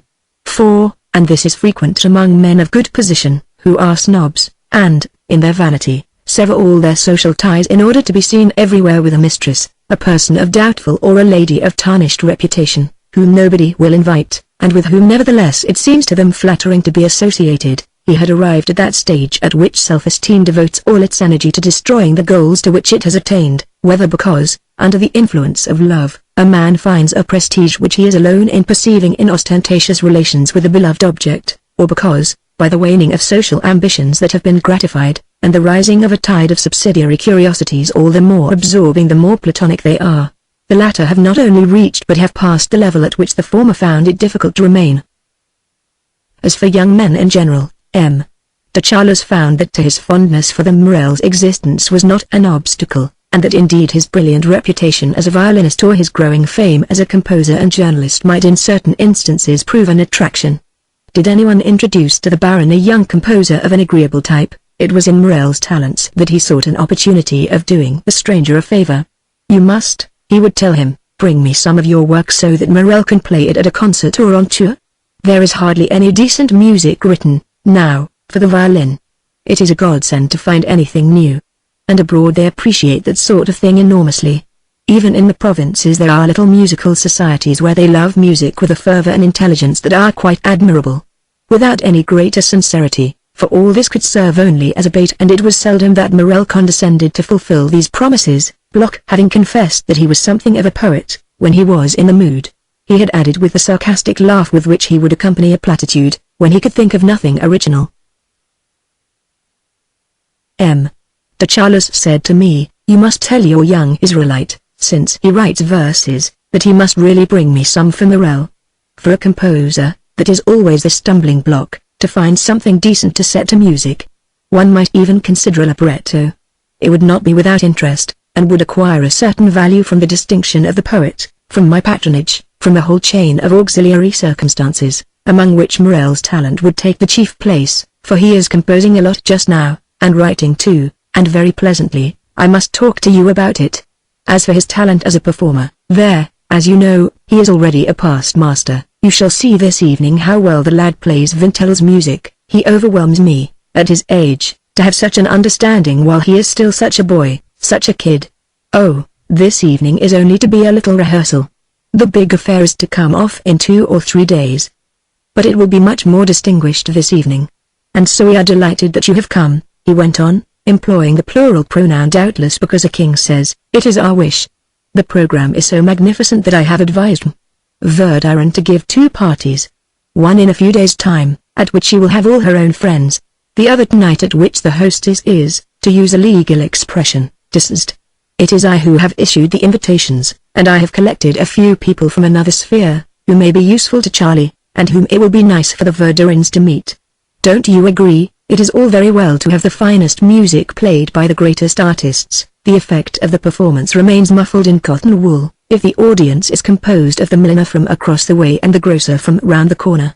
You know what I think of the intellectual level of people in society. Still they can play certain quite important parts, among others that which in public events devolves upon the press, and which is that of being an organ of publicity.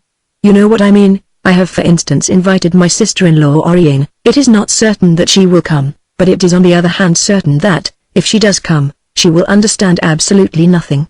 But one does not ask her to understand, which is beyond her capacity, but to talk, a task which is admirably suited to her, and which she never fails to perform. What is the result? Tomorrow as ever is, instead of the silence of the milliner and the grocer, an animated conversation at the Montmartres with Oriane telling everyone that she has heard the most marvelous music, that a certain Morel, and so forth, unspeakable rage of the people not invited, who will say, Palamade thought, no doubt, that we were unworthy. Anyhow, who are these people who are giving the party? A counterblast quite as useful as Oriane's praises, because Morel's name keeps cropping up all the time and is finally engraved in the memory like a lesson that one has read over a dozen times. All this forms a chain of circumstances which may be of value to the artist, to the hostess, may serve as a sort of megaphone for a performance which will thus be made audible to a remote public. Really, it is worth the trouble. You shall see what progress Charlie has made. And what is more, we have discovered a new talent in him, my dear fellow. He writes like an angel. Like an angel, I tell you. M.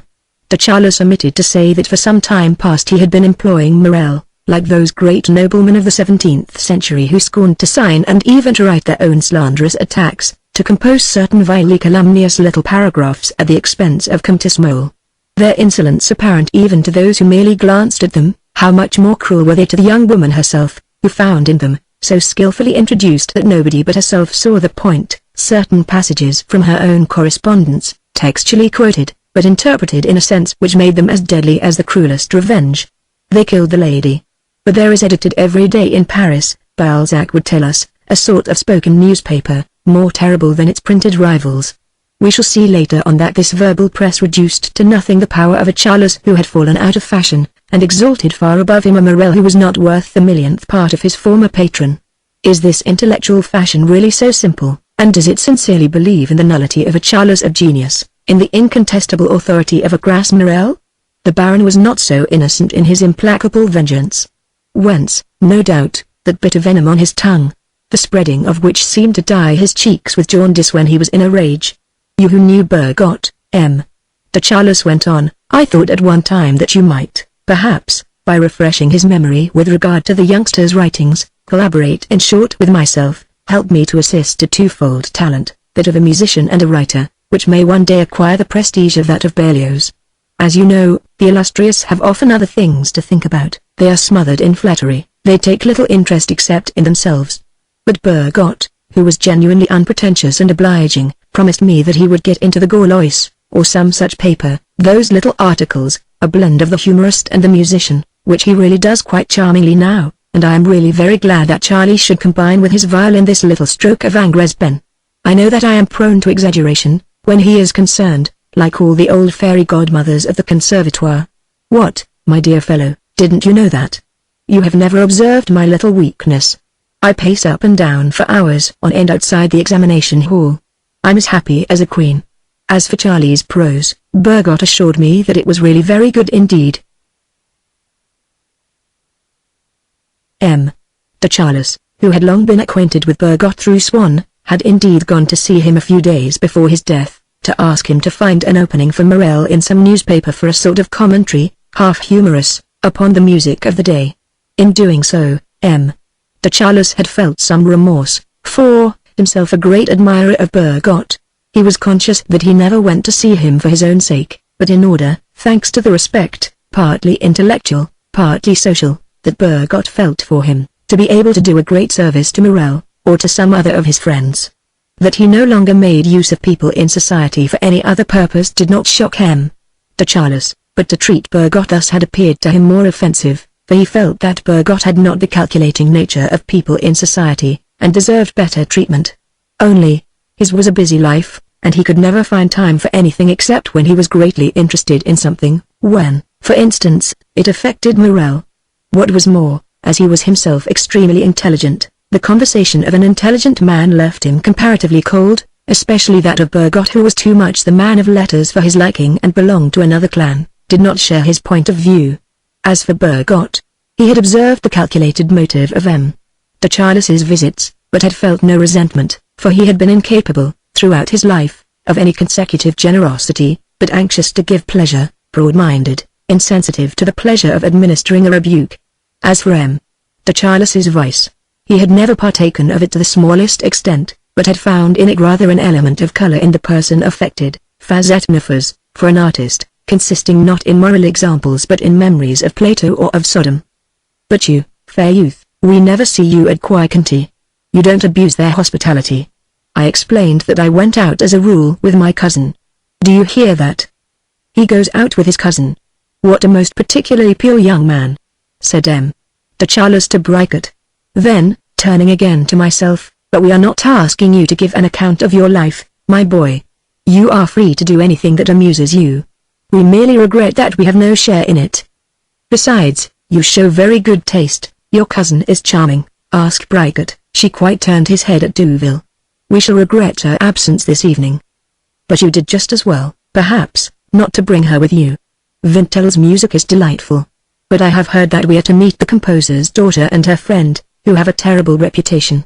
That sort of thing is always awkward for a girl. They are sure to be unless the ladies have been detained in the country, for they were to have been present without fail all afternoon at a rehearsal which Verdiran was giving today, to which she had invited only the Boers, her family, the people whom she could not very well have this evening. But a moment ago, before dinner, Charlie told us that the sisters Vintil, as we call them, for whom they were all waiting, never came. Notwithstanding the intense pain that I had felt at the sudden association with its effect, of which alone I had been aware, of the cause, at length discovered, of Albertine's anxiety to be there that afternoon, the presence publicly announced, but of which I had been ignorant, of Vintel and her friend, my mind was still sufficiently detached to remark that de Charles, who had told us, a few minutes earlier, that he had not seen Charlie since the morning, was now brazenly admitting that he had seen him before dinner. My pain became visible. "Why, what is the matter with you?" said the Baron. "You are quite green. Come, let us go in, you will catch cold, you don't look at all well." It was not any doubt as to Albertine's virtue that de Charles's words had awakened in me. Many other doubts had penetrated my mind already. At each fresh doubt we feel that the measure is heaped full, that we cannot cope with it, then we manage to find room for it all the same, and once it is introduced into our vital essence it enters into competition with so many longings to believe, so many reasons to forget, that we speedily become accustomed to it, and end by ceasing to pay it any attention.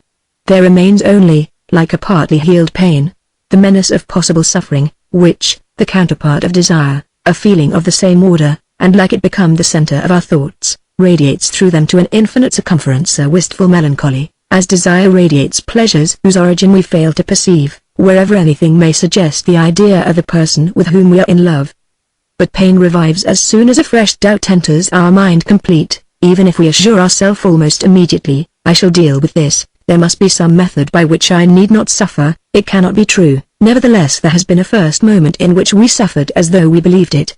If we had merely members, such as legs and arms, life would be endurable. Unfortunately we carry inside us that little organ which we call the heart, which is subject to certain maladies in the course of which it is infinitely impressionable by everything that concerns the life of a certain person, so that a lie, that most harmless of things, in the midst of which we live so unconcernedly, if the lie be told by ourselves or by strangers coming from that person, causes the little heart, which surgeons ought really to be able to excise from us, intolerable anguish. Let us not speak of the brain, for our mind may go on reasoning interminably in the course of this ensuish. It does no more to mitigate it than by taking thought can we soothe an aching tooth. It is true that this person is to blame for having lied to us, for she had sworn to us that she would always tell us the truth. But we know from our own shortcomings, towards other people, how little an oath is worth. And we have deliberately believed them when they came from her, the very person to whose interest it has always been to lie to us, and whom, moreover, we did not select for her virtues. It is true that, later on, she would almost cease to have any need to lie to us at the moment when our heart will have grown indifferent to her falsehood, because then we shall not feel any interest in her life.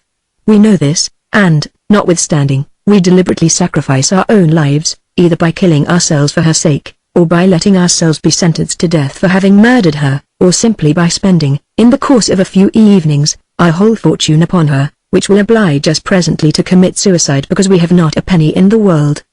Besides, however calm we may imagine ourselves when we are in love, we always have love in our heart in a state of unstable equilibrium. A trifle is sufficient to exalt it to the position of happiness. We radiate happiness, we smother in our affection not her whom we love, but those who have given us merit in her eyes, who have protected her from every evil temptation. We think that our mind is at ease, and a word is sufficient. Gilberty is not coming, Mademoiselle Vintel is expected, to make all the preconceived happiness towards which we were rising collapse, to make the sun hide his face, to open the bag of the winds and let loose the internal tempest which one day we shall be incapable of resisting. That day, the day upon which the heart has become so frail, our friends who respect us are pained that such trifles, that certain persons, can so affect us, can bring us to death's door. But what are they to do? If a poet is dying of septic pneumonia, can one imagine his friends explaining to the pneumococcus that the poet is a man of talent and that it ought to let him recover? My doubt, in so far as it referred to Vintel, was not entirely novel. But to a certain extent, my jealousy of the afternoon, inspired by Lee and her friends, had abolished it. Once that peril of the Trocadero was removed, I had felt that I had recaptured for all time complete peace of mind. But what was entirely novel to me was a certain excursion as to which Andre had told me. We went to this place and that, we didn't meet anyone, and during which, on the contrary, Vintel had evidently arranged to meet Albertine at Verdurins. At this moment I would gladly have allowed Albertine to go out by herself, to go wherever she might choose, provided that I might lock up Vintel and her friend somewhere and be certain that Albertine would not meet them. The fact is that jealousy is, as a rule, partial, of intermittent application, whether because it is the painful extension of an anxiety which is provoked now by one person, now by another with whom our mistress may be in love, or because of the exiguity of our thought which is able to realize only what it can represent to itself and leaves everything else in an obscurity which can cause us only a proportionately modified anguish. Just as we were about to ring the bell we were overtaken by Saniet, who informed us that Princess Sherbetov had died at 6 o'clock, and added that he had not at first recognized us. I envisaged you, however, for some time, he told us in a breathless voice. Is it aught but curious that I should have hesitated? To say is it not curious would have seemed to him wrong, and he had acquired a familiarity with obsolete forms of speech that was becoming exasperating. Not but what you are people whom one may acknowledge as friends. His grey complexion seemed to be illuminated by the livid glow of a storm. His breathlessness, which had been noticeable, as recently as last summer, only when Verdurin jumped down his throat, was now continuous. I understand that an unknown work of Vintel is to be performed by excellent artists, and singularly by Morel. Why singularly? Inquired the Baron, who detected a criticism in the adverb. Our friend Saniet, Bricot made haste to exclaim, acting as interpreter, is prone to speak, like the excellent scholar that he is, the language of an age in which singularly was equivalent to our especially. As we entered the Verdurins' hall, de Charlus asked me whether I was engaged upon any work, and as I told him that I was not, but that I was greatly interested at the moment in old dinner services of plate and porcelain, he assured me that I could not see any finer than those that the Verdurins had, that moreover I might have seen them at La Raspelière, since, on the pretext that one's possessions are also one's friends, they were so silly as to cart everything down there with them. It would be less convenient to bring everything out for my benefit on the evening of a party. Still, he would tell them to show me anything that I wished to see. I begged him not to do anything of the sort. De Charlus unbuttoned his greatcoat, took off his hat, and I saw that the top of his head had now turned silver in patches. But like a precious shrub which is not only colored with autumn tints but certain leaves of which are protected by bandages of wadding or incrustations of plaster, de Charlus received from these few white hairs at his crest only a further variegation added to those of his face. And yet, even beneath the layers of different expressions, paint and hypocrisy which formed such a bad make-up, his face continued to hide from almost everyone the secret that it seemed to me to be crying aloud. I was almost put to shame by his eyes, in which I was afraid of his surprising me in the act of reading it, as from an open book, by his voice which seemed to me to be repeating it in every tone, with an untiring indecency. But secrets are well kept by such people, for everyone who comes in contact with them is deaf and blind. The people who learned the truth from someone else, from the Verdurins for instance, believed it, but only for so long as they had not met de Charlus. His face, so far from spreading, dissipated every scandalous rumor.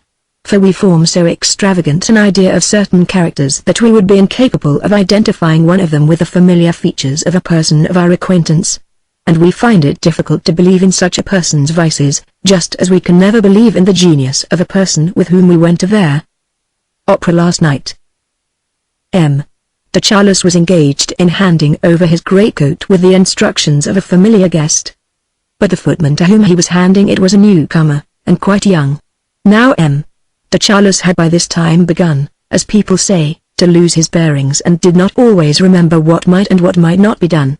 The praiseworthy desire that he had felt at Balbec to show that certain topics did not alarm him, that he was not afraid to declare with regard to some one or other, he is a nice-looking boy, to utter, in short, the same words as might have been uttered by somebody who was not like himself. This desire he had now begun to express by saying on the contrary things which nobody could ever have said who was not like him, things upon which his mind was so constantly fixed that he forgot that they do not form part of the habitual preoccupation of people in general. And so, as he gazed at the new footman, he raised his forefinger in the air in a menacing fashion, and, thinking that he was making an excellent joke, "You are not to make eyes at me like that. Do you hear?" said the Baron, and, turning to Bricot, "He has a quaint little face, that boy, his nose is rather fun," and, completing his joke, or yielding to a desire, he lowered his forefinger horizontally, hesitated for an instant, then, unable to control himself any longer, thrust it irresistibly forwards at the footman and touched the tip of his nose, saying piff. "That's a rum card," the footman said to himself, and inquired of his companions whether it was a joke or what it was.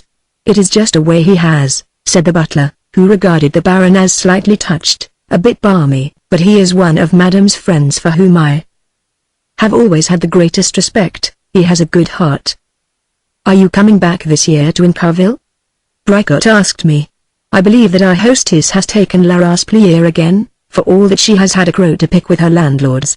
But that is nothing, it is a cloud that passes," he added in the optimistic tone of the newspapers that say, "Mistakes have been made, it is true. But who does not make mistakes at times?" But I remembered the state of anguish in which I had left Balbec, and felt no desire to return there. I kept putting off to the morrow my plans for Albertine. "Why, of course he is coming back, we need him, he is indispensable to us," declared M. de Charlus with the authoritative and uncomprehending egoism of friendliness. At this moment M. Verdurin appeared to welcome us. When we expressed our sympathy over Princess Sherbatoff, he said, "Yes, I believe she is rather ill." "No, no, she died at 6 o'clock, exclaimed Saniette. "Oh, you exaggerate everything," was M. Verdurin's brutal retort, for, since he had not cancelled his party, he preferred the hypothesis of illness, imitating unconsciously the Duc de Guermantes. Saniette, not without fear of catching cold, for the outer door was continually being opened, stood waiting resignedly for someone to take his hat and coat. "What are you hanging about there for, like a whipped dog?" M. Verdurin asked him. "I am waiting until one of the persons who are charged with the cloakroom can take my coat and give me a number." "What is that you say?" demanded M. Verdurin with a stern expression. "Charged with the cloakroom? Are you going off your head? In charge of the cloakroom, is what we say, if we've got to teach you to speak your own language, like a man who has had a stroke." "Charged with the thing is the correct form," murmured Saniette in a stifled tone, "the Abbe buttocks." "You make me tired, you do," cried M. Verdurin in a voice of thunder. "How you do weasel, have you been running upstairs to an attic?" The effect of M. Verdurin's rudeness was that the servants in the cloakroom allowed other guests to take precedence of Saniette and, when he tried to hand over his things, replied, "Wait for your turn, sir, don't be in such a hurry. There's system for you, competent fellows." "That's right, my lads," said M. Verdurin with an approving smile, in order to encourage them in their tendency to keep Saniette waiting till the end. "Come along," he said to us, "the creature wants us all to catch our death hanging about in his beloved draught. Come and get warm in the drawing-room." Charged with the cloakroom, indeed, what an idiot. "He is inclined to be a little precious, but he's not a bad fellow," said Bricot. "I never said that he was a bad fellow, I said that he was an idiot," was M. Verdurin's harsh retort. Meanwhile, Verdurin was busily engaged with Cottard and Ski.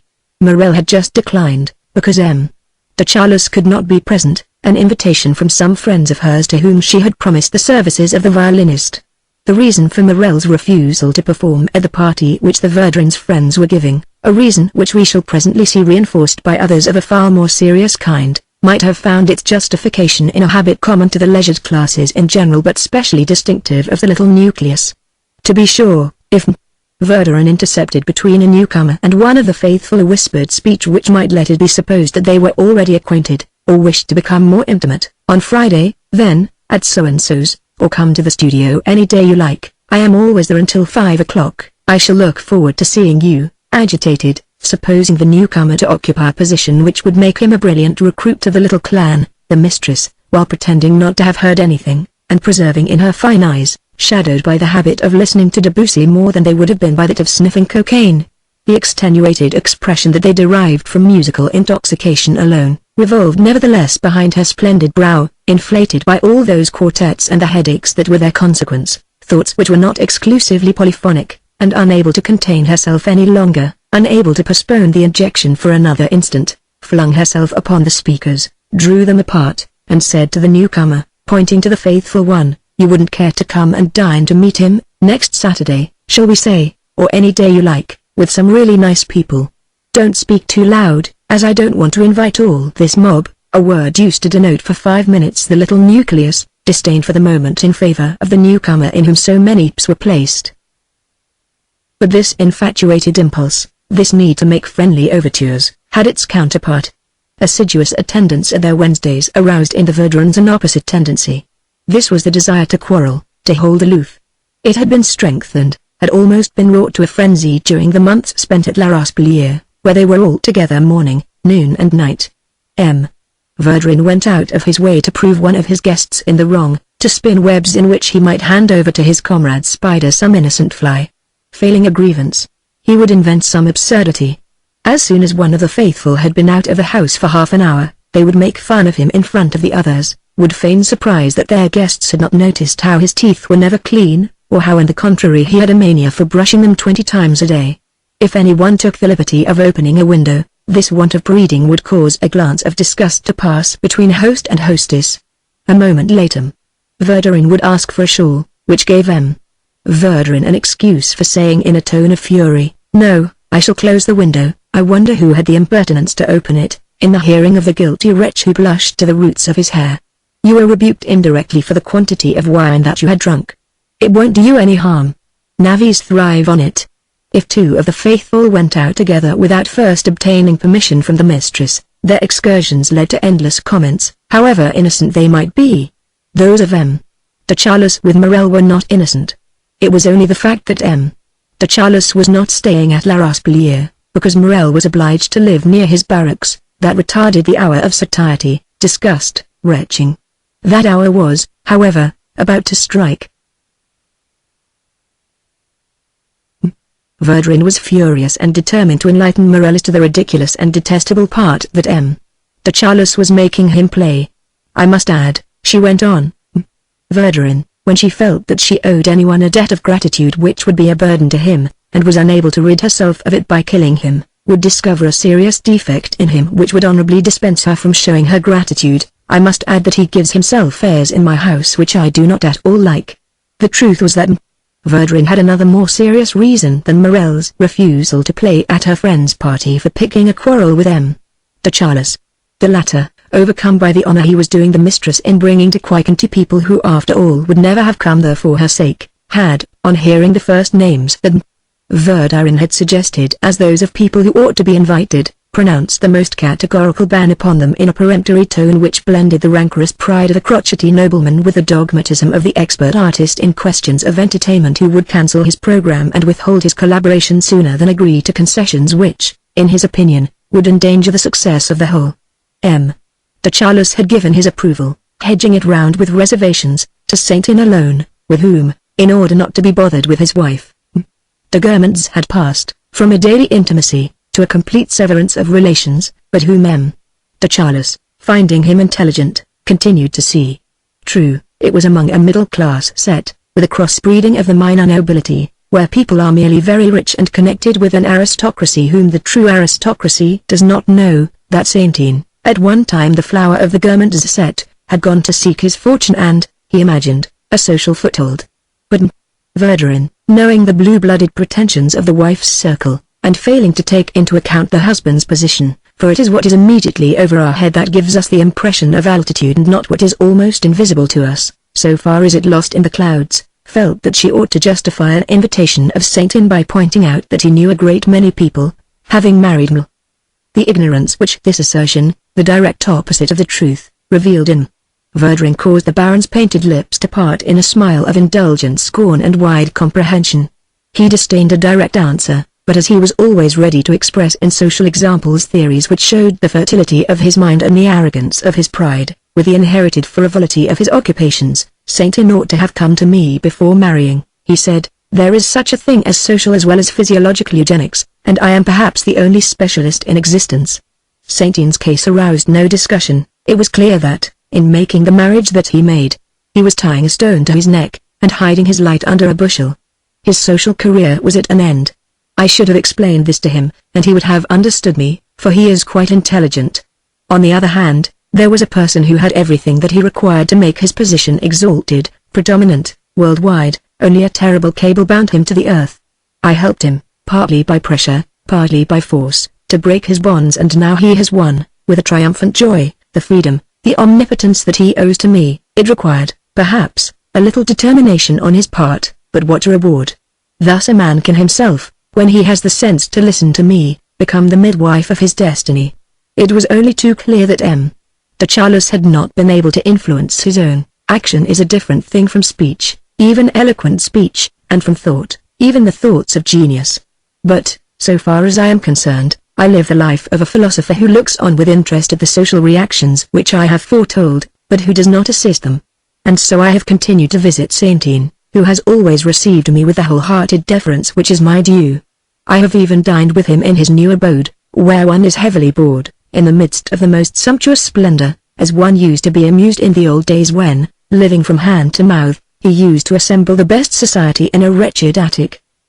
Then, you may invite, I give you leave, but I rule out with my veto all the other names that you have mentioned. And you will thank me for it, for, if I am an expert in arranging marriages, I am no less an expert in arranging parties. I know the rising people who give tone to a gathering, make it go, and I know also the names that will bring it down to the ground, make it fall flat. These exclusions were not always founded upon the Baron's personal resentments nor upon his artistic refinements, but upon his skill as an actor.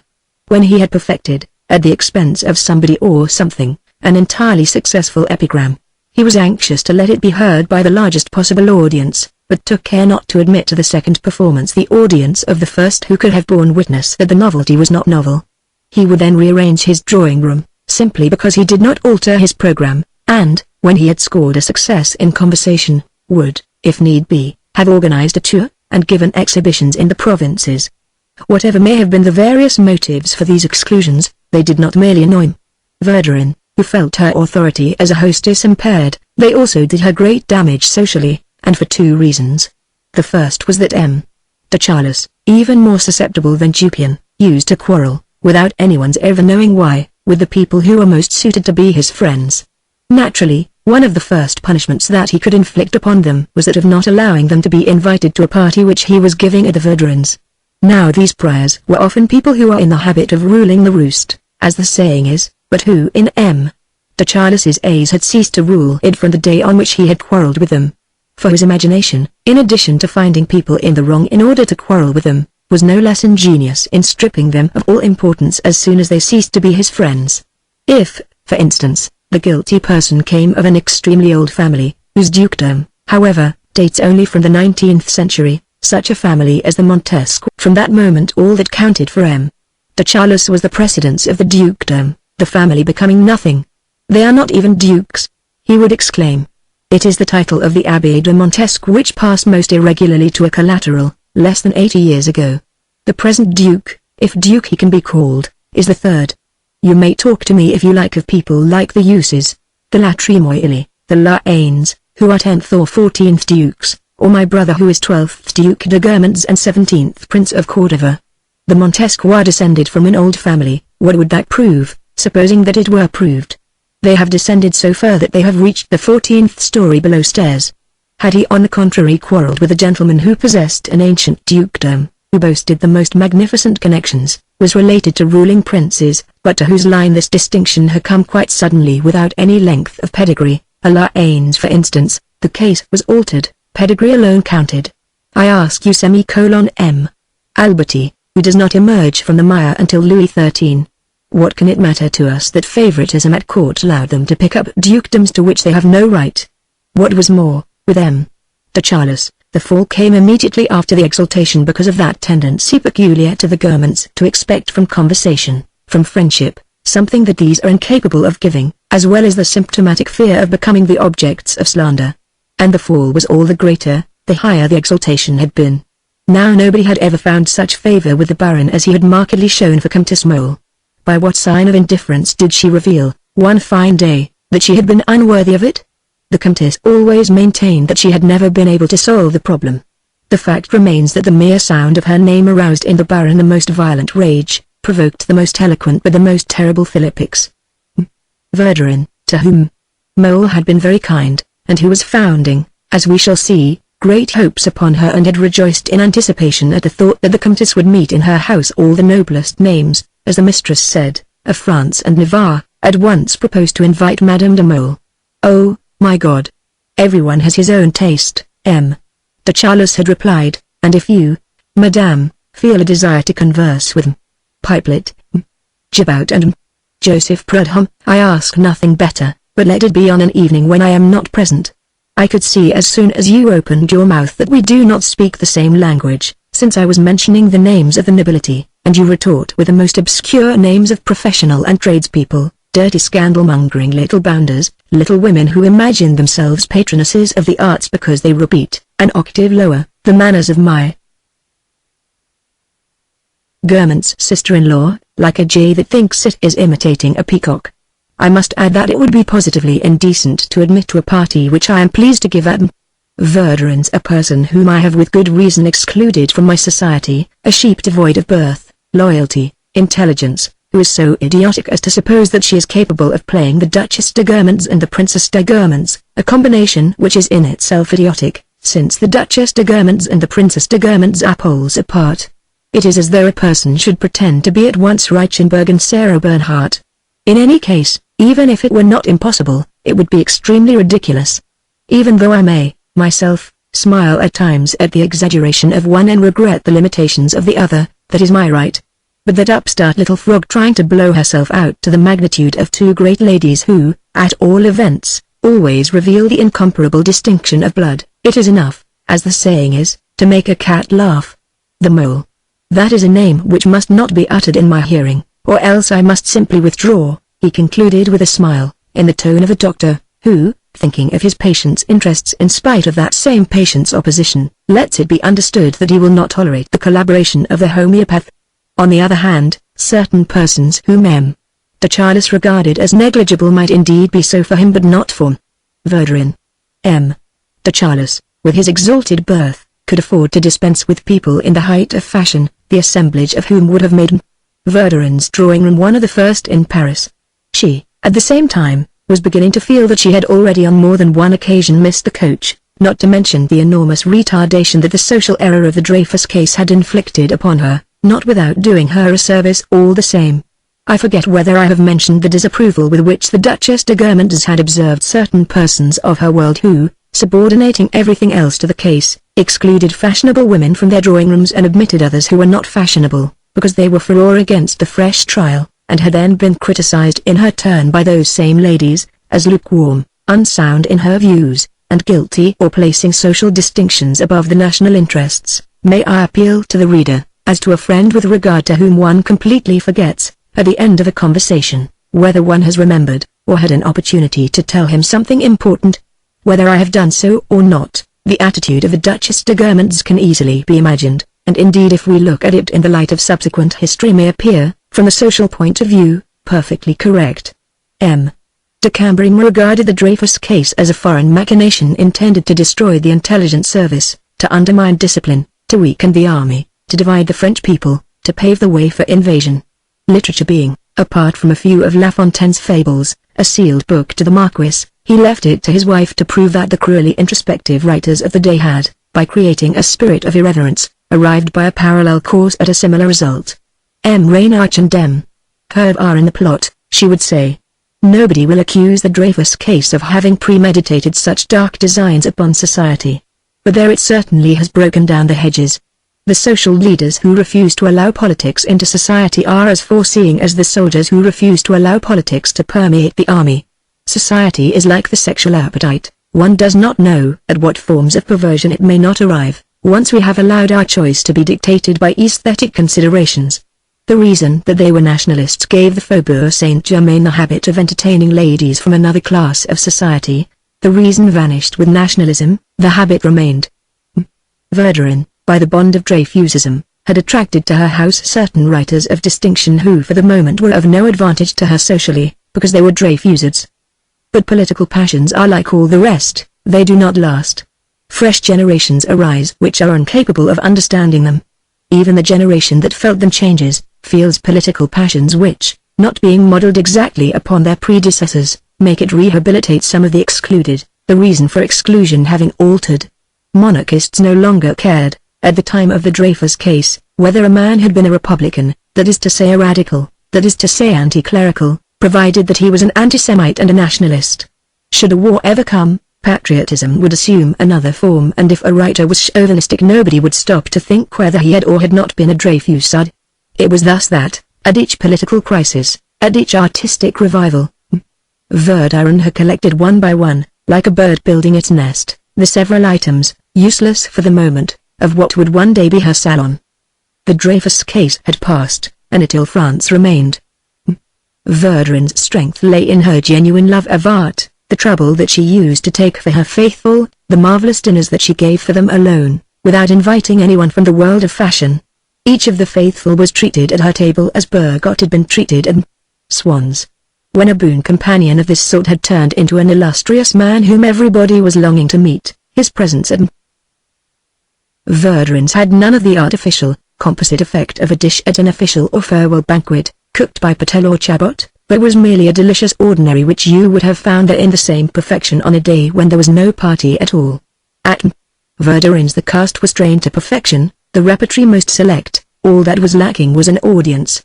And now that the public taste had begun to turn from the rational and French art of a Bergot, and to go in, above all things, for exotic forms of music, Verdurin, a sort of official representative in Paris of all foreign artists, was not long in making her appearance, by the side of the exquisite Princess Yveltif, an aged fairy godmother, grim but all-powerful, to the Russian dancers. This charming invasion, against whose seductions only the stupidest of critics protested, infected Paris, as we know, with a fever of curiosity less burning, more purely aesthetic, but quite as intense perhaps as that aroused by the Dreyfus case.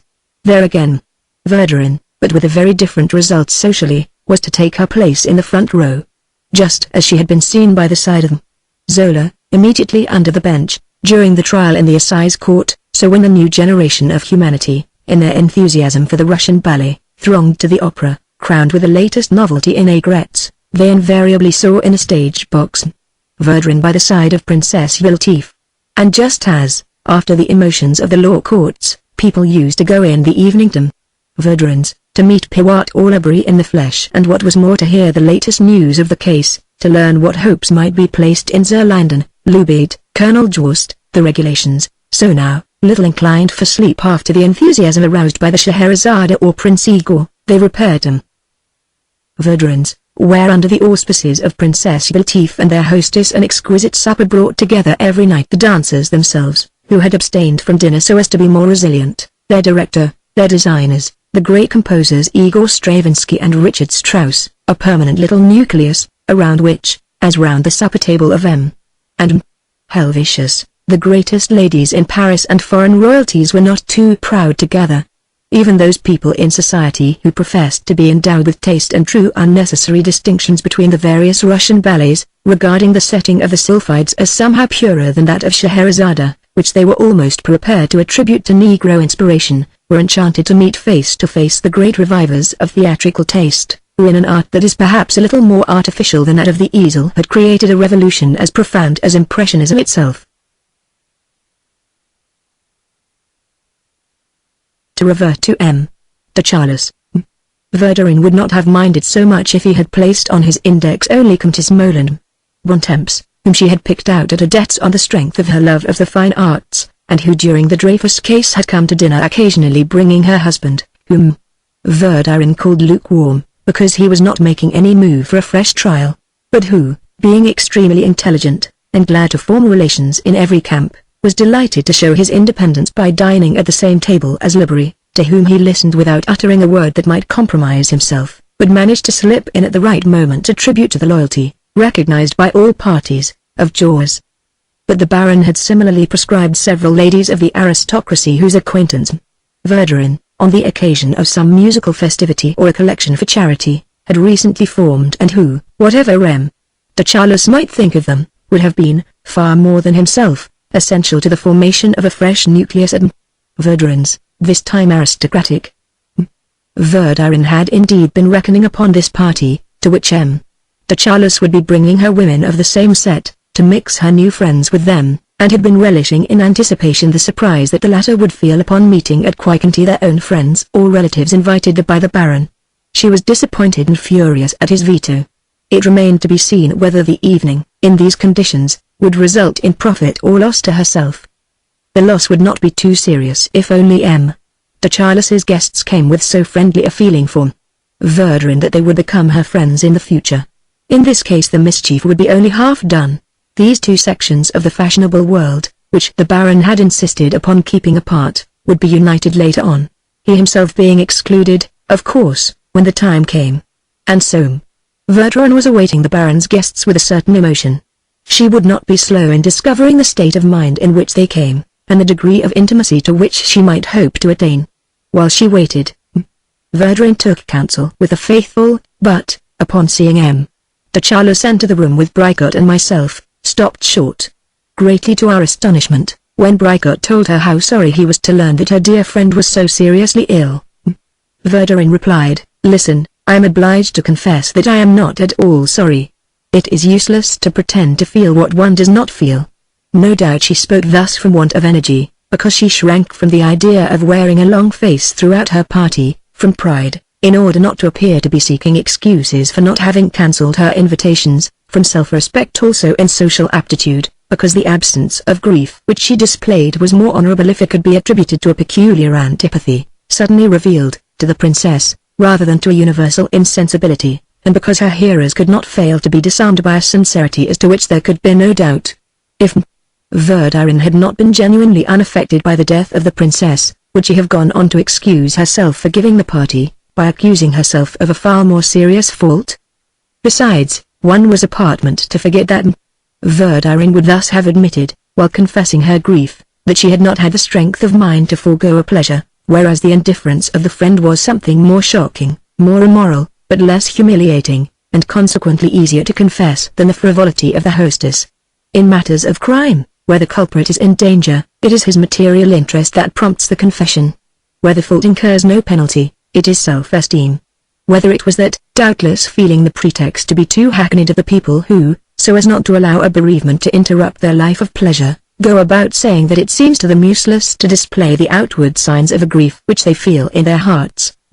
Verdurin preferred to imitate those intelligent culprits who are revolted by the commonplaces of innocence and whose defense a partial admission, though they do not know it, consists in saying that they would see no harm in doing what they are accused of doing, although, as it happens, they have had no occasion to do it, or that, having adopted, to explain her conduct, the theory of indifference, she found, once she had started upon the downward slope of her unnatural feeling, that it was distinctly original to have felt it, that she displayed a rare perspicacity in having managed to diagnose her own symptoms, and a certain nerve in proclaiming them. Anyhow, Verdurin kept dwelling upon her want of grief, not without a certain proud satisfaction, as of a paradoxical psychologist and daring dramatist. "Yes, it is very funny," she said, "I hardly felt it. Of course, I don't mean to say that I wouldn't rather she was still alive. She was not a bad person." "Yes, she was," put in Verdurin. "Ah. He doesn't approve of her because he thought that I was doing myself harm by having her here, but he is quite pig-headed about that." "Do me the justice to admit," said Verdurin, "that I never approved of your having her. I always told you that she had a bad reputation." "But I have never heard a thing against her," protested Saniet. "What?" exclaimed Verdurin. "Everybody knew, bad isn't the word, it was scandalous, appalling." "No, it has nothing to do with that. I couldn't explain, myself, what I felt. I didn't dislike her, but I took so little interest in her that, when we heard that she was seriously ill, my husband himself was quite surprised, and said, 'Anyone would think that you didn't mind.' Why, this evening, he offered to put off the party, and I insisted upon having it, because I should have thought it a farce to show a grief which I do not feel." She said this because she felt that it had a curious smack of the independent theatre, and was at the same time singularly convenient, for an admitted insensibility or immorality simplifies life as much as does easy virtue. It converts reproachable actions, for which one no longer need seek any excuse, into a duty imposed by sincerity. And the faithful listened to Verdurin's speech with a blend of admiration and misgiving which certain cruelly realistic plays, that showed a profound observation, used at one time to cause, and, while they marveled to see their beloved mistress display a novel aspect of her rectitude and independence, more than one of them, albeit he assured himself that after all it would not be the same thing, thought of his own death, and asked himself whether, on the day when death came to him, they would draw the blinds or give a party at Quiconti. "I am very glad that the party has not been put off, for my guest's sake," said de Charlus, not realizing that in expressing himself thus he was offending Verdurin. Meanwhile I was struck, as was everybody who approached Verdurin that evening, by a far from pleasant odor of rhinogumanol. The reason was as follows. We know that Verdurin never expressed her artistic feelings in a moral, but always in a physical fashion, so that they might appear more inevitable and more profound. So, if one spoke to her of Vintil's music, her favorite, she remained unmoved, as though she expected to derive no emotion from it. But after a few minutes of a fixed, almost abstracted gaze, in a sharp, matter-of-fact, scarcely civil tone, as though she had said to you, "I don't in the least mind your smoking, it's because of the carpet, it's a very fine one, not that that matters either, but it's highly inflammable, I'm dreadfully afraid of fire, and I shouldn't like to see you all roasted because someone had carelessly dropped a cigarette end on it," she replied. "I have no fault to find with Vintil, to my mind. He is the greatest composer of the age, only I can never listen to that sort of stuff without weeping all the time." She did not apply any pathos to the word weeping. She would have used precisely the same tone for sleeping. Certain slandermongers used indeed to insist that the latter verb would have been more applicable, though no one could ever be certain, for she listened to the music with her face buried in her hands, and certain snoring sounds might after all have been sobs. "I don't mind weeping, not in the least, only I get the most appalling colds afterwards. It stuffs up my mucous membrane, and the day after I look like nothing on earth. I have to inhale for days on end before I can utter. However, one of Cotard's pupils, a charming person, has been treating me for it. He goes by quite an original rule, prevention is better than cure. And he greases my nose before the music begins. It is radical. I can weep like all the mothers who ever lost a child, not a trace of a cold. Sometimes a little conjunctivitis, that's all. It is absolutely efficacious. Otherwise I could never have gone on listening to Vintil. I was just going from one bronchitis to another. I could not refrain from alluding to Vintil. "Isn't the composer's daughter to be here?" I asked Verdurin, with one of her friends. "No, I have just had a telegram," Verdurin said evasively. "They have been obliged to remain in the country."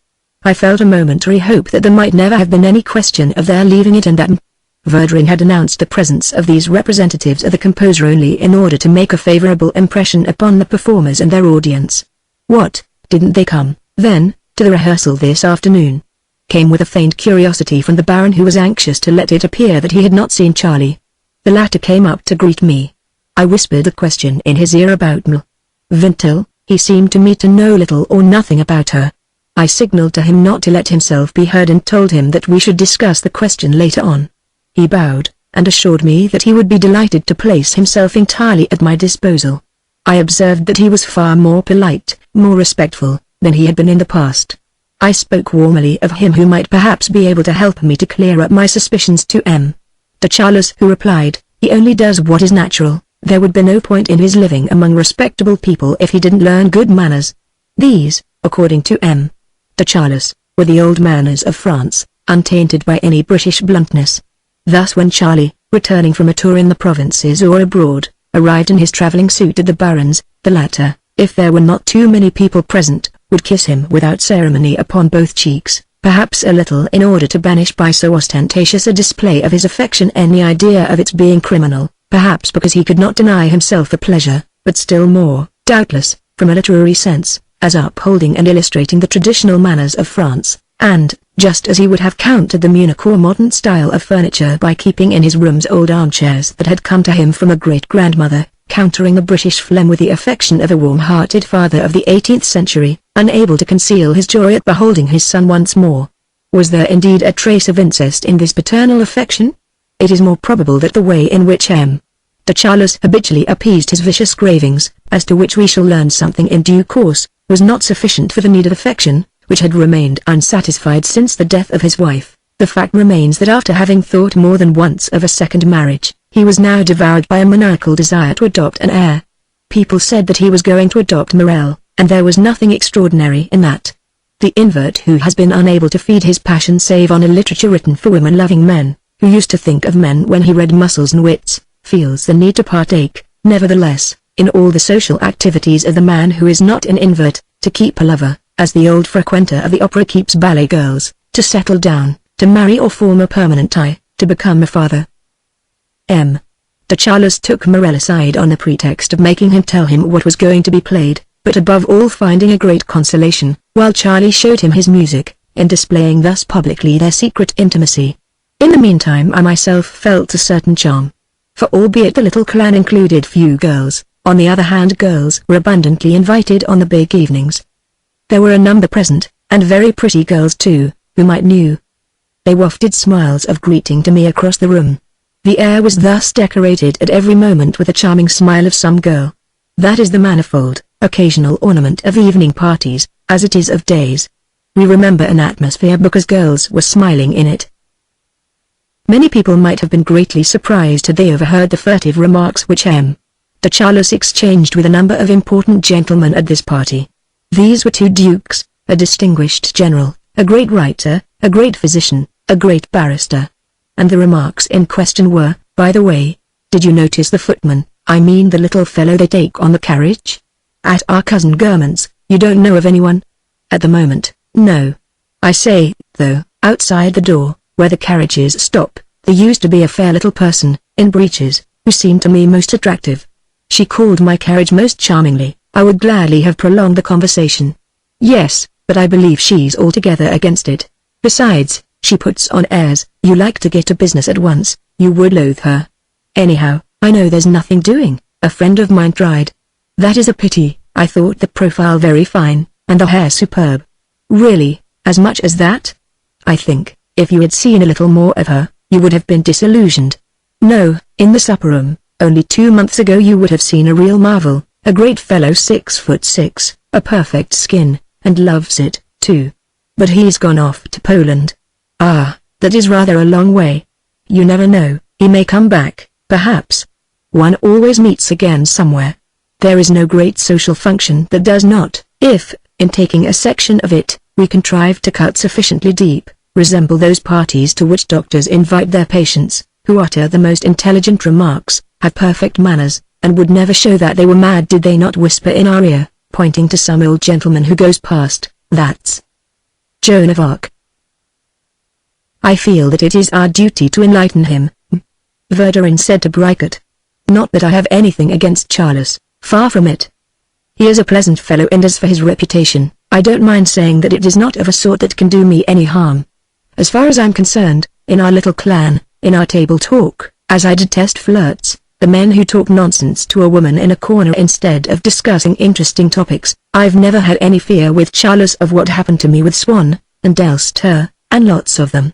With him I was quite safe. He would come to my dinners, all the women in the world might be there, you could be certain that the general conversation would not be disturbed by flirtations and whisperings. Charles is in a class of his own, one doesn't worry, he might be a priest. Only, he must not be allowed to take it upon himself to order about the young men who come to the house and make a nuisance of himself in our little nucleus, or he'll be worse than a man who runs after women. And Verdurin was sincere in thus proclaiming her indulgence towards Charlism.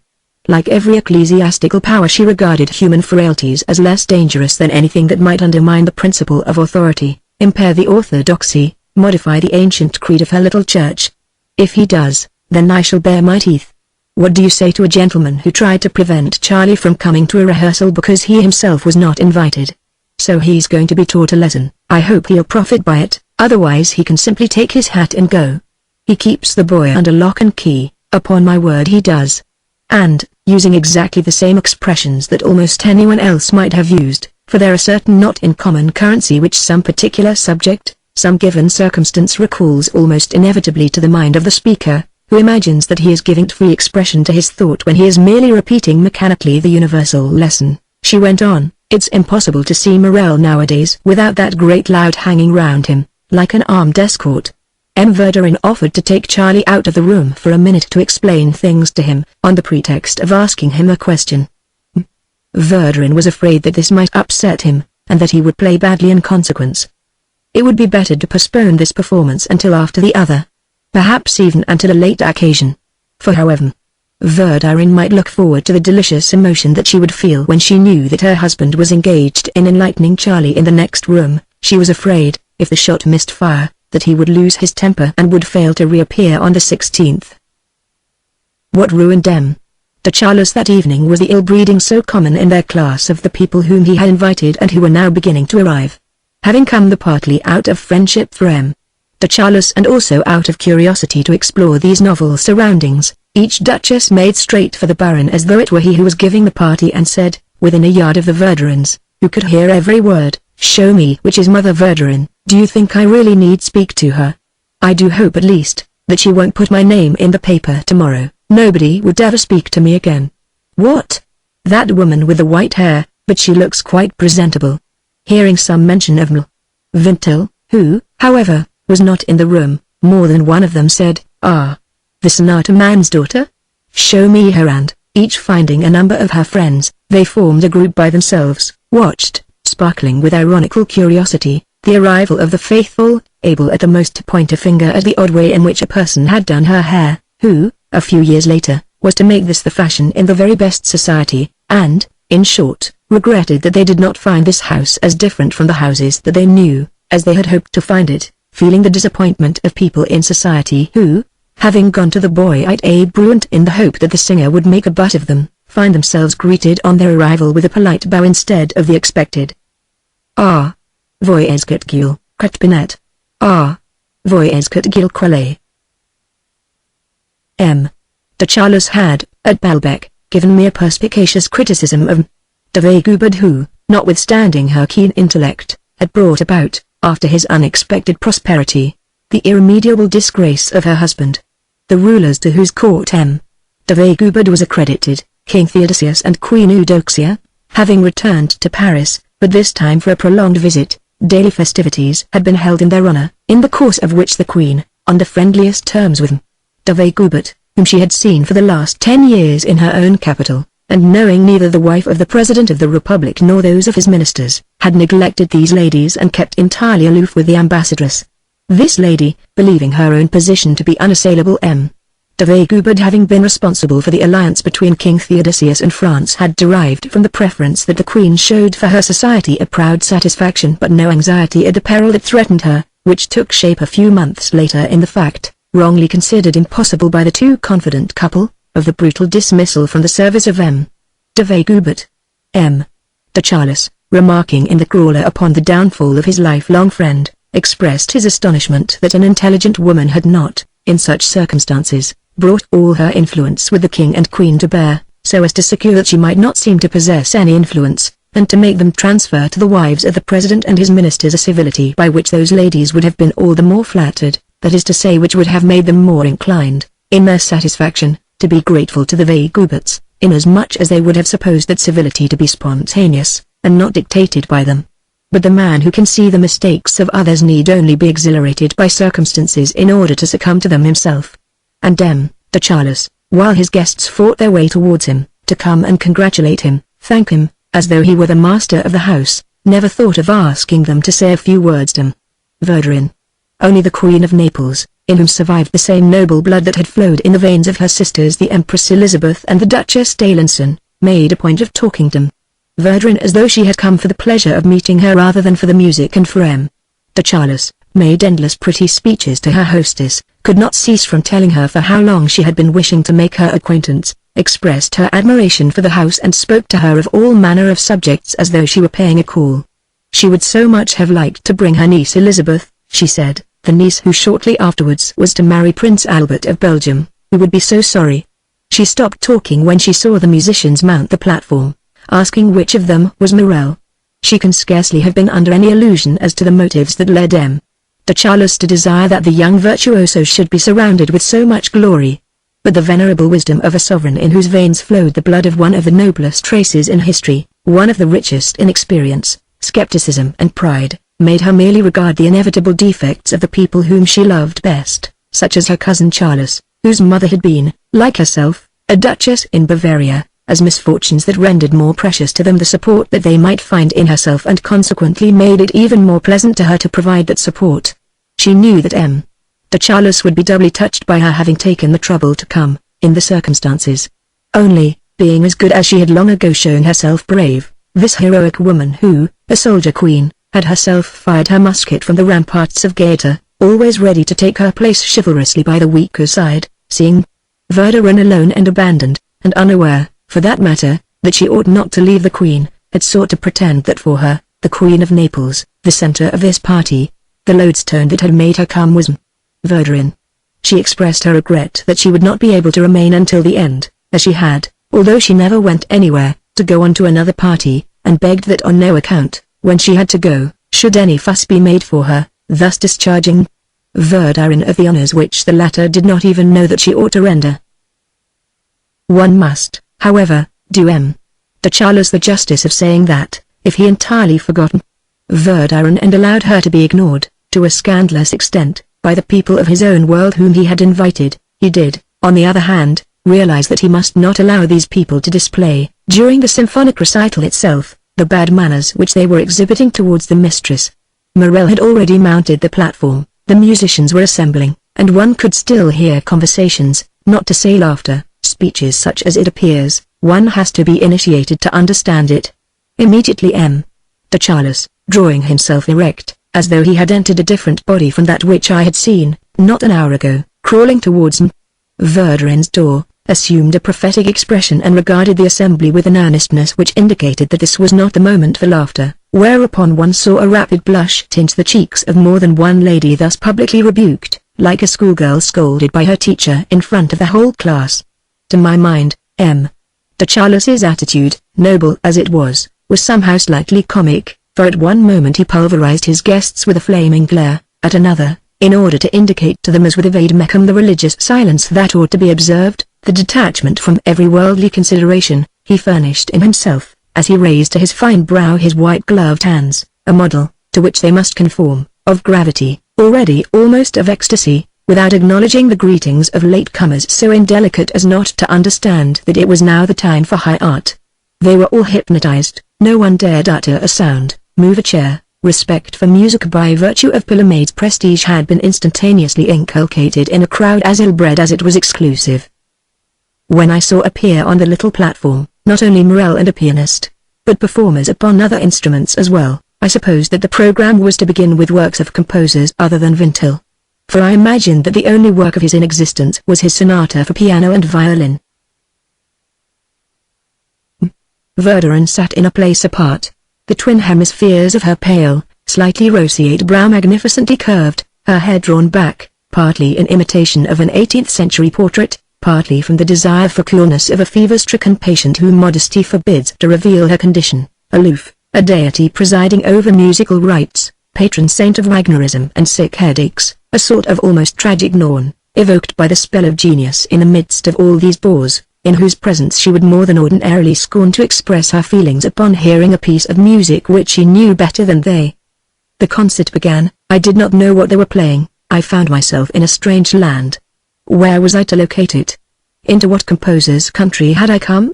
I should have been glad to know, and, seeing nobody near me whom I might question, I should have liked to be a character in those Arabian Nights which I never tired of reading and in which, in moments of uncertainty, there arose a genie or a maiden of ravishing beauty, invisible to everyone else but not to the embarrassed hero to whom she reveals exactly what he wishes to learn.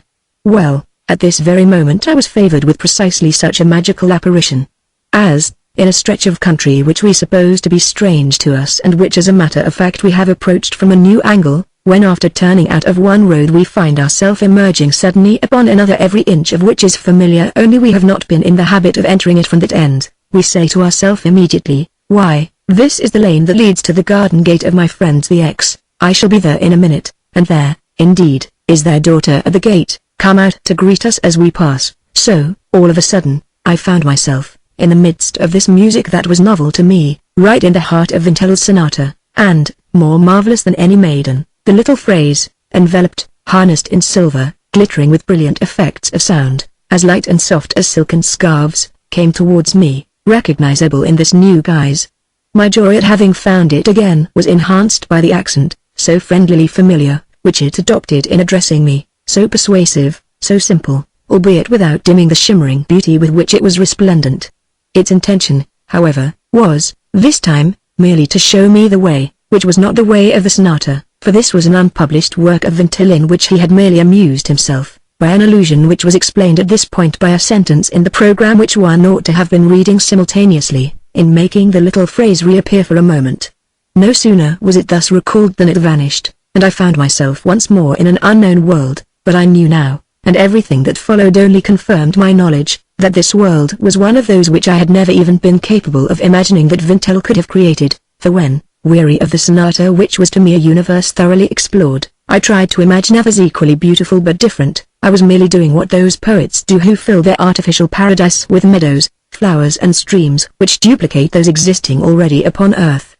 What was now before me made me feel as keen a joy as the sonata would have given me if I had not already known it, and consequently, while no less beautiful, was different. Whereas the sonata opened upon a dawn of lilac meadows, parting its slender whiteness to suspend itself over the frail and yet consistent mingling of a rustic bower of honeysuckle with white geraniums, it was upon continuous, level surfaces like those of the sea that, in the midst of a stormy morning beneath an already lurid sky, there began, in an eerie silence, in an infinite void, this hue masterpiece, and it was into the roseate dawn that, in order to construct itself progressively before me, this unknown universe was drawn from silence and from night. This so novel redness, so absent from the tender, rustic, pale sonata, tinged all the sky, as dawn does, with a mysterious hope. And a song already thrilled the air, a song on 7 notes, but the strangest, the most different from any that I had ever imagined, from any that I could ever have been able to imagine, at once ineffable and piercing. No longer the cooing of a dove is in the sonata, but rending the air, as vivid as the scarlet tinge in which the opening bars had been bathed, something like the mystical crow of a cock, an ineffable but over-shrill appeal of the eternal morning. The cold atmosphere, soaked in rain, electric of a quality so different, feeling wholly other pressures, in a world so remote from that, virginal and endowed only with vegetable life, of the sonata changed at every moment, obliterating the empurpled promise of the dawn. At noon, however, beneath the scorching though transitory sun, it seemed to fulfill itself in a dull, almost rustic bliss in which the peal of clanging, racing bells, like those which kindled the blaze of the square outside the church of Combray, which Vintil, who must often have heard them, had perhaps discovered at that moment in his memory like a color which the painter's hand has conveyed to his palette, seemed to materialize the coarsest joy. To be honest, from the aesthetic point of view, this joyous motive did not appeal to me. I found it almost ugly. Its rhythm dragged so laboriously along the ground that one might have succeeded in imitating almost everything that was essential to it by merely making a noise, sounds, by the tapping of drumsticks upon a table. It seemed to me that Vintil had been lacking, here, in inspiration, and consequently I was a little lacking also in the power of attention. I looked at the mistress, whose sullen immobility seemed to be protesting against the noddings in time with the music of the empty heads of the ladies of the faubourg. She did not say, "You understand that I know something about this music, and more than a little. If I had to express all that I feel, you would never hear the end of it." She did not say this. But her upright, motionless body, her expressionless eyes, her straying locks said it for her. They spoke also of her courage, said that the musicians might go on, need not spare her nerves, that she would not flinch at the andante, would not cry out at the allegro. I looked at the musicians. The violoncellist dominated the instrument which he clutched between his knees, bowing his head to which its coarse features gave, in moments of mannerism, an involuntary expression of disgust. He leaned over it, fingered it with the same domestic patience with which he might have plucked a cabbage, while by his side the harpist, a mere girl, in a short skirt, bounded on either side by the lines of her golden quadrilateral like those which, in the magic chamber of a sibyl, would arbitrarily denote the ether, according to the consecrated rules, seemed to be going in quest, here and there, at the point required, of an exquisite sound, just as though, a little allegorical deity, placed in front of the golden trellis of the heavenly vault, she were gathering, one by one, its stars. As for Morel, a lock, hitherto invisible and lost in the rest of his hair, had fallen loose and formed a curl upon his brow. I turned my head slightly towards the audience to discover what de Charlus might be feeling at the sight of this curl. But my eyes encountered only the face, or rather the hands of Verdurin, for the former was entirely buried in the latter. But very soon, the triumphant motive of the bells having been banished, dispersed by others, I succumbed once again to the music, and I began to realize that if, in the body of this septet, different elements presented themselves in turn, to combine at the close, so also Vintil's sonata, and, as I was to find later on, his other works as well, had been no more than timid essays, exquisite but very slight, towards the triumphant and complete masterpiece which was revealed to me at this moment. And so too, I could not help recalling how I had thought of the other worlds which Vintil might have created as if so many universes as hermetically sealed as each of my own lovely affairs, whereas in reality I was obliged to admit that in the volume of my latest love, that is to say, my love for Albertine, my first inklings of love for her, at Balbec at the very beginning, then after the game of ferret, then on the night when she slept at the hotel, then in Paris on the foggy afternoon, then on the night of the Gourmand's party, then at Baalbek again, and finally in Paris where my life was now closely linked to her own, had been nothing more than experiments. Indeed, if I were to consider, not my love for Albertine, but my life as a whole, my earlier love affairs had themselves been but slight and timid essays, experiments, which paved the way to this vaster love, my love for Albertine. And I ceased to follow the music, in order to ask myself once again whether Albertine had or had not seen Vintel during the last few days, as we interrogate a fresh and internal pain, from which we have been distracted for a moment. For it was in myself that Albertine's possible actions were performed. Of each of the people whom we know we possess a double, but it is generally situated on the horizon of our imagination, of our memory. It remains more or less external to ourselves, and what it has done or may have done has no greater capacity to cause us pain than an object situated at a certain distance, which provides us with only the painless sensations of vision. The things that affect these people we perceive in a contemplative fashion. We are able to deplore them in appropriate language which gives other people a sense of our kindness of heart. We do not feel them. But since the wound inflicted on me at Baalbek, it was in my heart, at a great depth, difficult to extract, that Albertine's double was lodged. What I saw of her hurt me, as a sick man would be hurt whose senses were so seriously deranged that the sight of a color would be felt by him internally like a knife thrust in his living flesh. It was fortunate that I had not already yielded to the temptation to break with Albertine. The boring thought that I should have to see her again presently, when I went home, was a trifling matter compared with the anxiety that I should have felt if the separation had been permanent at this moment when I felt a doubt about her before she had had time to become immaterial to me. At the moment when I pictured her thus to myself waiting for me at home, like a beloved wife who found the time of waiting long, and had perhaps fallen asleep for a moment in the room, I was caressed by the passage of a tender phrase, homely and domestic, of the septet.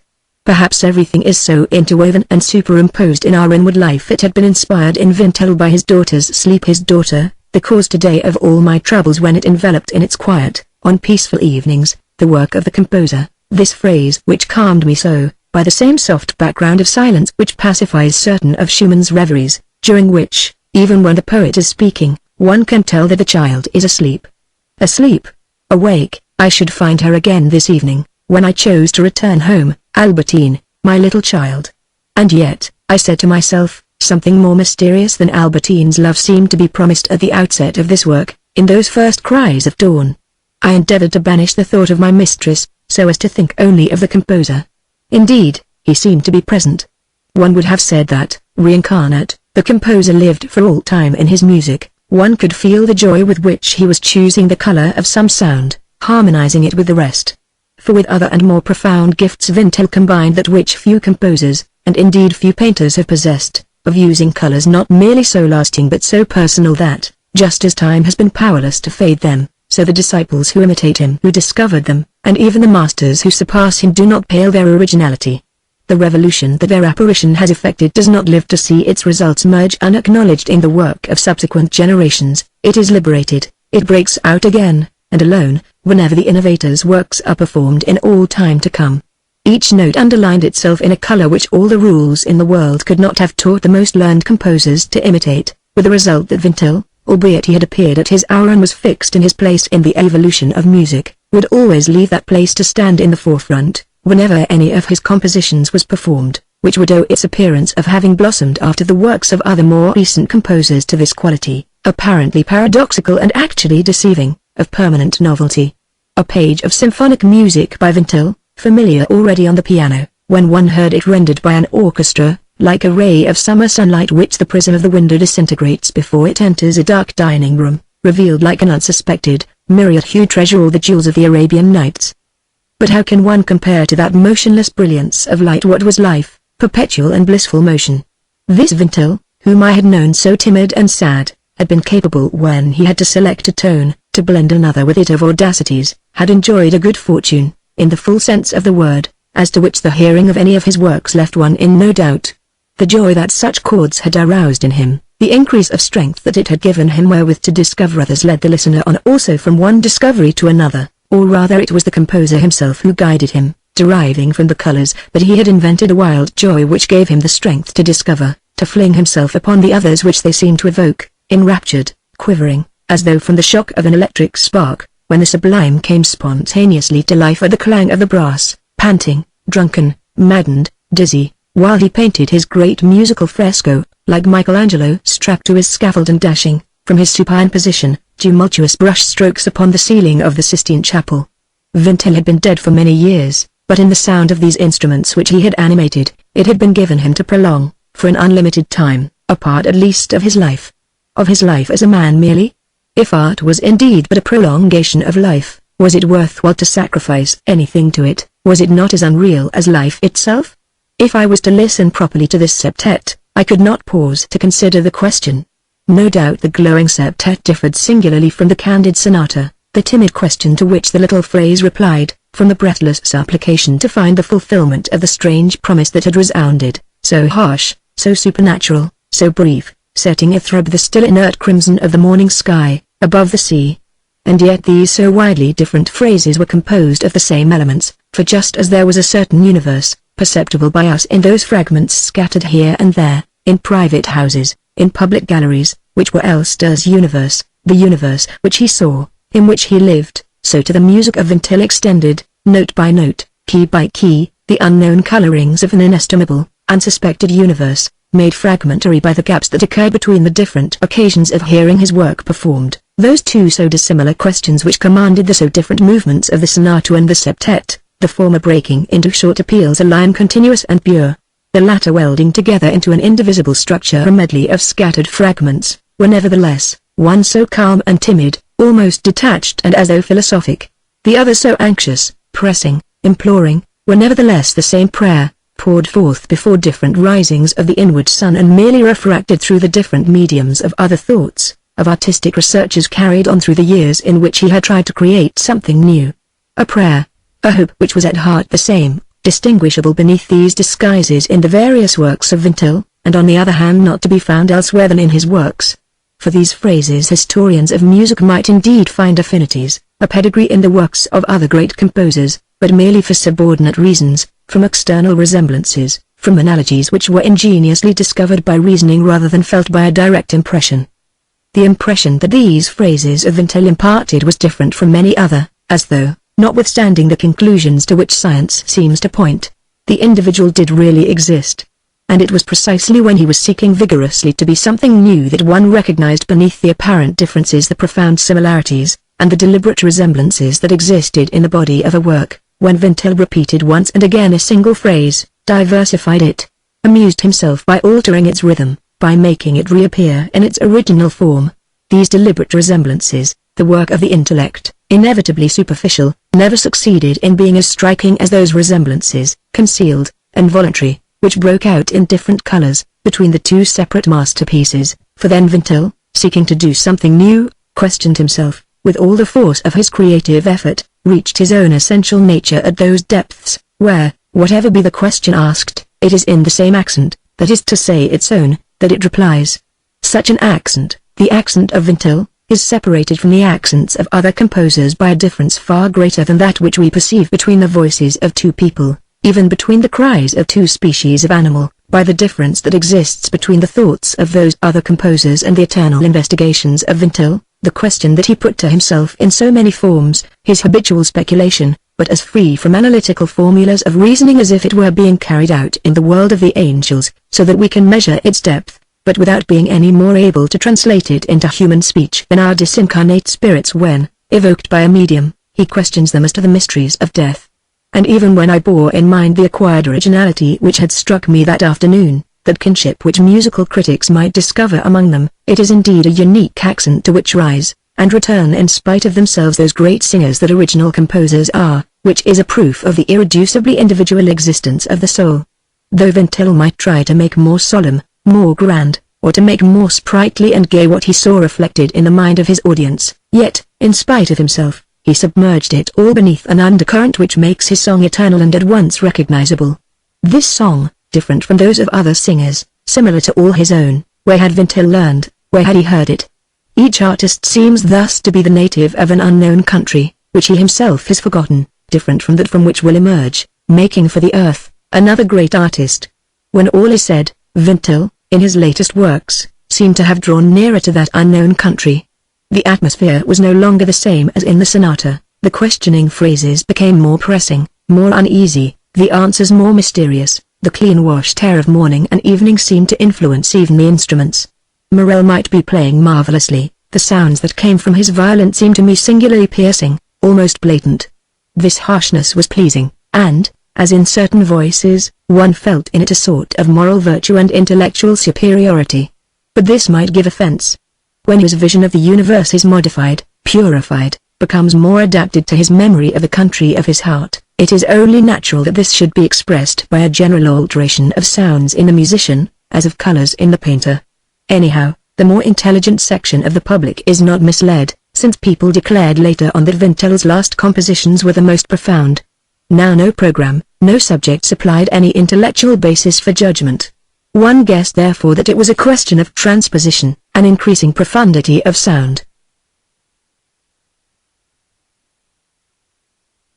This lost country composers do not actually remember, but each of them remains all his life somehow attuned to it. He is wild with joy when he is singing the airs of his native land, betrays it at times in his thirst for fame, but then, in seeking fame, turns his back upon it, and it is only when he despises it that he finds it when he utters, whatever the subject with which he is dealing, that peculiar strain the monotony of which for whatever its subject it remains identical in itself proves the permanence of the elements that compose his soul.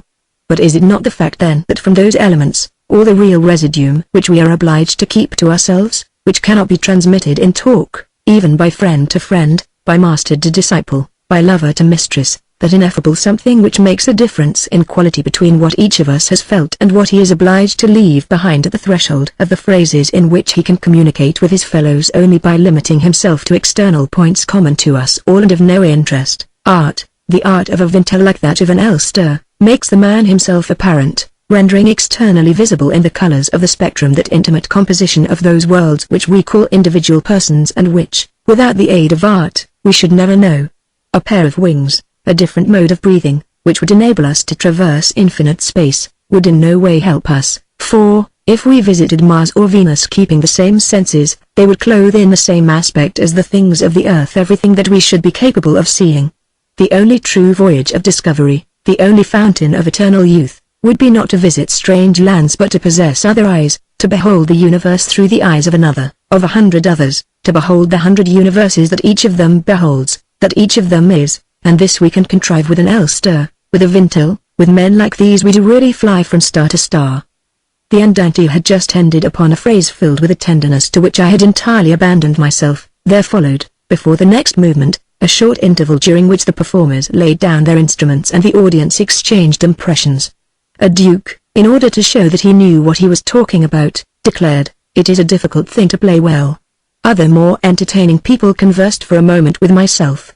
But what were their words, which like every human and external word, left me so indifferent, compared with the heavenly phrase of music with which I had just been engaged?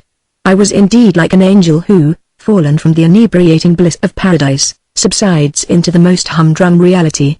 And, just as certain creatures are the last surviving testimony to a form of life which nature has discarded, I asked myself if music were not the unique example of what might have been if there had not come the invention of language, the formation of words, the analysis of ideas, the means of communication between one spirit and another. It is like a possibility which has ended in nothing. Humanity has developed along other lines, those of spoken and written language. But this return to the unanalyzed was so inebriating, that on emerging from that paradise, contact with people who were more or less intelligent seemed to me of an extraordinary insignificance. People I had been able during the music to remember them, to blend them with it, or rather I had blended with the music little more than the memory of one person only, which was Albertine. And the phrase that ended the Andante seemed to me so sublime that I said to myself that it was a pity that Albertine did not know it, and, had she known it, would not have understood what an honor it was to be blended with anything so great as this phrase which brought us together, and the pathetic voice of which she seemed to have borrowed. But, once the music was interrupted, the people who were present seemed utterly lifeless. Refreshments were handed round. M. de Charlos accosted a footman now and then with, "How are you? Did you get my note? Can you come?" No doubt there was in these remarks the freedom of the great nobleman who thinks he is flattering his hearer and is himself more one of the people than a man of the middle classes. There was also the cunning of the criminal who imagines that anything which he volunteers is on that account regarded as innocent. and he added, in the German's tone of de Villeparisis, he's a good young fellow, such a good sort, I often employ him at home. But his adroitness turned against the Baron, for people thought his intimate conversation and correspondence with footmen extraordinary. The footmen themselves were not so much flattered as embarrassed, in the presence of their comrades. Meanwhile the septet had begun again and was moving towards its close. Again and again one phrase or another from the sonata recurred, but always changed, its rhythm and harmony different, the same and yet something else, as things recur in life, and they were phrases of the sort which, without our being able to understand what affinity assigns to them as their sole and necessary home, the past life of a certain composer, are to be found only in his work, and appear constantly in it, where they are the fairies, the dryads, the household gods. I had at the start distinguished in the septet 2 or 3 which reminded me of the sonata. Presently bathed in the violet mist which rose particularly in Vintel's later work, so much so that, even when he introduced a dance measure, it remained captive in the heart of an opal. I caught the sound of another phrase from the sonata, still hovering so remote that I barely recognized it. Hesitating, it approached, vanished as though in alarm, then returned, joined hands with others, come, as I learned later on, from other works, some and yet others which became in their turn attractive and persuasive, as soon as they were tamed, and took their places in the ring, a ring divine but permanently invisible to the bulk of the audience, who, having before their eyes only a thick veil through which they saw nothing, punctuated arbitrarily with admiring exclamations a continuous boredom which was becoming deadly.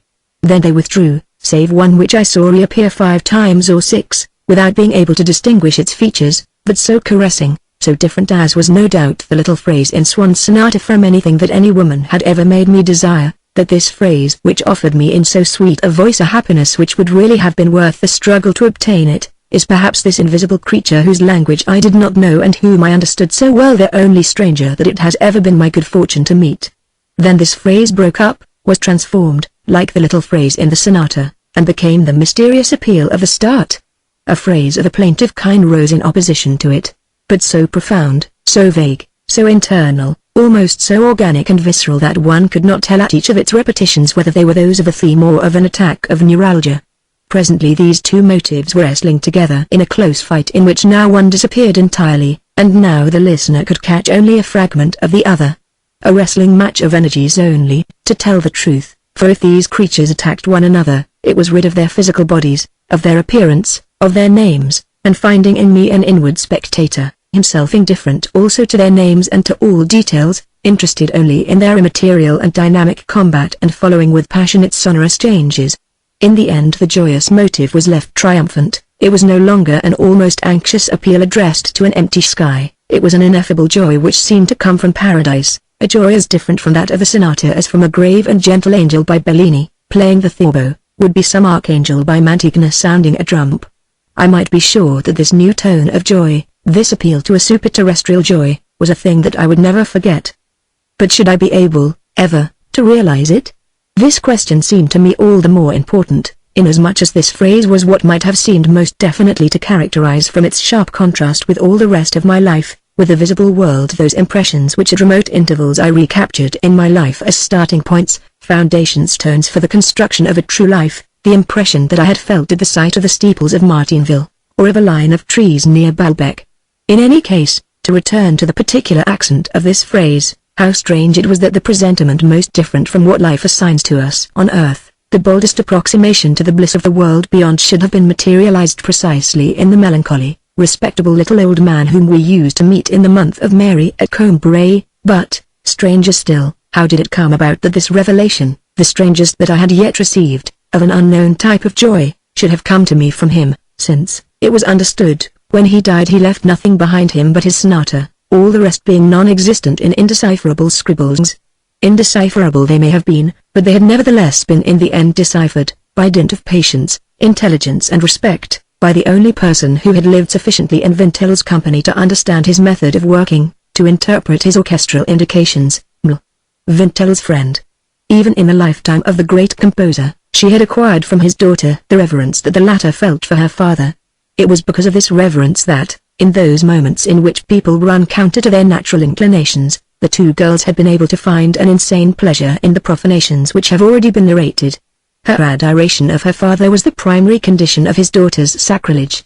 And no doubt they ought to have foregone the delight of that sacrilege, but it did not express the whole of their natures, and, what is more, the profanations had become rarefied until they disappeared altogether, in proportion as their morbid carnal relations, the troubled, smouldering fire, had given place to the flame of a pure and lofty friendship. Vintil's friend was sometimes worried by the importunate thought that she had perhaps hastened the death of Vintil.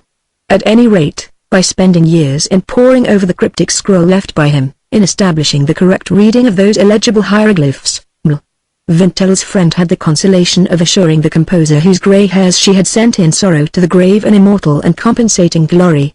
Relations which are not consecrated by the laws establish bonds of kinship as manifold, as complex, even more solid than those which spring from marriage. Indeed, without pausing to consider relations of so special a nature, do we not find every day that adultery, when it is based upon genuine love, does not upset the family sentiment, the duties of kinship, but rather revivifies them? Adultery brings the spirit into what marriage would often have left a dead letter. A good-natured girl who merely from convention will wear mourning for her mother's second husband has not tears enough to shed for the man whom her mother has chosen out of all the world as her lover.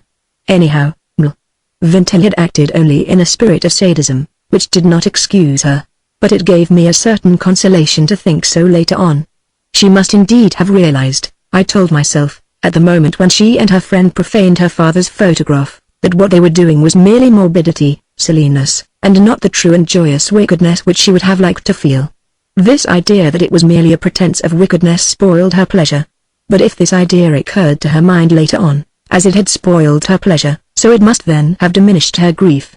It was not I, she must have told herself, I was out of my mind. I myself mean still to pray for my father's soul, not to despair of his forgiveness. Only it is possible that this idea, which had certainly presented itself to her in her pleasure, may not have presented itself in her grief. I would have liked to be able to put it into her mind. I am sure that I should have done her good and that I should have been able to re-establish between her and the memory of her father a pleasant channel of communication. As in the illegible notebooks in which a chemist of genius, who does not know that death is at hand, jots down discoveries which will perhaps remain forever unknown, Vintil's friend had disentangled, from papers more illegible than strips of papyrus, dotted with a cuneiform script, the formula eternally true, forever fertile, of this unknown joy, the mystic hope of the crimson angel of the dawn. And I to whom, albeit not so much perhaps as to Vintil, she had been once more this very evening, by reviving afresh my jealousy of Albertine, she was above all in the future to be the cause of so many sufferings. It was thanks to her, in compensation, that there had been able to come to my ears the strange appeal which I should never for a moment cease to hear, as the promise and proof that there existed something other, realizable no doubt by art, than the nullity that I had found in all my pleasures and in love itself, and that if my life seemed to me so empty, at least there were still regions unexplored. What she had enabled us, thanks to her labor, to know of Vintil was, to tell the truth, the whole of Vintil's work. Compared with this septet, certain phrases from the sonata which alone the public knew appeared so commonplace that one failed to understand how they could have aroused so much admiration. Similarly, we are surprised that for years past, pieces as trivial as the Evening Star or Elizabeth's Prayer can have aroused in the concert hall fanatical worshippers who wore themselves out in applause and in crying encore at the end of what after all is poor and trite to us who know Tristan, the Ringeld and the Meistersinger. We are left to suppose that those featureless melodies contained already nevertheless in infinitesimal, and for that reason, perhaps, more easily assimilable quantities, something of the originality of the masterpieces which, in retrospect, are alone of importance to us, but which their very perfection may perhaps have prevented from being understood. They have been able to prepare the way for them in our hearts.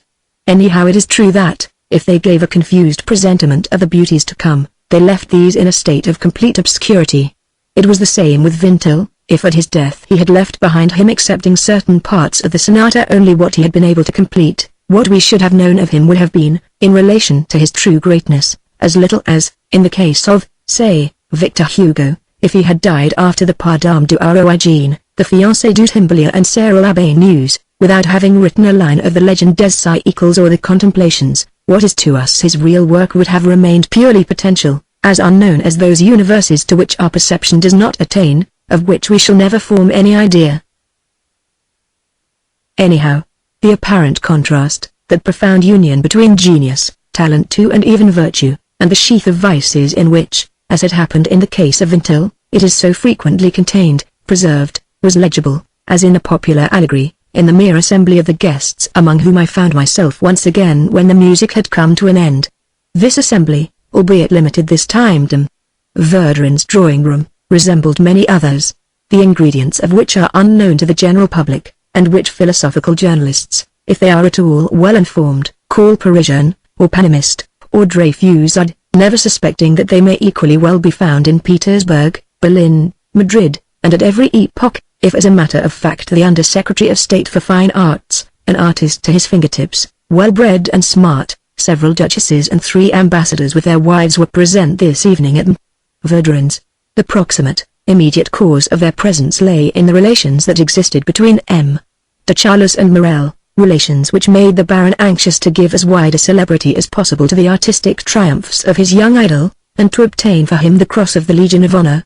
The remoter cause which had made this assembly possible was that a girl living with Vintel in the same way as the Baron was living with Charlie had brought to light a whole series of works of genius which had been such a revelation that before long a subscription was to be opened under the patronage of the Minister of Education, with the object of erecting a statue of Vintel. Moreover, these works had been assisted, no less than by Vintel's relations with her friend, by the Baron's relations with Charlie, a sort of crossroad, a short-cut, thanks to which the world was enabled to overtake these works without the preliminary circuit, if not of a want of comprehension which would long persist, at least of a complete ignorance which might have lasted for years.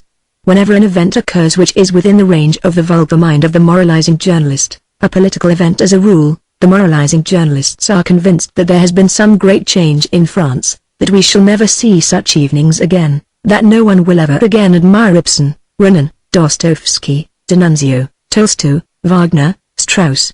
For moralizing journalists take their text from the equivocal undercurrents of these official manifestations, in order to find something decadent in the art which is there celebrated and which as often as not is more austere than any other. But there is no name among those most revered by these moralizing journalists which has not quite naturally given rise to some such strange gathering, although its strangeness may have been less flagrant and better concealed.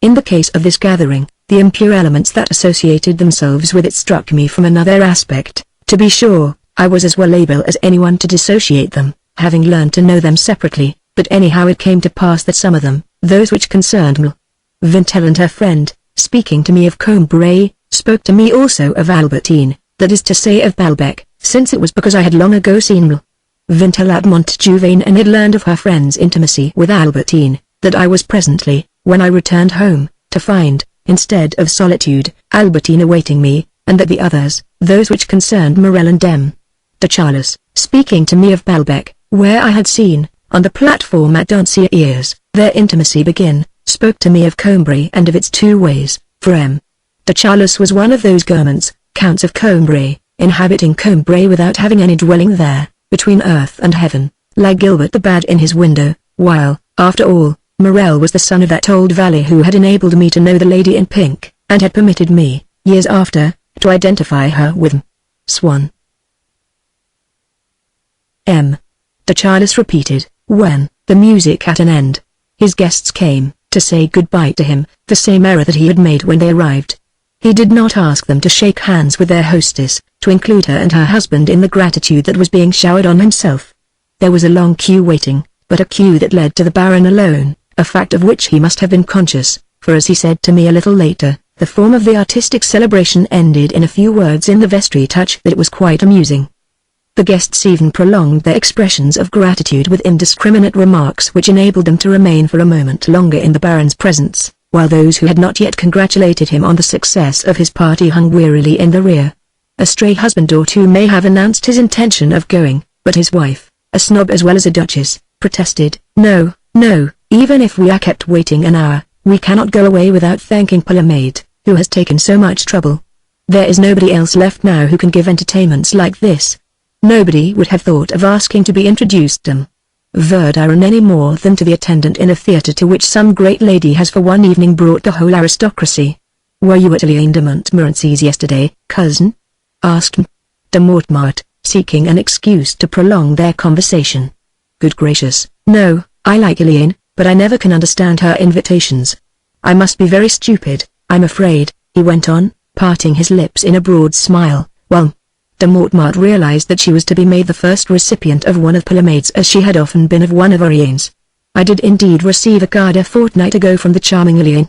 Above the questionably authentic name of Montmorency was the following kind invitation: "My dear cousin, will you please remember me next Friday at 9:30. Beneath were written two less gratifying words, "Check Quartet." These seemed to me incomprehensible, and in any case to have no more connection with the sentence above than the words "my dear," which you find on the back of a letter, with nothing else after them, when the writer has already begun again on the other side, and has not taken a fresh sheet, either from carelessness or in order to save paper. I am fond of Liliane, and so I felt no annoyance. I merely ignored the strange and inappropriate allusion to a check quartet, and, as I am a methodical man, I placed on my chimney-piece the invitation to remember Madame de Montmorency on Friday at 9:30. Although renowned for my obedient, punctual and meek nature, as Buffon says of the camel, at this, laughter seemed to radiate from M. de Charlus, who knew that on the contrary he was regarded as the most impossible person to live with. I was a few minutes late. It took me a few minutes to change my clothes, and without any undue remorse, thinking that 9:30 meant 10, at the stroke of 10 in a comfortable dressing gown, with warm slippers on my feet, I sat down in my chimney corner to remember Liliane as she had asked me, and with a concentration which began to relax only at 10:30. Tell her please that I complied strictly with her audacious request. I am sure she will be gratified. De Mortemart was helpless with laughter, in which M. de Charlus joined. And tomorrow, she went on, forgetting that she had already long exceeded the time that might be allotted to her, are you going to our La Rochefoucauld cousins? Oh, that, now, is quite impossible. They have invited me, and you too, I see, to a thing it is utterly impossible to imagine, which is called, if I am to believe their card of invitation, a dancing tea. I used to be considered pretty nimble when I was young, but I doubt whether I could ever decently have drunk a cup of tea while I was dancing. No, I have never cared for eating or drinking in unnatural positions. You will remind me that my dancing days are done.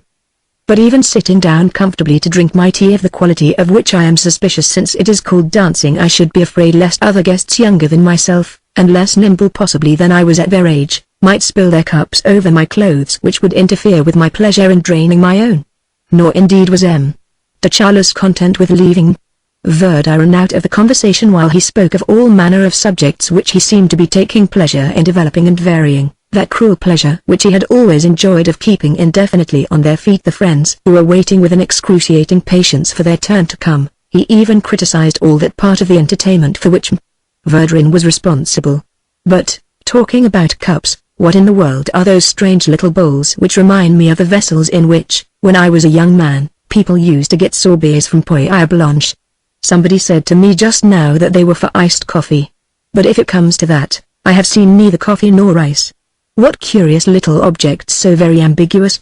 In saying this, M. de Charlus had placed his white-gloved hands vertically over his lips and had modestly circumscribed his indicative stare as though he were afraid of being heard, or even seen by his host and hostess. But this was a mere feint, for in a few minutes he would be offering the same criticisms to the mistress herself, and a little later would be insolently enjoining, no more iced coffee cups, remember. Give them to one of your friends whose house you wish to disfigure.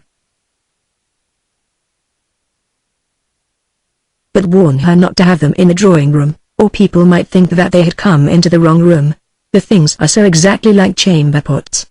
But, cousin, said the guest, lowering her own voice also, and casting a questioning glance at M. de Charlus, for she was afraid of offending not Verdurin but him. Perhaps she doesn't quite know yet. She shall be taught. Oh, laughed the guest, she couldn't have a better teacher. She is lucky. If you are in charge, one can be sure there won't be a false note. There wasn't one, if it comes to that, in the music. Oh, it was sublime. One of those pleasures which can never be forgotten. Talking of that marvelous violinist, she went on, imagining in her innocence that M. de Charlus was interested in the violin pure and simple. Do you happen to know one whom I heard the other day playing too wonderfully a sonata by Fourier? His name is Frank. Oh, he's a horror, replied M. de Charlus, overlooking the rudeness of a contradiction which implied that his cousin was lacking in taste. As far as violinists are concerned, I advise you to confine yourself to mine. This paved the way to a fresh exchange of glances, at once furtive and scrutinous, between M. de Charlus and his cousin, for, blushing and seeking by her zeal to atone for her blunder, M. De Mortemart went on to suggest to M. de Charles that she might give a party, to hear Morel play. Now, so far as she was concerned, this party had not the object of bringing an unknown talent into prominence, an object which she would, however, pretend to have in mind, and which was indeed that of M. de Charles. She regarded it only as an opportunity for giving a particularly smart party and was calculating already whom she would invite and whom she would reject. This business of selection, the chief preoccupation of people who give parties, even the people whom society journalists are so impudent or so foolish as to call the elite, alters at once the expression and the handwriting of a hostess more profoundly than any hypnotic suggestion. Before she had even thought of what Morel was to play, which she regarded, and rightly, as a secondary consideration, for even if everybody this evening, from fear of M. de Charles, had observed a polite silence during the music, it would never have occurred to anyone to listen to it. De Mortemart, having decided that M. de Valcourt was not to be one of the elect, had automatically assumed that air of conspiracy, of a secret plotting which so degrades even those women in society who can most easily afford to ignore what people will say. "Wouldn't it be possible for me to give a party, for people to hear your friend play?" murmured de Mortemart, who, while addressing herself exclusively to M. de Charles, could not refrain, as though under a fascination, from casting a glance at M. de Valcourt, the rejected, in order to make certain that the other was too far away to hear her. "No, she cannot possibly hear what I am saying," de Mortemart concluded inwardly, reassured by her own glance which as a matter of fact had had a totally different effect upon M. de Valcourt from that intended. Why, M. de Valcourt had said to herself when she caught this glance, "Marie Threes is planning something with Palamade which I am not to be told." "You mean my protégé, M. de Charles corrected, as merciless to his cousin's choice of words as he was to her musical endowments. Then, without paying the slightest attention to her silent prayers, as she made a smiling apology, "Why, yes," he said in a loud tone, audible throughout the room, although there is always a risk in that sort of exportation of a fascinating personality into surroundings that must inevitably diminish his transcendent gifts and would in any case have to be adapted to them. Madame de Mortemart told herself that the aside, the pianissimo of her question had been a waste of trouble, after the megaphone through which the answer had issued. She was mistaken. M. de Valcourt heard nothing, for the simple reason that she did not understand a single word. Her anxiety diminished and would rapidly have been extinguished had not M. de Mortemart, afraid that she might have been given away and afraid of having to invite M. de Valcourt, with whom she was on too intimate terms to be able to leave her out if the other knew about her party beforehand, raised her eyelids once again in Edith's direction, as though not to lose sight of a threatening peril, lowering them again briskly so as not to commit herself. She intended, on the morning after the party, to write her one of those letters, the complement of the revealing glance, letters which people suppose to be subtle and which are tantamount to a full and signed confession. For instance, "Dear Edith, I am so sorry about you, I did not really expect you last night." How could she have expected me, Edith would ask herself, since she never invited me? "As I know that you are not very fond of parties of that sort, which rather bore you. We should have been greatly honored, all the same, by your company." Never did M. de Mortemart employ the word honored, except in the letters in which she attempted to cloak a lie in the semblance of truth. "You know that you are always at home in our house." However, you were quite right, as it was a complete failure, like everything that is got up at a moment's notice. But already the second furtive glance darted at her had enabled Edith to grasp everything that was concealed by the complicated language of M.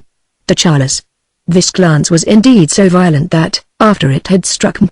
de Valcourt, the obvious secrecy and mischievous intention that it embodied rebounded upon a young Peruvian whom de Mortemart intended, on the contrary, to invite. But being of a suspicious nature, seeing all too plainly the mystery that was being made without realizing that it was not intended to mystify him, he at once conceived a violent hatred of M. de Mortemart and determined to play all sorts of tricks upon her, such as ordering 50 iced coffees to be sent to her house on a day when she was not giving a party, or, when she was, inserting a paragraph in the newspapers announcing that the party was postponed, and publishing false reports of her other parties, in which would figure the notorious names of all the people whom, for various reasons, a hostess does not invite or even allow to be introduced to her. M. de Mortemart need not have bothered herself about M. de Valcourt. M.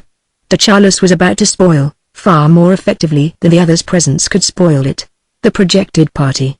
"But, my dear cousin," she said in response to the expression adapting the surroundings, the meaning of which her momentary state of hyperanesthesia had enabled her to discern. "We shall save you all the trouble. I undertake to ask Gilbert to arrange everything. Not on any account, all the more as he must not be invited to it. Nothing can be arranged except by myself. The first thing is to exclude all the people who have ears and hear not." De Charles's cousin, who had been reckoning upon Morel as an attraction in order to give a party at which she could say that, unlike so many of her kinswomen, she had had Palamede, carried her thoughts abruptly, from this prestige of de Charles, to all sorts of people with whom he would get her into trouble if he began interfering with the list of her guests. The thought that the Prince de Guermantes, on whose account, partly, she was anxious to exclude de Valcourt, whom he declined to meet, was not to be invited, alarmed her. Her eyes assumed an uneasy expression. "Is the light, which is rather too strong, hurting you?" inquired de Charles with an apparent seriousness the underlying irony of which he failed to perceive. "No, not at all. I was thinking of the difficulty, not for myself of course, but for my family, if Gilbert were to hear that I had given a party without inviting him, when he never has a cat on his housetop without. Why of course, we must begin by eliminating the cat on the housetop, which could only meow. I suppose that the din of talk has prevented you from realizing that it was a question not of doing the civilities of a hostess but of proceeding to the rites customary at every true celebration." Then, deciding, not that the next person had been kept waiting too long, but that it did not do to exaggerate the favors shown to one who had in mind not so much Morel as her own visiting list, de Charles, like a physician who cuts short a consultation when he considers that it has lasted long enough, gave his cousin a signal to withdraw, not by bidding her good night but by turning to the person immediately behind her. "Good evening, Madame de Montesquieu." "Marvelous, wasn't it? I have not seen Helene. Tell her that every general abstention, even the most noble, that is to say her own, must include exceptions, if they are brilliant, as has been the case tonight. To show that one is rare is all very well, but to subordinate one's rarity, which is only negative, to what is precious is better still. In your sister's case, and I value more than anyone her systematic absence from places where what is in store for her is not worthy of her, here tonight, on the contrary. Her presence at so memorable an exhibition as this would have been a precedence, and would have given your sister, already so distinguished, an additional distinction." Then he turned to a third person, d'Argencourt.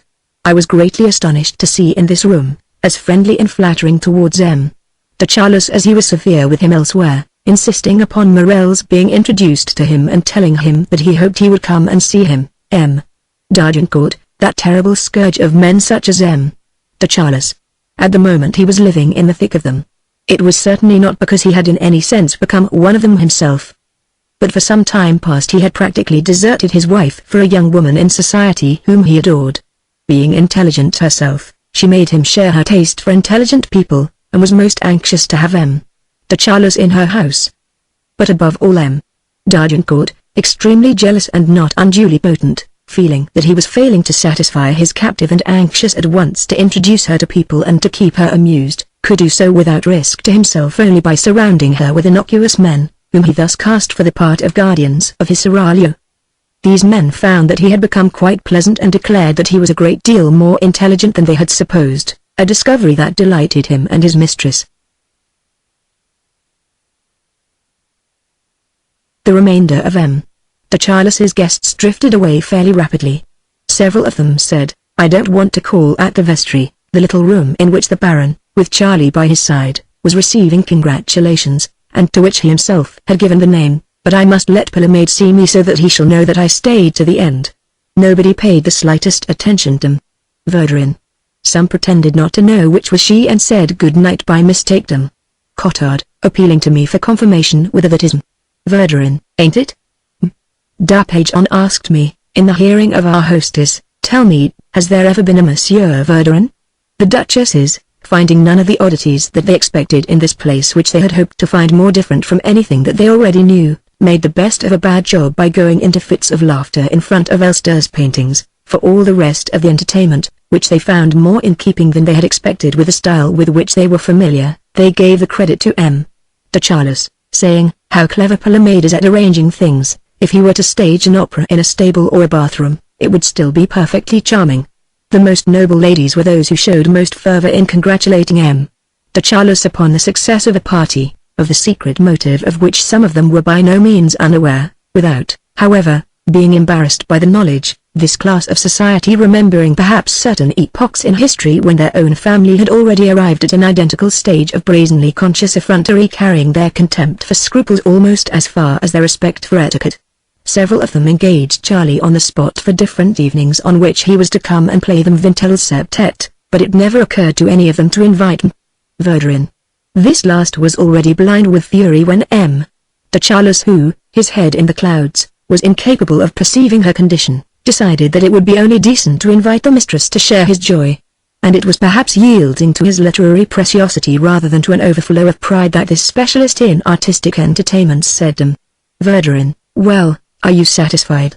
I think you have reason to be. You see that when I set to work to give a party there are no half measures.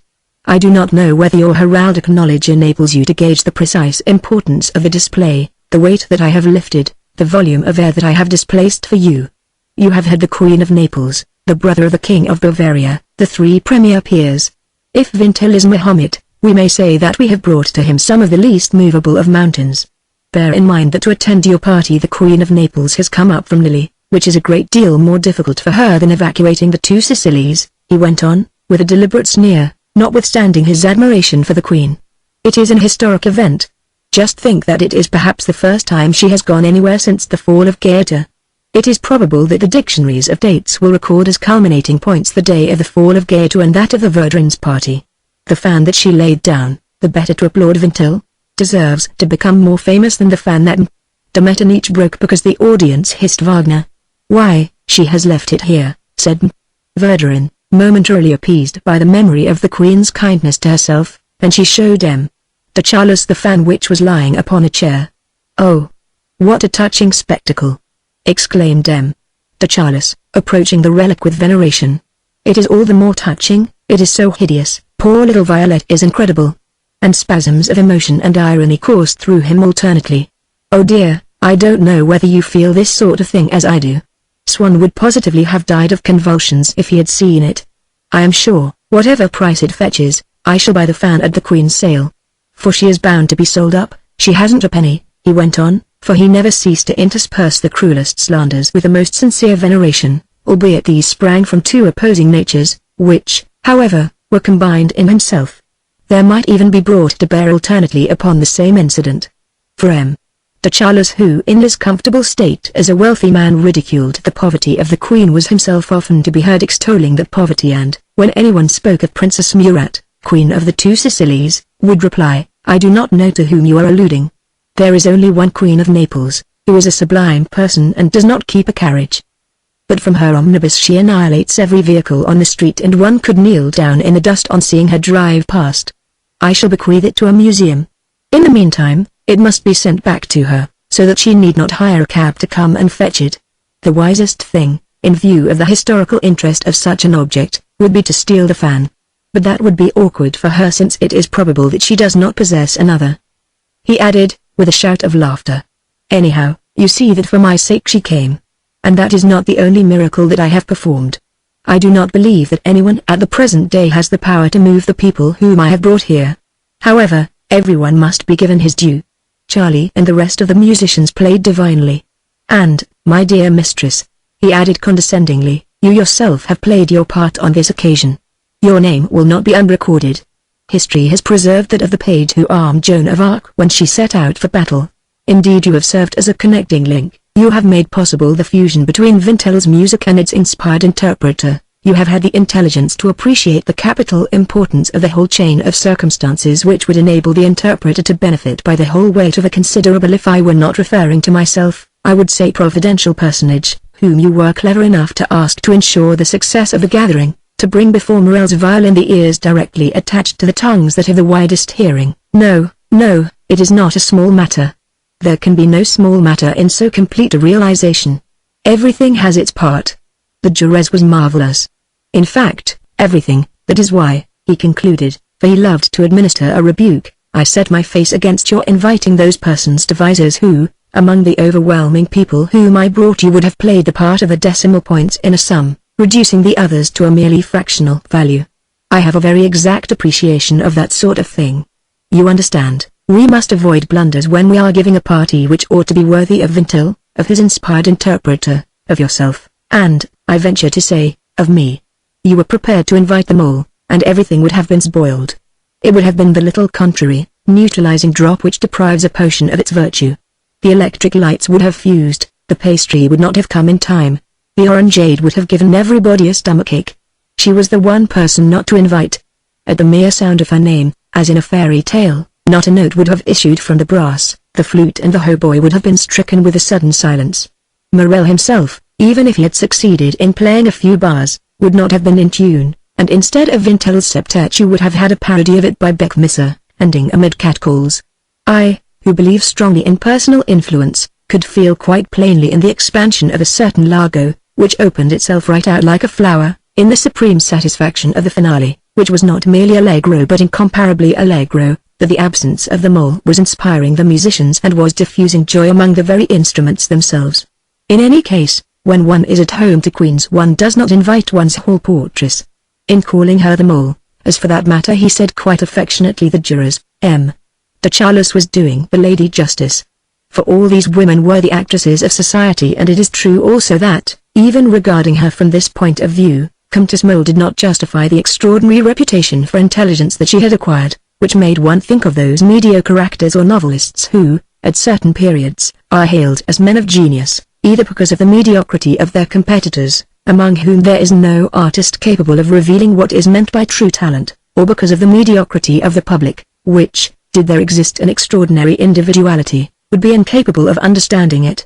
In Mole's case it is preferable, if not absolutely fair, to stop at the former explanation. The social world being the realm of nullity, there exist between the merits of women in society only insignificant degrees, which are at best capable of rousing to madness the rancors or the imagination of M. de Charles.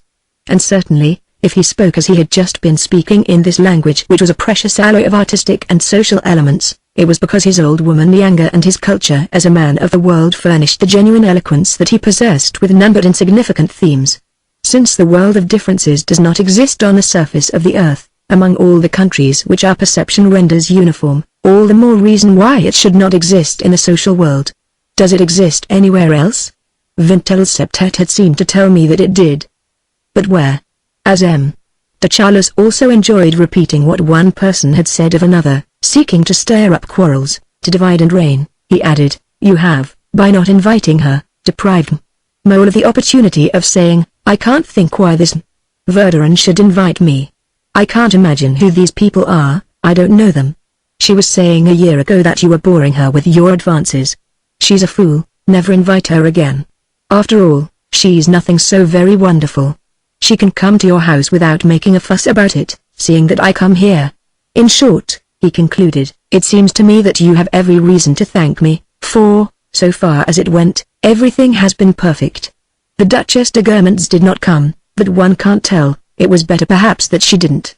We shan't bear her any grudge, and we shall remember her all the same another time, not that one can help remembering her, her very eyes say to us forget-me-not, for they are a pair of my osodes. Here I thought to myself how strong the Guermantes' spirit the decision to go to one house and not to another must be, to have outweighed in the Duchess's mind her fear of Palamade. In the face of so complete a success, one is tempted like Bernardin de Saint Pierre to see everywhere the hand of Providence. The Duchess de Jerez was enchanted. She even asked me to tell you so, added M. de Charles, dwelling upon the words as though Verdurin must regard this as a sufficient honor. Sufficient and indeed barely credible, for he found it necessary, if he was to be believed, to add, completely carried away by the madness of those whom Jupiter has decided to ruin, she has engaged Morel to come to her house, where the same program will be repeated, and I even think of asking her for an invitation for M. Verdurin. This civility to the husband alone was, although no such idea even occurred to M.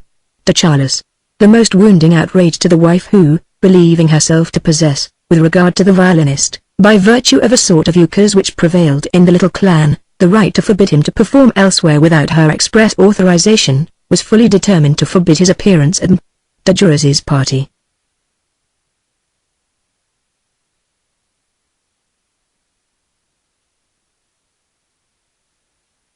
The Baron's volubility was in itself an irritation to M.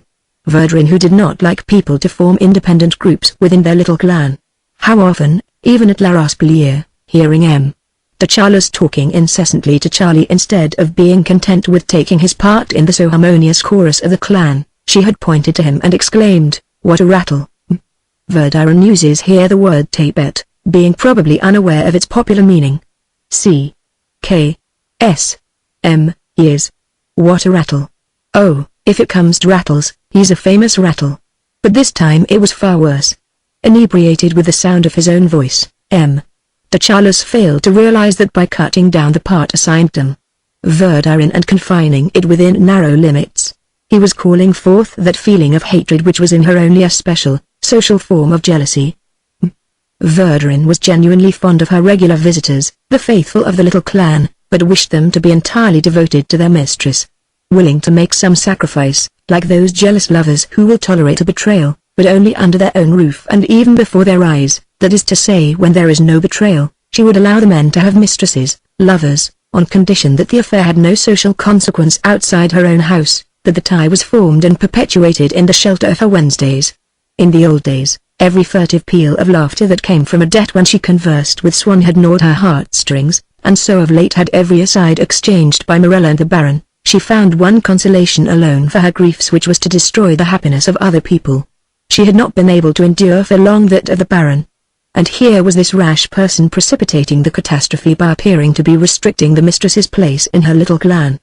Already she could see Morel going into society, without her, under the Baron's aegis. There was but a single remedy, to make Morel choose between the Baron and herself, and, relying upon the ascendancy that she had acquired over Morel by the display that she made of an extraordinary perspicacity, thanks to reports which she collected, to falsehoods which she invented, all of which served to corroborate what he himself was led to believe, and what would in time be made plain to him, thanks to the pitfalls which she was preparing, into which her unsuspecting victims would fall, relying upon this ascendancy, to make him choose herself in preference to the Baron. As for the society ladies who had been present and had not even asked to be introduced to her, as soon as she grasped their hesitations or indifference, she had said, "Ah, I see what they are, the sort of old good-for-nothings that are not our style. It's the last time they shall set foot in this house."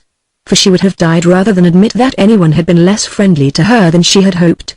"Ah, my dear General," de Charles suddenly exclaimed, abandoning Verdurin, as he caught sight of General Deltour, Secretary to the President of the Republic, who might be of great value in securing Charlie his cross, and who, after asking some question of Cottard, was rapidly withdrawing. "Good evening, my dear, delightful friend.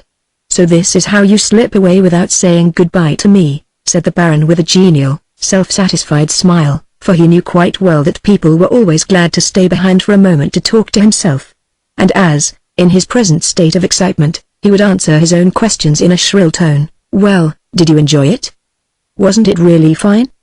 The Andante, what? It's the most touching thing that was ever written. I defy anyone to listen to the end without tears in his eyes. Charming of you to have come. Listen, I had the most perfect telegram this morning from Froberville, who tells me that as far as the Grand Chancery goes the difficulties have been smoothed away, as the saying is."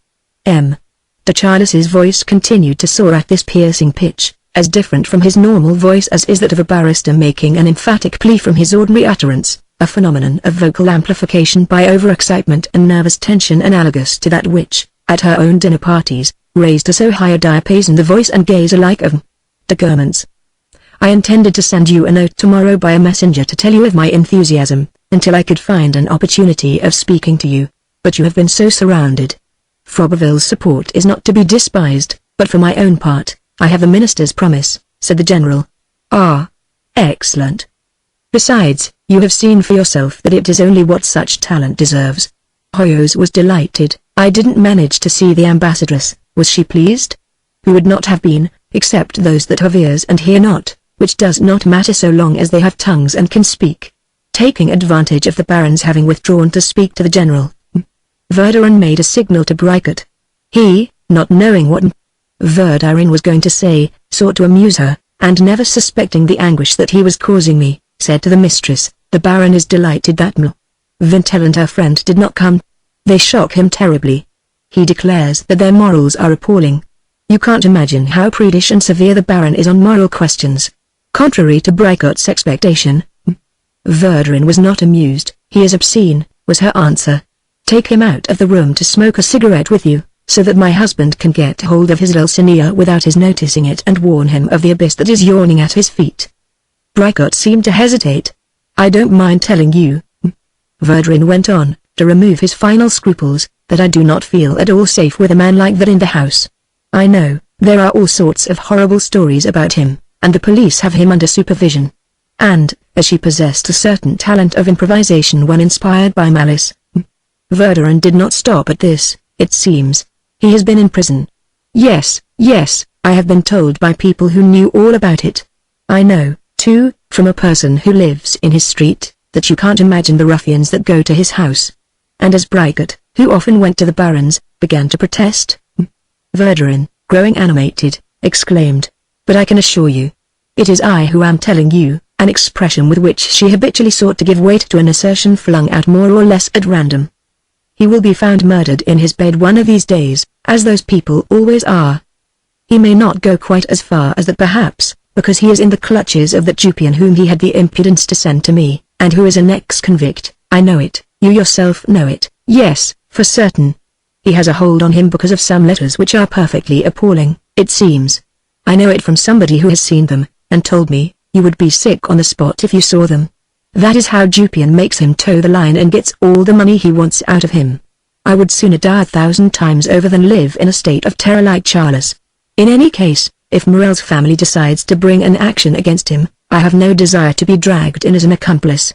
If he goes on, it will be at his own risk, but I shall have done my duty. What is one to do? It's no joke, I can tell you."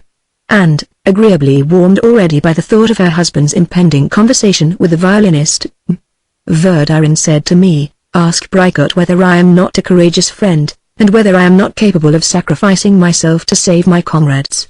She was alluding to the circumstances in which she had, just in time, made him quarrel, first of all with his laundress, and then with de Cambremer, quarrels as a result of which Brigot had become almost completely blind, and, people said, had taken to morphia. "An incomparable friend, far-sighted and valiant," replied the professor with an innocent emotion. "Verdurin prevented me from doing something extremely foolish. Brigot told me when she had left us. She never hesitates to operate without anesthetics. She is an interventionist, as our friend Cottard says. I admit, however, that the thought that the poor Baron is still unconscious of the blow that is going to fall upon him distresses me deeply. He is quite mad about that boy. If Verdurin should prove successful, there is a man who is going to be very miserable. However, it is not certain that she will not fail. I am afraid that she may only succeed in creating a misunderstanding between them, which, in the end, without parting them, will only make them quarrel with her. It was often thus with Verdurin and her faithful. But it was evident that in her the need to preserve their friendship was more and more dominated by the requirement that this friendship should never be challenged by that which they might feel for one another. Homosexuality did not disgust her so long as it did not tamper with orthodoxy, but like the Church she preferred any sacrifice rather than a concession of orthodoxy.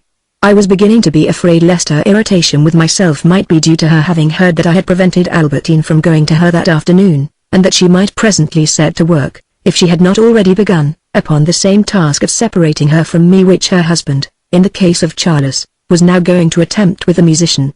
"Come along, get hold of Charles, find some excuse, there's no time to lose," said Verdurin, "and whatever you do, don't let him come back here until I send for you."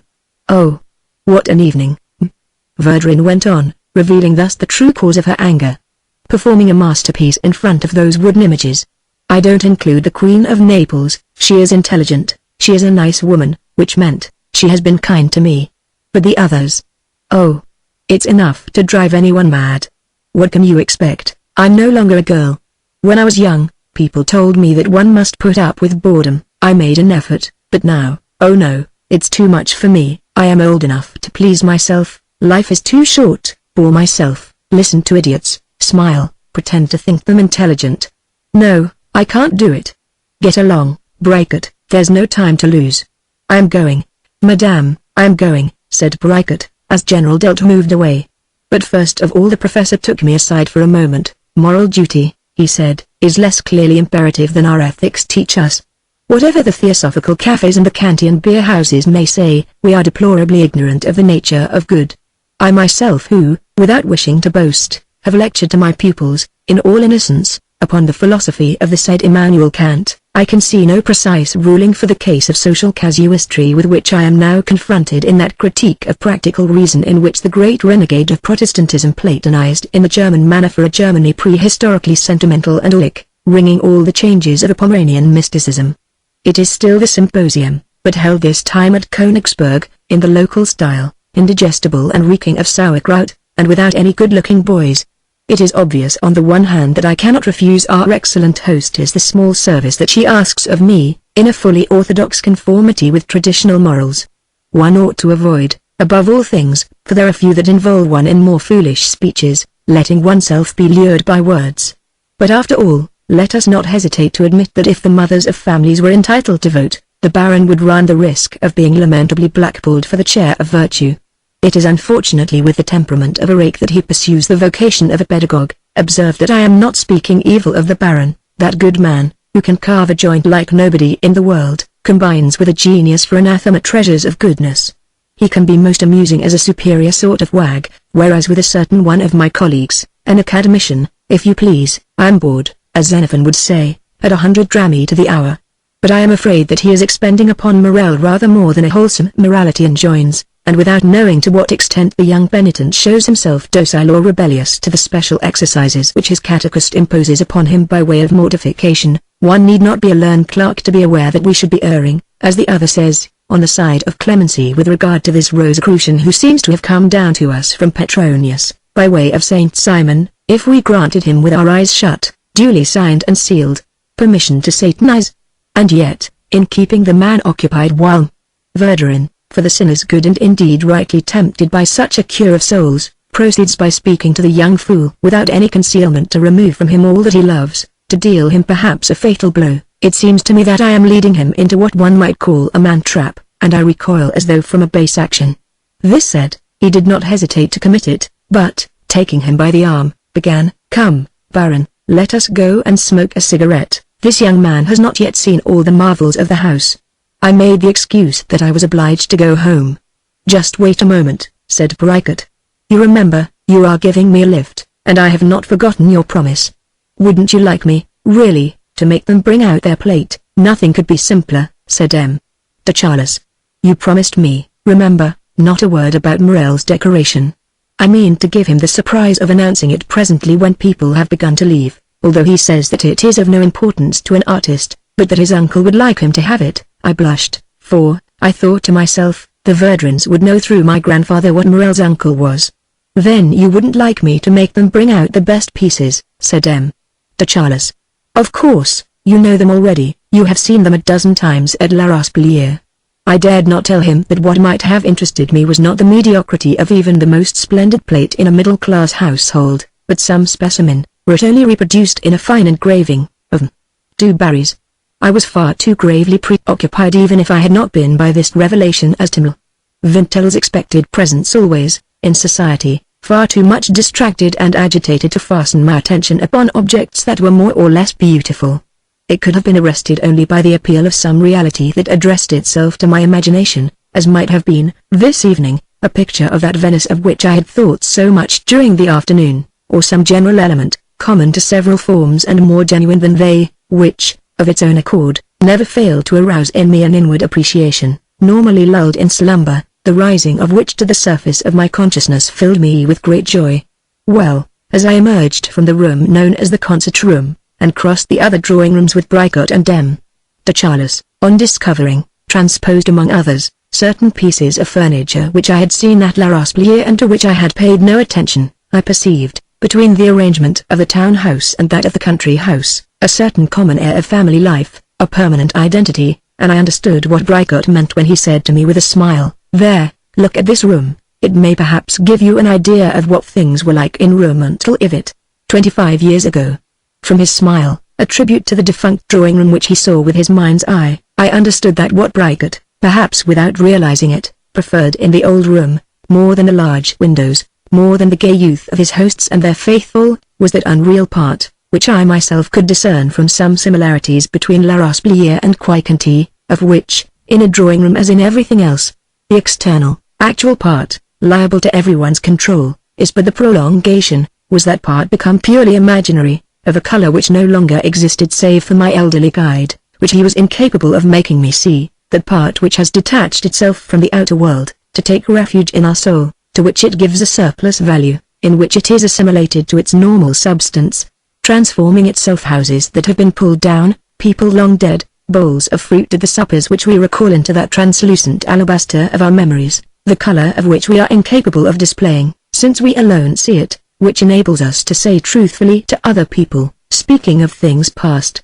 that they cannot form any idea of them, that they do not resemble anything that they have seen, while we are unable to think of them ourselves without a certain emotion, remembering that it is upon the existence of our thoughts that there depends, for a little time still, their survival, the brilliance of the lamps that have been extinguished and the fragrance of the arbors that will never bloom again.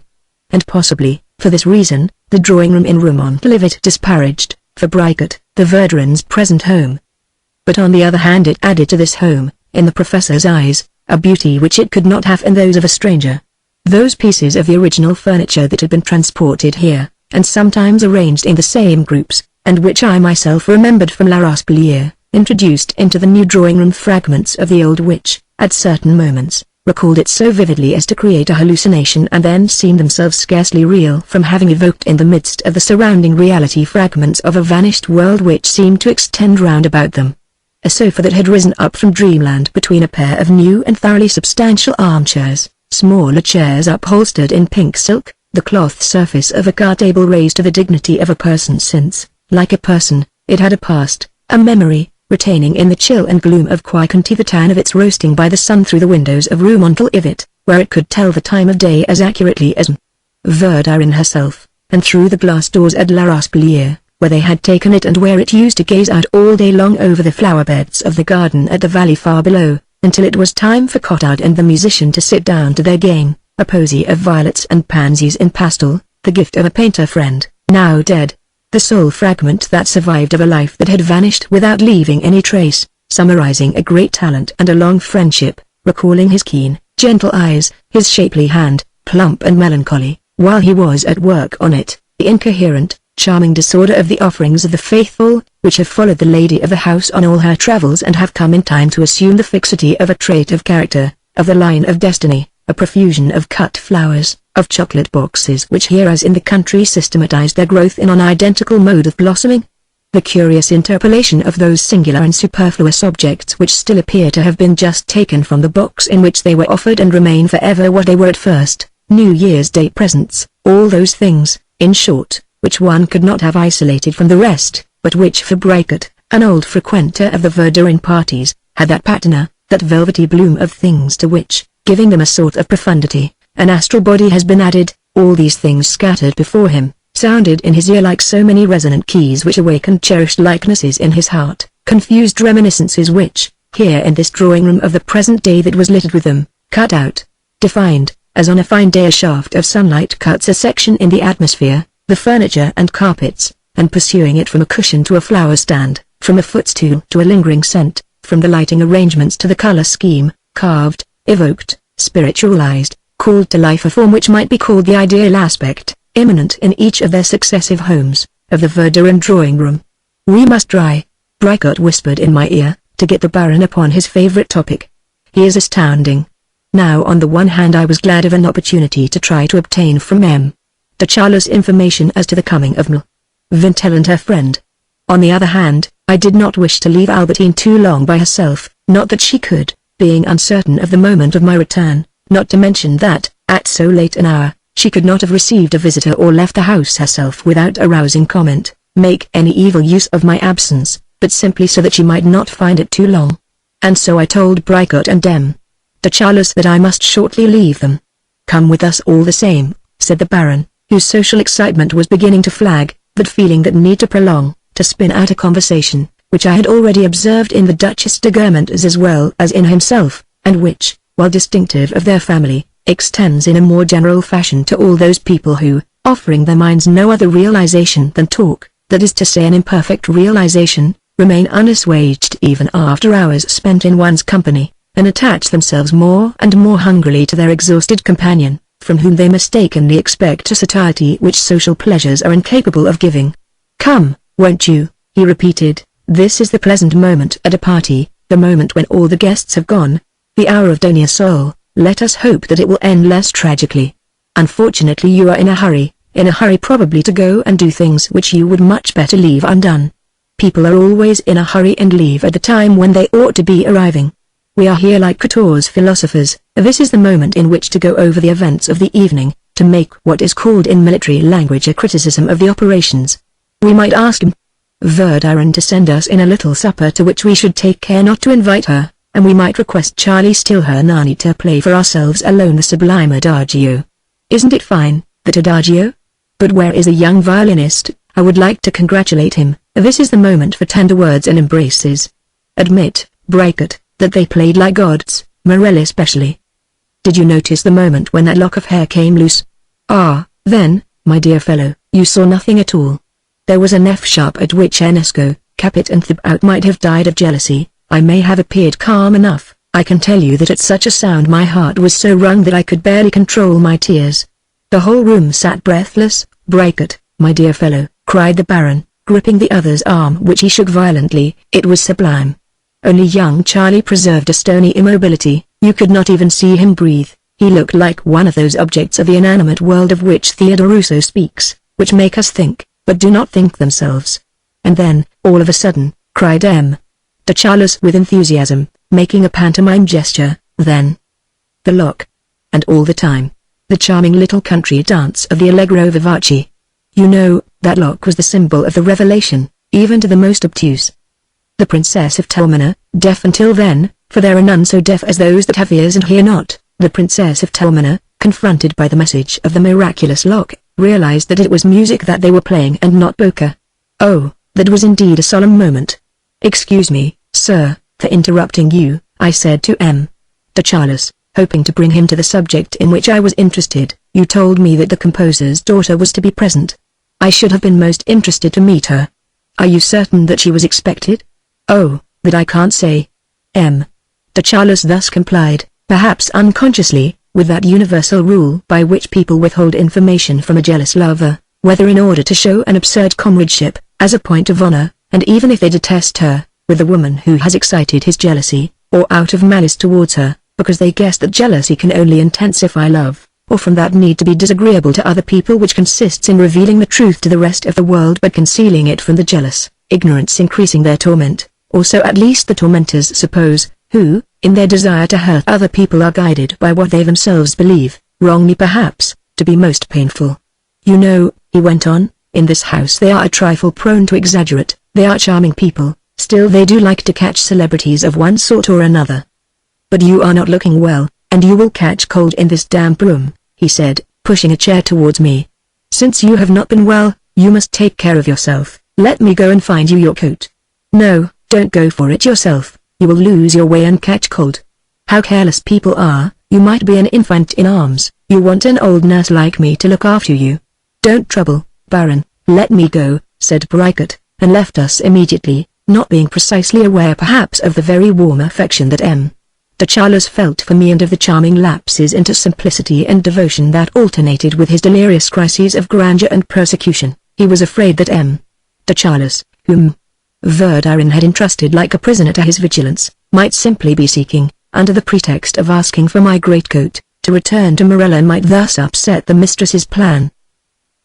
Meanwhile Ski had sat down, uninvited, at the piano, and assuming with a playful knitting of his brows, a remote gaze and a slight twist of his lips what he imagined to be an artistic air, was insisting that Morel should play something by Bizet. What, you don't like it, that boyish music of Bizet? Why, my dear fellow, he said, with that rolling of the letter R which was one of his peculiarities, it's ravishing. Morel, who did not like Bizet, said so in exaggerated terms and, as he had the reputation in the little clan of being, though it seems incredible, a wit, Ski, pretending to take the violinist's diatribes as paradoxes, burst out laughing. His laugh was not, like M. Verdurin's, the stifled gasp of a smoker.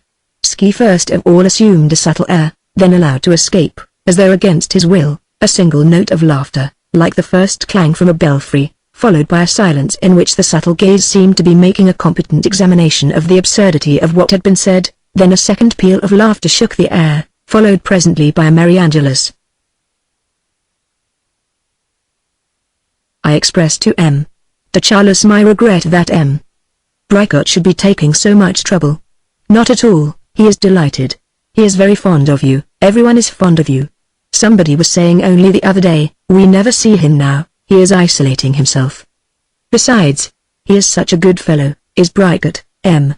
de Charles went on, never suspecting probably, in view of the affectionate, frank manner in which the professor of moral philosophy conversed with him, that he had no hesitation in slandering him behind his back. He is a man of great merit, immensely learned, and not a bit spoiled. His learning hasn't turned him into a bookworm, like so many of them who smell of ink. He has retained a breadth of outlook, a tolerance, rare in his kind.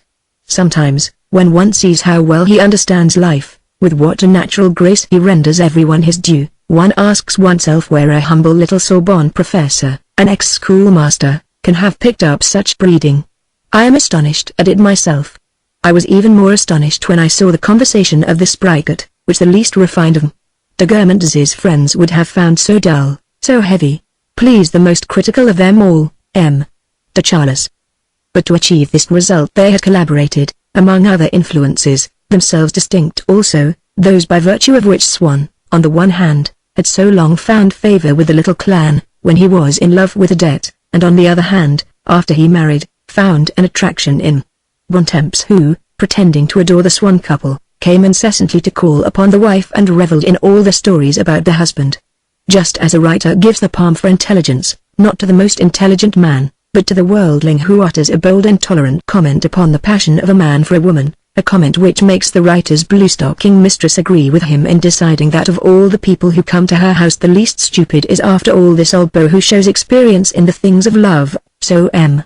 de Charles found more intelligent than the rest of his friends Bricot, who was not merely kind to Morel, but would cull from the Greek philosophers, the Latin poets, the authors of Oriental tales, appropriate texts which decorated the Baron's propensity with a strange and charming anthology. M. de Charles had reached the age at which a Victor Hugo chooses to surround himself, above all, with Vacquieris and Meurisses. He preferred to all others those men who tolerated his outlook upon life. I see a great deal of him, he went on, in a balanced, sing-song tone, allowing no movement of his lips to stir his grave, powdered mask over which were purposely lowered his prelatical eyelids. I attend his lectures, that atmosphere of the Latin Quarter refreshes me, there is a studious, thoughtful adolescence of young bourgeois, more intelligent, better read than were, in a different sphere, my own contemporaries. It is a different world, which you know probably better than I. They are young bourgeois, he said, detaching the last word to which he prefixed a string of BS, and emphasizing it from a sort of habit of elocution, corresponding itself to a taste for fine distinctions in past history, which was peculiar to him, but perhaps also from inability to resist the pleasure of giving me a flick of his insolence. This did not in any way diminish the great and affectionate pity that was inspired in me by M. de Charles. After Verdurin had revealed her plan in my hearing, it merely amused me, and indeed on any other occasion, when I should not have felt so kindly disposed towards him, would not have offended me. I derived from my grandmother such an absence of any self-importance that I might easily be found wanting in dignity. Doubtless, I was scarcely aware of this, and by dint of having seen and heard, from my schooldays onwards, my most esteemed companions take offense if anyone failed to keep an appointment, refused to overlook any disloyal behavior. I had come in time to exhibit in my speech and actions a second nature which was stamped with pride. I was indeed considered extremely proud, because, as I had never been timid, I had been easily led into duels, the moral prestige of which, however, I diminished by making little of them, which easily persuaded other people that they were absurd, but the true nature which we trample underfoot continues nevertheless to abide within us. Thus it is that at times, if we read the latest masterpiece of a man of genius, we are delighted to find in it all those of our own reflections which we have always despised, joys and sorrows which we have repressed, a whole world of feelings scorned by us, the value of which the book in which we discover them afresh at once teaches us. I had come in time to learn from my experience of life that it was a mistake to smile a friendly smile when somebody made a fool of me, instead of feeling annoyed. But this want of self-importance and resentment, if I had so far ceased to express it as to have become almost entirely unaware that it existed in me, was nevertheless the primitive, vital element in which I was steeped. Anger and spite came to me only in a wholly different manner, in furious crises. What was more, the sense of justice was so far lacking in me as to amount to an entire want of moral sense. I was in my heart of hearts entirely won over to the side of the weaker party, and of anyone who was in trouble. I had no opinion as to the proportion in which good and evil might be blended in the relations between Morel and M. de Charles, but the thought of the sufferings that were being prepared for M. de Charles was intolerable to me. I would have liked to warn him, but did not know how to do it.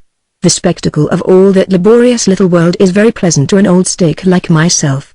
I do not know them, he went on, raising his hand with an air of reserve so as not to appear to be boasting of his own conquests, to testify to his own purity and not to allow any suspicion to rest upon that of the students, but they are most civil. They often go so far as to keep a place for me, since I am a very old gentleman. Yes indeed, my dear boy, do not protest. I'm past 40, said the Baron, who was past 60. It is a trifle stuffy in the hall in which Bricot lectures, but it is always interesting. Albeit the Baron preferred to mingle with the youth of the schools, in other words to be jostled by them, sometimes, to save him a long wait in the lecture room. Bricot took him in by his own door.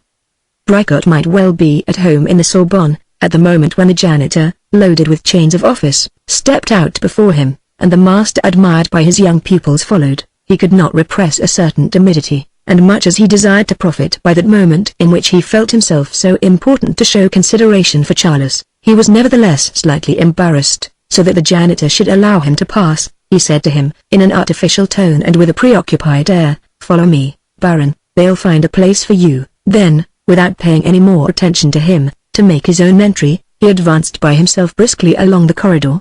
On either side, a double hedge of young lecturers greeted him. Bricot, anxious not to appear to be posing in the eyes of these young men to whom he knew that he was a great pontiff, bestowed on them 1,000 glances, 1,000 little nods of connivance, to which his desire to remain martial, thoroughly French, gave the effect of a sort of cordial encouragement by an old soldier saying, "Damn it all, we can face the foe."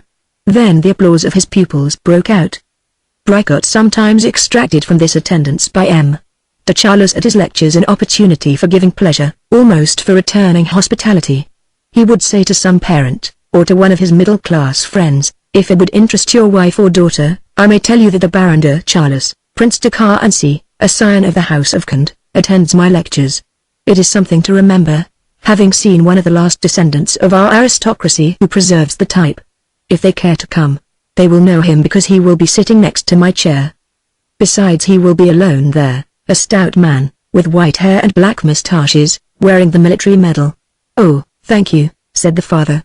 And, albeit his wife had other engagements, so as not to disoblige Bricot, he made her attend the lecture, while the daughter, troubled by the heat in the crowd, nevertheless devoured eagerly with her eyes the descendant of Conde, marveling all the same that he was not crowned with strawberry leaves and looked just like anybody else of the present day.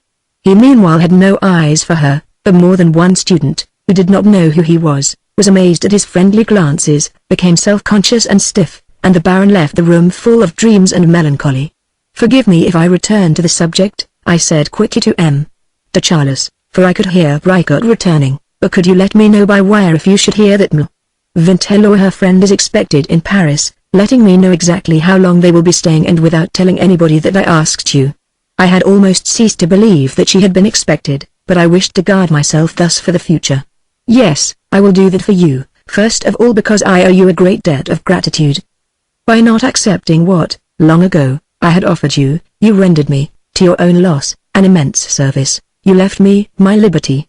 It is true that I have abdicated it in another fashion," he added in a melancholy tone beneath which was visible a desire to take me into his confidence. "That is what I continued to regard as the important fact, a whole combination of circumstances which you failed to turn to your own account, possibly because fate warned you at that precise minute not to cross my path. For always man proposes and God disposes. Who knows whether if, on the day when he came away together from the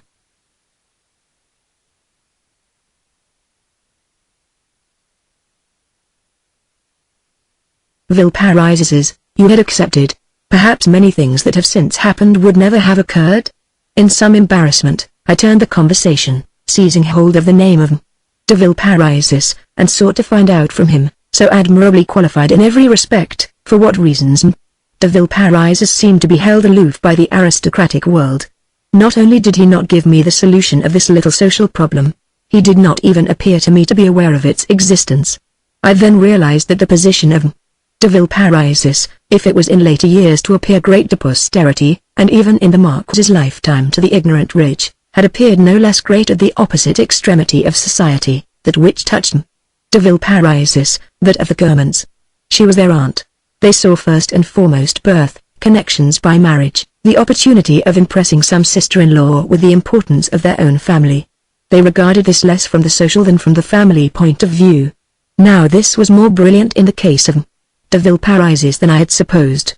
I had been impressed when I heard that the title Villeparisis was falsely assumed. But there are other examples of great ladies who have made degrading marriages and preserved a predominant position. De Charlus began by informing me that de Villeparisis was a niece of the famous Duchess de, the most celebrated member of the great aristocracy during the July monarchy, albeit she had refused to associate with the citizen king and his family. I had so longed to hear stories about this Duchess.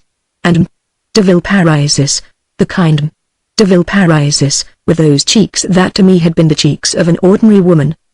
De Villeparisis who sent me so many presents and whom I could so easily have seen every day. De Villeparisis was her niece brought up by her, in her home, at the Hotel de. She asked the Duc de Daudaville, de Charlus told me, speaking of the three sisters, which of the sisters do you prefer? And when Daudaville said, Madame de Villeparisis, the Duchess de, replied Pig. For the Duchess was extremely witty, said de Charlus, giving the word the importance and the special pronunciation in use among the Gurmans.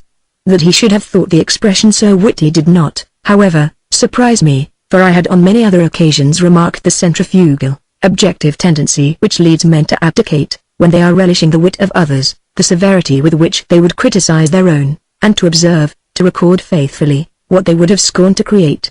But what on earth is he doing? That is my greatcoat he is bringing, he said, on seeing that Bricot had made so long a search to no better result.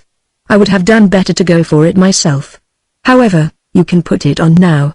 Are you aware that it is highly compromising, my dear boy? It is like drinking out of the same glass. I shall be able to read your thoughts. No, not like that. Come, let me do it. And as he put me into his greatcoat, he pressed it down on my shoulders, fastened it round my throat, and brushed my chin with his hand, making the apology, at his age, he doesn't know how to put on a coat, one has to titivate him. I have missed my vocation, Bricot. I was born to be a nursery maid. I wanted to go home, but as de Charlus had expressed his intention of going in search of Morel, Bricot detained us both. Moreover, the certainty that when I went home I should find Albertine there, a certainty as absolute as that which I had felt in the afternoon that Albertine would return home from the Trocadero, made me at this moment as little impatient to see her as I had been then when I was sitting at the piano, after Françoise had sent me her telephone message. And it was this calm that enabled me, whenever, in the course of this conversation, I attempted to rise, to obey Bricot's injunctions, who was afraid that my departure might prevent Charlus from remaining with him until the moment when Verdurin was to come and fetch us. Come, he said to the Baron, stay a little here with us, you shall give him the accolade presently. Bricot added, fastening upon myself his almost sightless eyes to which the many operations that he had undergone had restored some degree of life, but which had not all the same the mobility necessary to the sidelong expression of malice. The accolade, how absurd! Cried the Baron, in a shrill and rapturous tone. My boy, I tell you, he imagines he is at a prize giving, he is dreaming of his young pupils. I ask myself whether he don't sleep with them. You wish to meet me? Vintil, said Bricot, who had overheard the last words of our conversation. I promise to let you know if she comes. I shall hear of it from Verdurin, for he doubtless foresaw that the Baron was in peril of an immediate exclusion from the little clan. I see, so you think that I have less claim than yourself upon Verdurin, said de Charlus, to be informed of the coming of these terribly disreputable persons. You know that they are quite notorious. Verdurin is wrong to allow them to come here. They are all very well for the fast set. They are friends with a terrible band of women. They meet in the most appalling places. At each of these words, my suffering was increased by the addition of a fresh suffering, changing in form. Certainly not. I don't suppose that I have any better claim than yourself upon Verdurin, Bricot protested, punctuating his words, for he was afraid that he might have aroused the Baron's suspicions. And as he saw that I was determined to go, seeking to detain me with the bait of the promised entertainment, there is one thing which the Baron seems to me not to have taken into account when he speaks of the reputation of these two ladies, namely that a person's reputation may be at the same time appalling and undeserved. Thus for instance, in the more notorious group which I shall call parallel, it is certain that the errors of justice are many and that history has registered convictions for sodomy against illustrious men who were wholly innocent of the charge. The recent discovery of Michelangelo's passionate love for a woman is a fresh fact which should entitle the friend of Leo X to the benefit of a posthumous retrial. The Michelangelo case seems to me clearly indicated to excite the snobs and mobilize the Villette, when another case in which anarchism reared its head and became the fashionable sin of our worthy dilettantes, but which must not even be mentioned now for fear of stirring up quarrels, shall have run its course. From the moment when Bricot began to speak of masculine reputations, M. de Charlus betrayed on every one of his features that special sort of impatience which one sees on the face of a medical or military expert when society people who know nothing about the subject begin to talk nonsense about points of therapeutics or strategy. "You know absolutely nothing about the matter," he said at length to Bricot. "Quote me a single reputation that is undeserved. Mention names." "Oh yes, I know the whole story," was his brutal retort to a timid interruption by Bricot. "The people who tried it once long ago out of curiosity, or out of affection for a dead friend, and the man who, afraid he has gone too far, if you speak to him of the beauty of a man, replies that that is Chinese to him, that he can no more distinguish between a beautiful man and an ugly one than between the engines of two motorcars, mechanics not being in his line. That's all stuff and nonsense. Mind you, I don't mean to say that a bad, or what is conventionally so called, and yet undeserved reputation is absolutely impossible. It is so exceptional, so rare, that for practical purposes it does not exist. At the same time I, who have a certain curiosity in ferreting things out, have known cases which were not mythical. Yes, in the course of my life, I have established, scientifically speaking, of course, you mustn't take me too literally, two unjustified reputations. They generally arise from a similarity of names, or from certain outward signs, a profusion of rings, for instance, which persons who are not qualified to judge imagine to be characteristic of what you were mentioning, just as they think that a peasant never utters a sentence without adding, Janini, or an Englishman, goddamn. Dialogue for the boulevard theatres. What will surprise you is that the unjustified are those most firmly established in the eyes of the public. You yourself, Bricot, who would thrust your hand in the flames to answer for the virtue of some man or other who comes to this house and whom the enlightened know to be a wolf in sheep's clothing, you feel obliged to believe like every Tom, Dick and Harry in what is said about some man in the public eye who is the incarnation of those propensities to the common herd, when as a matter of fact, he doesn't care twopence for that sort of thing. I say twopence, because if we were to offer 25 louis, we should see the number of blaster saints dwindle down to nothing. As things are, the average rate of sanctity, if you see any sanctity in that sort of thing, is somewhere between 30 and 40%.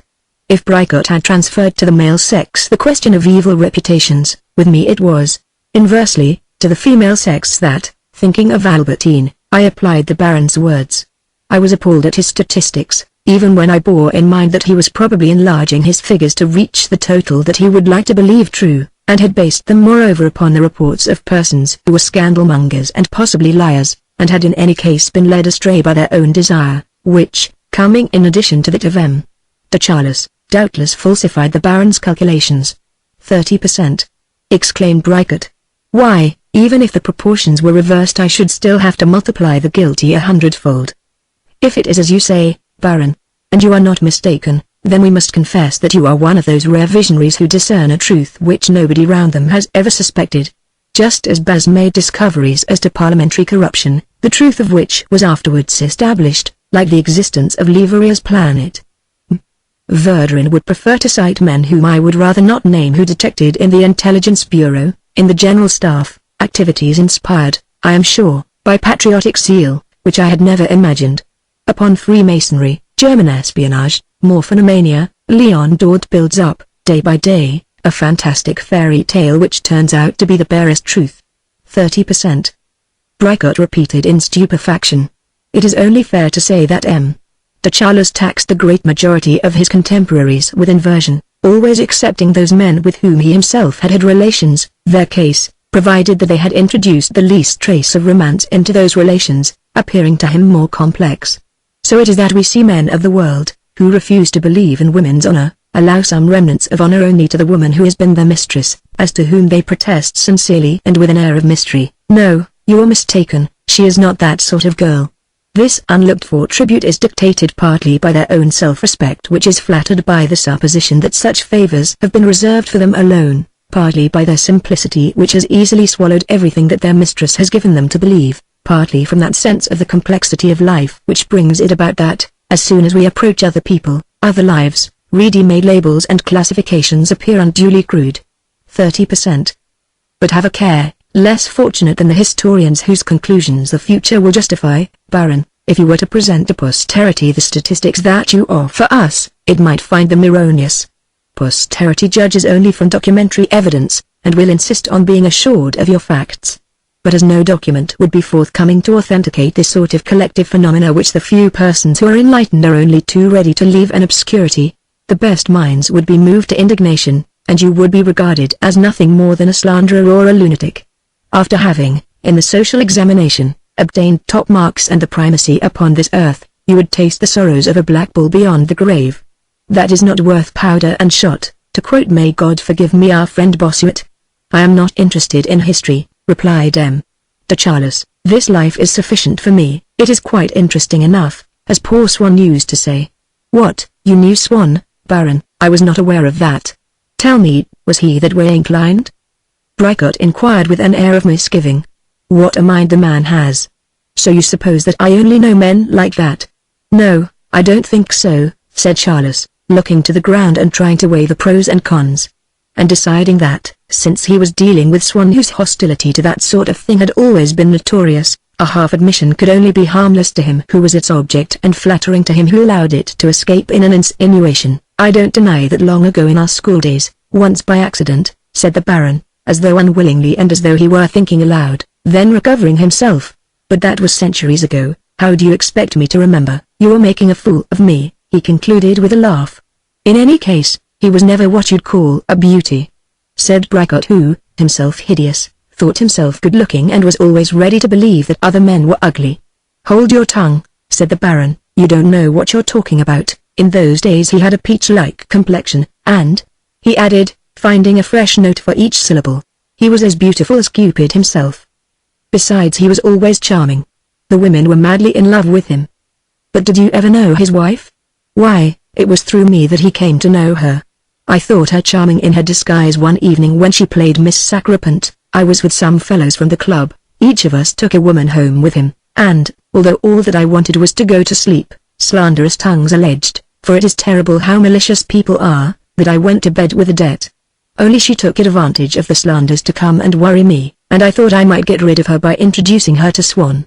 From that moment she never let me go. She couldn't spell the simplest word. It was I who wrote all her letters for her. And it was I who, afterwards, had to take her out. That, my boy, is what comes of having a good reputation, you see. Though I only half deserved it. She forced me to help her to betray him, with 6 other men. And the lovers whom Odette had in succession, she had been with this man, then with that, those men not one of whose names had ever been guessed by poor Swan, blinded in turn by jealousy and by love, reckoning the chances and believing in oaths more affirmative than a contradiction which escapes from the culprit, a contradiction far more unsayable, and at the same time far more significant, of which the jealous lover might take advantage more logically than of the information which he falsely pretends to have received, in the hope of confusing his mistress. These lovers M. de Charles began to enumerate with as absolute a certainty as if he had been repeating the list of the kings of France.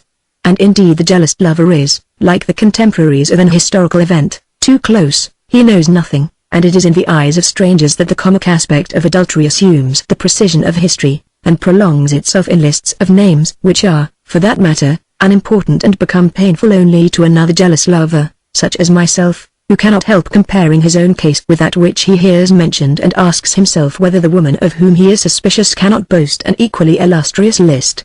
But he can never know anything more. It is a sort of universal conspiracy, a blind man's buff in which everyone cruelly participates, and which consists, while his mistress flits from one to another, in holding over his eyes a bandage which he is perpetually attempting to tear off without success, for everyone keeps him blindfold, poor wretch, the kind out of kindness, the wicked out of malice, the coarse-minded out of their love of coarse jokes, the well-bred out of politeness and good breeding, and all alike respecting one of those conventions which are called principles. But did Swan never know that you had enjoyed her favors? What an idea! If you had suggested such a thing to Charles, it's enough to make one's hair stand up on end. Why, my dear fellow, he would have killed me on the spot. He was as jealous as a tiger. Any more than I ever confessed to Odette, not that she would have minded in the least, that. But you must not make my tongue run away with me. And the joke of it is that it was she who fired a revolver at him, and nearly hit me. Oh, I used to have a fine time with that couple, and naturally it was I who was obliged to act as his second against Desmond, who never forgave me. Desmond had carried off Odette, and Swan, to console himself, had taken as his mistress, or make-believe mistress, Odette's sister.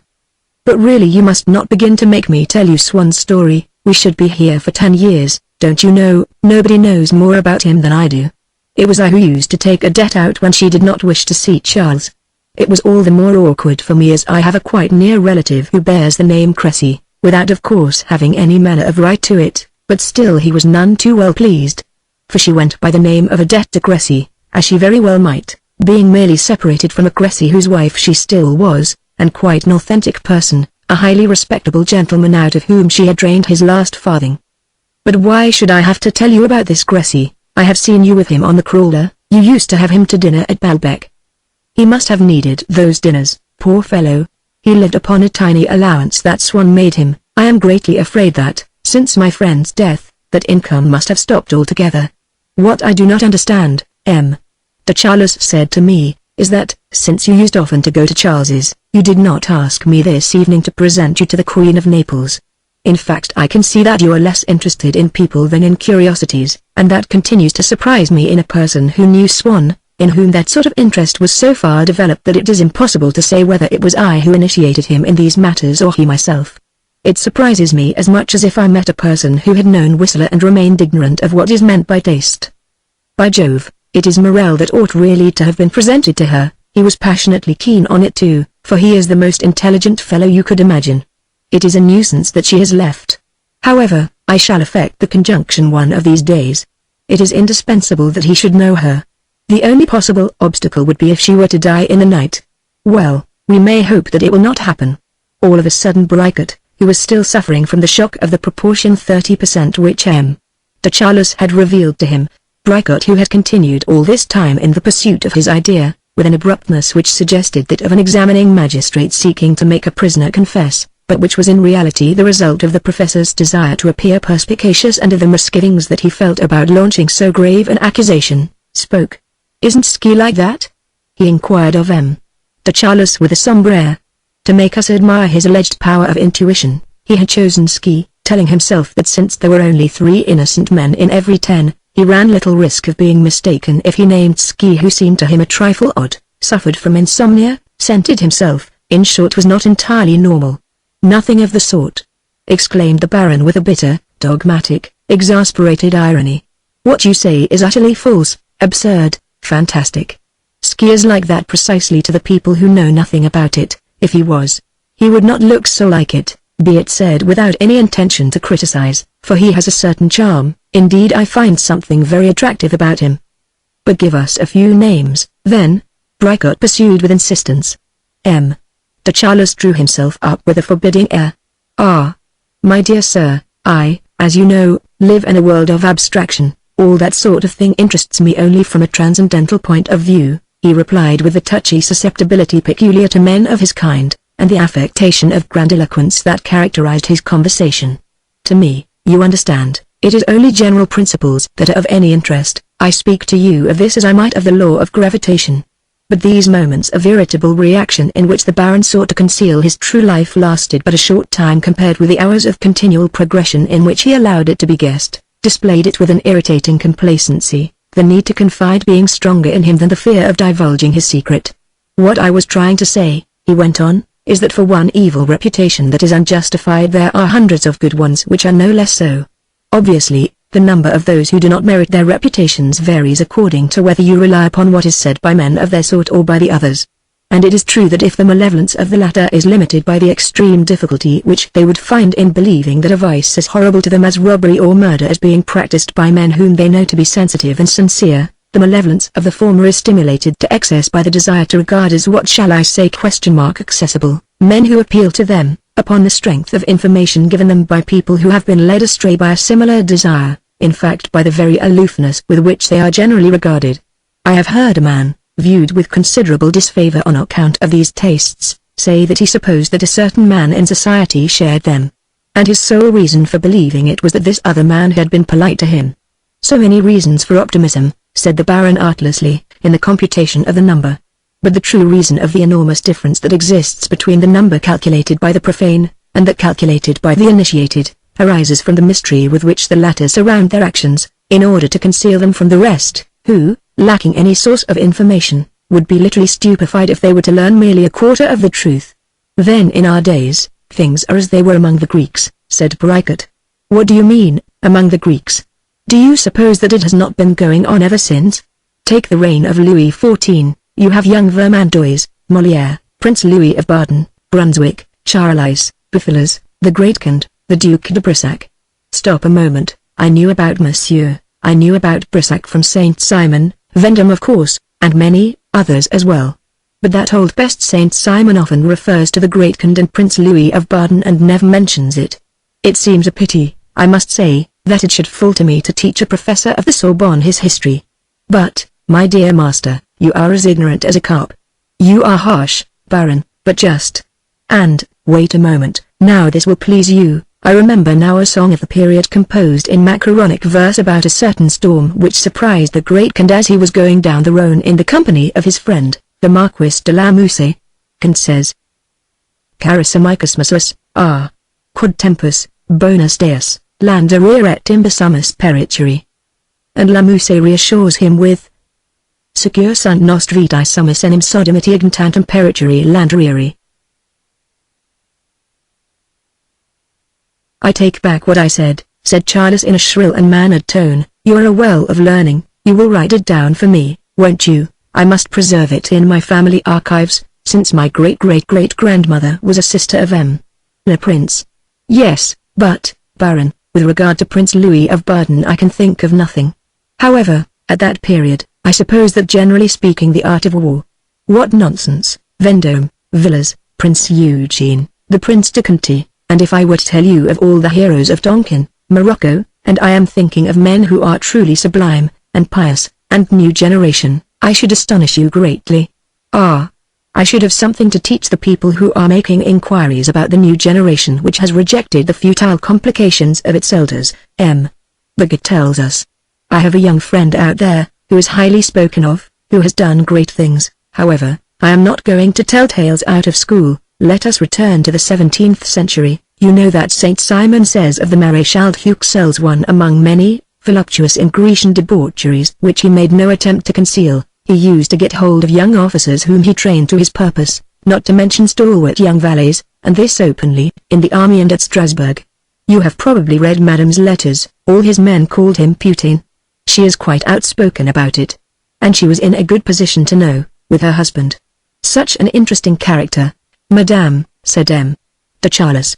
One might base upon her the lyrical synthesis of wives of aunties. First of all, the masculine type, generally the wife of an auntie is a man, that is what makes it so easy for her to bear him children. Then Madame does not mention Monsieur's vices, but she does mention incessantly the same vice in other men, writing as a well-informed woman, from that tendency which makes us enjoy finding in other people's families the same defects as afflict us in our own, in order to prove to ourselves that there is nothing exceptional or degrading in them.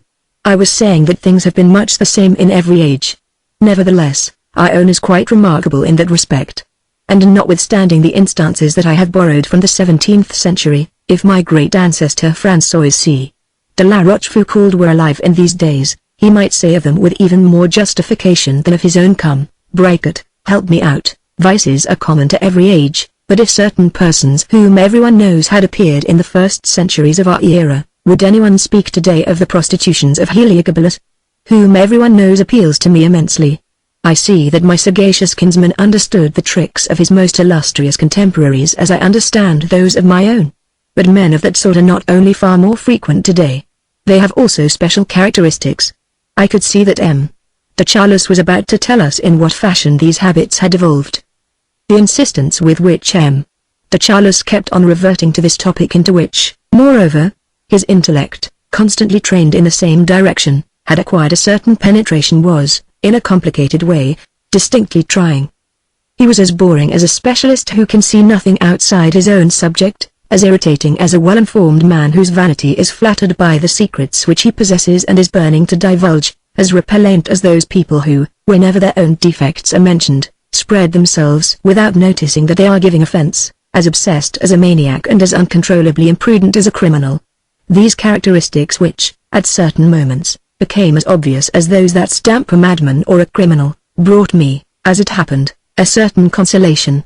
For, making them undergo the necessary transposition in order to be able to draw from them deductions with regard to Albertine, and remembering her attitude towards Saint Lip, and towards myself, I said to myself, painful as one of these memories and melancholy as the other was to me, I said to myself that they seemed to exclude the kind of deformity so plainly denounced, the kind of specialization inevitably exclusive, it appeared, which was so vehemently apparent in the conversation as in the person of the Charles.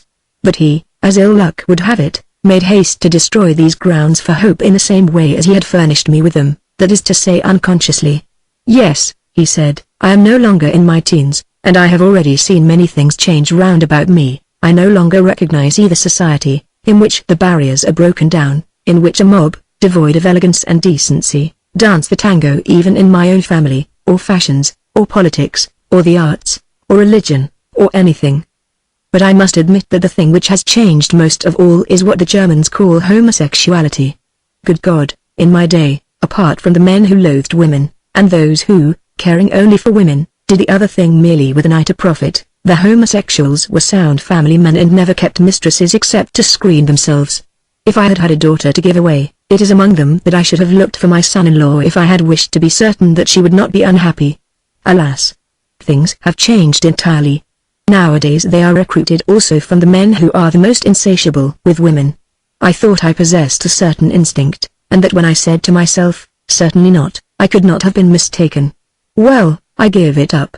One of my friends, who was well known for that sort of thing, bade a coachman whom my sister-in-law Oriane found for him, a lad from Combray who was something of a jack of all trades, but particularly in trading with women, and who, I would have sworn, was as hostile as possible to anything of that sort.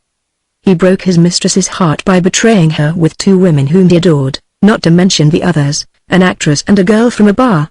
My cousin the Prince de Guermantes, who has that irritating intelligence of people who are too ready to believe anything, said to me one day, but why in the world does not X have his coachman? It might be a pleasure to Theodore, which is the coachman's name, and he may be annoyed at finding that his master does not make advances to him.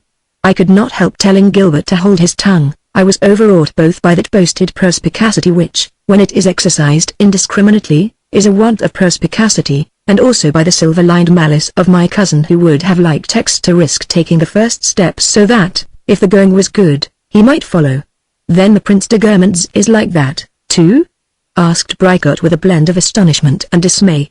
Good God, replied de Charles, highly delighted. It is so notorious that I don't think I am guilty of an indiscretion if I tell you that he is.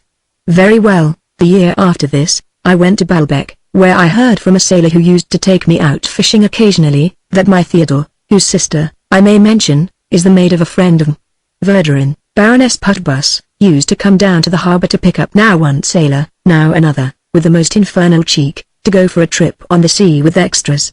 It was now my turn to inquire whether his employer, whom I had identified as the gentleman who at Baalbek used to play cards all day long with his mistress, and who was the leader of the little group of 4 boon companions, was like the Prince of Guermantes.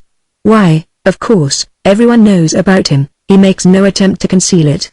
But he had his mistress with him. Well, and what difference does that make? How innocent these children are, he said to me in a fatherly tone, little suspecting the grief that I extracted from his words when I thought of Albertine. She is charming, his mistress. But then his 3 friends are like himself.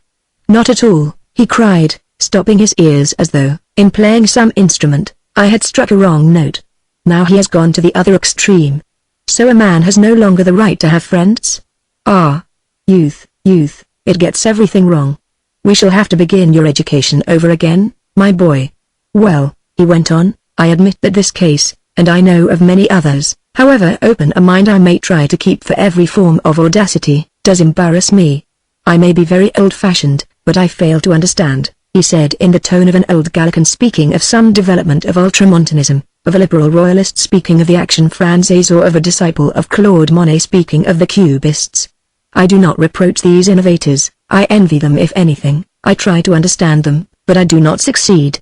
If they are so passionately fond of women, why, and especially in this workaday world where that sort of thing is so frowned upon, where they conceal themselves from a sense of shame, have they any need of what they call a bit of brown? It is because it represents to them something else. What? What else can a woman represent to Albertine, I thought, and that indeed lay the cause of my anguish. Decidedly, Baron, said Bricot, should the Board of Studies ever think of founding a chair of homosexuality, I shall see that your name is the first to be submitted. Or rather, no, an institute of psychophysiology would suit you better. And I can see you, best of all, provided with a chair in the Collège de France, which would enable you to devote yourself to personal researches, the results of which you would deliver, like the professor of Tamil or Sanskrit, to the handful of people who are interested in them. You would have an audience of 2, with your assistant, not that I mean to cast the slightest suspicion upon our corps of janitors, whom I believe to be above suspicion. You know nothing about them, the Baron retorted in a harsh and cutting tone. Besides, you are wrong in thinking that so few people are interested in the subject. It is just the opposite.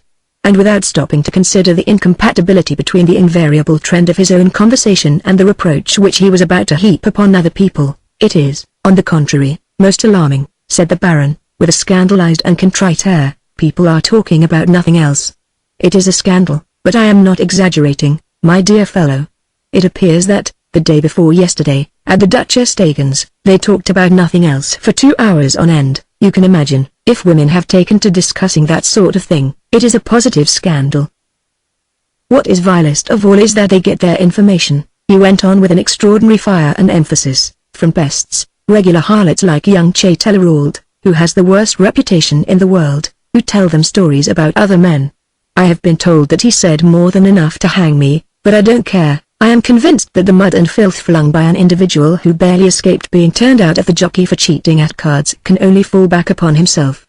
I am sure that if I were Jane Dagen, I should have sufficient respect for my drawing room not to allow such subjects to be discussed in it, nor to allow my own flesh and blood to be dragged through the mire in my house. But there is no longer any society, any rules, any conventions, in conversation any more than in dress. Ah, my dear fellow, it is the end of the world. Everyone has become so malicious. The prize goes to the man who can speak most evil of his fellows. It is appalling. As cowardly still as I had been long ago in my boyhood at Combray, when I used to run away in order not to see my grandfather tempted with brandy and the vain efforts of my grandmother imploring him not to drink it, I had but one thought in my mind, which was to leave the Verdrins' house before the execution of M. de Charlus occurred. I simply must go, I said to Bricot. I am coming with you, he replied, but we cannot slip away, English fashion. Come and say goodbye to them. Verdurin, the professor concluded, as he made his way to the drawing room with the air of a man who, in a guessing game, goes to find out whether he may come back. While we conversed, M. Verdurin, at a signal from his wife, had taken Morel aside. Indeed, had Verdurin decided, after considering the matter in all its aspects, that it was wiser to postpone Morel's enlightenment. She was powerless now to prevent it. There are certain desires, some of them confined to the mouth, which, as soon as we have allowed them to grow, insist upon being gratified, whatever the consequences may be. We are unable to resist the temptation to kiss a bare shoulder at which we have been gazing for too long and at which our lips strike like a serpent at a bird, to bury our sweet tooth in a cake that has fascinated and famished it, nor can we forego the delight of the amazement, anxiety, grief or mirth to which we can move another person by some unexpected communication. So, in a frenzy of melodrama, Verdurin had ordered her husband to take Morel out of the room and, at all costs, to explain matters to him. The violinist had begun by deploring the departure of the Queen of Naples before he had had a chance of being presented to her.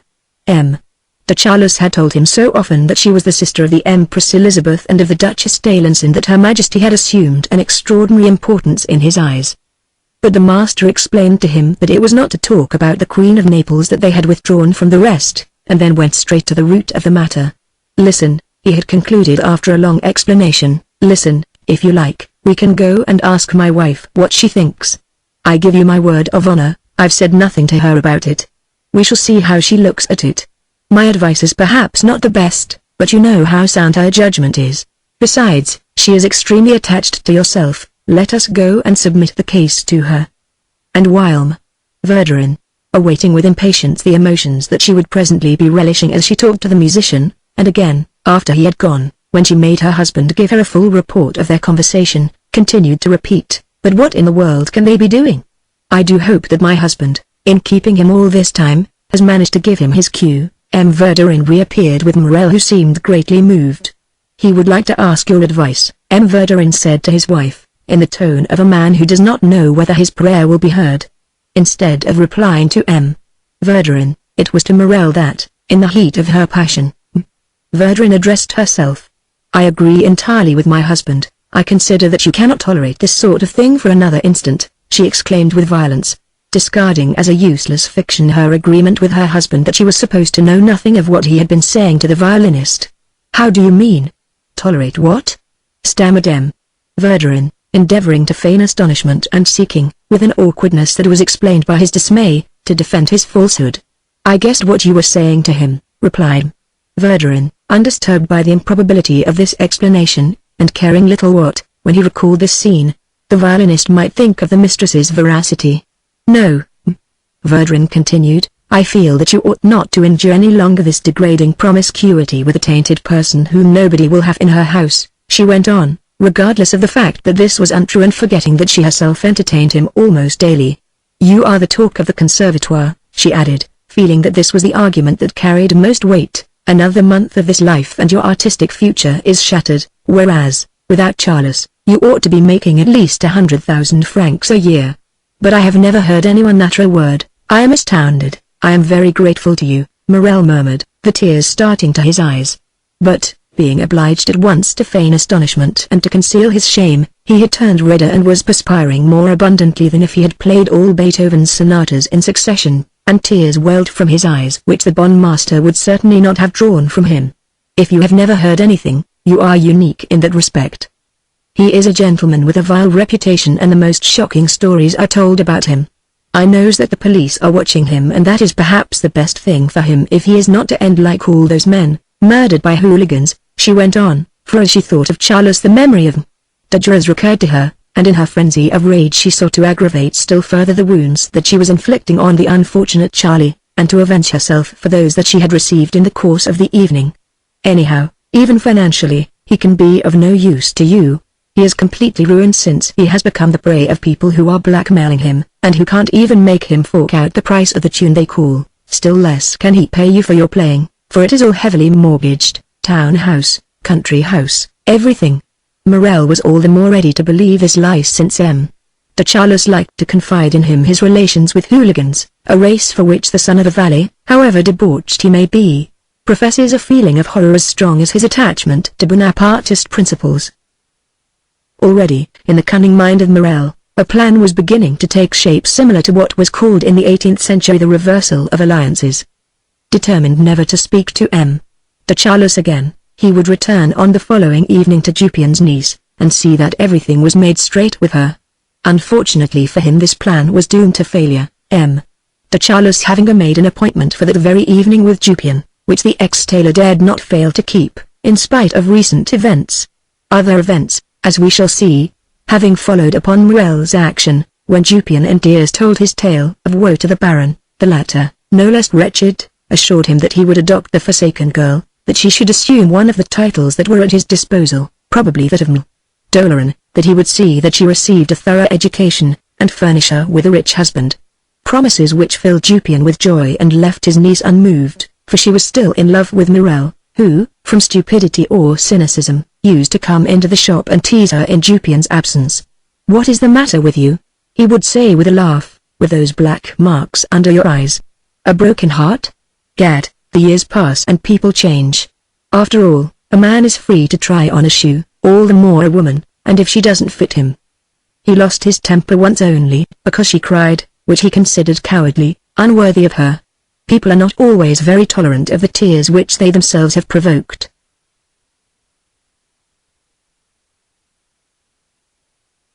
But we have looked too far ahead, for all this did not happen until after the Verdurins' party which we have interrupted, and we must go back to the point at which we left off. I should never have suspected it, Morel groaned, in answer to Verdurin. Naturally people do not say it to your face, that does not prevent your being the talk of the conservatoire. Verdurin went on wickedly, seeking to make it plain to Morel that it was not only de Charlus that was being criticized, but himself also. I can well believe that you know nothing about it, all the same, people are quite outspoken. Ask Ski what they were saying the other day at Chevalard's within a foot of us when you came into my box. I mean to say, people point you out. As far as I'm concerned, I don't pay the slightest attention, but what I do feel is that it makes a man supremely ridiculous and that he becomes a public laughingstock for the rest of his life. I don't know how to thank you, said Charlie in the tone we used to a dentist who has just caused us terrible pain while we tried not to let him see it, or to a too bloodthirsty second who has forced us into a duel on account of some casual remark of which he has said, "You can't swallow that." I believe that you have plenty of character, that you are a man, replied Verdurin, and that you will be capable of speaking out boldly, although he tells everybody that you would never dare, that he holds you fast. Charlie, seeking a borrowed dignity in which to cloak the tatters of his own, found in his memory something that he had read or, more probably, heard quoted, and at once proclaimed, "I was not brought up to eat that sort of bread. This very evening I will break with de Charlus. The Queen of Naples has gone, hasn't she? Otherwise, before breaking with him, I should like to ask him."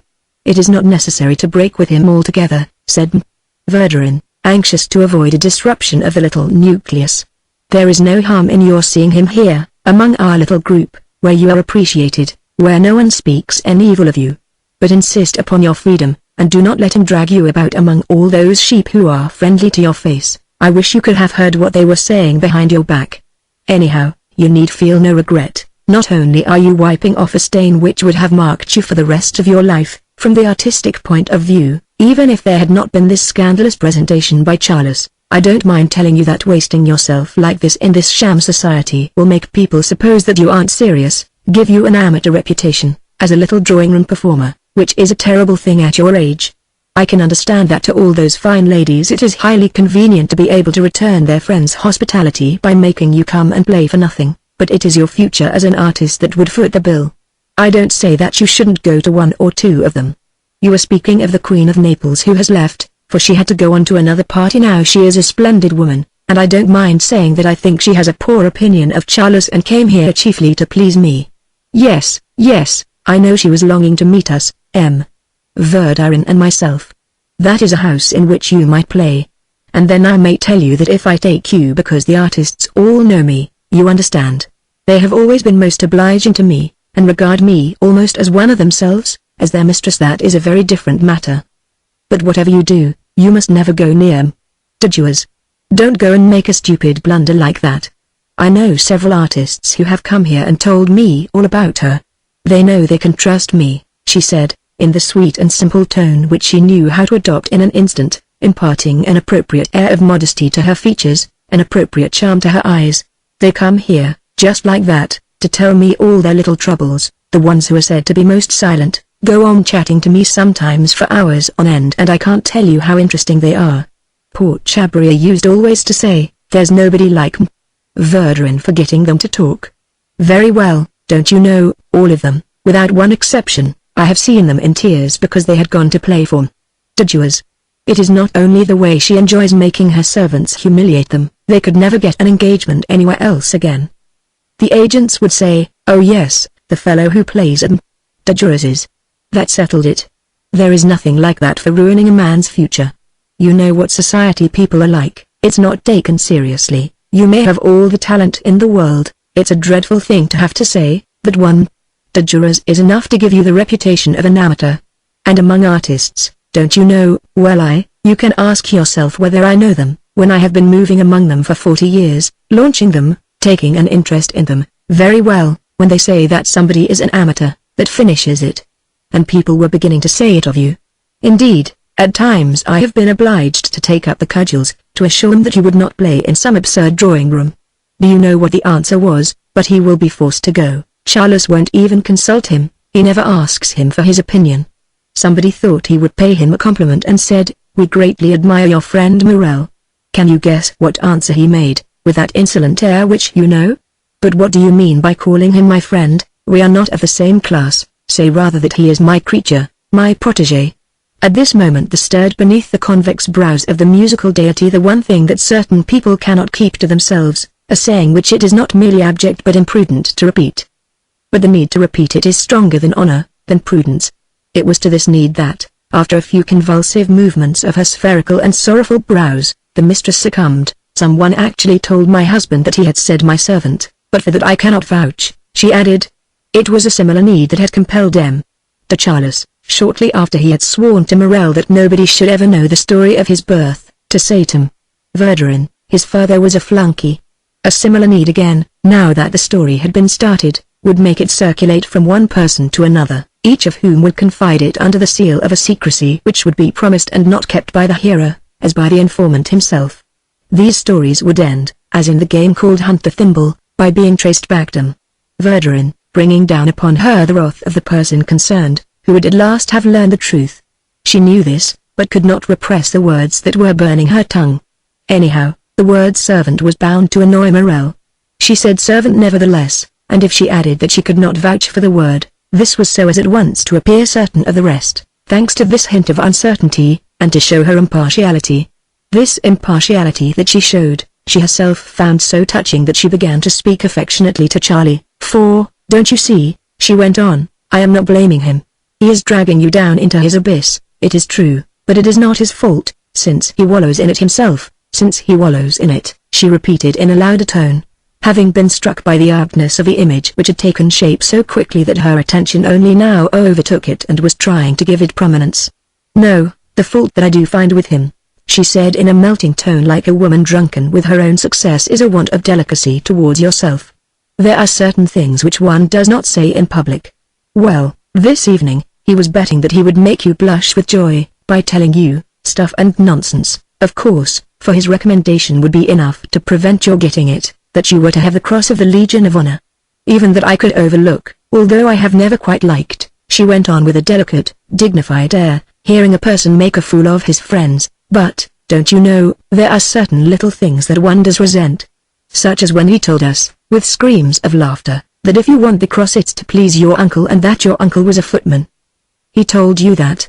cried Charlie, believing, on the strength of this adroitly interpolated quotation, in the truth of everything that M. Verdurin had said. M. Verdurin was overwhelmed with the joy of an old mistress who, just as her young lover was on the point of deserting her, has succeeded in breaking off his marriage, and it is possible that she had not calculated her lie, that she was not even consciously lying. A sort of sentimental logic, something perhaps more elementary still, a sort of nervous reflex surging her, in order to brighten her life and preserve her happiness, to stir up trouble in the little clan, may have brought impulsively to her lips, without giving her time to check their veracity, these assertions diabolically effective if not rigorously exact. "If he had only repeated it to us, it wouldn't matter," the mistress went on, "we know better than to listen to what he says. Besides, what does a man's origin matter? You have your own value, you are what you make yourself. But that he should use it to make M. de Portefeuille laugh." M. Verdurin named this lady on purpose because she knew that Charlie admired her. "That is what vexes us. My husband said to me when he heard him, I would sooner he had struck me in the face. For he is as fond of you as I am, don't you know, is Gustave." From this we learn that M. Verdurin's name was Gustave. "He is really very sensitive. But I never told you I was fond of him," muttered M. Verdurin, acting the kind-hearted curmudgeon. "It is Charles that is fond of him." "Oh, no. Now I realize the difference. I was betrayed by a scoundrel and you are good," Charlie exclaimed in all sincerity. "No, no," murmured Verdurin, seeking to retain her victory, for she felt that her Wednesdays were safe, but not to abuse it. "Scoundrel is too strong, he does harm, a great deal of harm, unconsciously. You know that tale about the Legion of Honor was the affair of a moment. And it would be painful to me to repeat all that he said about your family," said M. Verdurin, who would have been greatly embarrassed had she been asked to do so. "Oh, even if it only took a moment, it proves that he is a traitor," cried Marcel.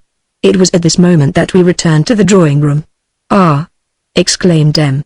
de Charles when he saw that Morel was in the room, advancing upon him with the alacrity of the man who has skillfully organized a whole evening's entertainment with a view to an assignation with a woman, and in his excitement never imagines that he has with his own hands set the snare in which he will presently be caught and publicly thrashed by bravos stationed in readiness by her husband.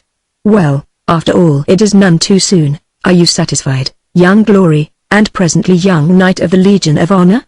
For very soon you will be able to sport your cross." M.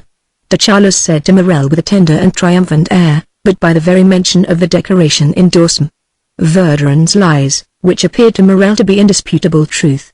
"Leave me alone, I forbid you to come near me," Morel shouted at the Baron. "You know what I mean, all right, I'm not the first young man you tried to corrupt." My sole consolation lay in the thought that I was about to see Morel and the Verdurins pulverized by M.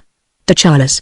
For 1,000 times less an offense I had been visited with his furious rage, no one was safe from it. A king would not have intimidated him. Instead of which, an extraordinary thing happened. One saw M.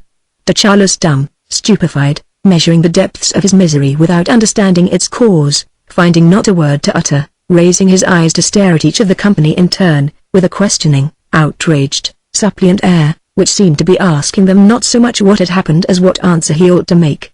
And yet M. de Charles possessed all the resources, not merely of eloquence but of audacity, when, seized by rage which had long been simmering against someone, he reduced him to desperation, with the most outrageous speeches, in front of a scandalized society which had never imagined that anyone could go so far. M. de Charles, on these occasions, burned, convulsed with a sort of epilepsy, which left everyone trembling. But in these instances he had the initiative, he launched the attack, he said whatever came into his mind, just as Bloch was able to make fun of Jews and blushed if the word Jew was uttered in his hearing. Perhaps what struck him speechless was when he saw that M. and Verdurin turned their eyes from him and that no one was coming to his rescue. His anguish at the moment and, still more, his dread of greater anguish to come, or else that, not having lost his temper in advance, in imagination, and forged his thunderbolt, not having his rage ready as a weapon in his hand, he had been seized and dealt a mortal blow at the moment when he was unarmed, for, sensitive, neurotic, hysterical, his impulses were genuine, but his courage was a sham, indeed, as I had always thought, and this was what made me like him.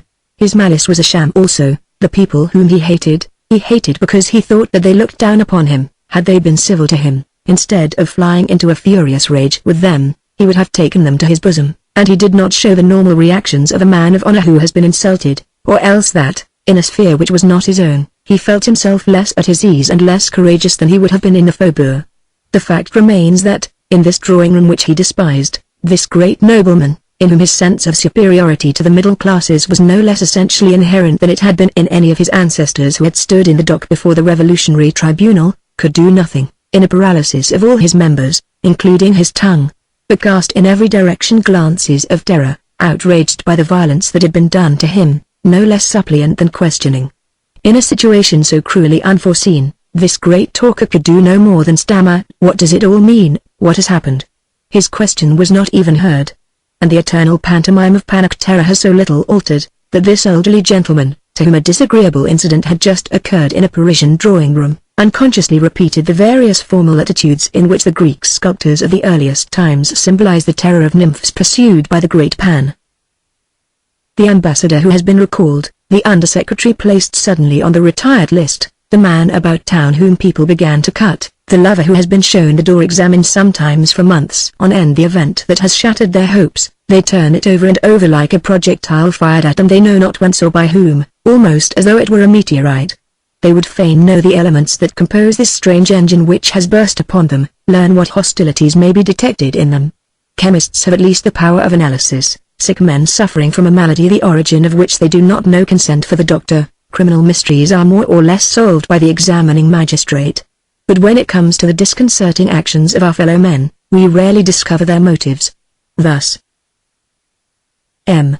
de Charles, to anticipate the days that followed this party to which we shall presently return, could see in Charlie's attitude one thing alone that was self-evident. Charlie, who had often threatened the Baron that he would tell people of the passion that he inspired in him, must have seized the opportunity to do so when he considered that he had now sufficiently arrived to be able to fly unaided. And he must, out of sheer ingratitude, have told Verdurin everything. But how had she allowed herself to be taken in? For the Baron, having made up his mind to deny the story, had already persuaded himself that the sentiments for which he was blamed were imaginary. Some friends of Verdurin, who themselves perhaps felt a passion for Charlie, must have prepared the ground. Accordingly, de Charles during the next few days wrote terrible letters to a number of the faithful, who were entirely innocent and concluded that he must be mad. Then he went to Verdurin with a long and moving tale, which had not at all the effect that he desired. For in the first place, Verdurin repeated to the Baron, all you need do is not to bother about him, treat him with scorn, he is a mere boy. Now the Baron longed only for a reconciliation. In the second place, to bring this about, by depriving Charlie of everything of which he had felt himself assured, he asked Verdurin not to invite him again, a request which she met with a refusal that brought upon her angry and sarcastic letters from de Charles. Flitting from one supposition to another, the Baron never arrived at the truth, which was that the blow had not come from Marcel. It is true that he might have learned this by asking him for a few minutes' conversation. But he felt that this would injure his dignity and would be against the interests of his love. He had been insulted, he awaited an explanation.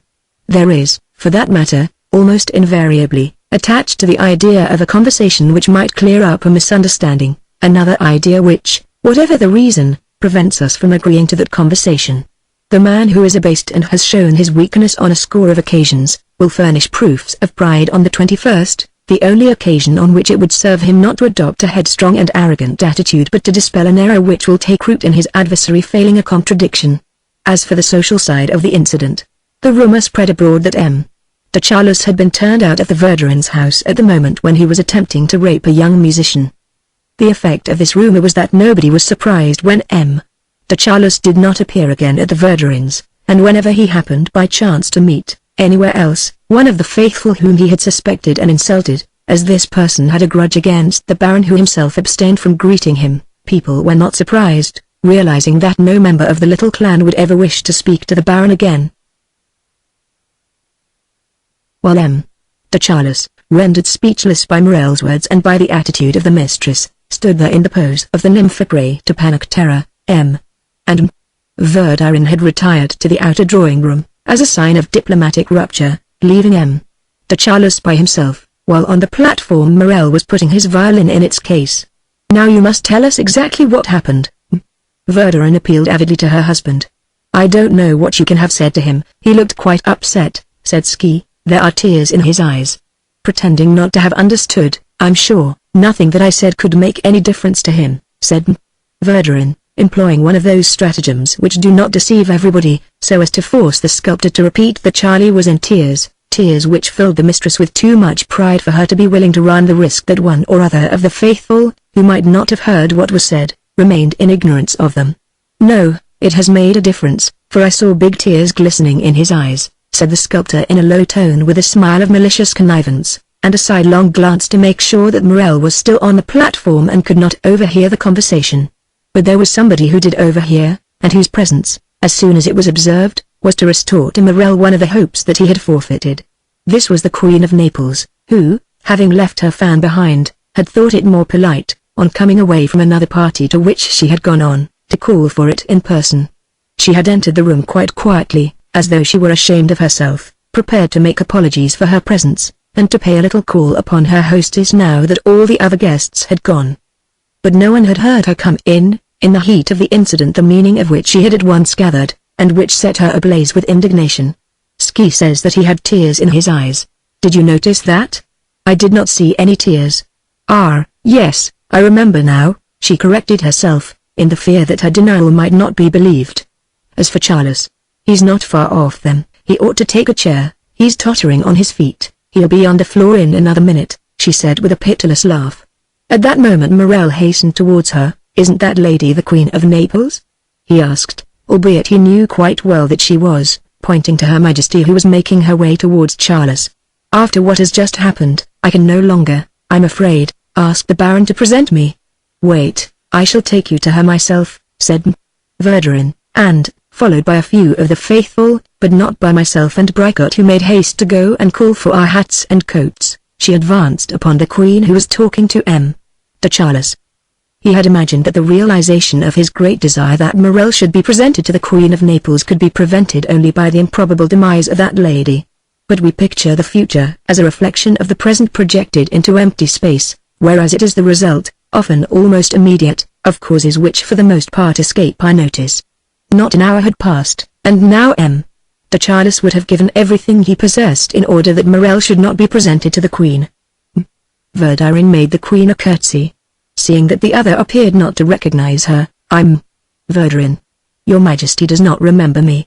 Quite well, said the Queen as she continued so naturally to converse with de Charles and with an air of such complete indifference that Verdurin doubted whether it was to herself that this quite well had been addressed, uttered with a marvelously detached intonation, which wrung from de Charles, despite his broken heart, a smile of experate and delighted appreciation of the art of impertinence. Marcel, who had watched from the distance the preparations for his presentation, now approached. The Queen offered her arm to de Charles. With him, too, she was vexed, but only because he did not make a more energetic stand against vile detractors. She was crimson with shame for him whom the Verdurins dared to treat in this fashion. The entirely simple civility which he had shown them a few hours earlier, and the arrogant pride with which he now stood up to face them, had their source in the same region of her heart. The Queen, as a woman full of good nature, regarded good nature first and foremost in the form of an unshakable attachment to the people whom she liked, to her own family, to all the princes of the race, among whom was de Charles, and, after them, to all the people of the middle classes or of the humblest populace who knew how to respect those whom she liked and felt well disposed towards them. It was as to a woman endowed with these sound instincts that she had shown kindness to Verdurin. And, no doubt, this is a narrow conception, somewhat Tory, and increasingly obsolete, of good nature. But this does not mean that her good nature was any less genuine or ardent. The ancients were no less strongly attached to the group of humanity to which they devoted themselves because it did not exceed the limits of their city, nor are the men of today to their country than will be those who in the future love the United States of the world. In my own immediate surroundings, I have had an example of this in my mother whom de Cambremer and de Guermantes could never persuade to take part in any philanthropic undertaking, to join any patriotic workroom, to sell or to be a patroness at any bazaar. I do not go so far as to say that she was right in doing good only when her heart had first spoken, and in reserving for her own family, for her servants, for the unfortunate whom chance brought in her way, her treasures of love and generosity, but I do know that these, like those of my grandmother, were unbounded and exceeded by far anything that de Guermantes or de Cambremer ever could have done or did. The case of the Queen of Naples was altogether different. But even here it must be admitted that her conception of deserving people was not at all that set forth in those novels of Dostoevsky which Albertine had taken from my shelves and devoured, that is to say in the guise of wheedling parasites, thieves, drunkards, at one moment stupid, at another insolent, debauchees, at a pinch murderers. Extremes, however, meet, since the noble man, the brother, the outraged kinsman whom the Queen sought to defend, was de Charles, that is to say, notwithstanding his birth and all the family ties that bound him to the Queen, a man whose virtue was hedged drowned by many vices. You do not look at all well, my dear cousin, she said to de Charles. Lean upon my arm. Be sure that it will still support you. It is firm enough for that. Then, raising her eyes proudly to face her adversaries, at that moment, Ski told me, there were in front of her Verdurin and Marcel. You know that, in the past, at Gaeta, it held the mob in defiance. It will be able to serve you as a rampart. And it was thus, taking the Baron on her arm and without having allowed Marcel to be presented to her, that the splendid sister of the Empress Elizabeth left the house. It might be supposed, in view of de Charles's terrible nature, the persecutions with which he terrorized even his own family, that he would, after the events of this evening, let loose his fury and practice reprisals upon the Verdurins. We have seen why nothing of this sort occurred at first. Then the Baron, having caught cold shortly afterwards, and contracted the septic pneumonia which was very rife that winter, was for long regarded by his doctors, and regarded himself, as being at the point of death, and lay for many months suspended between it and life. Was there simply a physical change, and the substitution of a different malady for the neurosis that had previously made him lose all control of himself in his outbursts of rage? For it is too obvious to suppose that, having never taken the Verdurins seriously, from the social point of view, but having come at last to understand the part that they had played, He was unable to feel the resentment that he would have felt for any of his equals, too obvious also to remember that neurotics, irritated on the slightest provocation by imaginary and inoffensive enemies, become on the contrary inoffensive as soon as anyone takes the offensive against them, and that we can calm them more easily by flinging cold water in their faces than by attempting to prove to them the inanity of their grievances. It is probably not in a physical change that we ought to seek the explanation of this absence of rancor, but far more in the malady itself. It exhausted the Baron so completely that he had little leisure left in which to think about the Verdurins. He was almost dead. We mentioned offensives, even those which have only a posthumous effect require, if we are to stage them properly, the sacrifice of a part of our strength. De Charlus had too little strength left for the activity of a preparation. We hear often of mortal enemies who opened their eyes to gaze upon one another in the hour of death and close them again, made happy. This must be a rare occurrence, except when death surprises us in the midst of life. It is, on the contrary, at the moment when we have nothing left to lose, that we are not bothered by the risks which, when full of life, we would lightly have undertaken. The spirit of vengeance forms part of life. It abandons us as a rule, notwithstanding certain exceptions which, occurring in the heart of the same person, are, as we shall see, human contradictions, on the threshold of death. After having thought for a moment about the Verdurins, de Charlus felt that he was too weak, turned his face to the wall, and ceased to think about anything. If he often lay silent like this, it was not that he had lost his eloquence. It still flowed from its source, but it had changed. Detached from the violence which it had so often adorned, it was no more now than an almost mystic eloquence decorated with words of meekness, words from the gospel, an apparent resignation to death. He talked especially on the days when he thought that he would live. A relapse made him silent. This Christian meekness into which his splendid violence was transposed, as is in Esther the so different genius of Andromaque, provoked the admiration of those who came to his bedside. It would have provoked that of the Verdurins themselves, who could not have helped adoring a man whom his weakness has made them hate. It is true that thoughts which were Christian only in appearance rose to the surface.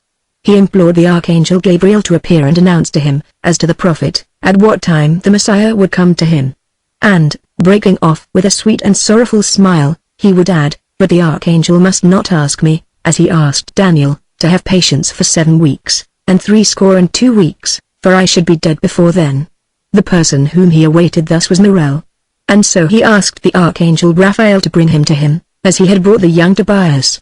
And, introducing more human methods, like sick popes who, while ordering masses to be said, do not neglect to send for their doctors, he insinuated to his visitors that if Bricot were to bring him without delay his young Tobias, perhaps the Archangel Raphael would consent to restore Bricot's sight, as he had done to the father of Tobias, or as had happened in the sheep pool of Bethesda.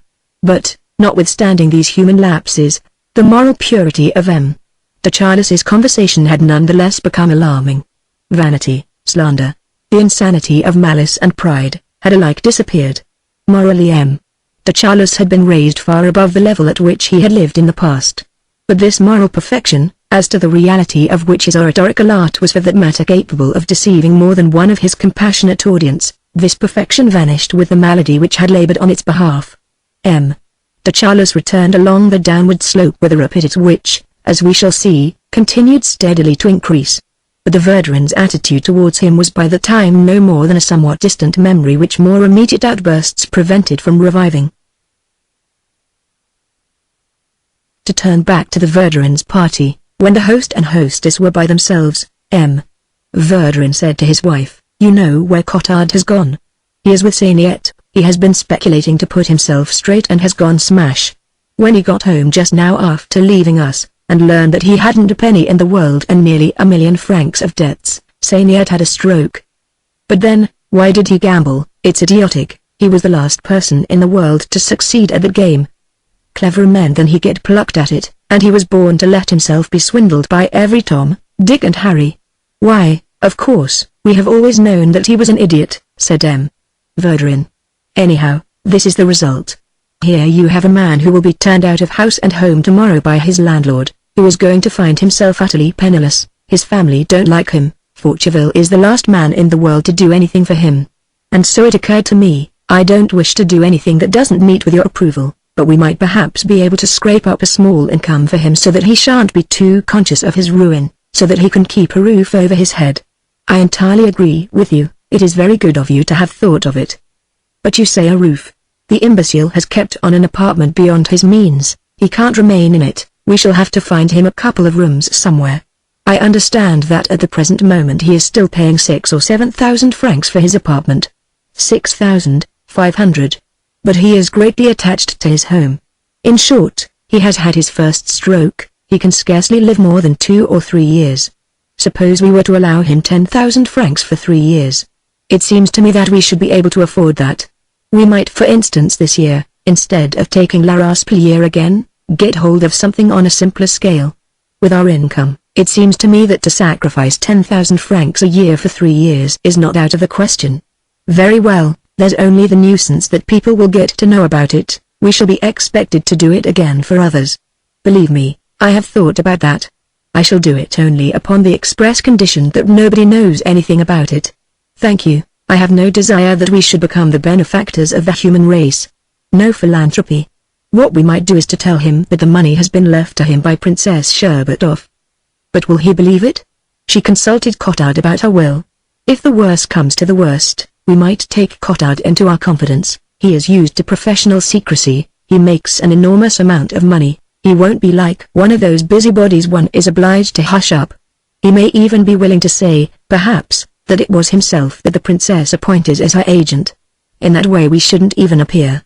That would avoid all the nuisance of scenes, and gratitude, and speeches. M. Verdurin added an expression which made quite plain the kind of touching scenes and speeches which they were anxious to avoid. But it cannot have been reported to me correctly, for it was not a French expression, but one of those terms that are to be found in certain families to denote certain things, annoying things especially, probably because people wish to indicate them in the hearing of the persons concerned without being understood. An expression of this sort is generally a survival from an earlier condition of the family. In a Jewish family, for instance, it will be a ritual term diverted from its true meaning, and perhaps the only Hebrew word with which the family, now thoroughly French, is still acquainted. In a family that is strongly provincial, it will be a term in the local dialect, albeit the family no longer speaks or even understands the dialect. In a family that has come from South America and no longer speaks anything but French, it will be a Spanish word. And, in the next generation, the word will no longer exist save as a childish memory. They may remember quite well that their parents at table used to allude to the servants who were waiting, without being understood by them, by employing some such word, but the children cannot tell exactly what the word meant, whether it was Spanish, Hebrew, German, dialect, if indeed it ever belonged to any language and was not a proper name or a word entirely forged. The uncertainty can be cleared up only if they have a great-uncle, a cousin still surviving who must have used the same expression. As I never knew any relative of the Verdurins, I have never been able to reconstruct the word. All I know is that it certainly drew a smile from Verdurin, for the use of this language less general, more personal, more secret, than their everyday speech inspires in those who use it among themselves a sense of self-importance which is always accompanied by a certain satisfaction. After this moment of mirth, but if Cottard talks, Verdurin objected. He will not talk. He did mention it, to myself at least, for it was from him that I learned of this incident a few years later, actually at the funeral of Sainiet. I was sorry that I had not known of it earlier. For one thing, the knowledge would have brought me more rapidly to the idea that we ought never to feel resentment towards other people, ought never to judge them by some memory of an unkind action, for we do not know all the good that, at other moments, their hearts may have sincerely desired and realized. No doubt the evil form which we have established once and for all will recur, but the heart is far more rich than that. Has many other forms that will recur, also, to these people, whose kindness we refused to admit because of the occasion on which they behaved badly. Furthermore, this revelation by Cottard must inevitably have had an effect upon me, because by altering my opinion of the Verdurins, this revelation, had it been made to me earlier, would have dispelled the suspicions that I had formed as to the part that the Verdurins might be playing between Albertine and myself, would have dispelled them, wrongly perhaps as it happened, for if M. Verdurin, whom I supposed, with increasing certainty, to be the most malicious man alive, had certain virtues, he was nevertheless tormenting to the point of the most savage persecution, and so jealous of his domination over the little clan as not to shrink from the basest falsehoods, from the fomentation of the most unjustified hatreds, in order to sever any ties between the faithful which had not as their sole object the strengthening of the little group. He was a man capable of disinterested action, of unostentatious generosity, That does not necessarily mean a man of feeling, nor a pleasant man, nor a scrupulous, nor a truthful, nor always a good man. A partial goodness, in which there persisted, perhaps, a trace of the family whom my great-aunt had known, existed probably in him in view of this action before I discovered it, as America or the North Pole existed before Columbus or Peary. Nevertheless, at the moment of my discovery, M. Verdurin's nature offered me a new and unimagined aspect, and so I am brought up against the difficulty of presenting a permanent image as well of a character as of societies and passions. For it changes no less than they, and if we seek to portray what is relatively unchanging in it, we see it present in succession different aspects, implying that it cannot remain still but keeps moving, to the disconcerted artist. Chapter 2. Flight of Albertine. Seeing how late it was, and fearing that Albertine might be growing impatient, I asked Brigott, as we left the Verdurins' party, to be so kind as to drop me at my door. My carriage would then take him home. He congratulated me upon going straight home like this, unaware that a girl was waiting for me in the house, and upon ending so early, and so wisely, an evening of which, on the contrary, all that I had done was to postpone the actual beginning. Then he spoke to me about M. de Charles. The latter would doubtless have been stupefied had he heard the professor, who was so kind to him, the professor who always assured him, I never repeat anything, speaking of him and of his life without the slightest reserve. And Brigott's indignant amazement would perhaps have been no less sincere if M. de Charles had said to him, I am told that you have been speaking evil of me. Brigott did indeed feel an affection for M. de Charles and, if he had had to call to mind some conversation that had turned upon him, would have been far more likely to remember the friendly feeling that he had shown for the Baron, while he said the same things about him that everyone was saying, than to remember the things that he had said. He would not have thought that he was lying if he had said, I who speak of you in so friendly a spirit, since he did feel a friendly spirit while he was speaking of M. de Charles. The Baron had above all for Brigott the charm which the professor demanded before everything else in his social existence, and which was that of furnishing real examples of what he had long supposed to be an invention of the poets. Brigott, who had often expounded the second decalogue of Virgil without really knowing whether its fiction had any basis in reality, found later on in conversing with Charles some of the pleasure which he knew that his masters, M. Meremy and M. Renan, his colleague M.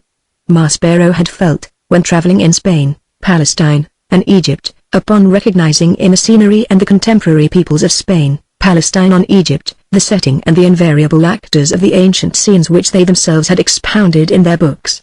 Be it said without offence to that knight of noble lineage, Brigott declared to me in the carriage that was taking us home, he is simply prodigious when he illustrates his satanic catechism with a distinctly bedlamite vigor and the persistence, I was going to say the candor, of Spanish whitewash and of a returned émigré.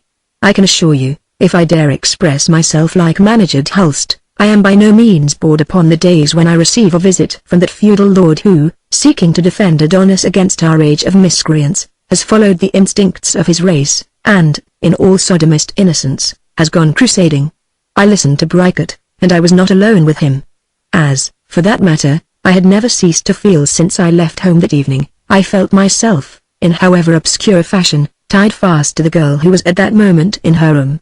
Even when I was talking to someone or other at the Verdurins, I had felt, confusedly, that she was by my side. I had that vague impression of her that we have of our own limbs, and if I happened to think of her it was as we think, with disgust at being bound to it in complete subjection, of our own body.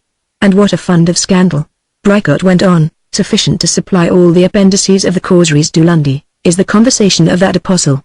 Imagine that I have learned from him that the ethical treatise which I had always admired as the most splendid moral composition of our age was inspired in our venerable colleague X by a young telegraph messenger. Let us not hesitate to admit that my eminent friend omitted to give us the name of his ephebe in the course of his demonstrations. He has shown in so doing more human respect, or, if you prefer, less gratitude than Phidias, who inscribed the name of the athlete whom he loved upon the ring of his Olympian Zeus. The Baron had not heard that story. Needless to say, it appealed to his orthodox mind. You can readily imagine that whenever I have to discuss with my colleague a candidate's thesis, I shall find in his dialectic, which for that matter is extremely subtle, the additional savour which spicy revelations added, for Saint-Ypouve, to the insufficiently confidential writings of Chateaubriand. From our colleague, who is a gold mine of wisdom but whose gold is not legal tender, the telegraph boy passed into the hands of the Baron, all perfectly proper. Of course, you ought to hear his voice when he says it. and as this Satan is the most obliging of men, he has found his protégé a post in the colonies, from which the young man, who has a sense of gratitude, sends him from time to time the most excellent fruit. The Baron offers these to his distinguished friends. Some of the young man's pineapples appeared quite recently on the table at Quaicanti, drawing from Verdurin, who at that moment put no malice into her words. You must have an uncle or a nephew in America, M. de Charles, to get pineapples like these. I admit that if I had known the truth then I should have eaten them with a certain gaiety, repeating to myself in petto the opening lines of an ode of Horace which Diderot loved to recall. In fact, like my colleague Boissier, strolling from the Palatine to Tibur, I derive from the Baron's conversation a singularly more vivid and more savoury idea of the writers of the Augustan age. Let us not even speak of those of the Decadents, nor let us hark back to the Greeks, although I have said to that excellent Baron that in his company I felt like Plato in the house of Aspasia. To tell the truth, I had considerably enlarged the scale of the two characters and, as La Fontaine says, my example was taken from lesser animals. However it be, you do not, I imagine, suppose that the Baron took offence. Never have I seen him so ingenuously delighted. A childish excitement made him depart from his aristocratic phlegm. What flatterers all these sorbets are! He exclaimed with rapture. To think that I should have had to wait until my age before being compared to Aspasia. An old image like me. Oh, my youth! I should like you to have seen him as he said that, outrageously powdered as he always is, and, at his age, scented like a young coxcomb. All the same, beneath his genealogical obsessions, the best fellow in the world. For all these reasons, I should be distressed were this evening's rupture to prove final. What did surprise me was the way in which the young man turned upon him. His manner towards the Baron has been, for some time past, that of a violent partisan, of a feudal vassal, which scarcely betokens such an insurrection. I hope that, in any event, even if, dominavitant, the Baron were never to return to Quaicanti, this schism is not going to involve myself. Each of us derives too much advantage from the exchange that we make of my feeble stock of learning with his experience. We shall see that if M. de Charles, after having hoped in vain that Bricot would bring Morel back to him, showed no violent rancour against him, at any rate his affection for the Professor vanished so completely as to allow him to judge him without any indulgence, and I swear to you that the exchange is so much in my favour that when the Baron yields up to me what his life has taught him, I am unable to endorse the opinion of Sylvester Bard that a library is still the best place in which to ponder the dream of life. We had now reached my door. I got out of the carriage to give the driver Bricot's address. From the pavement, I could see the window of Albertine's room, that window, formerly quite black, at night, when she was not staying in the house, which the electric light inside, dissected by the slats of the shutters, striped from top to bottom with parallel bars of gold. This magic scroll, clear as it was to myself, tracing before my tranquil mind precise images, near at hand, of which I should presently be taking possession, was completely invisible to Bricot who had remained in the carriage, almost blind, and would moreover have been completely incomprehensible to him could he have seen it, since, like the friends who called upon me before dinner, when Albertine had returned from her drive, the Professor was unaware that a girl who was all my own was waiting for me in a bedroom adjoining mine. The carriage drove on. I remained for a moment alone upon the pavement. To be sure, these luminous rays which I could see from below and which to anyone else would have seemed merely superficial, I endowed with the utmost consistency, plenitude, solidity, in view of all the significance that I placed behind them, in a treasure unsuspected by the rest of the world which I had concealed there and from which those horizontal rays emanated, a treasure if you like, but a treasure in exchange for which I had forfeited my freedom, my solitude, my thought. If Albertine had not been there, and indeed if I had merely been in search of pleasure, I would have gone to demand it of unknown women, into whose life I should have attempted to penetrate, at Venice perhaps, or at least in some corner of nocturnal Paris. But now all that I had to do when the time came for me to receive caresses, was not to set forth upon a journey, was not even to leave my own house, but to return there. And to return there not to find myself alone, and, after taking leave of the friends who furnished me from outside with food for thought, to find myself at any rate compelled to seek it in myself, but to be on the contrary less alone than when I was at the Verdurins, welcomed as I should be by the person to whom I abdicated, to whom I handed over most completely my own person, without having for an instant the leisure to think of myself nor even requiring the effort, since she would be by my side, to think of her. So that as I raised my eyes to look for the last time from outside at the window of the room in which I should presently find myself, I seemed to behold the luminous gates which were about to close behind me and of which I myself had forged, for an eternal slavery, the unyielding bars of gold. Our engagement had assumed the form of a criminal trial and gave Albertine the timidity of a guilty party. Now she changed the conversation whenever it turned upon people, men or women, who were not of mature years. It was when she had not yet suspected that I was jealous of her that I could have asked her to tell me what I wanted to know. We ought always to take advantage of that period. It is then that our mistress tells us of her pleasures and even of the means by which she conceals them from other people. She would no longer have admitted to me now as she had admitted at Balbec, partly because it was true, partly in order to excuse herself for not making her affection for myself more evident, for I had already begun to weary her even then, and she had gathered from my kindness to her that she need not show it to me as much as to other men in order to obtain more from me than from them. She would no longer have admitted to me now as she had admitted then. I think it's stupid to let people see that one is in love. I'm just the opposite. As soon as a person appeals to me, I pretend not to take any notice of him. In that way, nobody knows anything about it. What, it was the same Albertine of today, with her pretensions to frankness and indifference to all the world, who had told me this. She would never have informed me of such a rule of conduct now. She contented herself when she was talking to me with applying it, by saying of somebody or other who might cause me anxiety, "Oh, I don't know, I never noticed them, they don't count." And from time to time, to anticipate discoveries which I might make, she would proffer those confessions which their accent, before one knows the reality which they are intended to alter, to render innocent, denounces already as being falsehoods. Albertine had never told me that she suspected me of being jealous of her, preoccupied with everything that she did. The only words, and that, I must add, was long ago, which we had exchanged with regard to jealousy seemed to prove the opposite.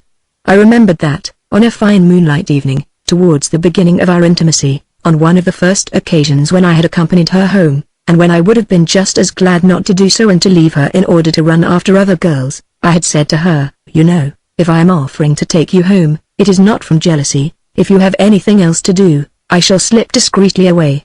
And she had replied, "Oh, I know quite well that you aren't jealous and that it's all the same to you, but I've nothing else to do except to stay with you." Another occasion was at La Rospelier, when M. de Charles, not without casting a covert glance at Morel, had made a display of friendly gallantry toward Albertine. I had said to her, "Well, he gave you a good hug, I hope." And as I had added half ironically, "I suffered all the torments of jealousy," Albertine, employing the language proper either to the vulgar class from which she sprang or to that other, more vulgar still, which she frequented, replied, "What a fusspot you are. I know quite well you're not jealous. For one thing, you told me so, and besides, it's perfectly obvious. Get along with you." She had never told me since then that she had changed her mind, but there must all the same have developed in her, upon that subject, a number of fresh ideas, which she concealed from me but which an accident might, in spite of her, betray, for this evening when, having gone indoors, after going to fetch her from her own room and taking her to mine, I had said to her, with a certain awkwardness which I did not myself understand, for I had indeed told Albertine that I was going to pay a call, and had said that I did not know where, perhaps upon de Villeparisis, perhaps upon de Guermantes, perhaps upon de Cambremer. It is true that I had not actually mentioned the Verdurins. Guess where I have been, at the Verdurins. I had barely had time to utter the words before Albertine, a look of utter consternation upon her face, had answered me in words which seemed to explode of their own accord with a force which she was unable to contain. "I thought as much. I didn't know that you would be annoyed by my going to see the Verdurins." It is true that she did not tell me that she was annoyed, but that was obvious. It is true also that I had not said to myself that she would be annoyed. And yet in the face of the explosion of the wrath, as in the face of those events which a sort of retrospective second sight makes us imagine that we have already known in the past, it seemed to me that I could never have expected anything else. Annoyed? What do you suppose I care, where you've been? It's all the same to me. Wasn't Vintil there? Losing all control of myself at these words, "You never told me that you had met her the other day," I said to her, to show her that I was better informed than she knew. Believing that the person whom I reproached her for having met without telling me was Verdurin, and not, as I meant to imply, Vintil. "Did I meet her?" she inquired with a pensive air, addressing at once herself as though she were seeking to collect her fugitive memories and myself as though it were I that ought to have told her of the meeting, and no doubt in order that I might say what I knew. perhaps also in order to gain time before making a difficult response. But I was preoccupied with the thought of Vintil, and still more with a dread which had already entered my mind but which now gripped me in a violent clutch. The dread that Albertine might be longing for freedom. When I came home I had supposed that Verdurin had purely and simply invented, to enhance her own renown, the story of her having expected Vintil and her friend, so that I was quite calm. Albertine, merely by saying, "Wasn't Vintil there?" had shown me that I had not been mistaken in my original suspicion, but anyhow my mind was set at rest in that quarter for the future, since by giving up her plan of visiting the Verdurins and going instead to the Trocadero, Albertine had sacrificed Vintil. But, at the Trocadero, from which, for that matter, she had come away in order to go for a drive with myself, there had been as a reason to make her leave it the presence of Lee. As I thought of this I mentioned Lee by name, and Albertine, distrustful, supposing that I had perhaps heard something more, took the initiative and exclaimed volubly, not without partly concealing her face, "I know her quite well. We went last year, some of my friends and I, to see her act. After the performance we went behind to her dressing room. She changed in front of us. It was most interesting." Then my mind was compelled to relinquish Vintil and, in a desperate effort, racing through the abysses of possible reconstructions, attached itself to the actress, to that evening when Albertine had gone behind to her dressing room. On the other hand, after all the oaths that she had sworn to me, and in so truthful a tone, after the so complete sacrifice of her freedom, how was I to suppose that there was any evil in all this affair? And yet, were not my suspicions feelers pointing in the direction of the truth, since if she had made me a sacrifice of the Verdurins in order to go to the Trocadero, nevertheless at the Verdurins Vintil was expected, and, at the Trocadero, there had been Lee, who seemed to me to be disturbing me without cause and whom all the same, in that speech which I had not demanded of her, she admitted that she had known upon a larger scale than that of my fears, in circumstances that were indeed shady. For what could have induced her to go behind like that to that dressing room? If I ceased to suffer because of Vintil when I suffered because of Lee, those two tormentors of my day, it was either on account of the inability of my mind to picture too many scenes at one time, or on account of the interference of my nervous emotions of which my jealousy was but the echo. I could induce from them only that she had belonged no more to Lee than to Vintil, and that I was thinking of Lee only because the thought of her still caused me pain. But the fact that my twin jealousies were dying down to revive now and then, alternately does not, in any way, mean that they did not on the contrary correspond each to some truth of which I had had a foreboding, that of these women I must not say to myself none, but all. I say a foreboding, for I could not project myself to all the points of time and space which I should have had to visit, and besides, what instinct could have given me the coordinate of one with another necessary to enable me to surprise Albertine, here, at one moment, with Lee, or with the Baalbek girls, or with that friend of Bontemps whom she had jostled, or with the girl on the tennis court who had nudged her with her elbow, or with Vintil? I must add that what had appeared to me most serious, and had struck me as most symptomatic, was that she had forestalled my accusation, that she had said to me, "Wasn't Vintil there?" To which I had replied in the most brutal fashion imaginable, "You never told me that you had met her." Thus as soon as I found Albertine no longer obliging, instead of telling her that I was sorry, I became malicious. There was then a moment in which I felt a sort of hatred of her which only intensified my need to keep her in captivity. "Besides," I said to her angrily, "there are plenty of other things which you hide from me, even the most trivial things, such as for instance when you went for 3 days to Baalbek. I mention it in passing." I had added the words "I mention it in passing" as a compliment to even the most trivial things, so that if Albertine said to me what was the wrong about my trip to Baalbek, I might be able to answer, "Why, I've quite forgotten. I get so confused about the things people tell me, I attach so little importance to them."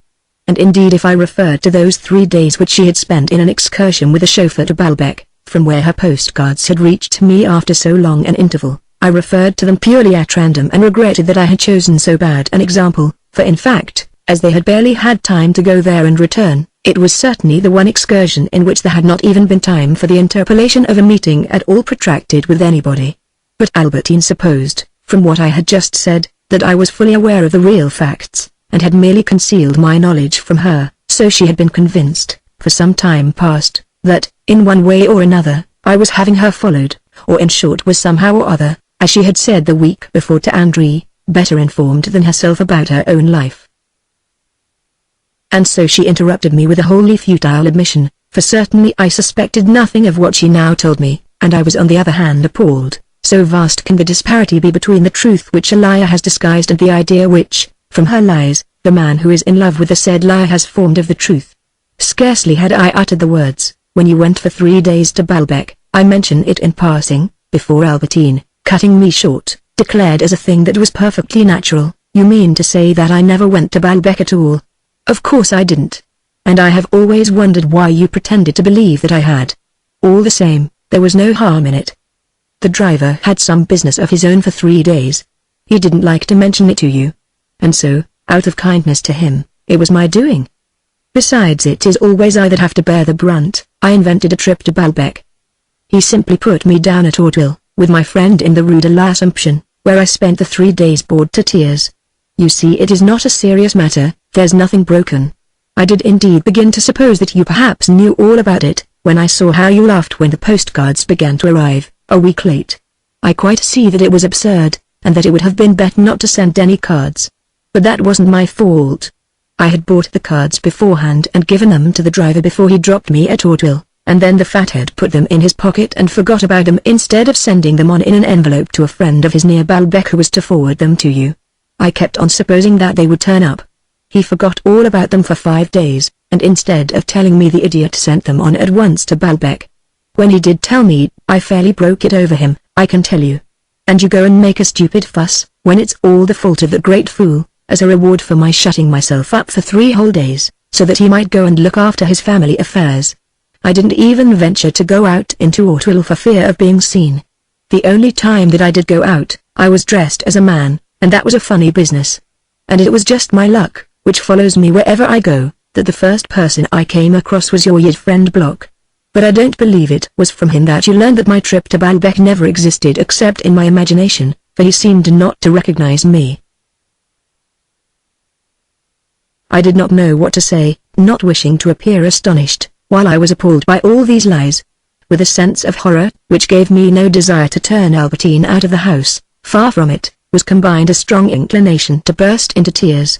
This last was caused not by the lie itself and by the annihilation of everything that I had so stoutly believed to be true that I felt as though I were in a town that had been razed to the ground, where not a house remained standing, where the bare soil was merely heaped with rubble, but by the melancholy thought that, during those 3 days when she had been bored to tears in her friend's house at Hauteville, Albertine had never once felt any desire. The idea had perhaps never occurred to her to come and pay me a visit one day on the quiet, or to send a message asking me to go and see her at Hauteville. But I had not time to give myself up to these reflections. Whatever happened, I did not wish to appear surprised. I smiled with the air of a man who knows far more than he is going to say, but that is only one thing out of 1,000. For instance, you knew that Vintel was expected at Verdurin's this afternoon when you went to the Trocadero. She blushed. Yes, I knew that. Can you swear to me that it was not in order to renew your relations with her that you wanted to go to the Verdurins? Why, of course I can swear. Why do you say renew? I never had any relations with her, I swear it. I was appalled to hear Albertine lie to me like this, deny the facts which her blush had made all too evident. Her mendacity appalled me. And yet, as it contained a protestation of innocence which, almost unconsciously, I was prepared to accept, it hurt me less than her sincerity when, after I had asked her, can you at least swear to me that the pleasure of seeing Vintel again had nothing to do with your anxiety to go this afternoon to the Verdurins' party? She replied, no, that I cannot swear. It would have been a great pleasure to see Vintel again.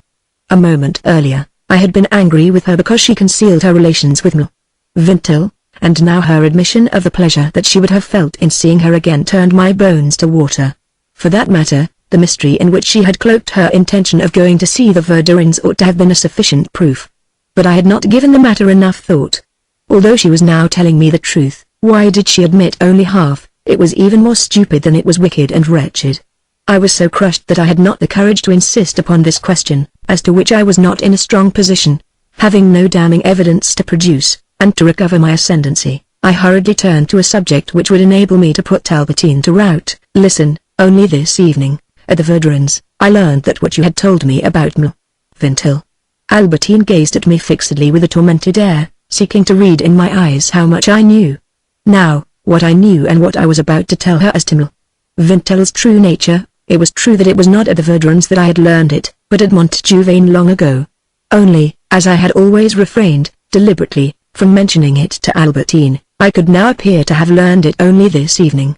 And I could almost feel a joy after having felt, on the little tram, so keen an anguish at possessing this memory of Montjuvain, which I post-dated, but which would nevertheless be the unanswerable proof, a crushing blow to Albertine.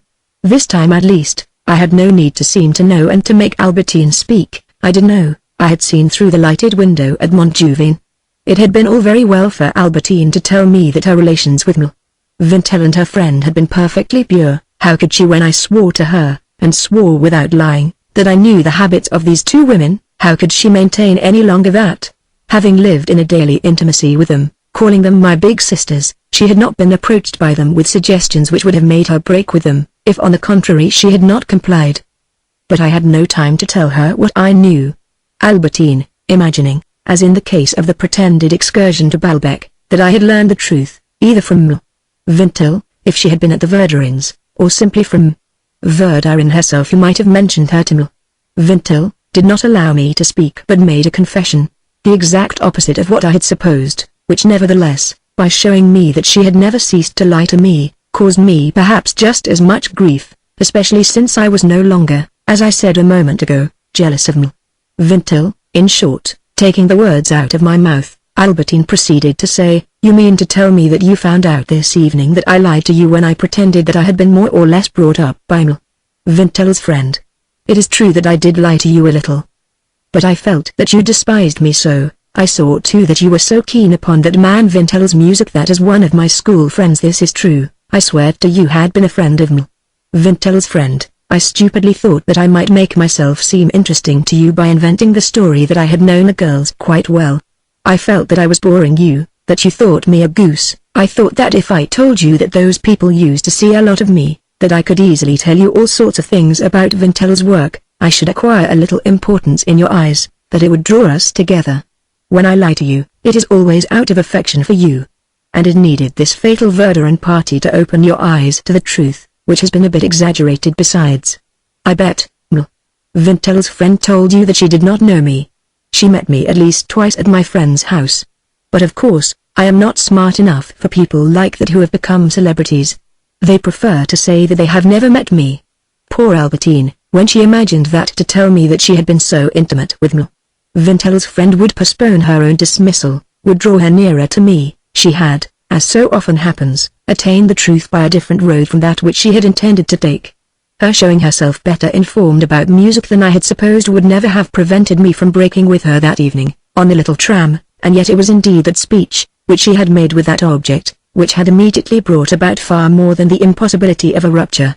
Only she made an error in her interpretation, not of the effect which that speech was to have, but of the cause by virtue of which it was to produce that effect, a cause which was my discovery not of her musical culture, but of her evil associations. What had abruptly drawn me to her, what was more, merged me in her was not the expectation of a pleasure, and pleasure is too strong a word, a slight interest, it was a ringing grief.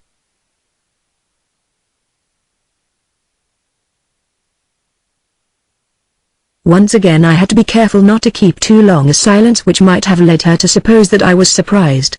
And so, touched by the discovery that she was so modest and had thought herself despised in the Verdurin circle, I said to her tenderly, "But, my darling, I would gladly give you several hundred francs to let you go and play the fashionable lady wherever you please and invite M. and Verdurin to a grand dinner." Alas! Albertine was several persons in one. The most mysterious, most simple, most atrocious revealed herself in the answer which she made me with an air of disgust, and the exact words, to tell the truth, I could not quite make out, even the opening words, for she did not finish her sentence. I succeeded in establishing them only a little later, when I had guessed what was in her mind. We hear things retrospectively when we have understood them. Thank you for nothing. Fancy spending a cent upon those old frumps. I'd a great deal rather you left me alone for once in a way, so that I can go and get someone decent to break my... As she uttered the words, her face flushed crimson, a look of terror came to her eyes, she put her hand over her mouth as though she could have thrust back the words which she had just uttered and which I had completely failed to understand. "What did you say, Albertine?" "No, nothing, I was half asleep and talking to myself." "Not a bit of it, you were wide awake." I was thinking about asking the Verderins to dinner. It is very good of you. No, I mean what you said just now. She gave me endless versions, none of which agreed in the least. I do not say with her words which, being interrupted, remained vague, but with the interruption itself and the sudden flush that had accompanied it. Come, my darling, that is not what you were going to say, otherwise why did you stop short? Because I felt that my request was indiscreet. What request? To be allowed to give a dinner party. No, it is not that. There is no need of discretion between you and me. Indeed there is. We ought never to take advantage of the people we love. In any case, I swear to you that was all. On the one hand it was still impossible for me to doubt her sworn word, on the other hand her explanations did not satisfy my critical spirit. I continued to press her. Anyhow, you might at least have the courage to finish what you were saying. You stopped short at break. No, leave me alone. But why? Because it is dreadfully vulgar. I should be ashamed to say such a thing in front of you. I don't know what I was thinking of, the words I don't even know what they mean. I heard them used in the street one day by some very low people, just came to my lips without rhyme or reason.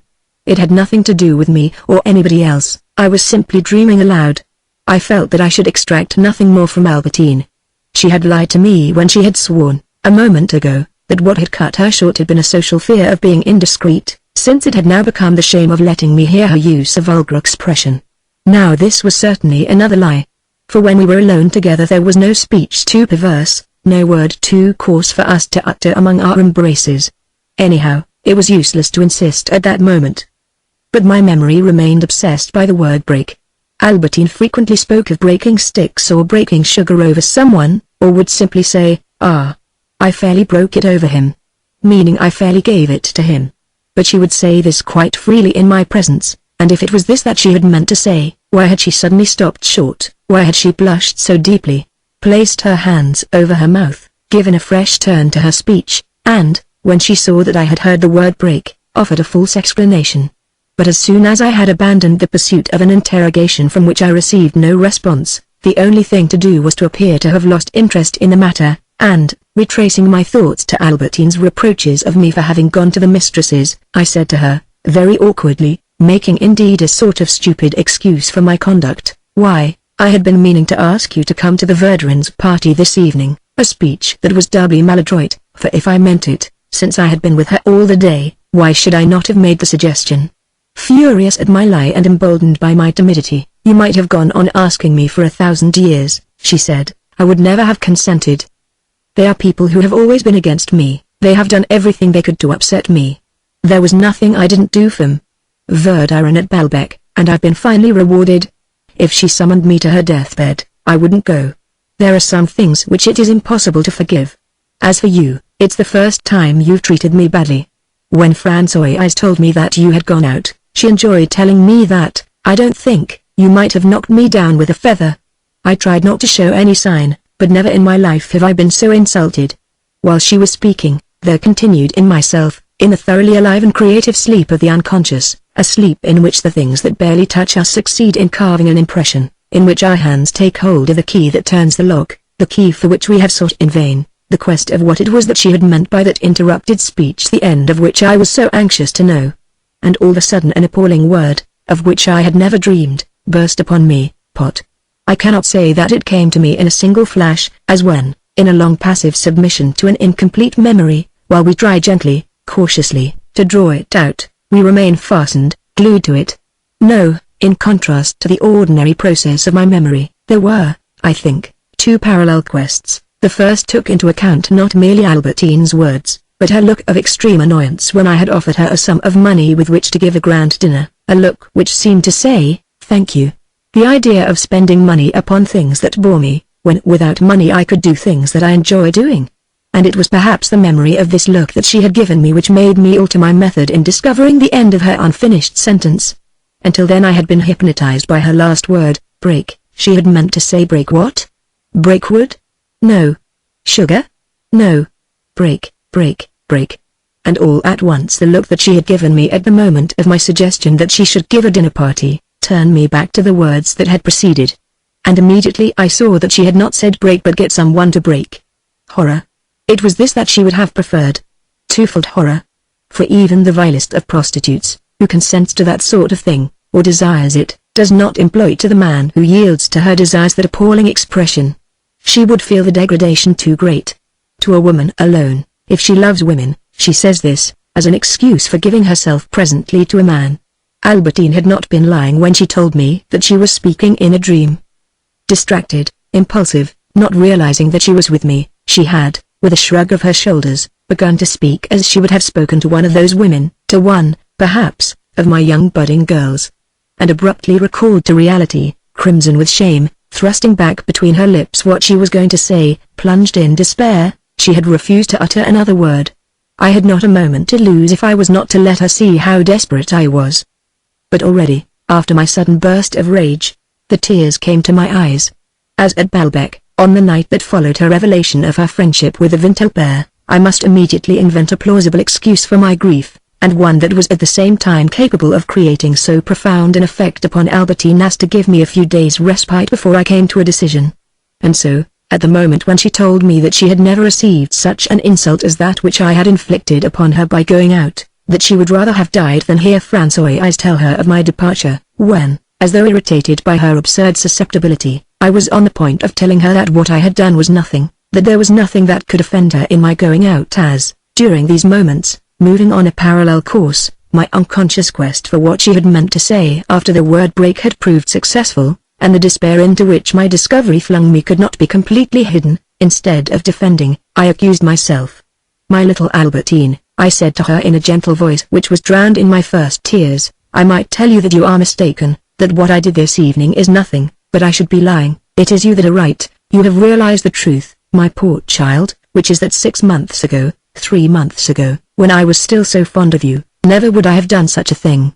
It is a mere nothing, and it is enormous, because of the immense change in my heart of which it is the sign. And since you have detected this change which I hope to conceal from you, that leads me on to tell you this, my little Albertine, and here I addressed her with a profound gentleness and melancholy. Don't you see, the life that you are leading here is boring to you. It is better that we should part, and as the best partings are those that are rendered at once, I ask you, to cut short the great sorrow that I am bound to feel, to bid me goodbye tonight and to leave in the morning without my seeing you again, while I am asleep. She appeared stupefied, still incredulous and already disconsolate. Tomorrow? You really mean it? And notwithstanding the anguish that I felt in speaking of our parting as though it were already in the past, partly perhaps because of that very anguish, I began to give Albertine the most precise instructions as to certain things which she would have to do after she left the house. And passing from one request to another, I soon found myself entering into the minutest details. Be so kind, I said, with infinite melancholy, as to send me back that book of Bergot which is at your aunt's. There is no hurry about it, in 3 days, in a week, whenever you like, but remember that I don't want to have to write and ask you for it. That would be too painful. We have been happy together, we feel now that we should be unhappy. Don't say that we feel that we should be unhappy, Albertine interrupted me. Don't say we, it is only you who feel that. Yes, very well, you or I, as you like, for one reason or another. But it is absurdly late, you must go to bed. We have decided to part tonight. Pardon me, you have decided, and I obey you because I do not wish to cause you any trouble. Very well, it is I who have decided, but that makes it none the less painful for me. I do not say that it will be painful for long, you know that I have not the faculty of remembering things for long, but for the first few days I shall be so miserable without you. And so I feel that it will be useless to revive the memory with letters. We must end everything at once. Yes, you are right, she said to me with a crushed air, which was enhanced by the strain of fatigue upon her features due to the lateness of the hour. Rather than have one finger chopped off, then another, I prefer to lay my head on the block at once. Heavens, I am appalled when I think how late I am keeping you out of bed. It is madness. However, it's the last night. You will have plenty of time to sleep for the rest of your life. And as I suggested to her thus that it was time to say good night, I sought to postpone the moment when she would have said it. Would you like me, as a distraction during the first few days, to tell Bloch to send his cousin Esther to the place where you will be staying? He will do that for me. I don't know why you say that. I had said it in an endeavor to wrest a confession from Albertine. There is only one person for whom I care, which is yourself, Albertine said to me, and her words filled me with comfort. But, the next moment, what a blow she dealt me. I remember, of course, that I did give Esther my photograph because she kept on asking me for it and I saw that she would like to have it, but as for feeling any liking for her or wishing ever to see her again, And yet Albertine was of so frivolous a nature that she went on, "If she wants to see me, it is all the same to me. She is very nice, but I don't care in the least either way." And so when I had spoken to her of the photograph of Esther which Bloch had sent me, and which I had not even received when I mentioned it to Albertine, my mistress had gathered that Bloch had shown me a photograph of herself, given by her to Esther. In my worst suppositions, I had never imagined that any such intimacy could have existed between Albertine and Esther. Albertine had found no words in which to answer me when I spoke of the photograph. And now, supposing me, wrongly, to be in the know, she thought it better to confess. I was appalled. "And, Albertine, let me ask you to do me one more favor, never attempt to see me again. If at any time, as may happen in a year, in 2 years, in 3 years, we should find ourselves in the same town, keep away from me." Then, seeing that she did not reply in the affirmative to my prayer, "My Albertine, never see me again in this world. It would hurt me too much. For I was really fond of you, you know. Of course, when I told you the other day that I wanted to see the friend again whom I mentioned to you at Balbec, you thought that it was all settled. Not at all, I assure you, it was quite immaterial to me. You were convinced that I had long made up my mind to leave you, that my affection was all make-believe." "No indeed, you are mad." "I never thought so," she said sadly. "You are right, you must never think so. I did genuinely feel for you, not love perhaps, but a very great affection, more than you can imagine." "I can, indeed. And do you suppose that I don't love you? It hurts me terribly to have to give you up." "It hurts me 1,000 times more," replied Albertine. A moment earlier I had felt that I could no longer restrain the tears that came welling up in my eyes. And these tears did not spring from at all the same sort of misery which I had felt long ago when I said to Gilberty, "It is better that we should not see one another again, life is dividing us." No doubt when I wrote this to Gilberty, I said to myself that when I should be in love not with her but with another, the excess of my love would diminish that which I might perhaps have been able to inspire, as though two people must inevitably have only a certain quantity of love at their disposal, of which the surplus taken by one is subtracted from the other, and that from her too, as from Gilberty, I should be doomed to part. But the situation was entirely different for several reasons, the first of which, and it had, in its turn, given rise to the others, was that the lack of willpower which my grandmother and mother had observed in me with alarm, at Combray, and before which each of them, so great is the energy with which a sick man imposes his weakness upon others, had capitulated in turn. This lack of willpower had gone on increasing at an ever-accelerated pace. When I felt that my company was boring Gilberty, I had still enough strength left to give her up. I had no longer the same strength when I had made a similar discovery with regard to Albertine, and could think only of keeping her at any cost to myself. With the result that, whereas I wrote to Gilberty that I could not see her again, meaning quite sincerely not to see her, I said this to Albertine as a pure falsehood, and in the hope of bringing about a reconciliation. Thus we presented each to the other an appearance which was widely different from the reality. And no doubt it is always so when two people stand face to face, since each of them is ignorant of a part of what exists in the other, even what he knows, he can understand only in part, and since both of them display what is the least personal thing about them, whether because they have not explored themselves and regard as negligible what is most important, or because insignificant advantages which have no place in themselves seem to them more important and more flattering. But in love this misunderstanding is carried to its supreme pitch because, except perhaps when we are children, we endeavor to make the appearance that we assume, rather than reflect exactly what is in our mind, be what our mind considers best adapted to enable us to obtain what we desire, which in my case, since my return to the house, was to be able to keep Albertine as docile as she had been in the past, was that she should not in her irritation ask me for a greater freedom, which I intended to give her one day, but which at this moment, when I was afraid of her cravings for independence, would have made me too jealous. After a certain age, from self-esteem and from sagacity, it is to the things which we most desire that we pretend to attach no importance. But in love, our mere sagacity, which for that matter is probably not the true wisdom, forces us speedily enough to this genius for duplicity. All that I had dreamed, as a boy, to be the sweetest thing in love, what had seemed to me to be the very essence of love, was to pour out freely, before the feet of her whom I loved, my affection, my gratitude for her kindness, my longing for a perpetual life together. But I had become only too well aware, from my own experience and from that of my friends, that the expression of such sentiments is far from being contagious. Once we have observed this, we no longer let ourselves go. I had taken good care in the afternoon not to tell Albertine how grateful I was to her that she had not remained at the Trocadero. And tonight, having been afraid that she might leave me, I had feigned a desire to part from her, a feint which for that matter was not suggested to me merely by the enlightenment which I supposed myself to have received from my former loves and was seeking to bring to the service of this.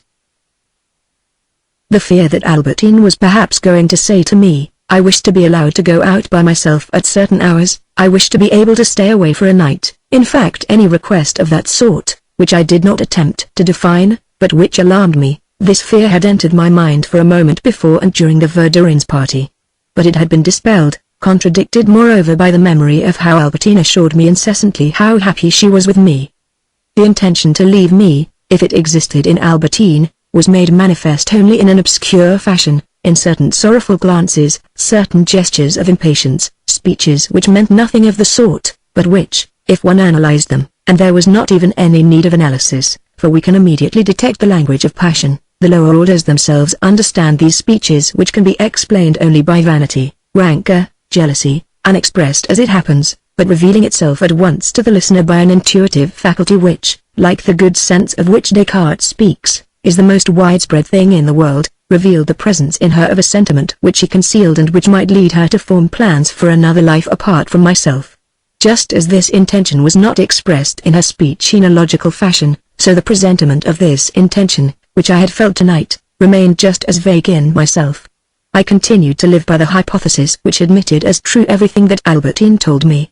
But it may be that in myself, during this time, a wholly contrary hypothesis, of which I refuse to think, never left me. This is all the more probable since, otherwise, I should have felt no hesitation in telling Albertine that I had been to the Verdurins, and, indeed, my want of astonishment at her anger would not have been comprehensible.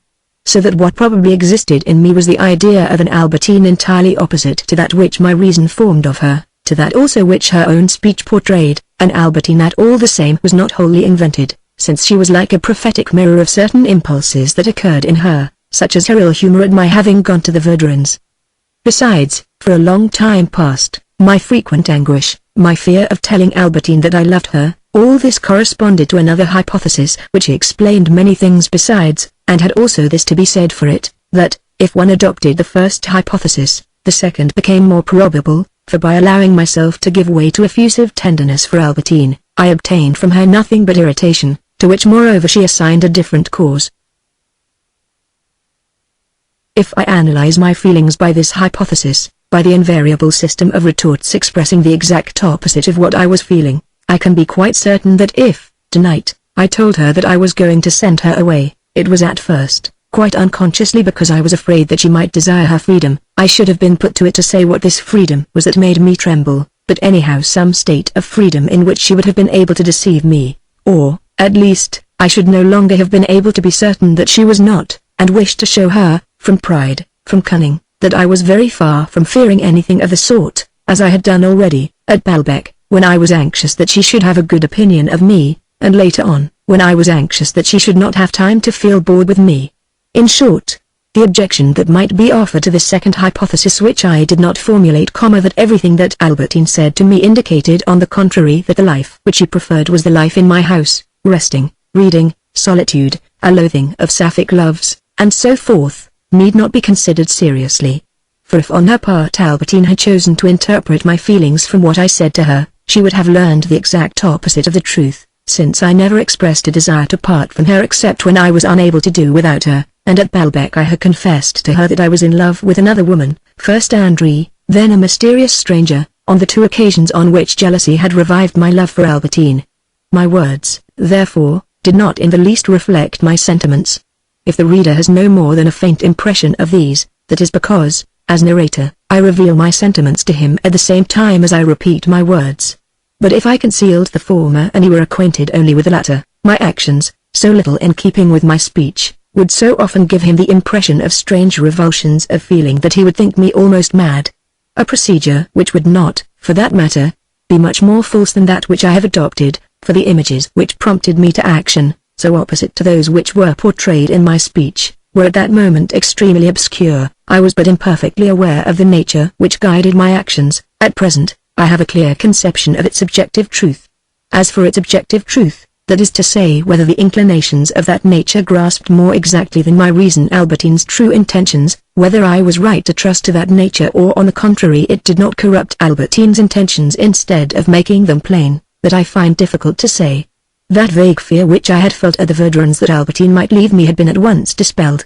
When I returned home, it had been with the feeling that I myself was a captive, not with that of finding a captive in the house.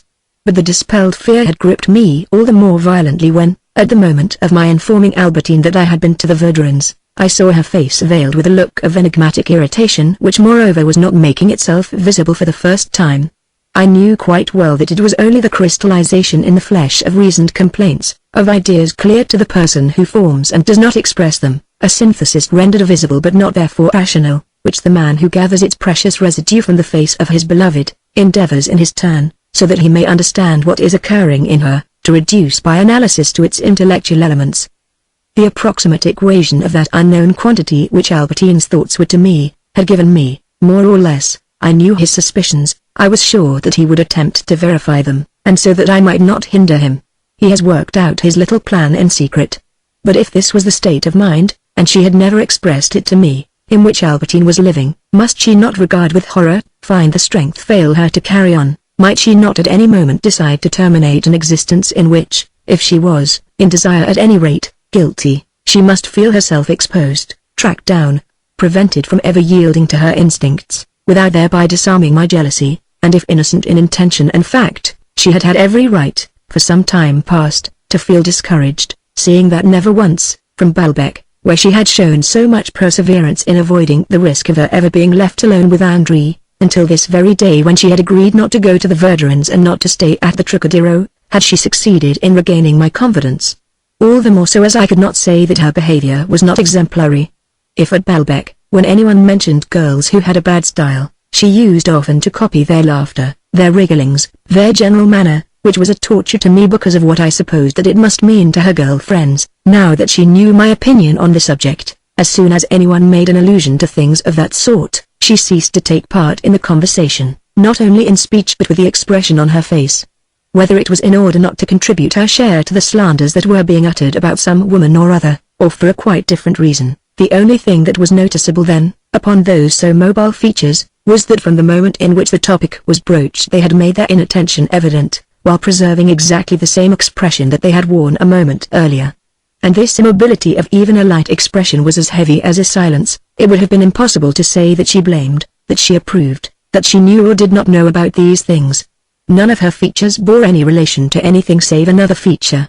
Her nose, her mouth, her eyes formed a perfect harmony, isolated from everything else. She looked like a pastel, and seemed to have no more heard what had just been said than if it had been uttered in front of a portrait by Leto.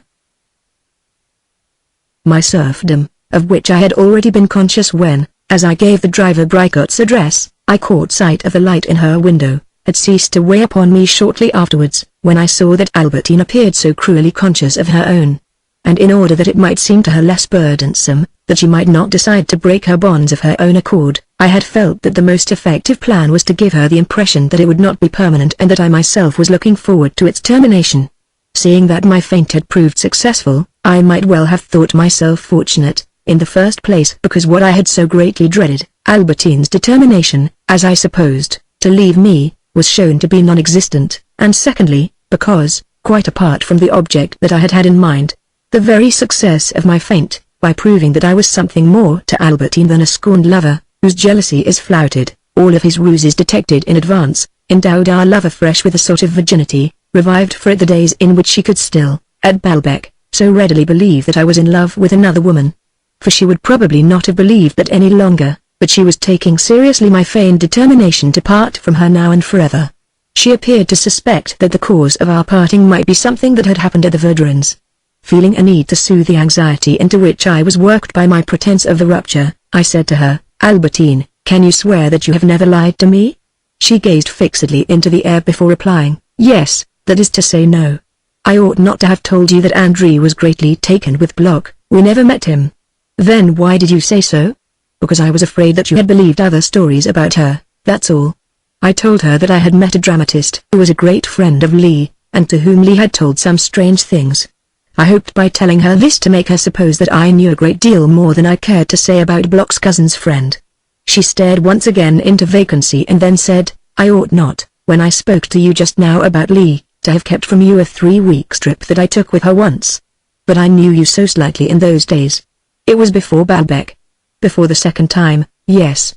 And that very morning, she had told me that she did not know Lee, and, only a moment ago, that she had met her once only in her dressing room.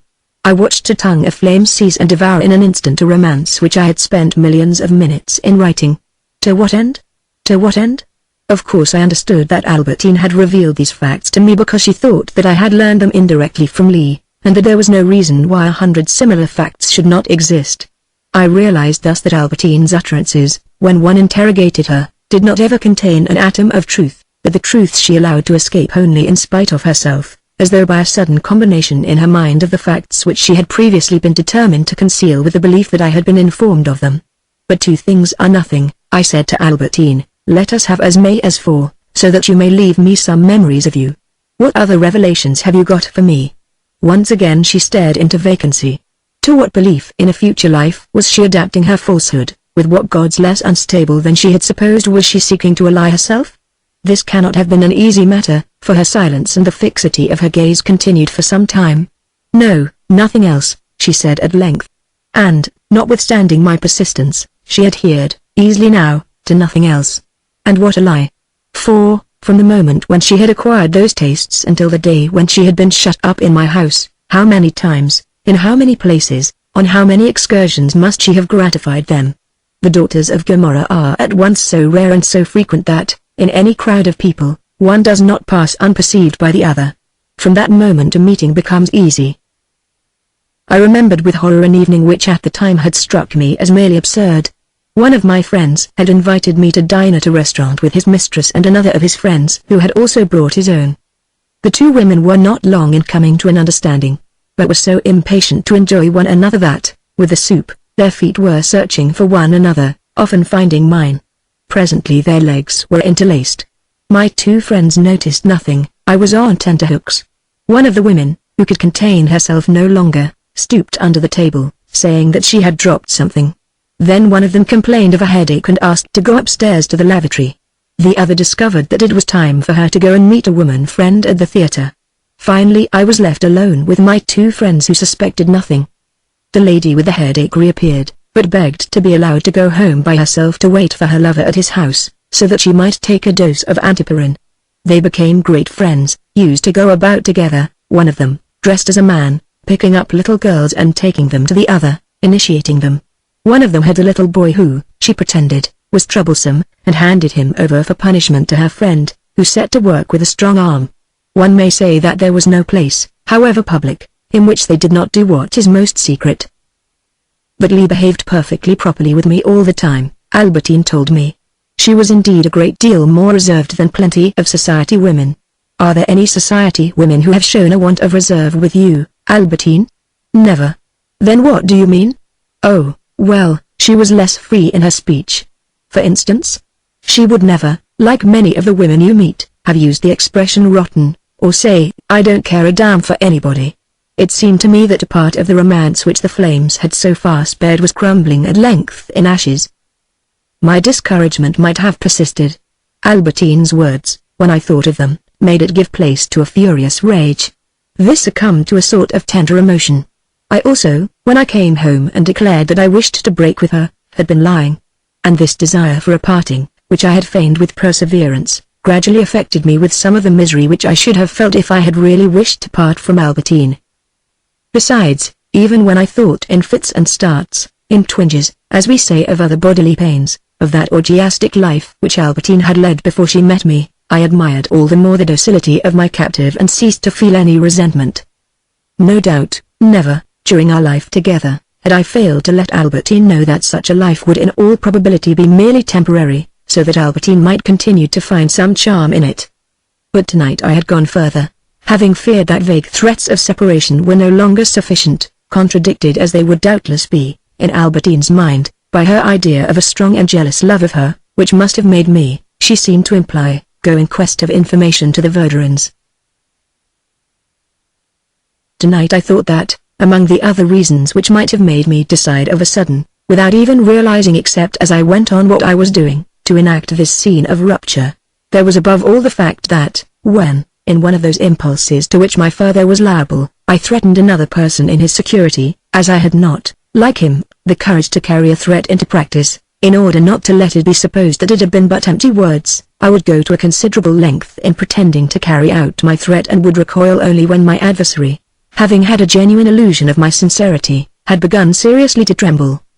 Besides, in these lies, we feel that there is indeed a grain of truth, that, if life does not bring any alteration of our loves, it is ourselves who will seek to bring or to feign one, so strongly do we feel that all love, and everything else evolves rapidly towards a farewell.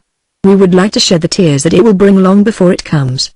No doubt there had been, on this occasion, in the scene that I had enacted, a practical value. I had suddenly determined to keep Albertine because I felt that she was distributed among other people whom I could not prevent her from joining.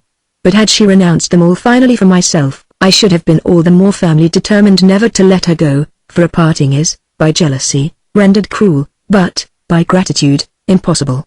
I felt that in any case I was fighting the decisive battle in which I must conquer or fall. I would have offered Albertine in an hour all that I possessed, because I said to myself, everything depends upon this battle, but such battles are less like those of old days which lasted for a few hours than a battle of today which does not end on the morrow, nor on the day after, nor in the following week. We give all our strength, because we steadfastly believe that we shall never need any strength again. And more than a year passes without bringing a decisive victory. Perhaps an unconscious reminiscence of lying scenes enacted by M. de Charles, in whose company I was when the fear of Albertine's leaving me had seized hold of me, was added to the rest. But, later on, I heard my mother say something of which I was then unaware and which leads me to believe that I found all the elements of this scene in myself, in those obscure reserves of heredity which certain emotions, acting in this respect as, upon the residue of our stored-up strength, drugs such as alcohol and coffee act, place at our disposal. When my Aunt Leonie learned from Eulalie that Françoise, convinced that her mistress would never again leave the house, had secretly planned some outing of which my aunt was to know nothing, she, the day before, would pretend to have made up her mind that she would attempt an excursion on the morrow. The incredulous Françoise was ordered not only to prepare my aunt's clothes beforehand, to give an airing to those that had been put away for too long, but to order a carriage, to arrange, to within a quarter of an hour, all the details of the day. It was only when Françoise, convinced or at any rate shaken, had been forced to confess to my aunt the plan that she herself had formed, that my aunt would publicly abandon her own, so as not, she said, to interfere with Françoise's arrangements. Similarly, so that Albertine might not believe that I was exaggerating and to make her proceed as far as possible in the idea that we were to part, drawing myself the obvious deductions from the proposal that I had advanced, I had begun to anticipate the time which was to begin on the morrow and was to last forever, the time in which we should be parted, addressing to Albertine the same requests as if we were not to be reconciled almost immediately. Like a general who considers that if a feint is to succeed in deceiving the enemy it must be pushed to extremes, I had employed in this feint almost as much of my store of sensibility as if it had been genuine. This fictitious parting scene ended by causing me almost as much grief as if it had been real, possibly because one of the actors, Albertine, by believing it to be real, had enhanced the other's illusion.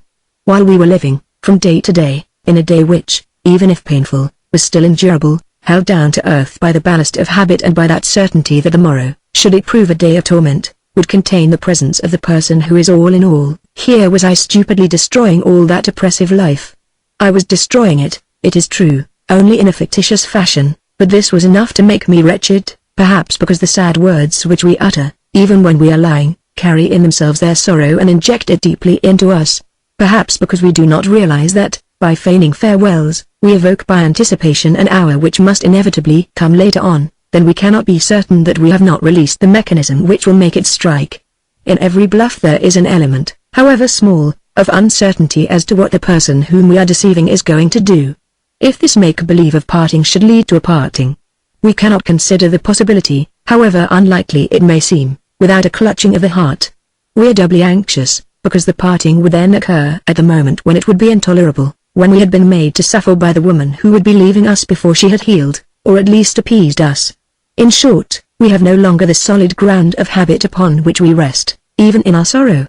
We have deliberately deprived ourselves of it, we have given the present day an exceptional importance, have detached it from the days before and after it. It floats without roots like a day of departure. Our imagination, ceasing to be paralyzed by habit, has awakened. We have suddenly added to our everyday love sentimental dreams which enormously enhance it, make indispensable to us a presence upon which, as a matter of fact, we are no longer certain that we can rely.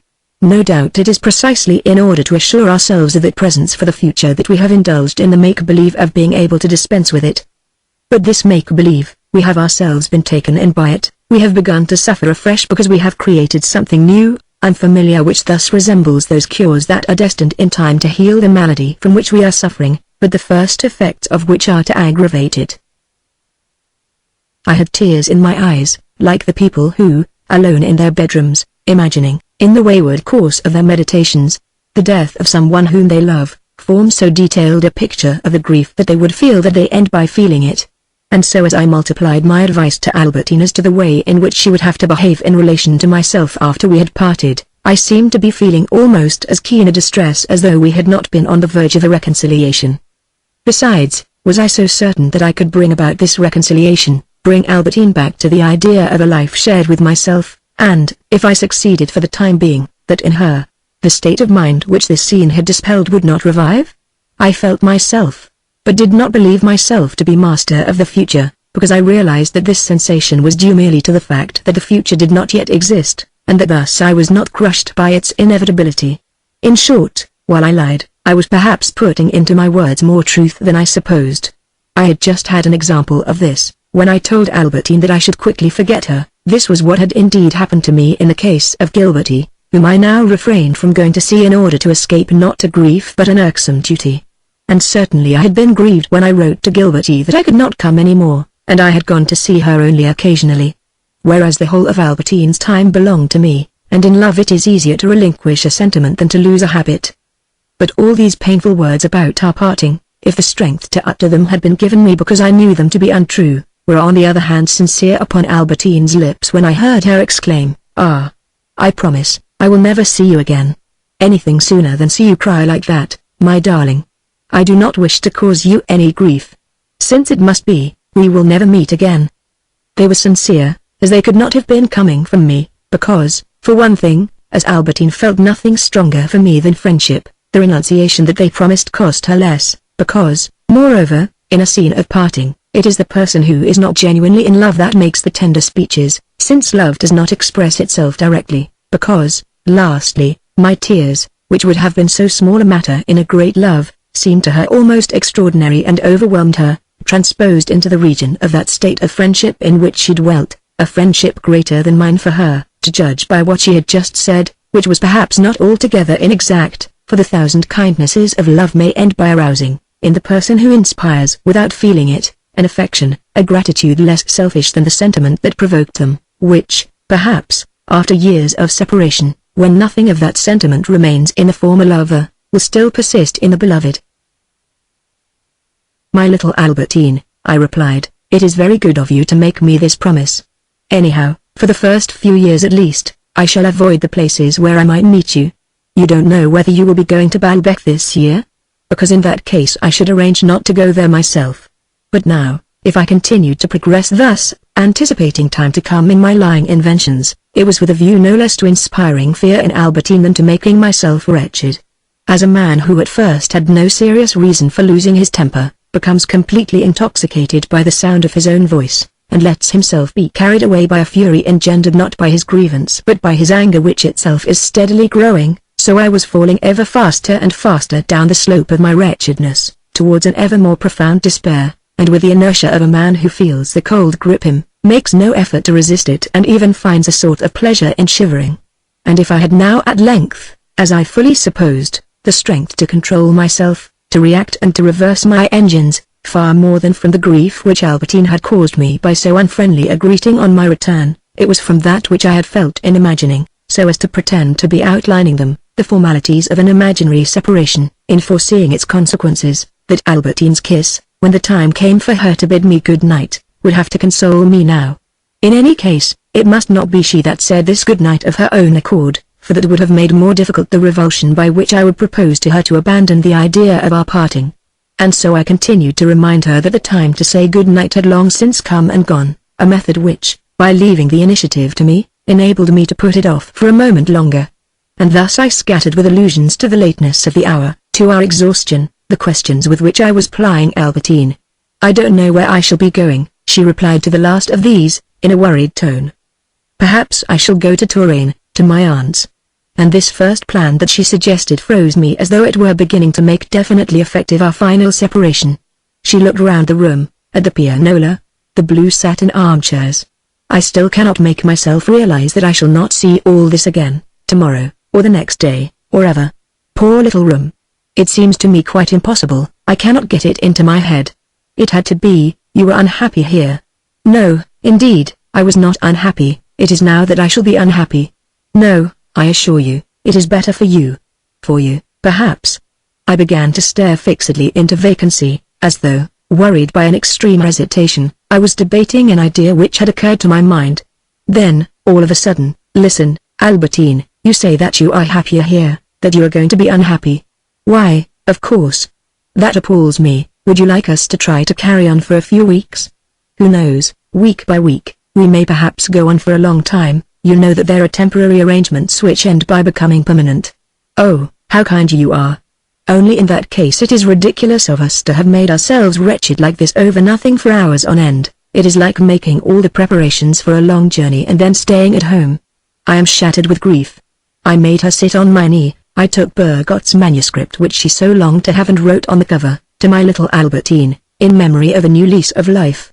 "Now," I said to her, "go and sleep until tomorrow, my darling, for you must be worn out. I am very glad, all the same. Do you love me a little bit?" 100 times more than ever. I should have been wrong in being delighted with this little piece of play acting, had it not been that I had carried it to the pitch of a real scene on the stage. Had we done no more than quite simply discuss a separation, even that would have been a serious matter. In conversations of this sort, we suppose that we are speaking not merely without sincerity, which is true, but freely. Whereas they are generally, though we know it not, murmured in spite of us, the first murmur of a storm which we do not suspect. In reality, what we express at such times is the opposite of our desire, which is to live forever with her whom we love. But there is also that impossibility of living together which is the cause of our daily suffering, a suffering preferred by us to that of a parting, which will, however, end, in spite of ourselves, in parting us. Generally speaking, not, however, at once.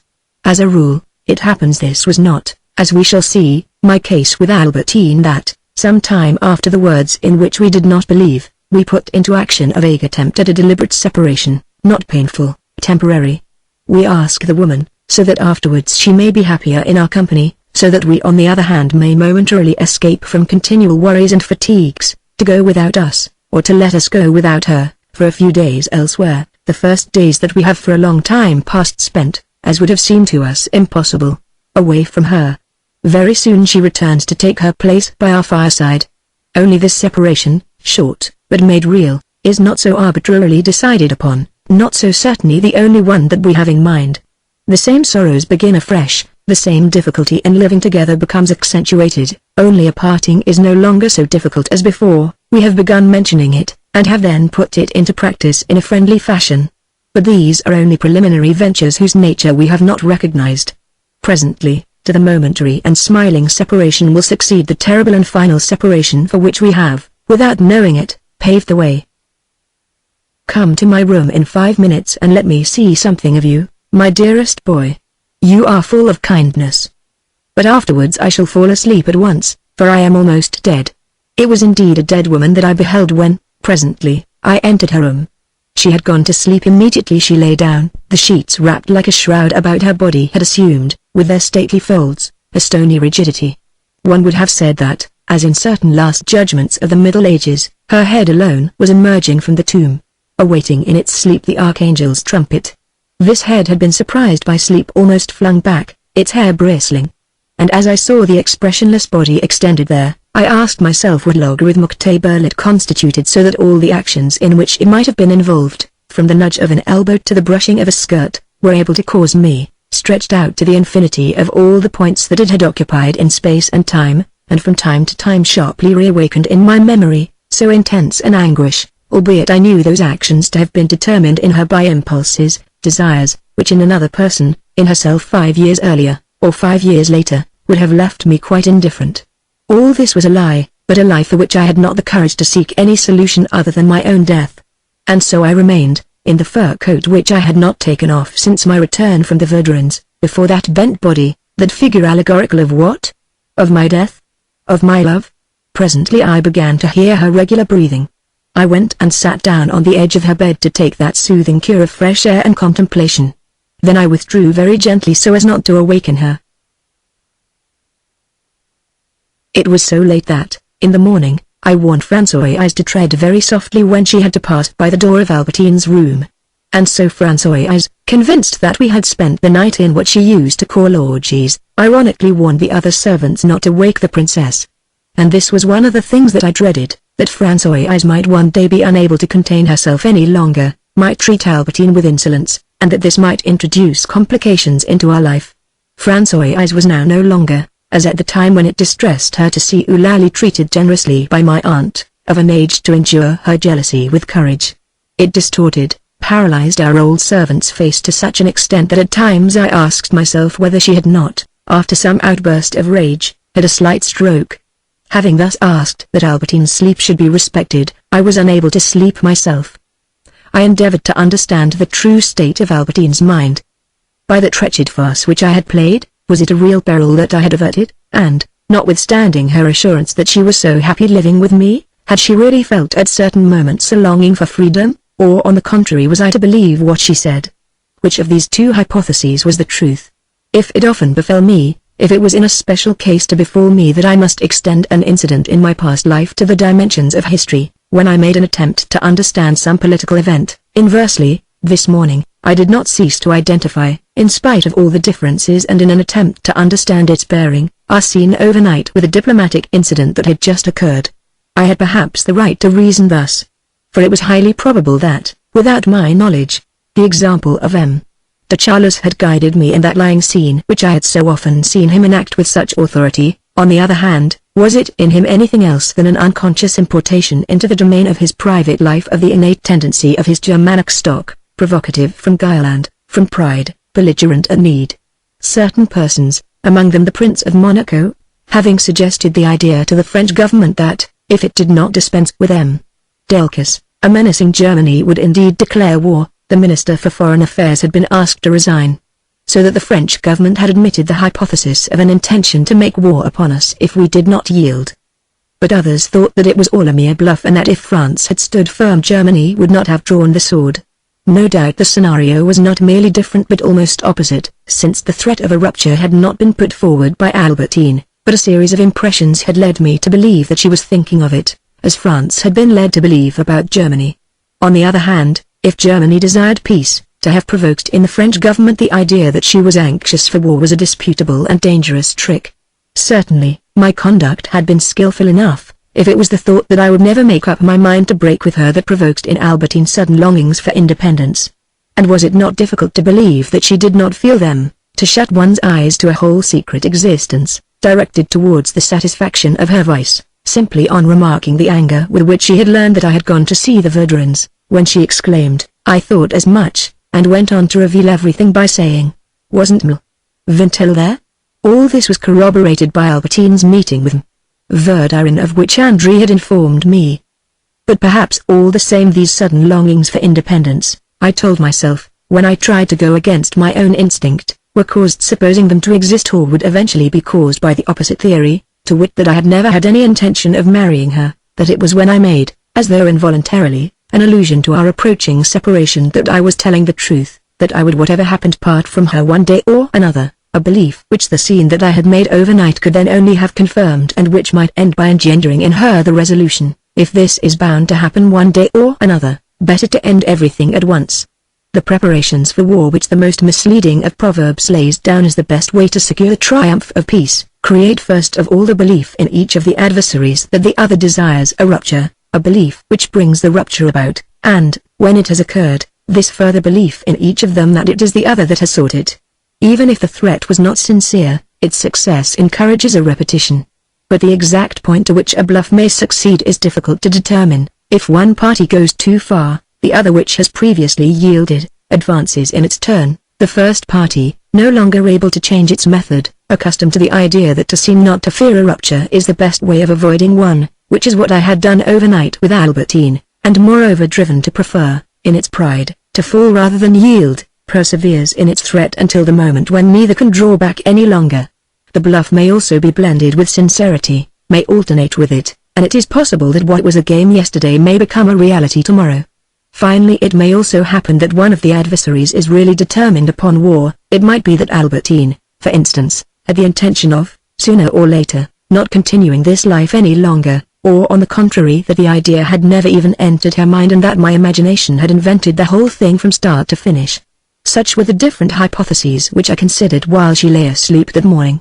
And yet as to the last I can say that I never, in the period that followed, threatened Albertine with a rupture unless in response to an idea of an evil freedom on her part, an idea which she did not express to me, but which seemed to me to be implied by certain mysterious dissatisfactions, certain words, certain gestures, of which that idea was the only possible explanation and of which she refused to give me any other. Even then, quite often, I remarked them without making any allusion to a possible separation, hoping that they were due to a fit of ill temper which would end that same day. But it continued at times without intermission for weeks on end, during which Albertine seemed anxious to provoke a conflict, as though there had been at the time, in some region more or less remote, pleasures of which she knew, of which her seclusion in my house was depriving her, and which would continue to influence her until they came to an end, like those atmospheric changes which, even by our own fireside, affect our nerves, even when they are occurring as far away as the Balearic Islands.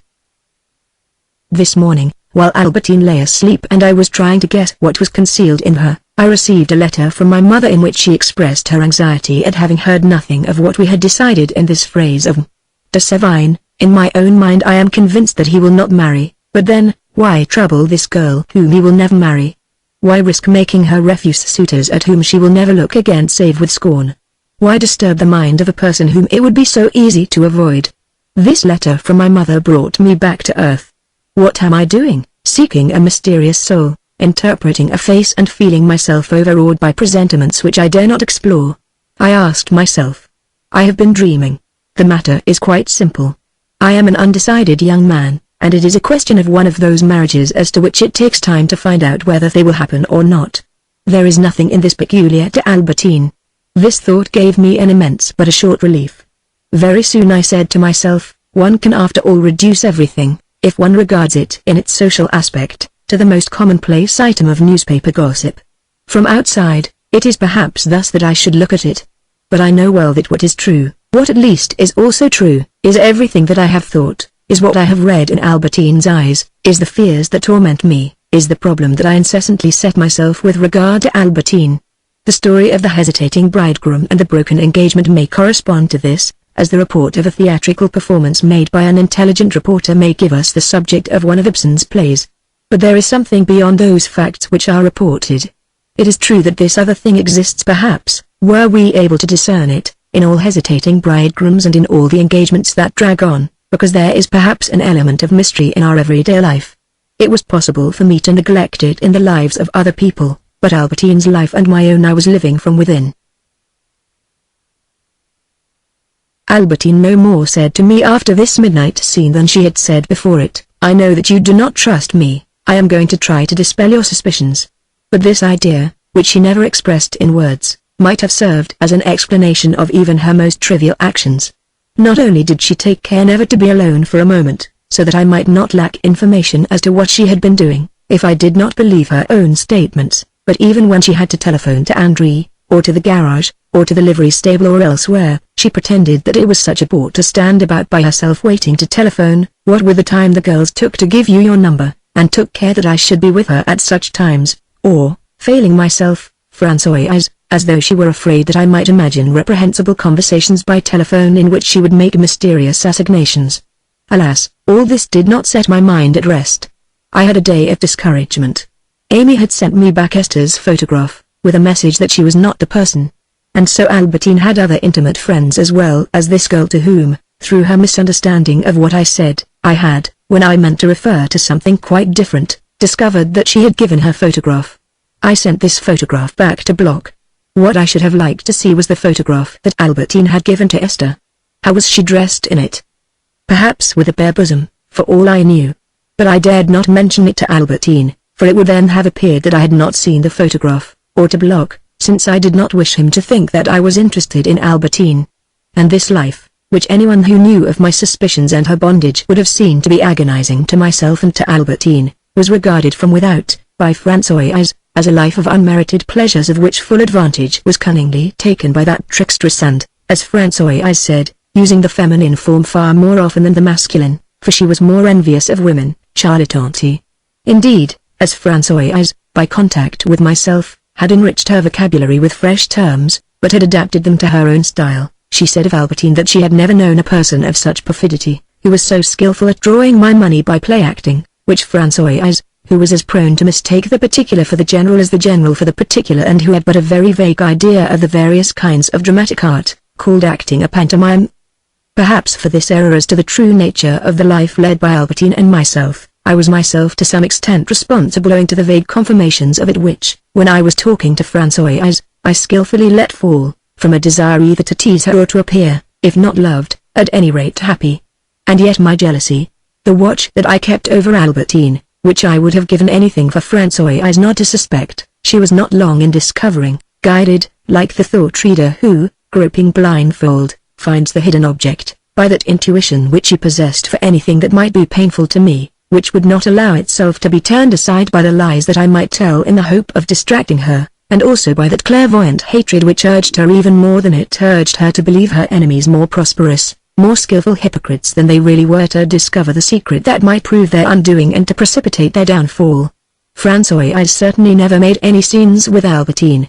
But I was acquainted with Françoise's art of insinuation, the advantage that she knew how to derive from a significant setting, and I cannot believe that she resisted the temptation to let Albertine know, day by day, what a degraded part she was playing in the household, to madden her by a description, cunningly exaggerated, of the confinement to which my mistress was subjected.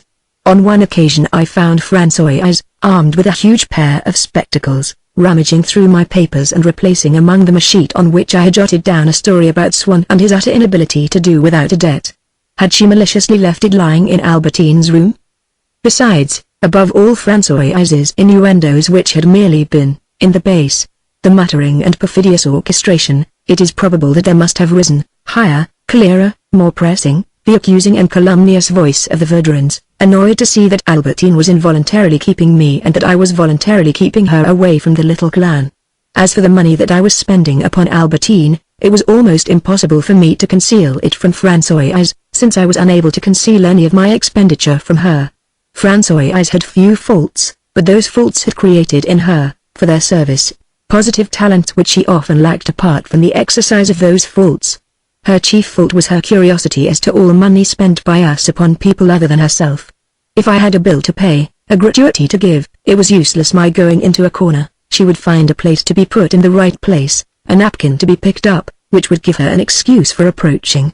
And however short a time I allowed her, before dismissing her with fury, this woman who had almost lost her sight, who could barely add up a column of figures, guided by the same expert sense which makes a tailor, on catching sight of you, instinctively calculate the price of the stuff of which your coat is made, while he cannot resist fingering it, or makes a painter responsive to a color effect. Françoise saw by stealth, calculated instantaneously the amount that I was giving. And when, so that she might not tell Albertine that I was corrupting her chauffeur, I took the initiative and, apologizing for the tip, said, I wanted to be generous to the chauffeur. I gave him 10 francs. Françoise, pitiless, to whom a glance, that of an old and almost blind eagle, had been sufficient, replied, No indeed, Monsieur gave him a tip of 43 francs. He told Monsieur that the charge was 45 francs, Monsieur gave him 100 francs, and he handed back only 12 francs. She had had time to see and to reckon the amount of the gratuity which I myself did not know. I asked myself whether Albertine, feeling herself watched, would not herself put into effect that separation with which I had threatened her, for life in its changing course makes realities of our fables. Whenever I heard a door open, I felt myself shudder as my grandmother used to shudder in her last moments whenever I rang my bell. I did not believe that she would leave the house without telling me, but it was my unconscious self that thought so, as it was my grandmother's unconscious self that throbbed at the sound of the bell, when she was no longer conscious. One morning indeed, I felt a sudden misgiving that she not only had left the house but had gone for good, I had just heard the sound of a door which seemed to me to be that of her room. On tiptoe I crept towards the room, opened the door, stood upon the threshold. In the dim light the bedclothes bulged in a semicircle. That must be Albertine who, with her body bent, was sleeping with her feet and face to the wall. Only, overflowing the bed, the hair upon that head, abundant and dark, made me realize that it was she, that she had not opened her door, had not stirred, and I felt that this motionless and living semicircle, in which her whole human life was contained and which was the only thing to which I attached any value, I felt that it was there, in my despotic possession. If Albertine's object was to restore my peace of mind, she was partly successful. My reason moreover asked nothing better than to prove to me that I had been mistaken as to her crafty plans, as I had perhaps been mistaken as to her vicious instincts. No doubt I added to the value of the arguments with which my reason furnished me my own desire to find them sound. But, if I was to be fair and to have a chance of perceiving the truth, unless we admit that it is never known save by presentiment, by a telepathic emanation, must I not say to myself that if my reason, in seeking to bring about my recovery, let itself be guided by my desire, on the other hand, so far as concerned Vintil, Albertine's vices, her intention to lead a different life, her plan of separation, which were the corollaries of her vices, my instinct had been capable, in the attempt to make me ill, of being led astray by my jealousy. Besides, her seclusion, which Albertine herself contrived so ingeniously to render absolute, by removing my suffering, removed by degrees my suspicion, and I could begin again, when the night brought back my uneasiness, to find in Albertine's presence the consolation of earlier days. Seated beside my bed, she spoke to me of one of those dresses or one of those presents which I never ceased to give her in the effort to enhance the comfort of her life and the beauty of her prison. Albertine had at first thought only of dresses and furniture. Now silver had begun to interest her. And so I had questioned M. de Charles about old French silver, and had done so because, when we had been planning to have a yacht, a plan which Albertine decided was impracticable, as I did also whenever I had begun to believe in her virtue, with the result that my jealousy, as it declined, no longer held in check other desires in which she had no place and which also needed money for their satisfaction. We had, to be on the safe side, not that she supposed that we should ever have a yacht, asked Elster for his advice. Now, just as in matters of women's dress, the painter was a refined and sensitive critic of the furnishing of yachts. He would allow only English furniture and old silver. This had led Albertine, since our return from Baalbek, to read books upon the silversmith's art, upon the handiwork of the old chasers. But as our old silver was melted twice over, at the time of the Treaty of Utrecht, when the king himself, setting the example to his great nobles, sacrificed his plate, and again in 1789, it is now extremely rare. On the other hand, it is true that modern silversmiths have managed to copy all this old plate from the drawings of Le Pontottieu. Elster considered this modern antique unworthy to enter the home of a woman of taste, even a floating home. I knew that Albertine had read the description of the marvels that Troilus had made from Du Barry.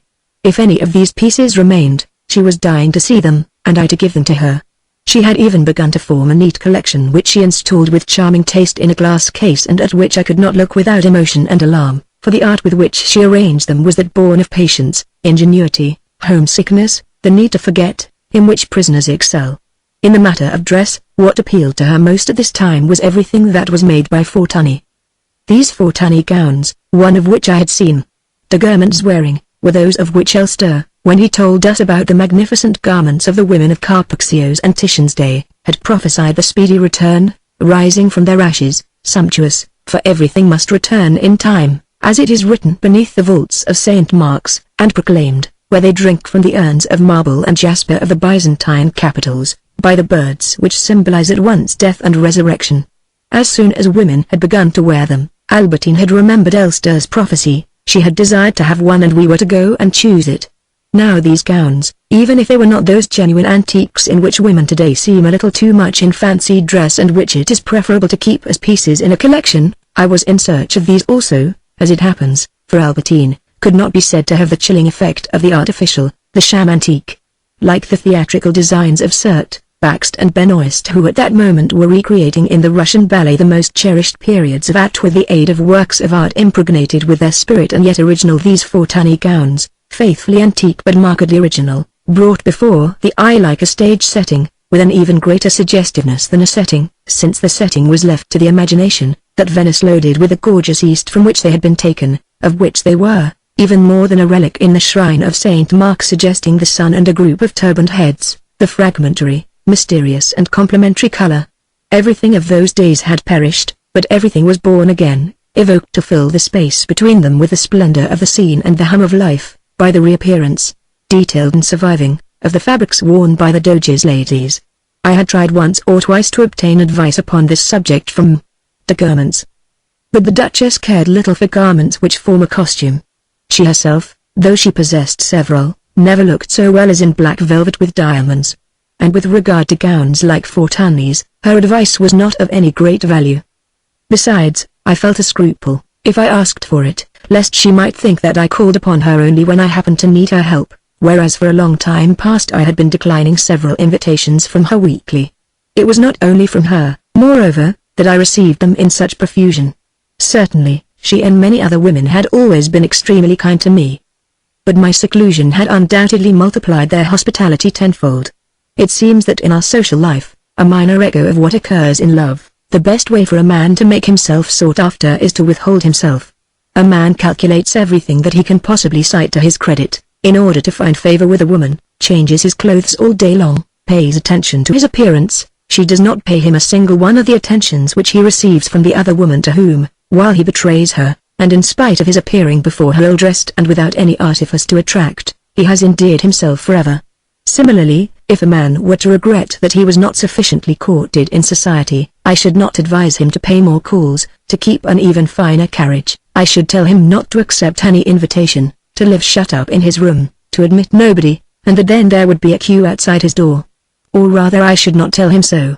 For it is a certain road to success which succeeds only like the road to love, that is to say if one has not adopted it with that object in view. If, for instance, you confine yourself to your room because you are seriously ill, or are supposed to be, or are keeping a mistress shut up with you whom you prefer to society, or for all these reasons at once, this will justify another person, who is not aware of the woman's existence, and simply because you decline to see him, in preferring you to all the people who offer themselves, and attaching himself to you. "We shall have to begin to think soon about your Fortani gowns," I said to Albertine one evening. Surely, to her who had long desired them, who chose them deliberately with me, who had a place reserved for them beforehand not only in her wardrobe but in her imagination, the possession of these gowns, every detail of which, before deciding among so many, she carefully examined, was something more than it would have been to an over-wealthy woman who has more dresses than she knows what to do with and never even looks at them. And yet, notwithstanding the smile with which Albertine thanked me, saying, "You are too kind," I noticed how weary, and even wretched, she was looking. While we waited for these gowns to be ready, I used to borrow others of the kind, sometimes indeed merely the stuffs, and would dress Albertine in them, drape them over her. She walked about my room with the majesty of a doge's wife and the grace of a mannequin. Only my captivity in Paris was made more burdensome by the sight of these garments which suggested Venice. True, Albertine was far more of a prisoner than I. And it was curious to remark how, through the walls of her prison, destiny, which transforms people, had contrived to pass, to change her in her very essence, and turn the girl I had known at Balbec into a tedious and docile captive. Yes, the walls of her prison had not prevented that influence from reaching her, perhaps indeed it was they that had produced it. It was no longer the same Albertine, because she was not, as at Balbec, incessantly in flight upon her bicycle, never to be found owing to the number of little watering places where she would go to spend the night with her girl friends and where moreover her untruths made it more difficult to lay hands upon her, because confined to my house, docile and alone, she was no longer even what at Balbec, when I had succeeded in finding her, she used to be upon the beach, that fugitive, cautious, cunning creature, whose presence was enlarged by the thought of all those assignations which she was skilled in concealing, which made one love her because they made one suffer, in whom, beneath her coldness to other people and her casual answers, one could feel yesterday's assignation and tomorrow's, and for myself a contemptuous, deceitful thought, because the sea breeze no longer buffeted her skirts, because, above all, I had clipped her wings, she had ceased to be a victory, was a burdensome slave of whom I would fain have been rid. Then, to change the course of my thoughts, rather than begin a game of cards or draughts with Albertine, I asked her to give me a little music. I remained in bed, and she went and sat down at the end of the room before the pianola, between the two bookcases. She chose pieces which were quite new or which she had played to me only once or twice, for, as she began to know me better, she had learned that I liked to fix my thoughts only upon what was still obscure to me, glad to be able, in the course of these successive renderings, to join together, thanks to the increasing but, alas, distorting and alien light of my intellect, the fragmentary and interrupted lines of the structure which at first had been almost hidden in the mist.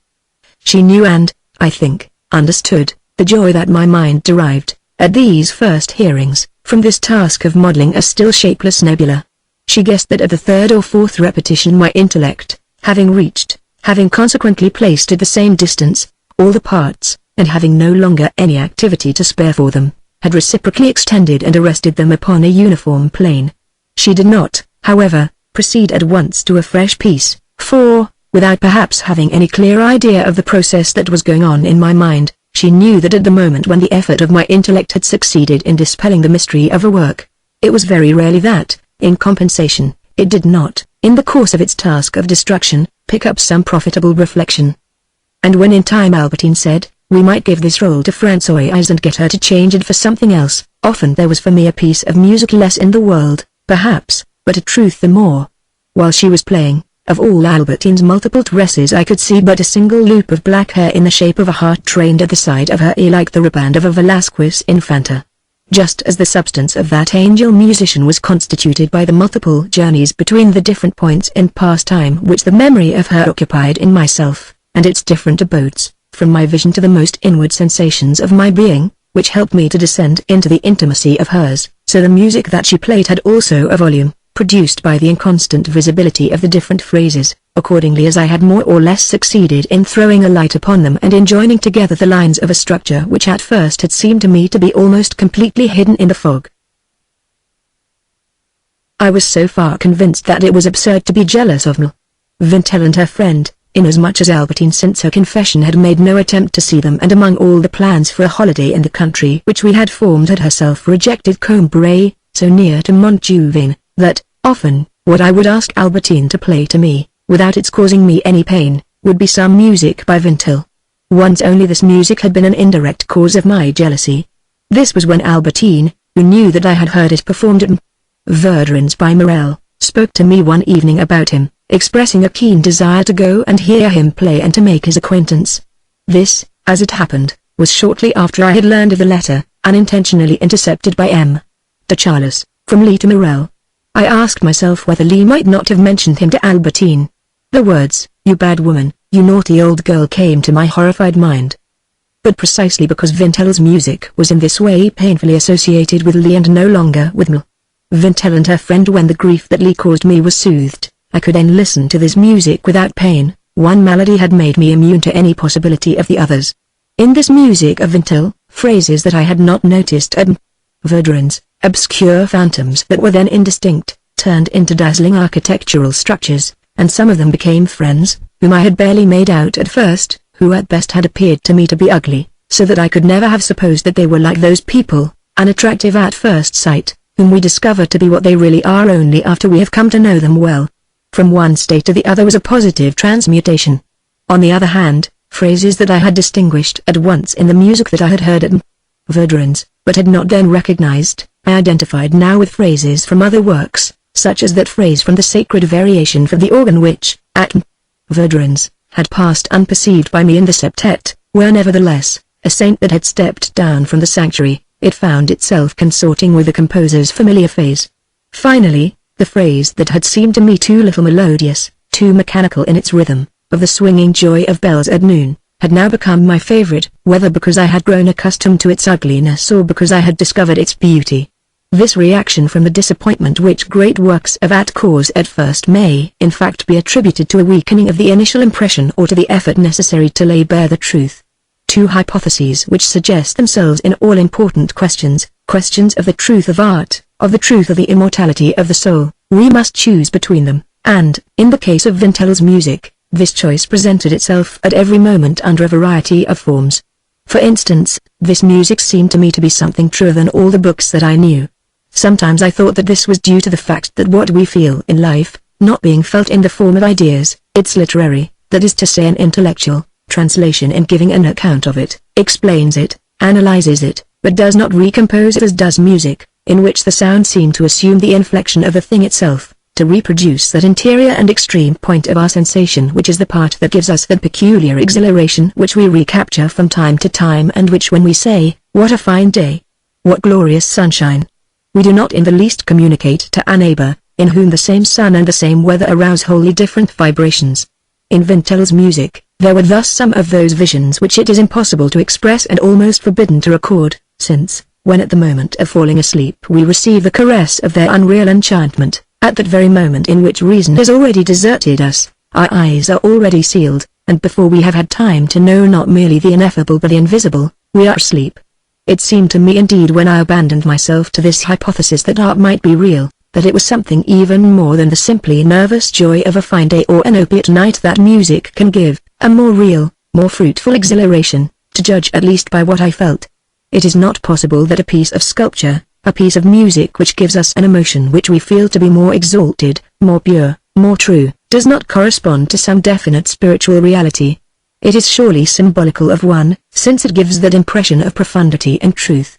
Thus nothing resembled more closely than some such phrase of Vintel the peculiar pleasure which I had felt at certain moments in my life, when gazing, for instance, at the steeples of Martinville, or at certain trees along the road near Balbec, or, more simply, in the first part of this book, when I tasted a certain cup of tea.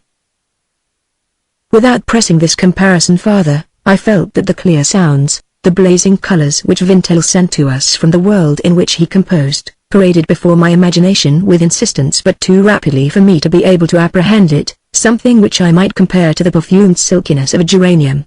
Only, whereas, in memory, this vagueness may be, if not explored, at any rate fixed precisely, thanks to a guiding line of circumstances which explain why a certain savor has been able to recall to us luminous sensations, the vague sensations given by Vintel coming not from a memory but from an impression, like that of the steeples of Martinville, one would have had to find, for the geranium scent of his music, not a material explanation, but the profound equivalent, the unknown and highly colored festival, of which his works seemed to be the scattered fragments, the scarlet flashing rifts, the mode in which he heard the universe and projected it far beyond himself. This unknown quality of a unique world which no other composer had ever made us see, perhaps it is in this, I said to Albertine, that the most authentic proof of genius consists, even more than in the content of the work itself. Even in literature? Albertine inquired. Even in literature. And thinking again of the monotony of Vintel's works, I explained to Albertine that the great men of letters have never created more than a single work, or rather have never done more than refract through various mediums an identical beauty which they bring into the world. If it were not so late, my child, I said to her, I would show you this quality in all the writers whose works you read while I am asleep. I would show you the same identity as in Vintel. These typical phrases, which you are beginning to recognize as I do, my little Albertine, the same in the sonata, in the septet, in the other works, would be for instance, if you like, in Barbey d'Aurevilly, a hidden reality revealed by a material trace, the physiological blush of L'Ensorcelé, of Amy Despens, of Laclotte, the hand of the rider Cramoisy, the old manners and customs, the old words, the ancient and peculiar trades behind which there is the past, the oral history compiled by the rustics of the manor, the noble Norman cities redolent of England and charming as a Scots village, the cause of curses against which one can do nothing, the Velini, the shepherd, a similar sensation of anxiety in a passage, whether it be the wife seeking her husband in Unville Matris, or the husband in L'Ensorcelé scouring the plain and the Ensorcelé herself coming out from mass. There are other typical phrases in Vintel like that. Stonemason's geometry in the novels of Thomas Hardy. Vintel's phrases made me think of the little phrase, and I told Albertine that it had been, so to speak, the national anthem of the love of Swann and Odette, the parents of Gilberty, whom you know. You told me that she was not a bad girl. But didn't she attempt to have relations with you? She has mentioned you to me. Yes, you see, her parents used to send a carriage to fetch her from our lessons when the weather was bad. I believe she took me home once and kissed me, she said, after a momentary pause, with a laugh, and as though it were an amusing confession. She asked me all of a sudden whether I was fond of women. But if she only believed that she remembered that Gilberty had taken her home, how could she say with such precision that Gilberty had asked her this odd question? In fact, I don't know what absurd idea came into my head to make a fool of her. I told her that I was One would have said that Albertine was afraid that Gilberty had told me this and did not wish me to come to the conclusion that she was lying, but we did nothing at all. It was strange, if they had exchanged confidences, that they should have done nothing, especially as, before this, they had kissed. According to Albertine, she took me home like that 4 or 5 times, perhaps more, and that is all. It cost me a great effort not to ply her with further questions, but, mastering myself so as to appear not to be attaching any importance to all this, I returned to Thomas Hardy. Do you remember the stonemasons in Jude the Obscure, in The Well-Beloved? The blocks of stone which the father hews out of the island coming in boats to be piled up in the sun studio where they are turned into statues, in A Pair of Blue Eyes, the parallelism of the tombs, and also the parallel line of the vessel, and the railway coaches containing the lovers and the dead woman. The parallelism between The Well-Beloved, where the man is in love with 3 women, and A Pair of Blue Eyes where the woman is in love with 3 men, and in short all those novels which can be laid one upon another like the vertically piled houses upon the rocky soil of the island. I cannot summarize the greatest writers like this in a moment's talk, but you would see in Stendhal a certain sense of altitude combining with the life of the spirit. The lofty place in which Julian Sorel is imprisoned, the tower on the summit of which Fabris is confined, the belfry in which the Abbé Blanes pores over his astrology and from which Fabris has such a magnificent bird's eye view. You told me that you had seen some of Vermeer's pictures. You must have realized that they are fragments of an identical world, that it is always, however great the genius with which they have been recreated, the same table, the same carpet, the same woman, the same novel and unique beauty, an enigma, at that epoch in which nothing resembles or explains it, if we seek to find similarities in subjects but to isolate the peculiar impression that is produced by the color. Well, then, this novel beauty remains identical in all Dostoevsky's works, the Dostoevsky woman, as distinctive as a Rembrandt woman, with her mysterious face, whose engaging beauty changes abruptly, as though her apparent good nature had been but make-believe, to a terrible insolence, although at heart it seems that she is more good than bad. Is she not always the same, whether it be Nastasia Philipovna writing love letters to Agli and telling her that she hates her, or in a visit which is wholly identical with this as also with that in which Nastasia Philipovna insults Vania's family Grouchenka, as charming in Katharina Ivanovna's house as the other had supposed her to be terrible, then suddenly revealing her malevolence by insulting Katharina Ivanovna, although Grouchenka is good at heart. Grouchenka, Nastasia, figures as original, as mysterious not merely as Carpaccio's courtesans but as Rembrandt's Bathsheba. As, in Vermeer, there is the creation of a certain soul, of a certain color of fabrics and places, so there is in Dostoevsky creation not only of people but of their homes, and the house of the murder in Crime and Punishment with its dvornik. Is it not almost as marvelous as the masterpiece of the House of Murder in Dostoevsky, that somber house, so long, and so high, and so huge, of Rogojin in which he kills Nastasia Philipovna? That novel and terrible beauty of a house, that novel beauty blended with a woman's face, that is the unique thing which Dostoevsky has given to the world, and the comparisons that literary critics may make, between him and Gogol, or between him and Paul de Kock, are of no interest, being external to this secret beauty. Besides, if I have said to you that it is, from one novel to another, the same scene, it is in the compass of a single novel that the same scenes, the same characters reappear if the novel is at all long. I could illustrate this to you easily in War and Peace, and a certain scene in A Carriage. I didn't want to interrupt you, but now that I see that you are leaving Dostoevsky, I am afraid of forgetting. My dear boy, what was it you meant the other day when you said, it is, so to speak, the Dostoevsky side of de Savine? I must confess that I did not understand. It seems to me so different. Come, little girl, let me give you a kiss to thank you for remembering so well what I say. You shall go back to the pianolo afterwards. And I must admit that what I said was rather stupid. But I said it for 2 reasons. The first is a special reason. What I meant was that de Savine, like Elster, like Dostoevsky, instead of presenting things in their logical sequence, that is to say beginning with a cause, shows us first of all the effect, the illusion that strikes us. That is how Dostoevsky presents his characters. Their actions seem to us as misleading as those effects in Elster's pictures where the sea appears to be in the sky. We are quite surprised to find that some sullen person is really the best of men, or vice versa. Yes, but give me an example in de Savine. I admit, I answered her with a laugh, that I am splitting hairs very fine, but still I could find examples. But did he ever murder anyone, Dostoevsky? The novels of his that I know might all be called the story of a crime. It is an obsession with him, It is not natural that he should always be talking about it. I don't think so, dear Albertine. I know little about his life. It is certain that, like everyone else, he was acquainted with sin, in one form or another, and probably in a form which the laws condemn.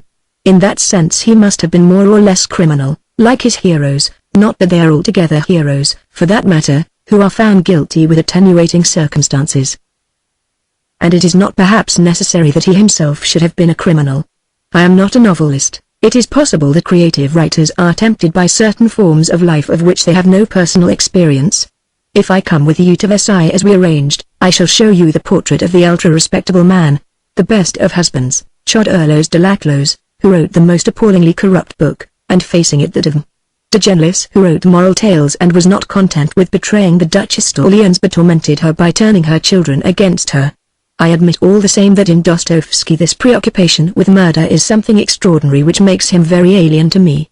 I am stupefied enough when I hear Baudelaire say, "Si la vile, la poison, la poignard, l'incendie non pas incabro dels plaisants dissins la canevas banal de nos bitux destins, que est canotrum, Hellas. Nest pas assis hardy."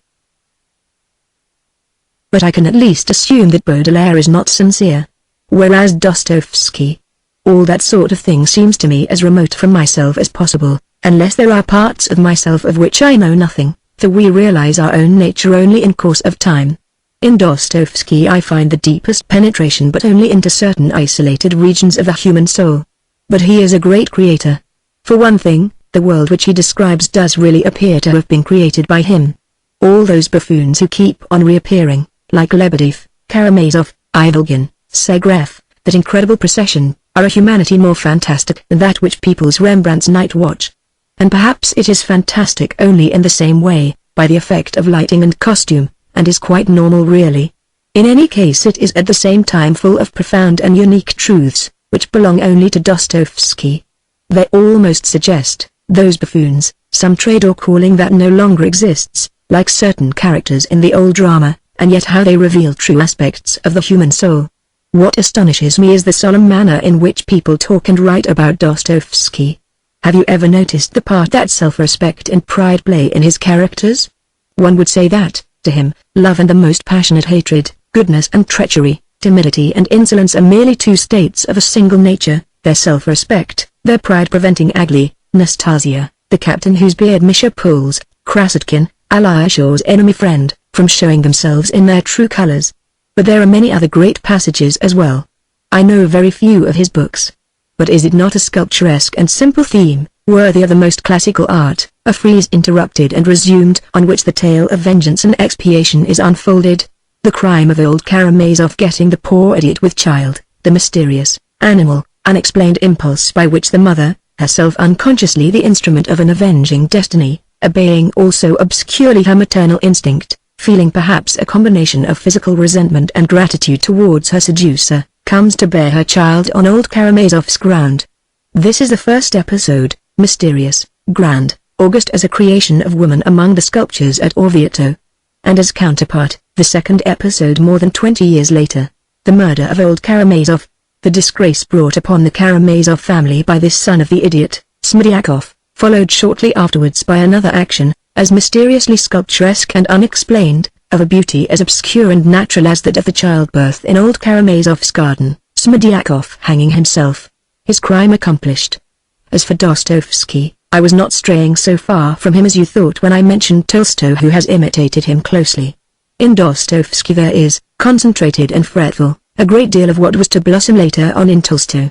There is, in Dostoevsky, that proleptic gloom of the primitives which their disciples will brighten and dispel.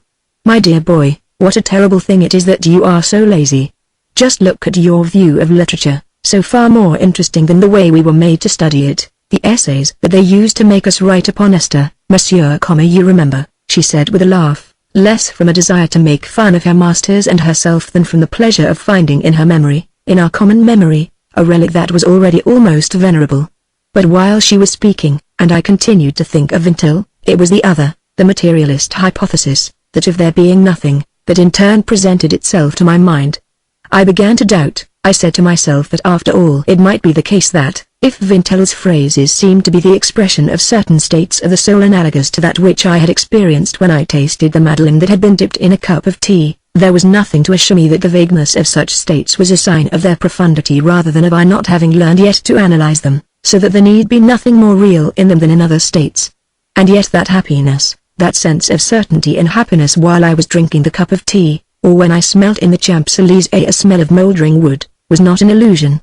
In any case, whispered the spirit of doubt, even if these states are more profound than others that occur in life, and defy analysis for the very reason that they bring into play too many forces which we have not yet taken into consideration, the charm of certain phrases of Vintel's music makes us think of them because it too defies analysis, but this does not prove that it has the same depth. The beauty of a phrase of pure music can easily appear to be the image of or at least akin to an intellectual impression which we have received, but simply because it is unintellectual. And why then do we suppose to be specially profound those mysterious phrases which haunt certain works, including this septet by Vintel? It was not, however, his music alone that Albertine played me. The pianola was to us at times like a scientific magic lantern, historical and geographical, and on the walls of this room in Paris, supplied with inventions more modern than that of Combray days, I would see, accordingly as Albertine played me Raymond Bourdin, extend before me now an 18th century tapestry sprinkled with cupids and roses, now the eastern steppe in which sounds are muffled by boundless distances and the soft carpet of snow. And these fleeting decorations were as it happened the only ones in my room, for if, at the time of inheriting my Aunt Leonie's fortune, I had vowed that I would become a collector like Swann, would buy pictures, statues, all my money went upon securing horses, a motorcar, dresses for Albertine. But did not my room contain a work of art more precious than all these Albertine herself? I looked at her. It was strange to me to think that it was she whom I had for so long thought it impossible even to know, who now, a wild beast tamed, a rose bush to which I had acted as trainer, as the framework, the trellis of its life, was seated thus, day by day, at home, by my side, before the pianola, with her back to my bookcase. Her shoulders, which I had seen bowed and resentful when she was carrying her golf clubs, were leaning against my books. Her shapely legs, which at first I had quite reasonably imagined as having trodden throughout her girlhood the pedals of a bicycle, now rose and fell alternately upon those of the pianola, upon which Albertine, who had acquired a distinction which made me feel her more my own, because it was from myself that it came, pressed her shoes of cloth of gold. Her fingers, at one time trained to the handlebars, now rested upon the keys like those of a Saint Cecilia. Her throat, the curve of which, seen from my bed, was strong and full, at that distance and in the lamplight appeared more rosy, less rosy, however, than her face presented in profile, to which my gaze, issuing from the innermost depths of myself, charged with memories and burning with desire, added such a brilliancy, such an intensity of life that its relief seemed to stand out and turn with almost the same magic power as on the day, in the hotel at Balbec, when my vision was clouded by my overpowering desire to kiss her. I prolonged each of its surfaces beyond what I was able to see and beneath what concealed it from me and made me feel all the more strong the eyelids which half hid her eyes, hair that covered the upper part of her cheeks, the relief of those superimposed planes. Her eyes shone like, in a matrix in which the opal is still embedded, the two facets which alone have as yet been polished, which, become more brilliant than metal, reveal, in the midst of the blind matter that encumbers them, as it were the mauve, silken wings of a butterfly placed under glass. Her dark, curling hair, presenting a different appearance whenever she turned to ask me what she was to play next, now a splendid wing, sharp at the tip, broad at the base, feathered and triangular, now weaving the relief of its curls in a strong and varied chain, a mass of crests, of watersheds, of precipices, with its incisions so rich and so multiple, seemed to exceed the variety that nature normally realizes and to correspond rather to the desire of a sculptor who accumulates difficulties in order to bring into greater prominence the suppleness, the fire, the molding, the life of his execution, and brought out more strongly, by interrupting in order to resume them, the animated curve, and, as it were, the rotation of the smooth and rosy face, of the polished dullness of a piece of painted wood. And, in contrast with all this relief, by the harmony also which united them with her, which had adapted her attitude to their form and purpose, the pianola which half concealed her like the keyboard of an organ, the bookcase, the whole of that corner of the room seemed to be reduced to nothing more than the lighted sanctuary, the shrine of this angel musician, a work of art which, presently, by a charming magic, was to detach itself from its niche and offer to my kisses its precious, rosy substance. But no, Albertine was in no way to me a work of art. I knew what it meant to admire a woman in an artistic fashion. I had known Swan. For my own part, moreover, I was, no matter who the woman might be, incapable of doing so, having no sort of power of detached observation, never knowing what it was that I beheld, and I had been amazed when Swan added retrospectively for me an artistic dignity by comparing her, as he liked to do with gallantry to her face, to some portrait by Luini, by finding in her attire the gown or the jewels of a picture by Georgian to a woman who had seemed to me to be devoid of interest. Nothing of that sort with me. The pleasure and the pain that I derived from Albertine never took, in order to reach me, the line of taste and intellect. Indeed, to tell the truth, when I began to regard Albertine as an angel musician glazed with a marvelous patina whom I congratulated myself upon possessing, it was not long before I found her uninteresting. I soon became bored in her company, but these moments were of brief duration. We love only that in which we pursue something inaccessible. We love only what we do not possess, and very soon I returned to the conclusion that I did not possess Albertine. In her eyes I saw pass now the hope, now the memory, perhaps the regret of joys which I could not guess, which in that case she preferred to renounce rather than tell me of them, and which, gathering no more of them than certain flashes in her pupils, I no more perceived than does the spectator who has been refused admission to the theatre, and who, his face glued to the glass panes of the door, can take in nothing of what is happening upon the stage. I do not know whether this was the case with her, but it is a strange thing, and so to speak a testimony by the most incredulous to their belief in good, this perseverance in falsehood shown by all those who deceive us. It is no good our telling them that their lie hurts us more than a confession. It is no good their realizing this for themselves. They will start lying again a moment later, to remain consistent with their original statement of how much we meant to them. Similarly, an atheist who values his life will let himself be burned alive rather than allow any contradiction of the popular idea of his courage. During these hours, I used some time to see hover over her face, in her gaze, in her pout, in her smile, the reflection of those inward visions the contemplation of which made her on these evenings unlike her usual self, remote from me to whom they were denied. "What are you thinking about, my darling?" "Why, nothing." Sometimes, in answer to this reproach that she told me nothing, she would at one moment tell me things which she was not unaware that I knew as well as anyone, like those statesmen who will never give you the least bit of news, but speak to you instead of what you could read for yourself in the papers the day before. At another would describe without the least precision, in a sort of false confidence, bicycle rides that she had taken at Balbec, the year before our first meeting. And as though I had guessed right long ago, when I inferred from it that she must be a girl who was allowed a great deal of freedom, who went upon long jaunts, the mention of those rides insinuated between Albertine's lips the same mysterious smile that had captivated me in those first days on the front at Balbec. She spoke to me also of the excursions that she had made with some girl friends through the Dutch countryside, of returning to Amsterdam in the evening, at a late hour, when a dense and happy crowd of people, almost all of whom she knew, thronged the streets, the canal towpaths, of which I felt that I could see reflected in Albertine's brilliant eyes as in the glancing windows of a fast-moving carriage, the innumerable, flickering fires. Since what is called aesthetic curiosity would deserve rather the name of indifference in comparison with the painful, unwearying curiosity that I felt as to the places in which Albertine had stayed, as to what she might have been doing on a particular evening, her smiles, the expressions in her eyes, the words that she had uttered, the kisses that she had received. No, never would the jealousy that I had felt one day of Saint Loup, if it had persisted, have caused me this immense uneasiness.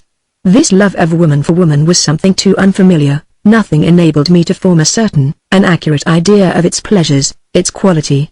How many people, how many places, even places which did not concern her directly, vague pleasure resorts where she might have enjoyed some pleasure, how many scenes, wherever there was a crowd, where people could brush against her, Albertine like a person who, shepherding all her escort, a whole company, past the barrier in front of her, secures their admission to the theatre from the threshold of my imagination or of my memory, where I paid no attention to them, had introduced into my heart.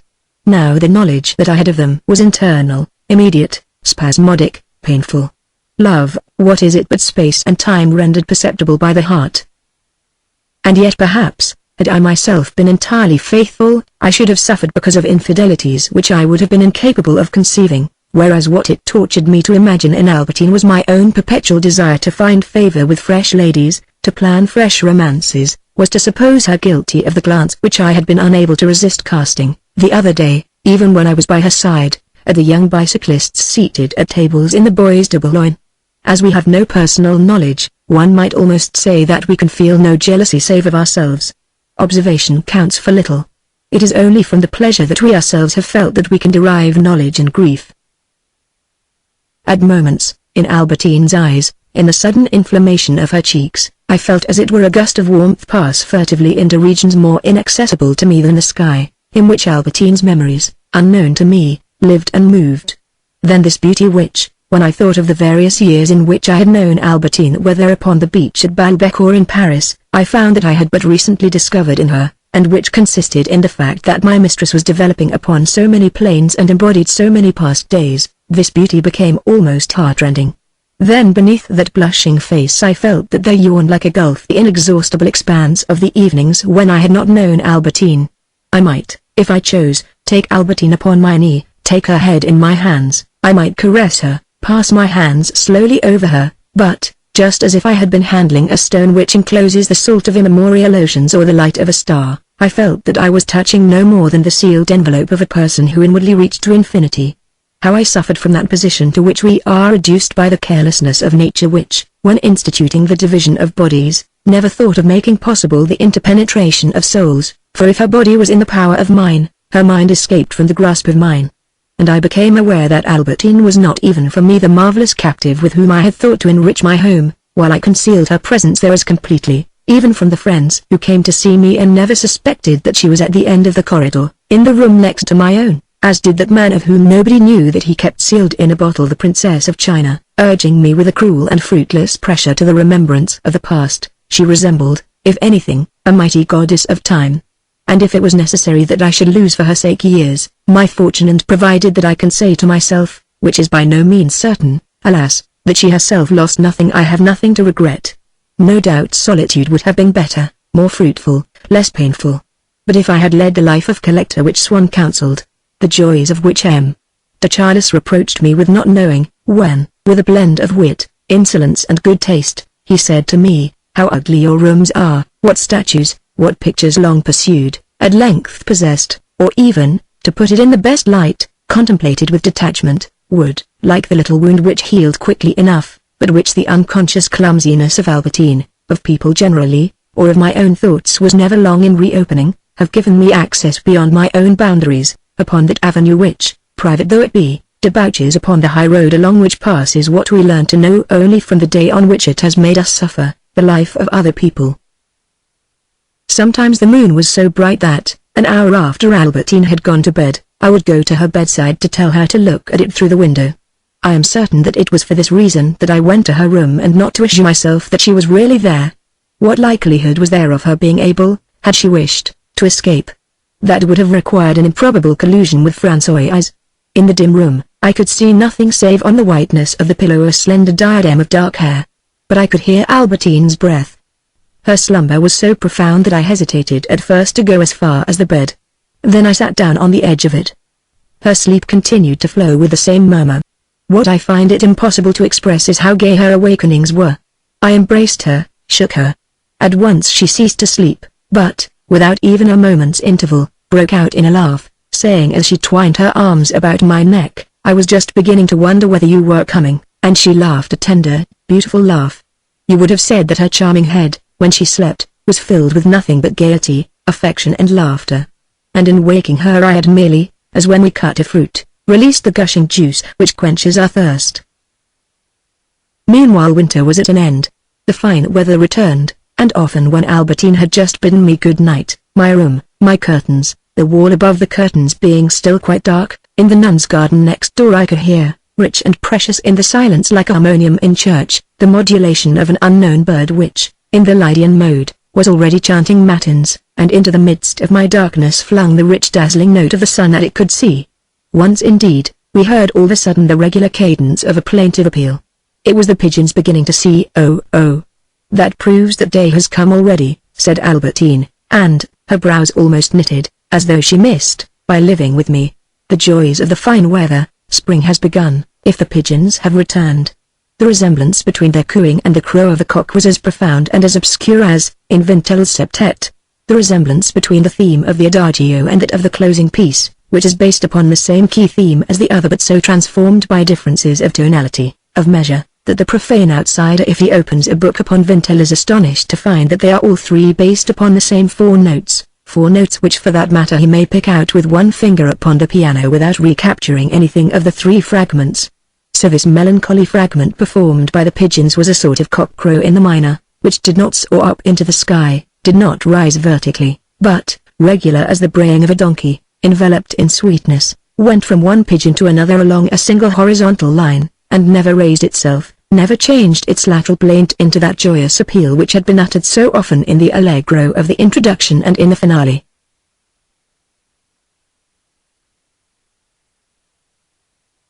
Presently the nights grew shorter still, and before what had been the hour of daybreak, I could see already stealing above my window curtains the daily increasing whiteness of the dawn. If I resigned myself to allowing Albertine to continue to lead this life, in which, notwithstanding her denials, I felt that she had the impression of being a prisoner, it was only because I was sure that on the morrow I should be able to set myself, at the same time, to work and to leave my bed, to go out of doors, to prepare our departure for some property which we should buy and where Albertine would be able to lead more freely and without anxiety on my account, the life of country or seaside, of boating or hunting, which appealed to her. Only, on the morrow, that past which I loved and detested by turns in Albertine, it would so happen that, as, when it is the present, between himself and us, everyone, from calculation, or courtesy, or pity, sets to work to weave a curtain of falsehood which we mistake for the truth, retrospectively, one of the hours which composed it, and even those which I had supposed myself to know, offered me all of a sudden an aspect which someone no longer made any attempt to conceal from me, and which was then quite different from that in which it had previously appeared to me. Behind some look in her eyes, in place of the honest thought which I had formerly supposed that I could read in it, was a desire, unsuspected hitherto, which revealed itself, alienating from me a fresh region of Albertine's heart which I had believed to be assimilated to my own. For instance, when André left Balbec in the month of July, Albertine had never told me that she was to see her again shortly, and I supposed that she had seen her even sooner than she expected, since, in view of the great unhappiness that I had felt at Balbec, on that night of the 14th of September, she had made me the sacrifice of not remaining there and of returning at once to Paris. When she had arrived there on the 15th, I had asked her to go and see André and had said to her, was she pleased to see you again? Now one day, Bontemps had called, bringing something for Albertine. I saw her for a moment and told her that Albertine had gone out with André. They have gone for a drive in the country.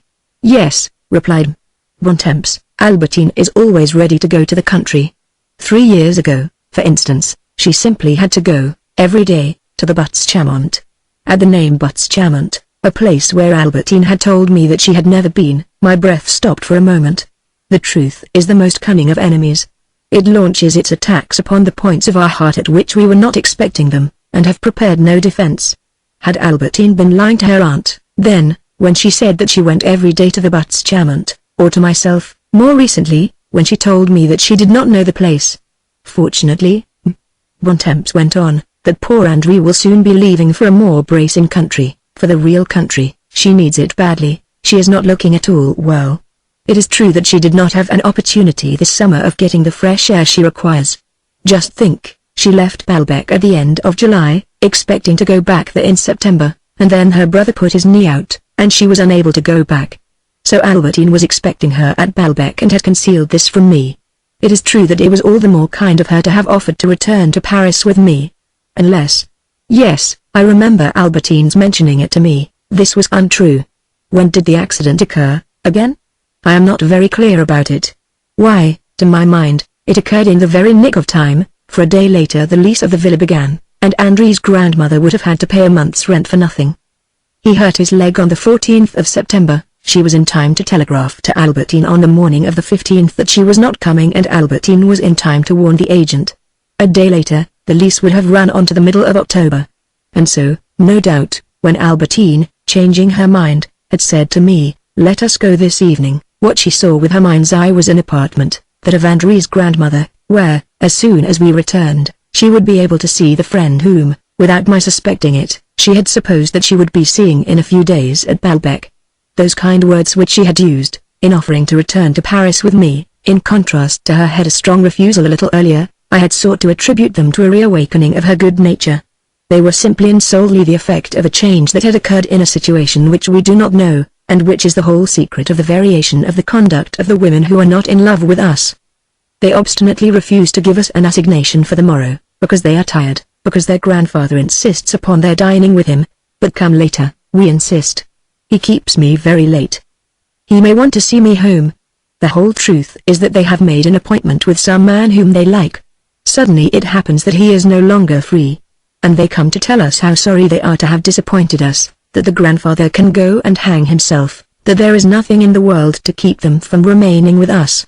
I ought to have recognized these phrases in Albertine's language to me on the day of my departure from Balbec, but to interpret that language I should have needed to remember at the time two special features in Albertine's character which now recurred to my mind, one to console me, the other to make me wretched, for we find a little of everything in our memory. It is a sort of pharmacy, of chemical laboratory, in which our groping hand comes to rest now upon a sedative drug, now upon a dangerous poison.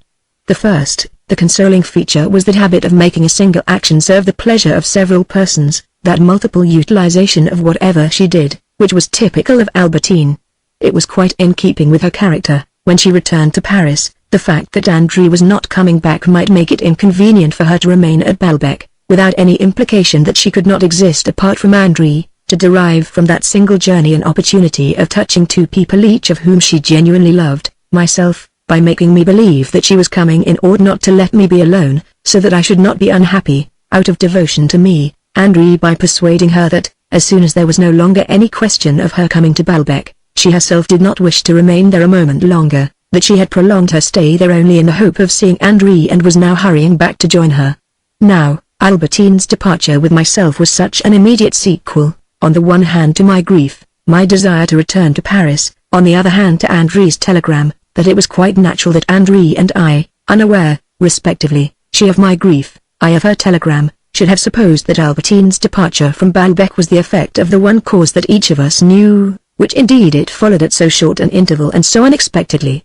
And in this case, I might still believe that the thought of keeping me company had been Albertine's real object, while she had not chosen to overlook an opportunity of thereby establishing a claim to André's gratitude. But unfortunately I remembered almost at once another of Albertine's characteristics, which was the vivacity with which she was gripped by the irresistible temptation of a pleasure. And so I recalled how, when she had decided to leave, she had been so impatient to get to the tram, how she had pushed past the manager who, as he tried to detain us, might have made us miss the omnibus. The shrug of connivance that she had given me, by which I had been so touched, when, on the crawler, M. de Cambremer had asked us whether we could not postpone it by a week. Yes, what she saw before her eyes at that moment, what made her so feverishly anxious to leave, what she was so impatient to see again was that empty apartment which I had once visited, the home of André's grandmother, left in charge of an old footman, a luxurious apartment, facing south, but so empty, so silent, that the sun appeared to have spread dust sheets over the sofa, the armchairs of the room in which Albertine and André would ask the respectful caretaker, perhaps unsuspecting, perhaps an accomplice, to allow them to rest for a while. I could always see it now, empty, with a bed or a sofa, that room, to which, whenever Albertine seemed pressed for time and serious, she set off to meet her friend, who had doubtless arrived there before her since her time was more her own. I had never before given a thought to that apartment which now possessed for me a horrible beauty. The unknown element in the lives of other people is like that in nature, which each fresh scientific discovery merely reduces, but does not abolish. A jealous lover exasperates the woman with whom he is in love by depriving her of 1,000 unimportant pleasures, but those pleasures which are the keystone of her life she conceals in a place where, in the moment in which he thinks that he is showing the most intelligent perspicacity and third parties are keeping him most closely informed, he never dreams of looking. Anyhow, André was at least going to leave Paris. But I did not wish that Albertine should be in a position to despise me as having been the dupe of herself and André. One of these days, I would tell her. And thus I should force her perhaps to speak to me more frankly, by showing her that I was informed, all the same, of the things that she concealed from me. But I did not wish to mention it to her for the moment, first of all because, so soon after her aunt's visit, she would guess from where my information came, would block that source and would not dread other, unknown sources. Also because I did not wish to risk, so long as I was not absolutely certain of keeping Albertine for as long as I chose, arousing in her too frequent irritations which might have the effect of making her decide to leave me. It is true that if I reasoned, sought the truth, prognosticated the future on the basis of her speech, which always approved of all my plans, assuring me how much she loved this life, of how little her seclusion deprived her, I had no doubt that she would remain with me always. I was indeed greatly annoyed by the thought. I felt that I was missing life, the universe, which I had never enjoyed, bartered for a woman in whom I could no longer find anything novel. I could not even go to Venice, where, while I lay in bed, I should be too keenly tormented by the fear of the advances that might be made to her by the gondolier, the people in the hotel, the Venetian women. But if I reasoned, on the other hand, upon the other hypothesis, that which rested not upon Albertine's speech, but upon silences, looks, blushes, sulks, and indeed bursts of anger, which I could quite easily have shown her to be unfounded and which I preferred to appear not to notice, then I said to myself that she was finding this life insupportable, that all the time she found herself deprived of what she loved, and that inevitably she must one day leave me. All that I wished, if she did so, was that I might choose the moment in which it would not be too painful to me, and also that it might be in a season when she could not go to any of the places in which I imagined her debaucheries, either at Amsterdam, or with Andrew whom she would see again, it was true, a few months later. But in the interval I should have grown calm and their meeting would leave me unmoved. In any case, I must wait before I could think of it until I was cured of the slight relapse that had been caused by my discovery of the reasons by which Albertine, at an interval of a few hours, had been determined not to leave, and then to leave Baalbek immediately.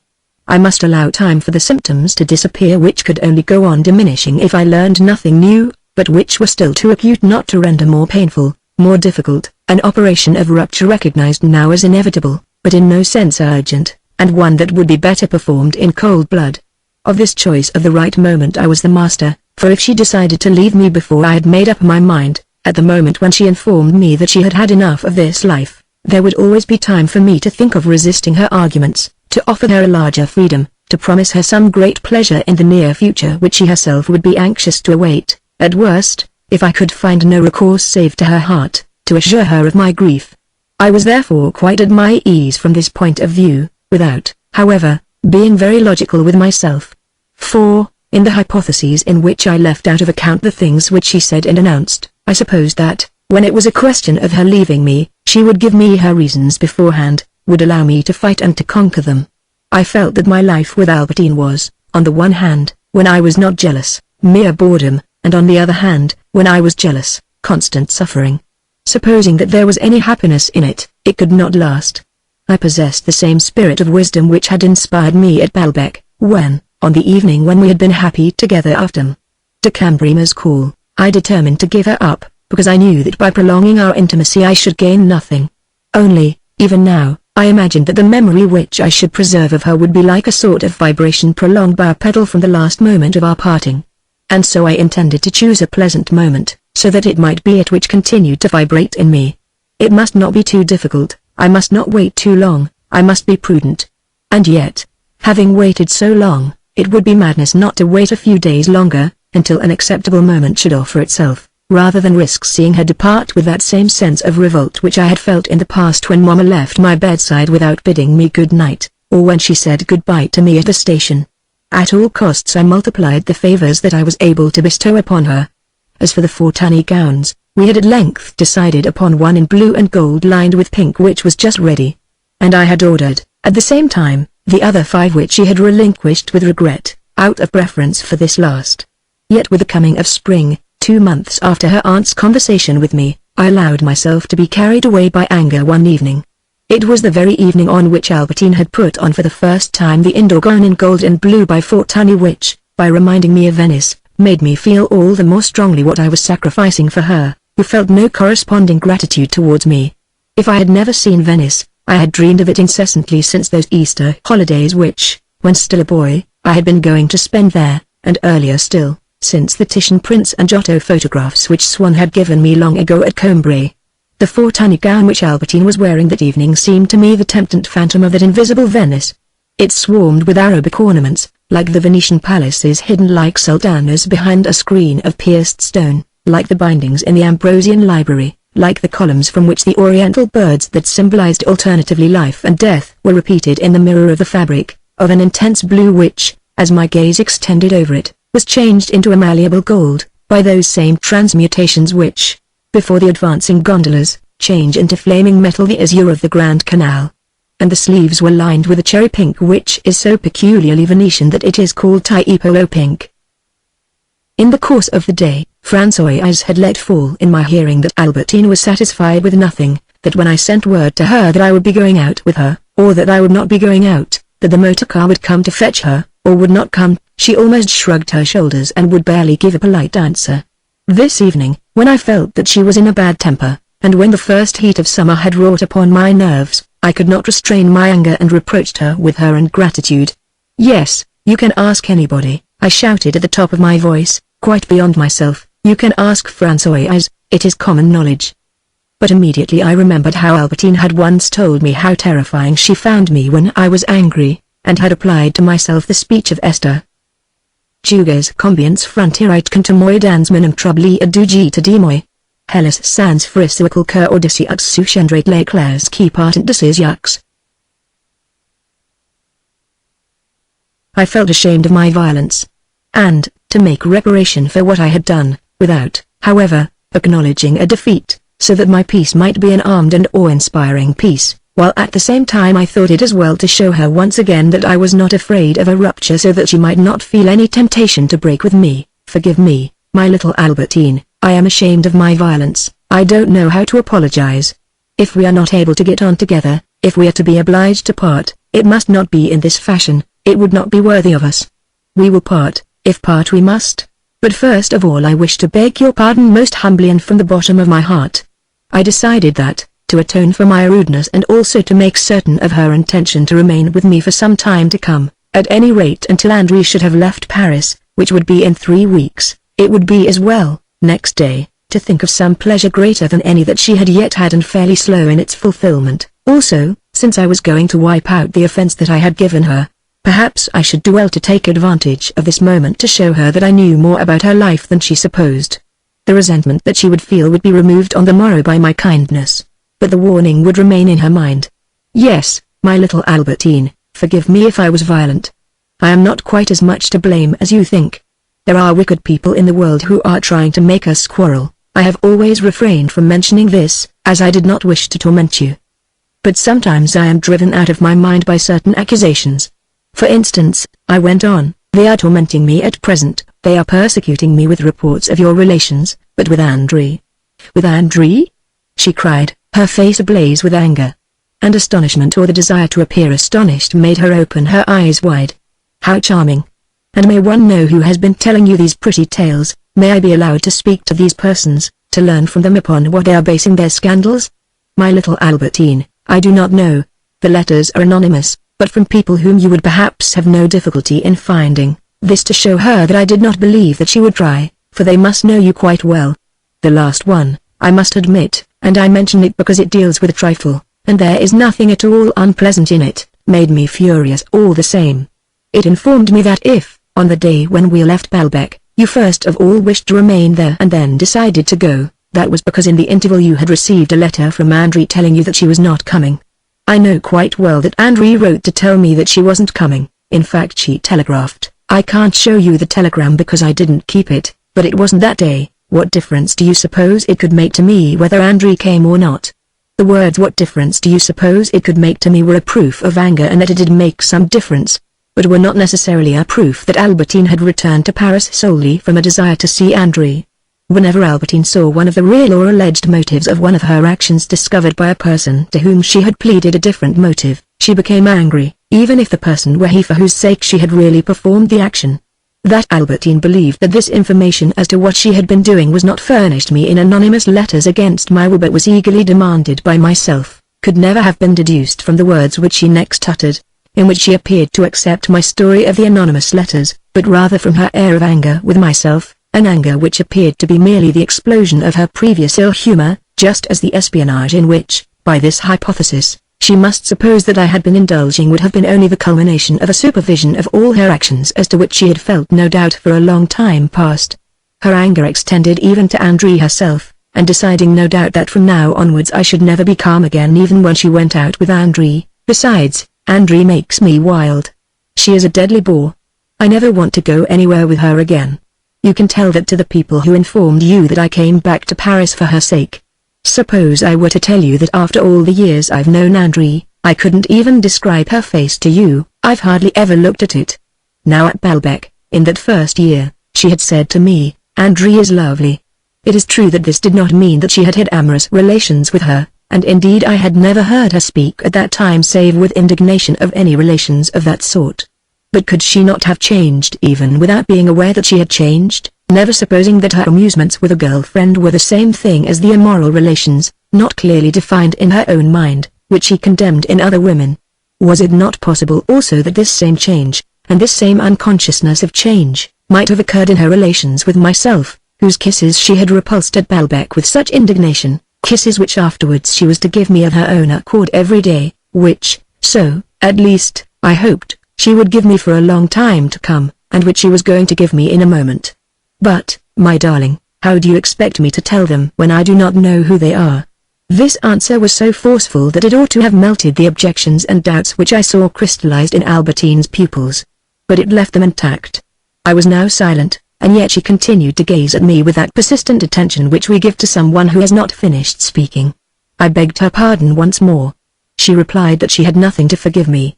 She had grown very gentle again. But, beneath her sad and troubled features, it seemed to me that a secret had taken shape. I knew quite well that she could not leave me without warning me. Besides, she could not either wish to leave me, it was in a week's time that she was to try on the new Fortuny gowns, nor decently do so, as my mother was returning to Paris at the end of the week and her aunt also.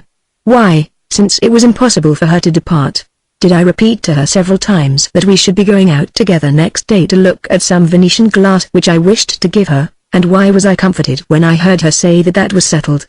When it was time for her to bid me good night and I kissed her, she did not behave as usual, but turned aside. It was barely a minute or two since I had been thinking how pleasant it was that she now gave me every evening what she had refused me at Balbec. She did not return my kiss. One would have said that, having quarreled with me, she was not prepared to give me a token of affection which might later on have appeared to me a treacherous denial of that quarrel. One would have said that she was attuning her actions to that quarrel, and yet with moderation, whether so as not to announce it, or because, while breaking off her carnal relations with me, she wished still to remain my friend. I embraced her then a second time, pressing to my heart the mirroring and gilded azure of the Grand Canal and the mating birds, symbols of death and resurrection. But for the second time she drew away and, instead of returning my kiss, withdrew with the sort of instinctive and fatal obstinacy of animals that feel the hand of death. This presentiment which she seemed to be expressing overpowered me also, and filled me with so anxious an alarm that when she had reached the door I had not the courage to let her go, and called her back. "Albertine," I said to her, "I am not at all sleepy. If you don't want to go to sleep yourself, you might stay here a little longer, if you like, but I don't really mind, and I don't on any account want to tire you." I felt that if I had been able to make her undress, and to have her there in her white nightgown, in which she seemed more rosy, warmer, in which she excited my senses more keenly, the reconciliation would have been more complete.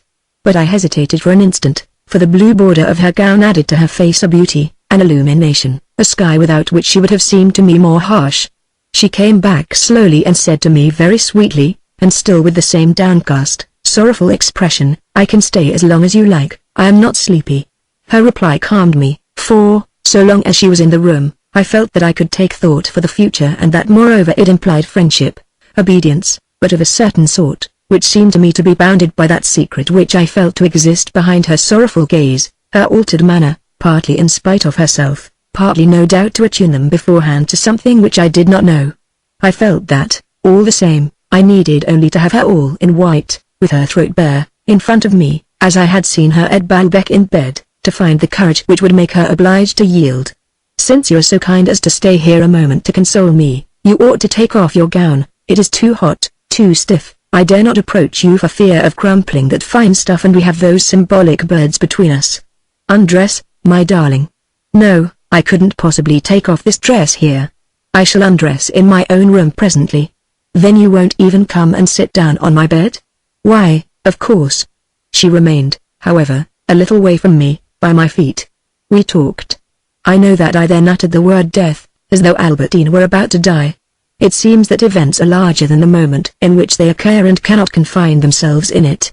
Certainly they overflow into the future through the memory that we retain of them, but they demand a place also in the time that precedes them.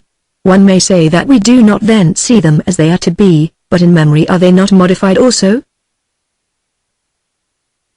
When I saw that she deliberately refrained from kissing me, realizing that I was merely wasting my time, that it was only after the kiss that the genuine minutes would begin, I said to her, "Good night, it is too late," because that would make her kiss me and we could then continue.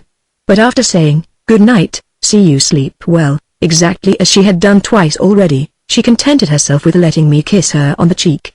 This time I dared not call her back, but my heart beat so violently that I could not lie down again. Like a bird that flies from one end of its cage to the other, without stopping I passed from the anxiety lest Albertine should leave the house to a state of comparative calm. This calm was produced by the argument which I kept on repeating several times every minute: "She cannot go without warning me." She never said anything about going, and I was more or less calmed. But at once I reminded myself, and yet if tomorrow I find that she has gone, my very anxiety must be founded upon something. Why did she not kiss me? At this my heart ached horribly. Then it was slightly soothed by the argument which I advanced once more, but I ended with a headache, so incessant and monotonous was this movement of my thoughts. There are thus certain mental states, and especially anxiety, which, as they offer us only two alternatives, are in a way as atrociously circumscribed as a merely physical pain. I perpetually repeated the argument which justified my anxiety and that which proved it false and reassured me, within as narrow a space as the sick man who explores without ceasing, by an internal movement, the organ that is causing his suffering, and withdraws for an instant from the painful spot to return to it a moment later. Suddenly, in the silence of the night, I was startled by a sound apparently insignificant which, however, filled me with terror. The sound of Albertine's window being violently opened. When I heard no further sound, I asked myself why this had caused me such alarm. In itself there was nothing so extraordinary, but I probably gave it two interpretations which appalled me equally. In the first place it was one of the conventions of our life in common, since I was afraid of draughts, that nobody must ever open a window at night. This had been explained to Albertine when she came to stay in the house, and albeit she was convinced that this was a mania on my part and thoroughly unhealthy, she had promised me that she would never break the rule. And she was so timorous about everything that she knew to be my wish, even if she blamed me for it, that she would have gone to sleep with the stench of a chimney on fire rather than open her window, just as, however important the circumstances, she would not have had me called in the morning. It was only one of the minor conventions of our life, but from the moment when she violated it without having said anything to me, did not that mean that she no longer needed to take precautions, that she would violate them all just as easily? Besides, the sound had been violent, almost ill-bred, as though she had flung the window open crimson with rage, and saying, "This life is stifling me, so that's that, I must have air." I did not exactly say all this to myself, but I continued to think, as of a presage more mysterious and more funereal than the hoot of an owl, of that sound of the window which Albertine had opened. Filled with an agitation such as I had not felt perhaps since the evening at Combray when Swan had been dining downstairs, I paced the corridor for a long time, hoping, by the noise that I made, to attract Albertine's attention, hoping that she would take pity upon me and would call me to her, but I heard no sound come from her room. Gradually I began to feel that it was too late. She must long have been asleep. I went back to bed. In the morning, as soon as I awoke, since no one ever came to my room, whatever might have happened, without a summons, I rang for Françoise. And at the same time I thought, I must speak to Albertine about a yacht which I mean to have built for her. As I took my letters I said to Françoise without looking at her, "Presently I shall have something to say to me. Albertine, is she out of bed yet?" "Yes, she got up early." I felt arise in me, as in a sudden gust of wind, a thousand anxieties, which I was unable to keep in suspense in my bosom. The tumult there was so great that I was quite out of breath, as though caught in a tempest. "Ah! But where is she just now?" "I expect she's in her room." "Ah! Good. Very well, I shall see her presently." I breathed again. She was still in the house. My agitation subsided. Albertine was there. It was almost immaterial to me whether she was or not. Besides, had it not been absurd to suppose that she could possibly not be there? I fell asleep, but, in spite of my certainty that she would not leave me, into a light sleep and of a lightness relative to her alone. For by the sounds that could be connected only with work in the courtyard, While I heard them vaguely in my sleep, I remained unmoved, whereas the slightest rustle that came from her room, when she left it, or noiselessly returned, pressing the bell so gently, made me start, ran through my whole body, left me with a throbbing heart, albeit I had heard it in a profound slumber, just as my grandmother in the last days before her death, when she was plunged in an immobility which nothing could disturb and which the doctors called coma, would begin, I was told, to tremble for a moment like a leaf when she heard the 3 rings with which I was in the habit of summoning Francois, and which, even when I made them softer, during that week, so as not to disturb the silence of the death chamber, nobody, Francois assured me, could mistake, because of a way that I had, and was quite unconscious of having, of pressing the bell, for the ring of anyone else. Had I then entered myself into my last agony? Was this the approach of death? That day and the next we went out together, since Albertine refused to go out again with André. I never even mentioned the yacht to her. These excursions had completely restored my peace of mind. But she had continued at night to embrace me in the same novel fashion, which left me furious. I could interpret it now in no other way than as a method of showing me that she was cross with me, which seemed to me perfectly absurd after my incessant kindness to her. And so, no longer deriving from her even those carnal satisfactions on which I depended, finding her positively ugly in her ill humor, I felt all the more keenly my deprivation of all the women and of the travels for which these first warm days reawakened my desire. Thanks no doubt to the scattered memory of the forgotten assignations that I had had, while still a schoolboy, with women, beneath trees already in full leaf, this springtime region in which the endless round of our dwelling place traveling through the seasons had halted for the last 3 days, beneath a clement sky, and from which all the roads pointed towards picnics in the country, boating parties, pleasure trips, seemed to me to be the land of women just as much as it was the land of trees, and the land in which a pleasure that was everywhere offered became permissible to my convalescent strength. Resigning myself to idleness, resigning myself to chastity, to tasting pleasure only with a woman whom I did not love, resigning myself to remaining shut up in my room, to not traveling, all this was possible in the old world in which we had been only the day before, in the empty world of winter, but was no longer possible in this new universe bursting with green leaves, in which I had awaked like a young Adam faced for the first time with the problem of existence, of happiness, who was not bowed down beneath the weight of the accumulation of previous negative solutions. Albertine's presence weighed upon me, and so I regarded her sullenly, feeling that it was a pity that we had not had a rupture. I wanted to go to Venice, I wanted in the meantime to go to the Louvre to look at Venetian pictures and to the Luxembourg to see the 2 Elsters which, as I had just heard, the Duchess de Guermantes had recently sold to that gallery, those that I had so greatly admired, the Pleasures Odds, the dance and the portrait of the X family. But I was afraid that, in the former, certain lascivious poses might give Albertine a desire, a regretful longing for popular rejoicings, making her say to herself that perhaps a certain life which she had never led, a life of fireworks and country taverns, was not so bad. Already, in anticipation, I was afraid lest, on the 14th of July, she would ask me to take her to a popular ball, and I dreamed of some impossible event which would cancel the national holiday. And besides, there were also present, in Elster's pictures, certain nude female figures in the leafy landscapes of the south which might make Albertine think of certain pleasures, albeit Elster himself. But would she not lower the standard of his work? Had seen in them nothing more than plastic beauty, or rather the beauty of snowy monuments which is assumed by the bodies of women seated among verdure. And so I resigned myself to abandoning that pleasure and made up my mind to go to Versailles. Albertine had remained in the room, reading, in her Fortuny gown. I asked her if she would like to go with me to Versailles. She had the charming quality of being always ready for anything, perhaps because she had been accustomed in the past to spend half her time as the guest of other people, and, just as she had made up her mind to come to Paris, in 2 minutes, she said to me, "I can come as I am, we shan't be getting out of the car." She hesitated for a moment between 2 cloaks in which to conceal her indoor dress, as she might have hesitated between 2 friends in the choice of an escort, chose one of dark blue, an admirable choice, thrust a pin into a hat. In a minute, she was ready, before I had put on my greatcoat, and we went to Versailles. This very promptitude, this absolute docility left me more reassured, as though indeed, without having any special reason for uneasiness, I had been in need of reassurance. After all, I have nothing to fear. She does everything that I ask, in spite of the noise she made with her window the other night. The moment I spoke of going out, she flung that blue cloak over her gown and out she came. That is not what a rebel would have done, a person who was no longer on friendly terms with me, I said to myself as we went to Versailles. We stayed there a long time. The whole sky was formed of that radiant and almost pale blue which the wayfarer lying down in a field sees at times above his head, but so consistent, so intense, that he feels that the blue of which it is composed has been utilized without any alloy and with such an inexhaustible richness that one might delve more and more deeply into its substance without encountering an atom of anything but that same blue. I thought of my grandmother who in human art as in nature loved grandeur, and who used to enjoy watching the steeple of St. Hilaire soar into the same blue. Suddenly I felt once again a longing for my lost freedom as I heard a sound which I did not at first identify, a sound which my grandmother would have loved as well. It was like the buzz of a wasp.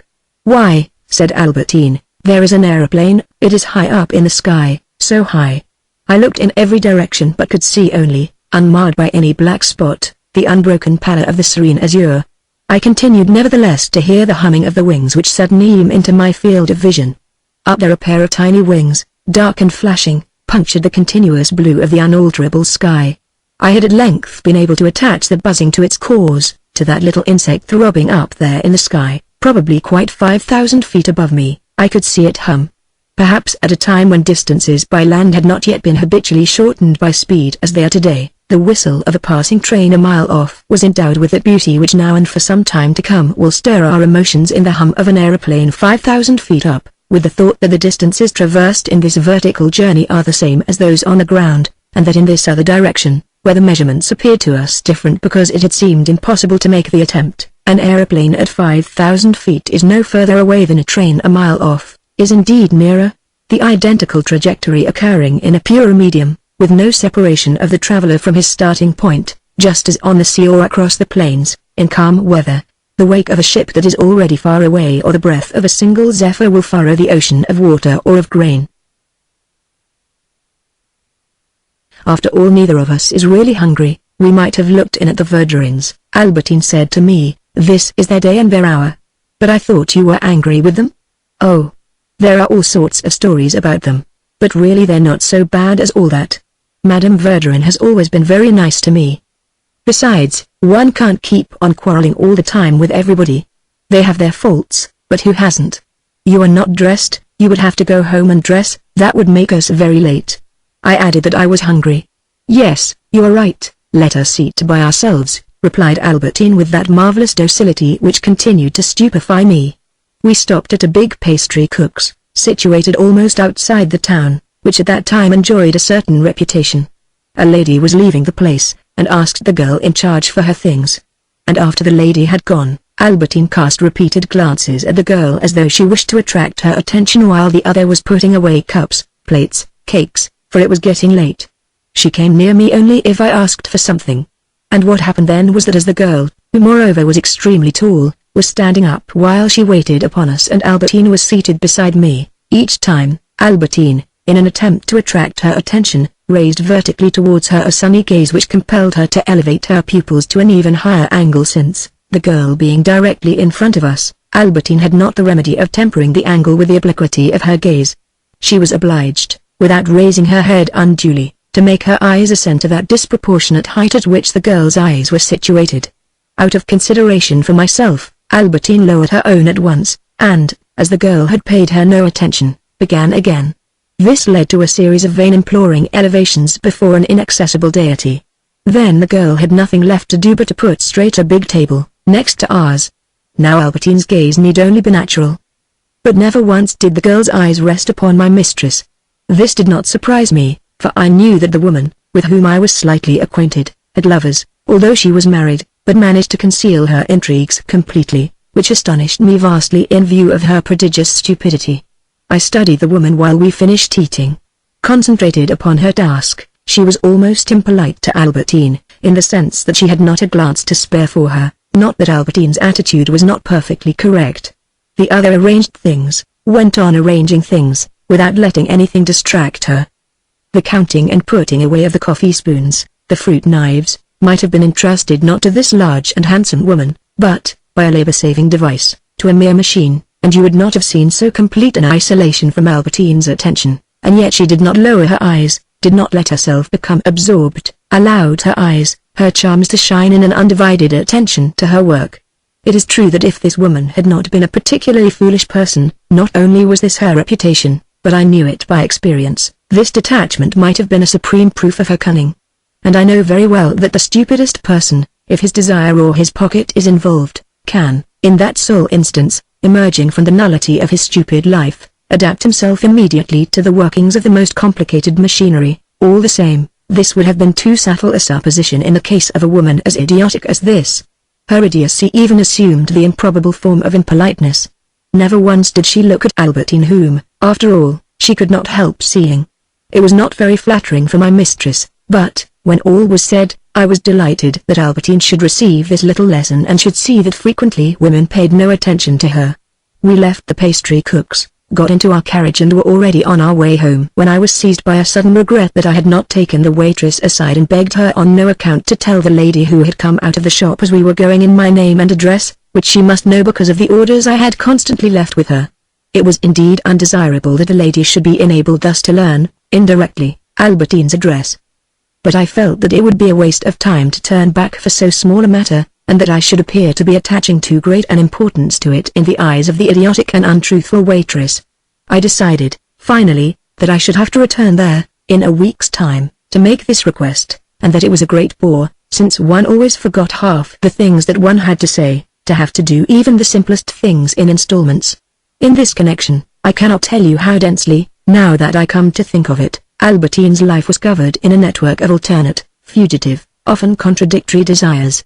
No doubt falsehood complicated this still further, for, as she retained no accurate memory of our conversations, when she had said to me, "Ah, that's a pretty girl, if you like, and a good golfer," and I had asked the girl's name, she had answered with that detached, universal, superior air of which no doubt there is always enough and to spare, for every liar of this category borrows it for a moment when he does not wish to answer a question, and it never fails him. "Ah, that I don't know," with regret at her inability to enlighten me. I never knew her name. I used to see her on a golf course, but I didn't know what she was called. If, a month later, I said to her, "Albertine, you remember that pretty girl you mentioned to me, who plays golf so well?" "Ah, yes," she would answer without thinking, "Emily Daltier. I don't know what has become of her." And the lie, like a line of earthworks, was carried back from the defense of the name, now captured, to the possibilities of meeting her again. "Oh, I can't tell you, I never knew her address."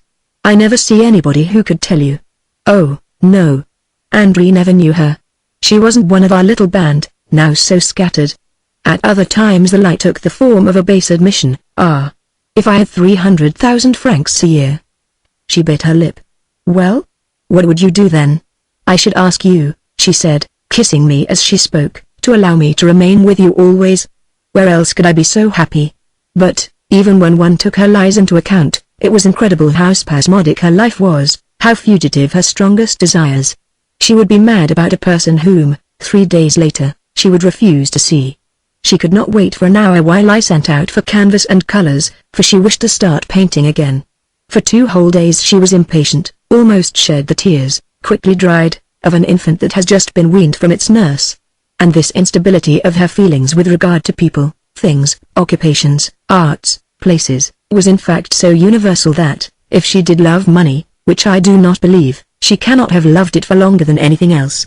When she said, "Ah, if I had 300,000 francs a year," or even if she expressed a bad but very transient thought, she could not have attached herself to it any longer than to the idea of going to Les Roches, of which she had seen an engraving in my grandmother's edition of de Sévigné, of meeting an old friend from the golf course, of going up in an aeroplane, of going to spend Christmas with her aunt, or of taking up painting again. We returned home very late one evening while, here and there, by the roadside, a pair of red breeches pressed against a skirt revealed an amorous couple. Our carriage passed in through the Porte Maillot. For the monuments of Paris had been substituted, pure, linear, without depth, a drawing of the monuments of Paris, as though in an attempt to recall the appearance of a city that had been destroyed. But, round about this picture, there stood out so delicately the pale blue mounting in which it was framed that one's greedy eyes sought everywhere for a further trace of that delicious shade which was too sparingly measured out to them.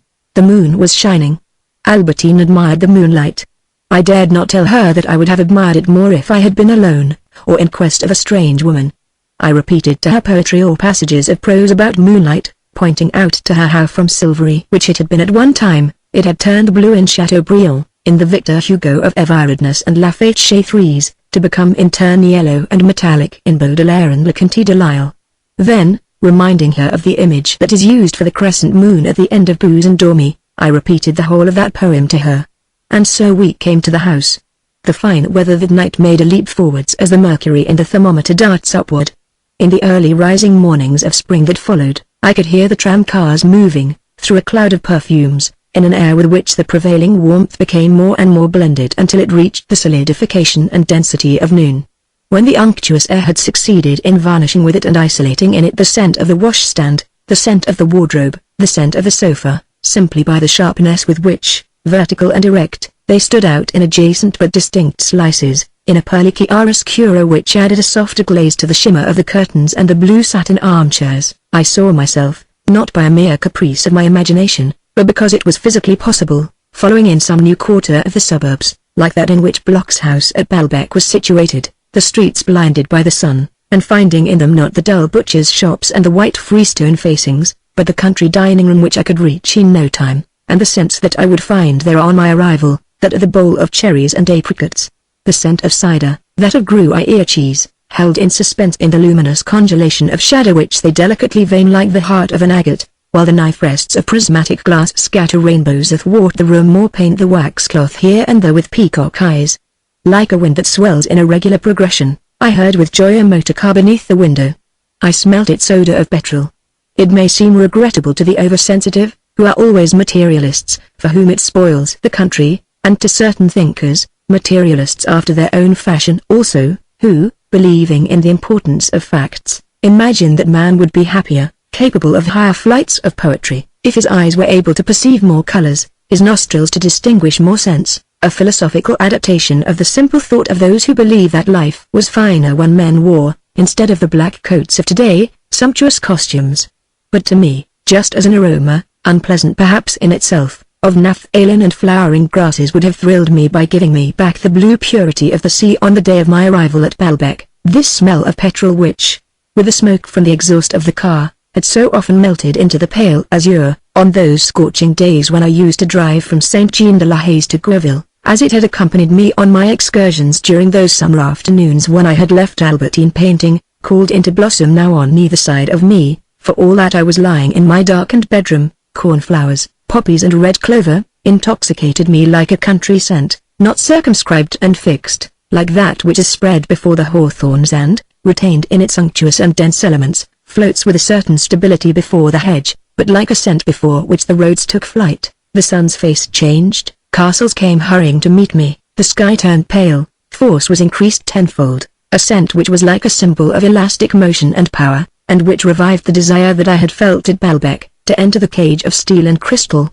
but this time not to go any longer on visits to familiar houses with a woman whom I knew too well, but to make love in new places with a woman unknown.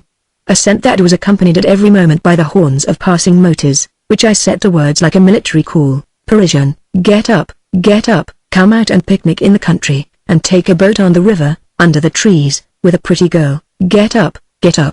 And all these musings were so agreeable that I congratulated myself upon the stern decree which prescribed that until I should have rung my bell, no timid mortal, whether François or Albertine, should dream of coming in to disturb me within this palace where a terrible majesty makes me all invisible to my subjects.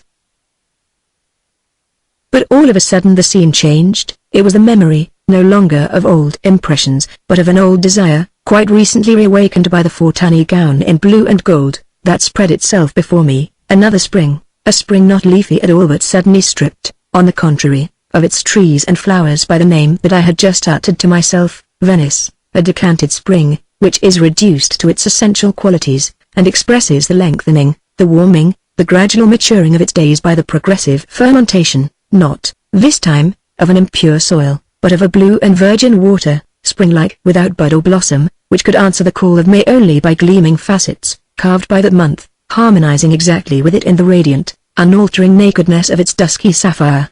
And so, no more than the seasons to its unflowering inlets of the sea, do modern years bring any change to the Gothic city. I knew it, I could not imagine it, but this was what I longed to contemplate with the same desire which long ago, when I was a boy, in the very ardor of my departure had shattered the strength necessary for the journey. I wished to find myself face to face with my Venetian imaginings, to behold how that divided sea enclosed in its meanderings, like the streams of ocean, an urbane and refined civilization, but one that, isolated by their azure belt, had developed by itself, had had its own schools of painting and architecture, to admire that fabulous garden of fruits and birds in colored stone, flowering in the midst of the sea which kept it refreshed, splashed with its tide against the base of the columns and, on the bold relief of the capitals, like a dark blue eye watching in the shadows, laid patches, which it kept perpetually moving, of light.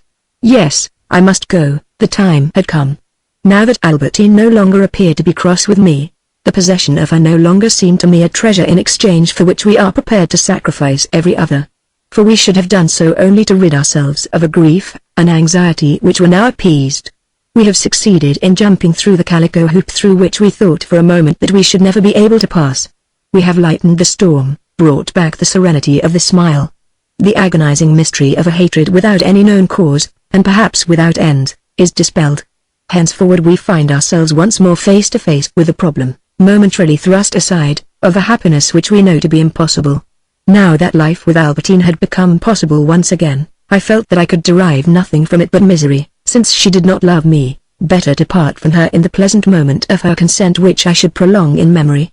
Yes, this was the moment. I must make quite certain of the date on which André was leaving Paris, use all my influence with Bontemps to make sure that at that moment Albertine should not be able to go either to Holland or to Montjuic.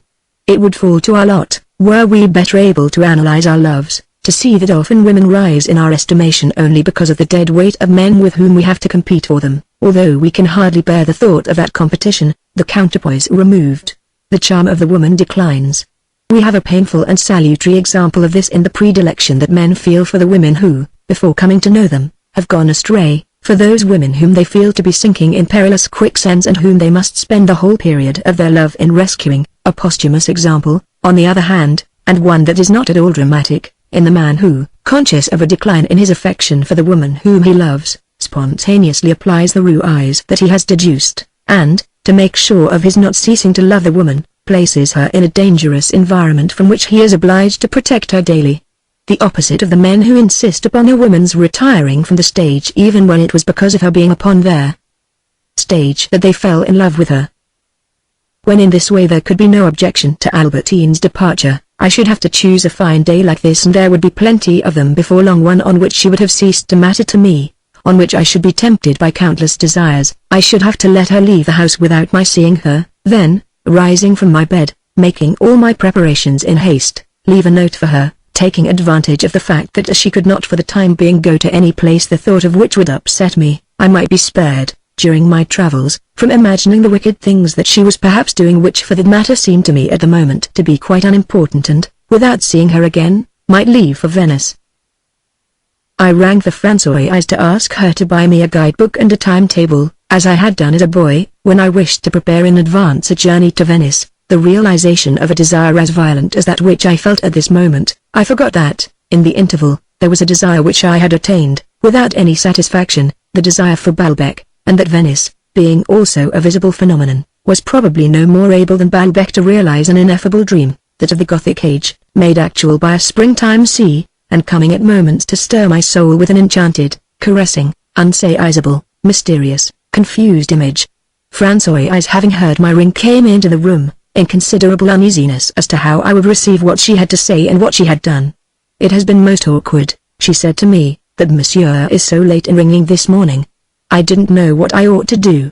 This morning at 8 o'clock Mademoiselle Albertine asked me for her trunks. I dared not refuse her. I was afraid of Monsieur's scolding me if I came and waked him. It was no use my putting her through her catechism, telling her to wait an hour because I expected all the time that Monsieur would ring. She wouldn't have it. She left this letter with me for Monsieur, and at 9 o'clock off she went. Then so ignorant may we be of what we have within us, since I was convinced of my own indifference to Albertine my breath was cut short. I gripped my heart in my hands, suddenly moistened by a perspiration which I had not known since the revelation that my mistress had made on the little tram with regard to Vintel's friend, without my being able to say anything else than, "Ah, very good, you did quite right not to wake me. Leave me now for a little, I shall ring for you presently."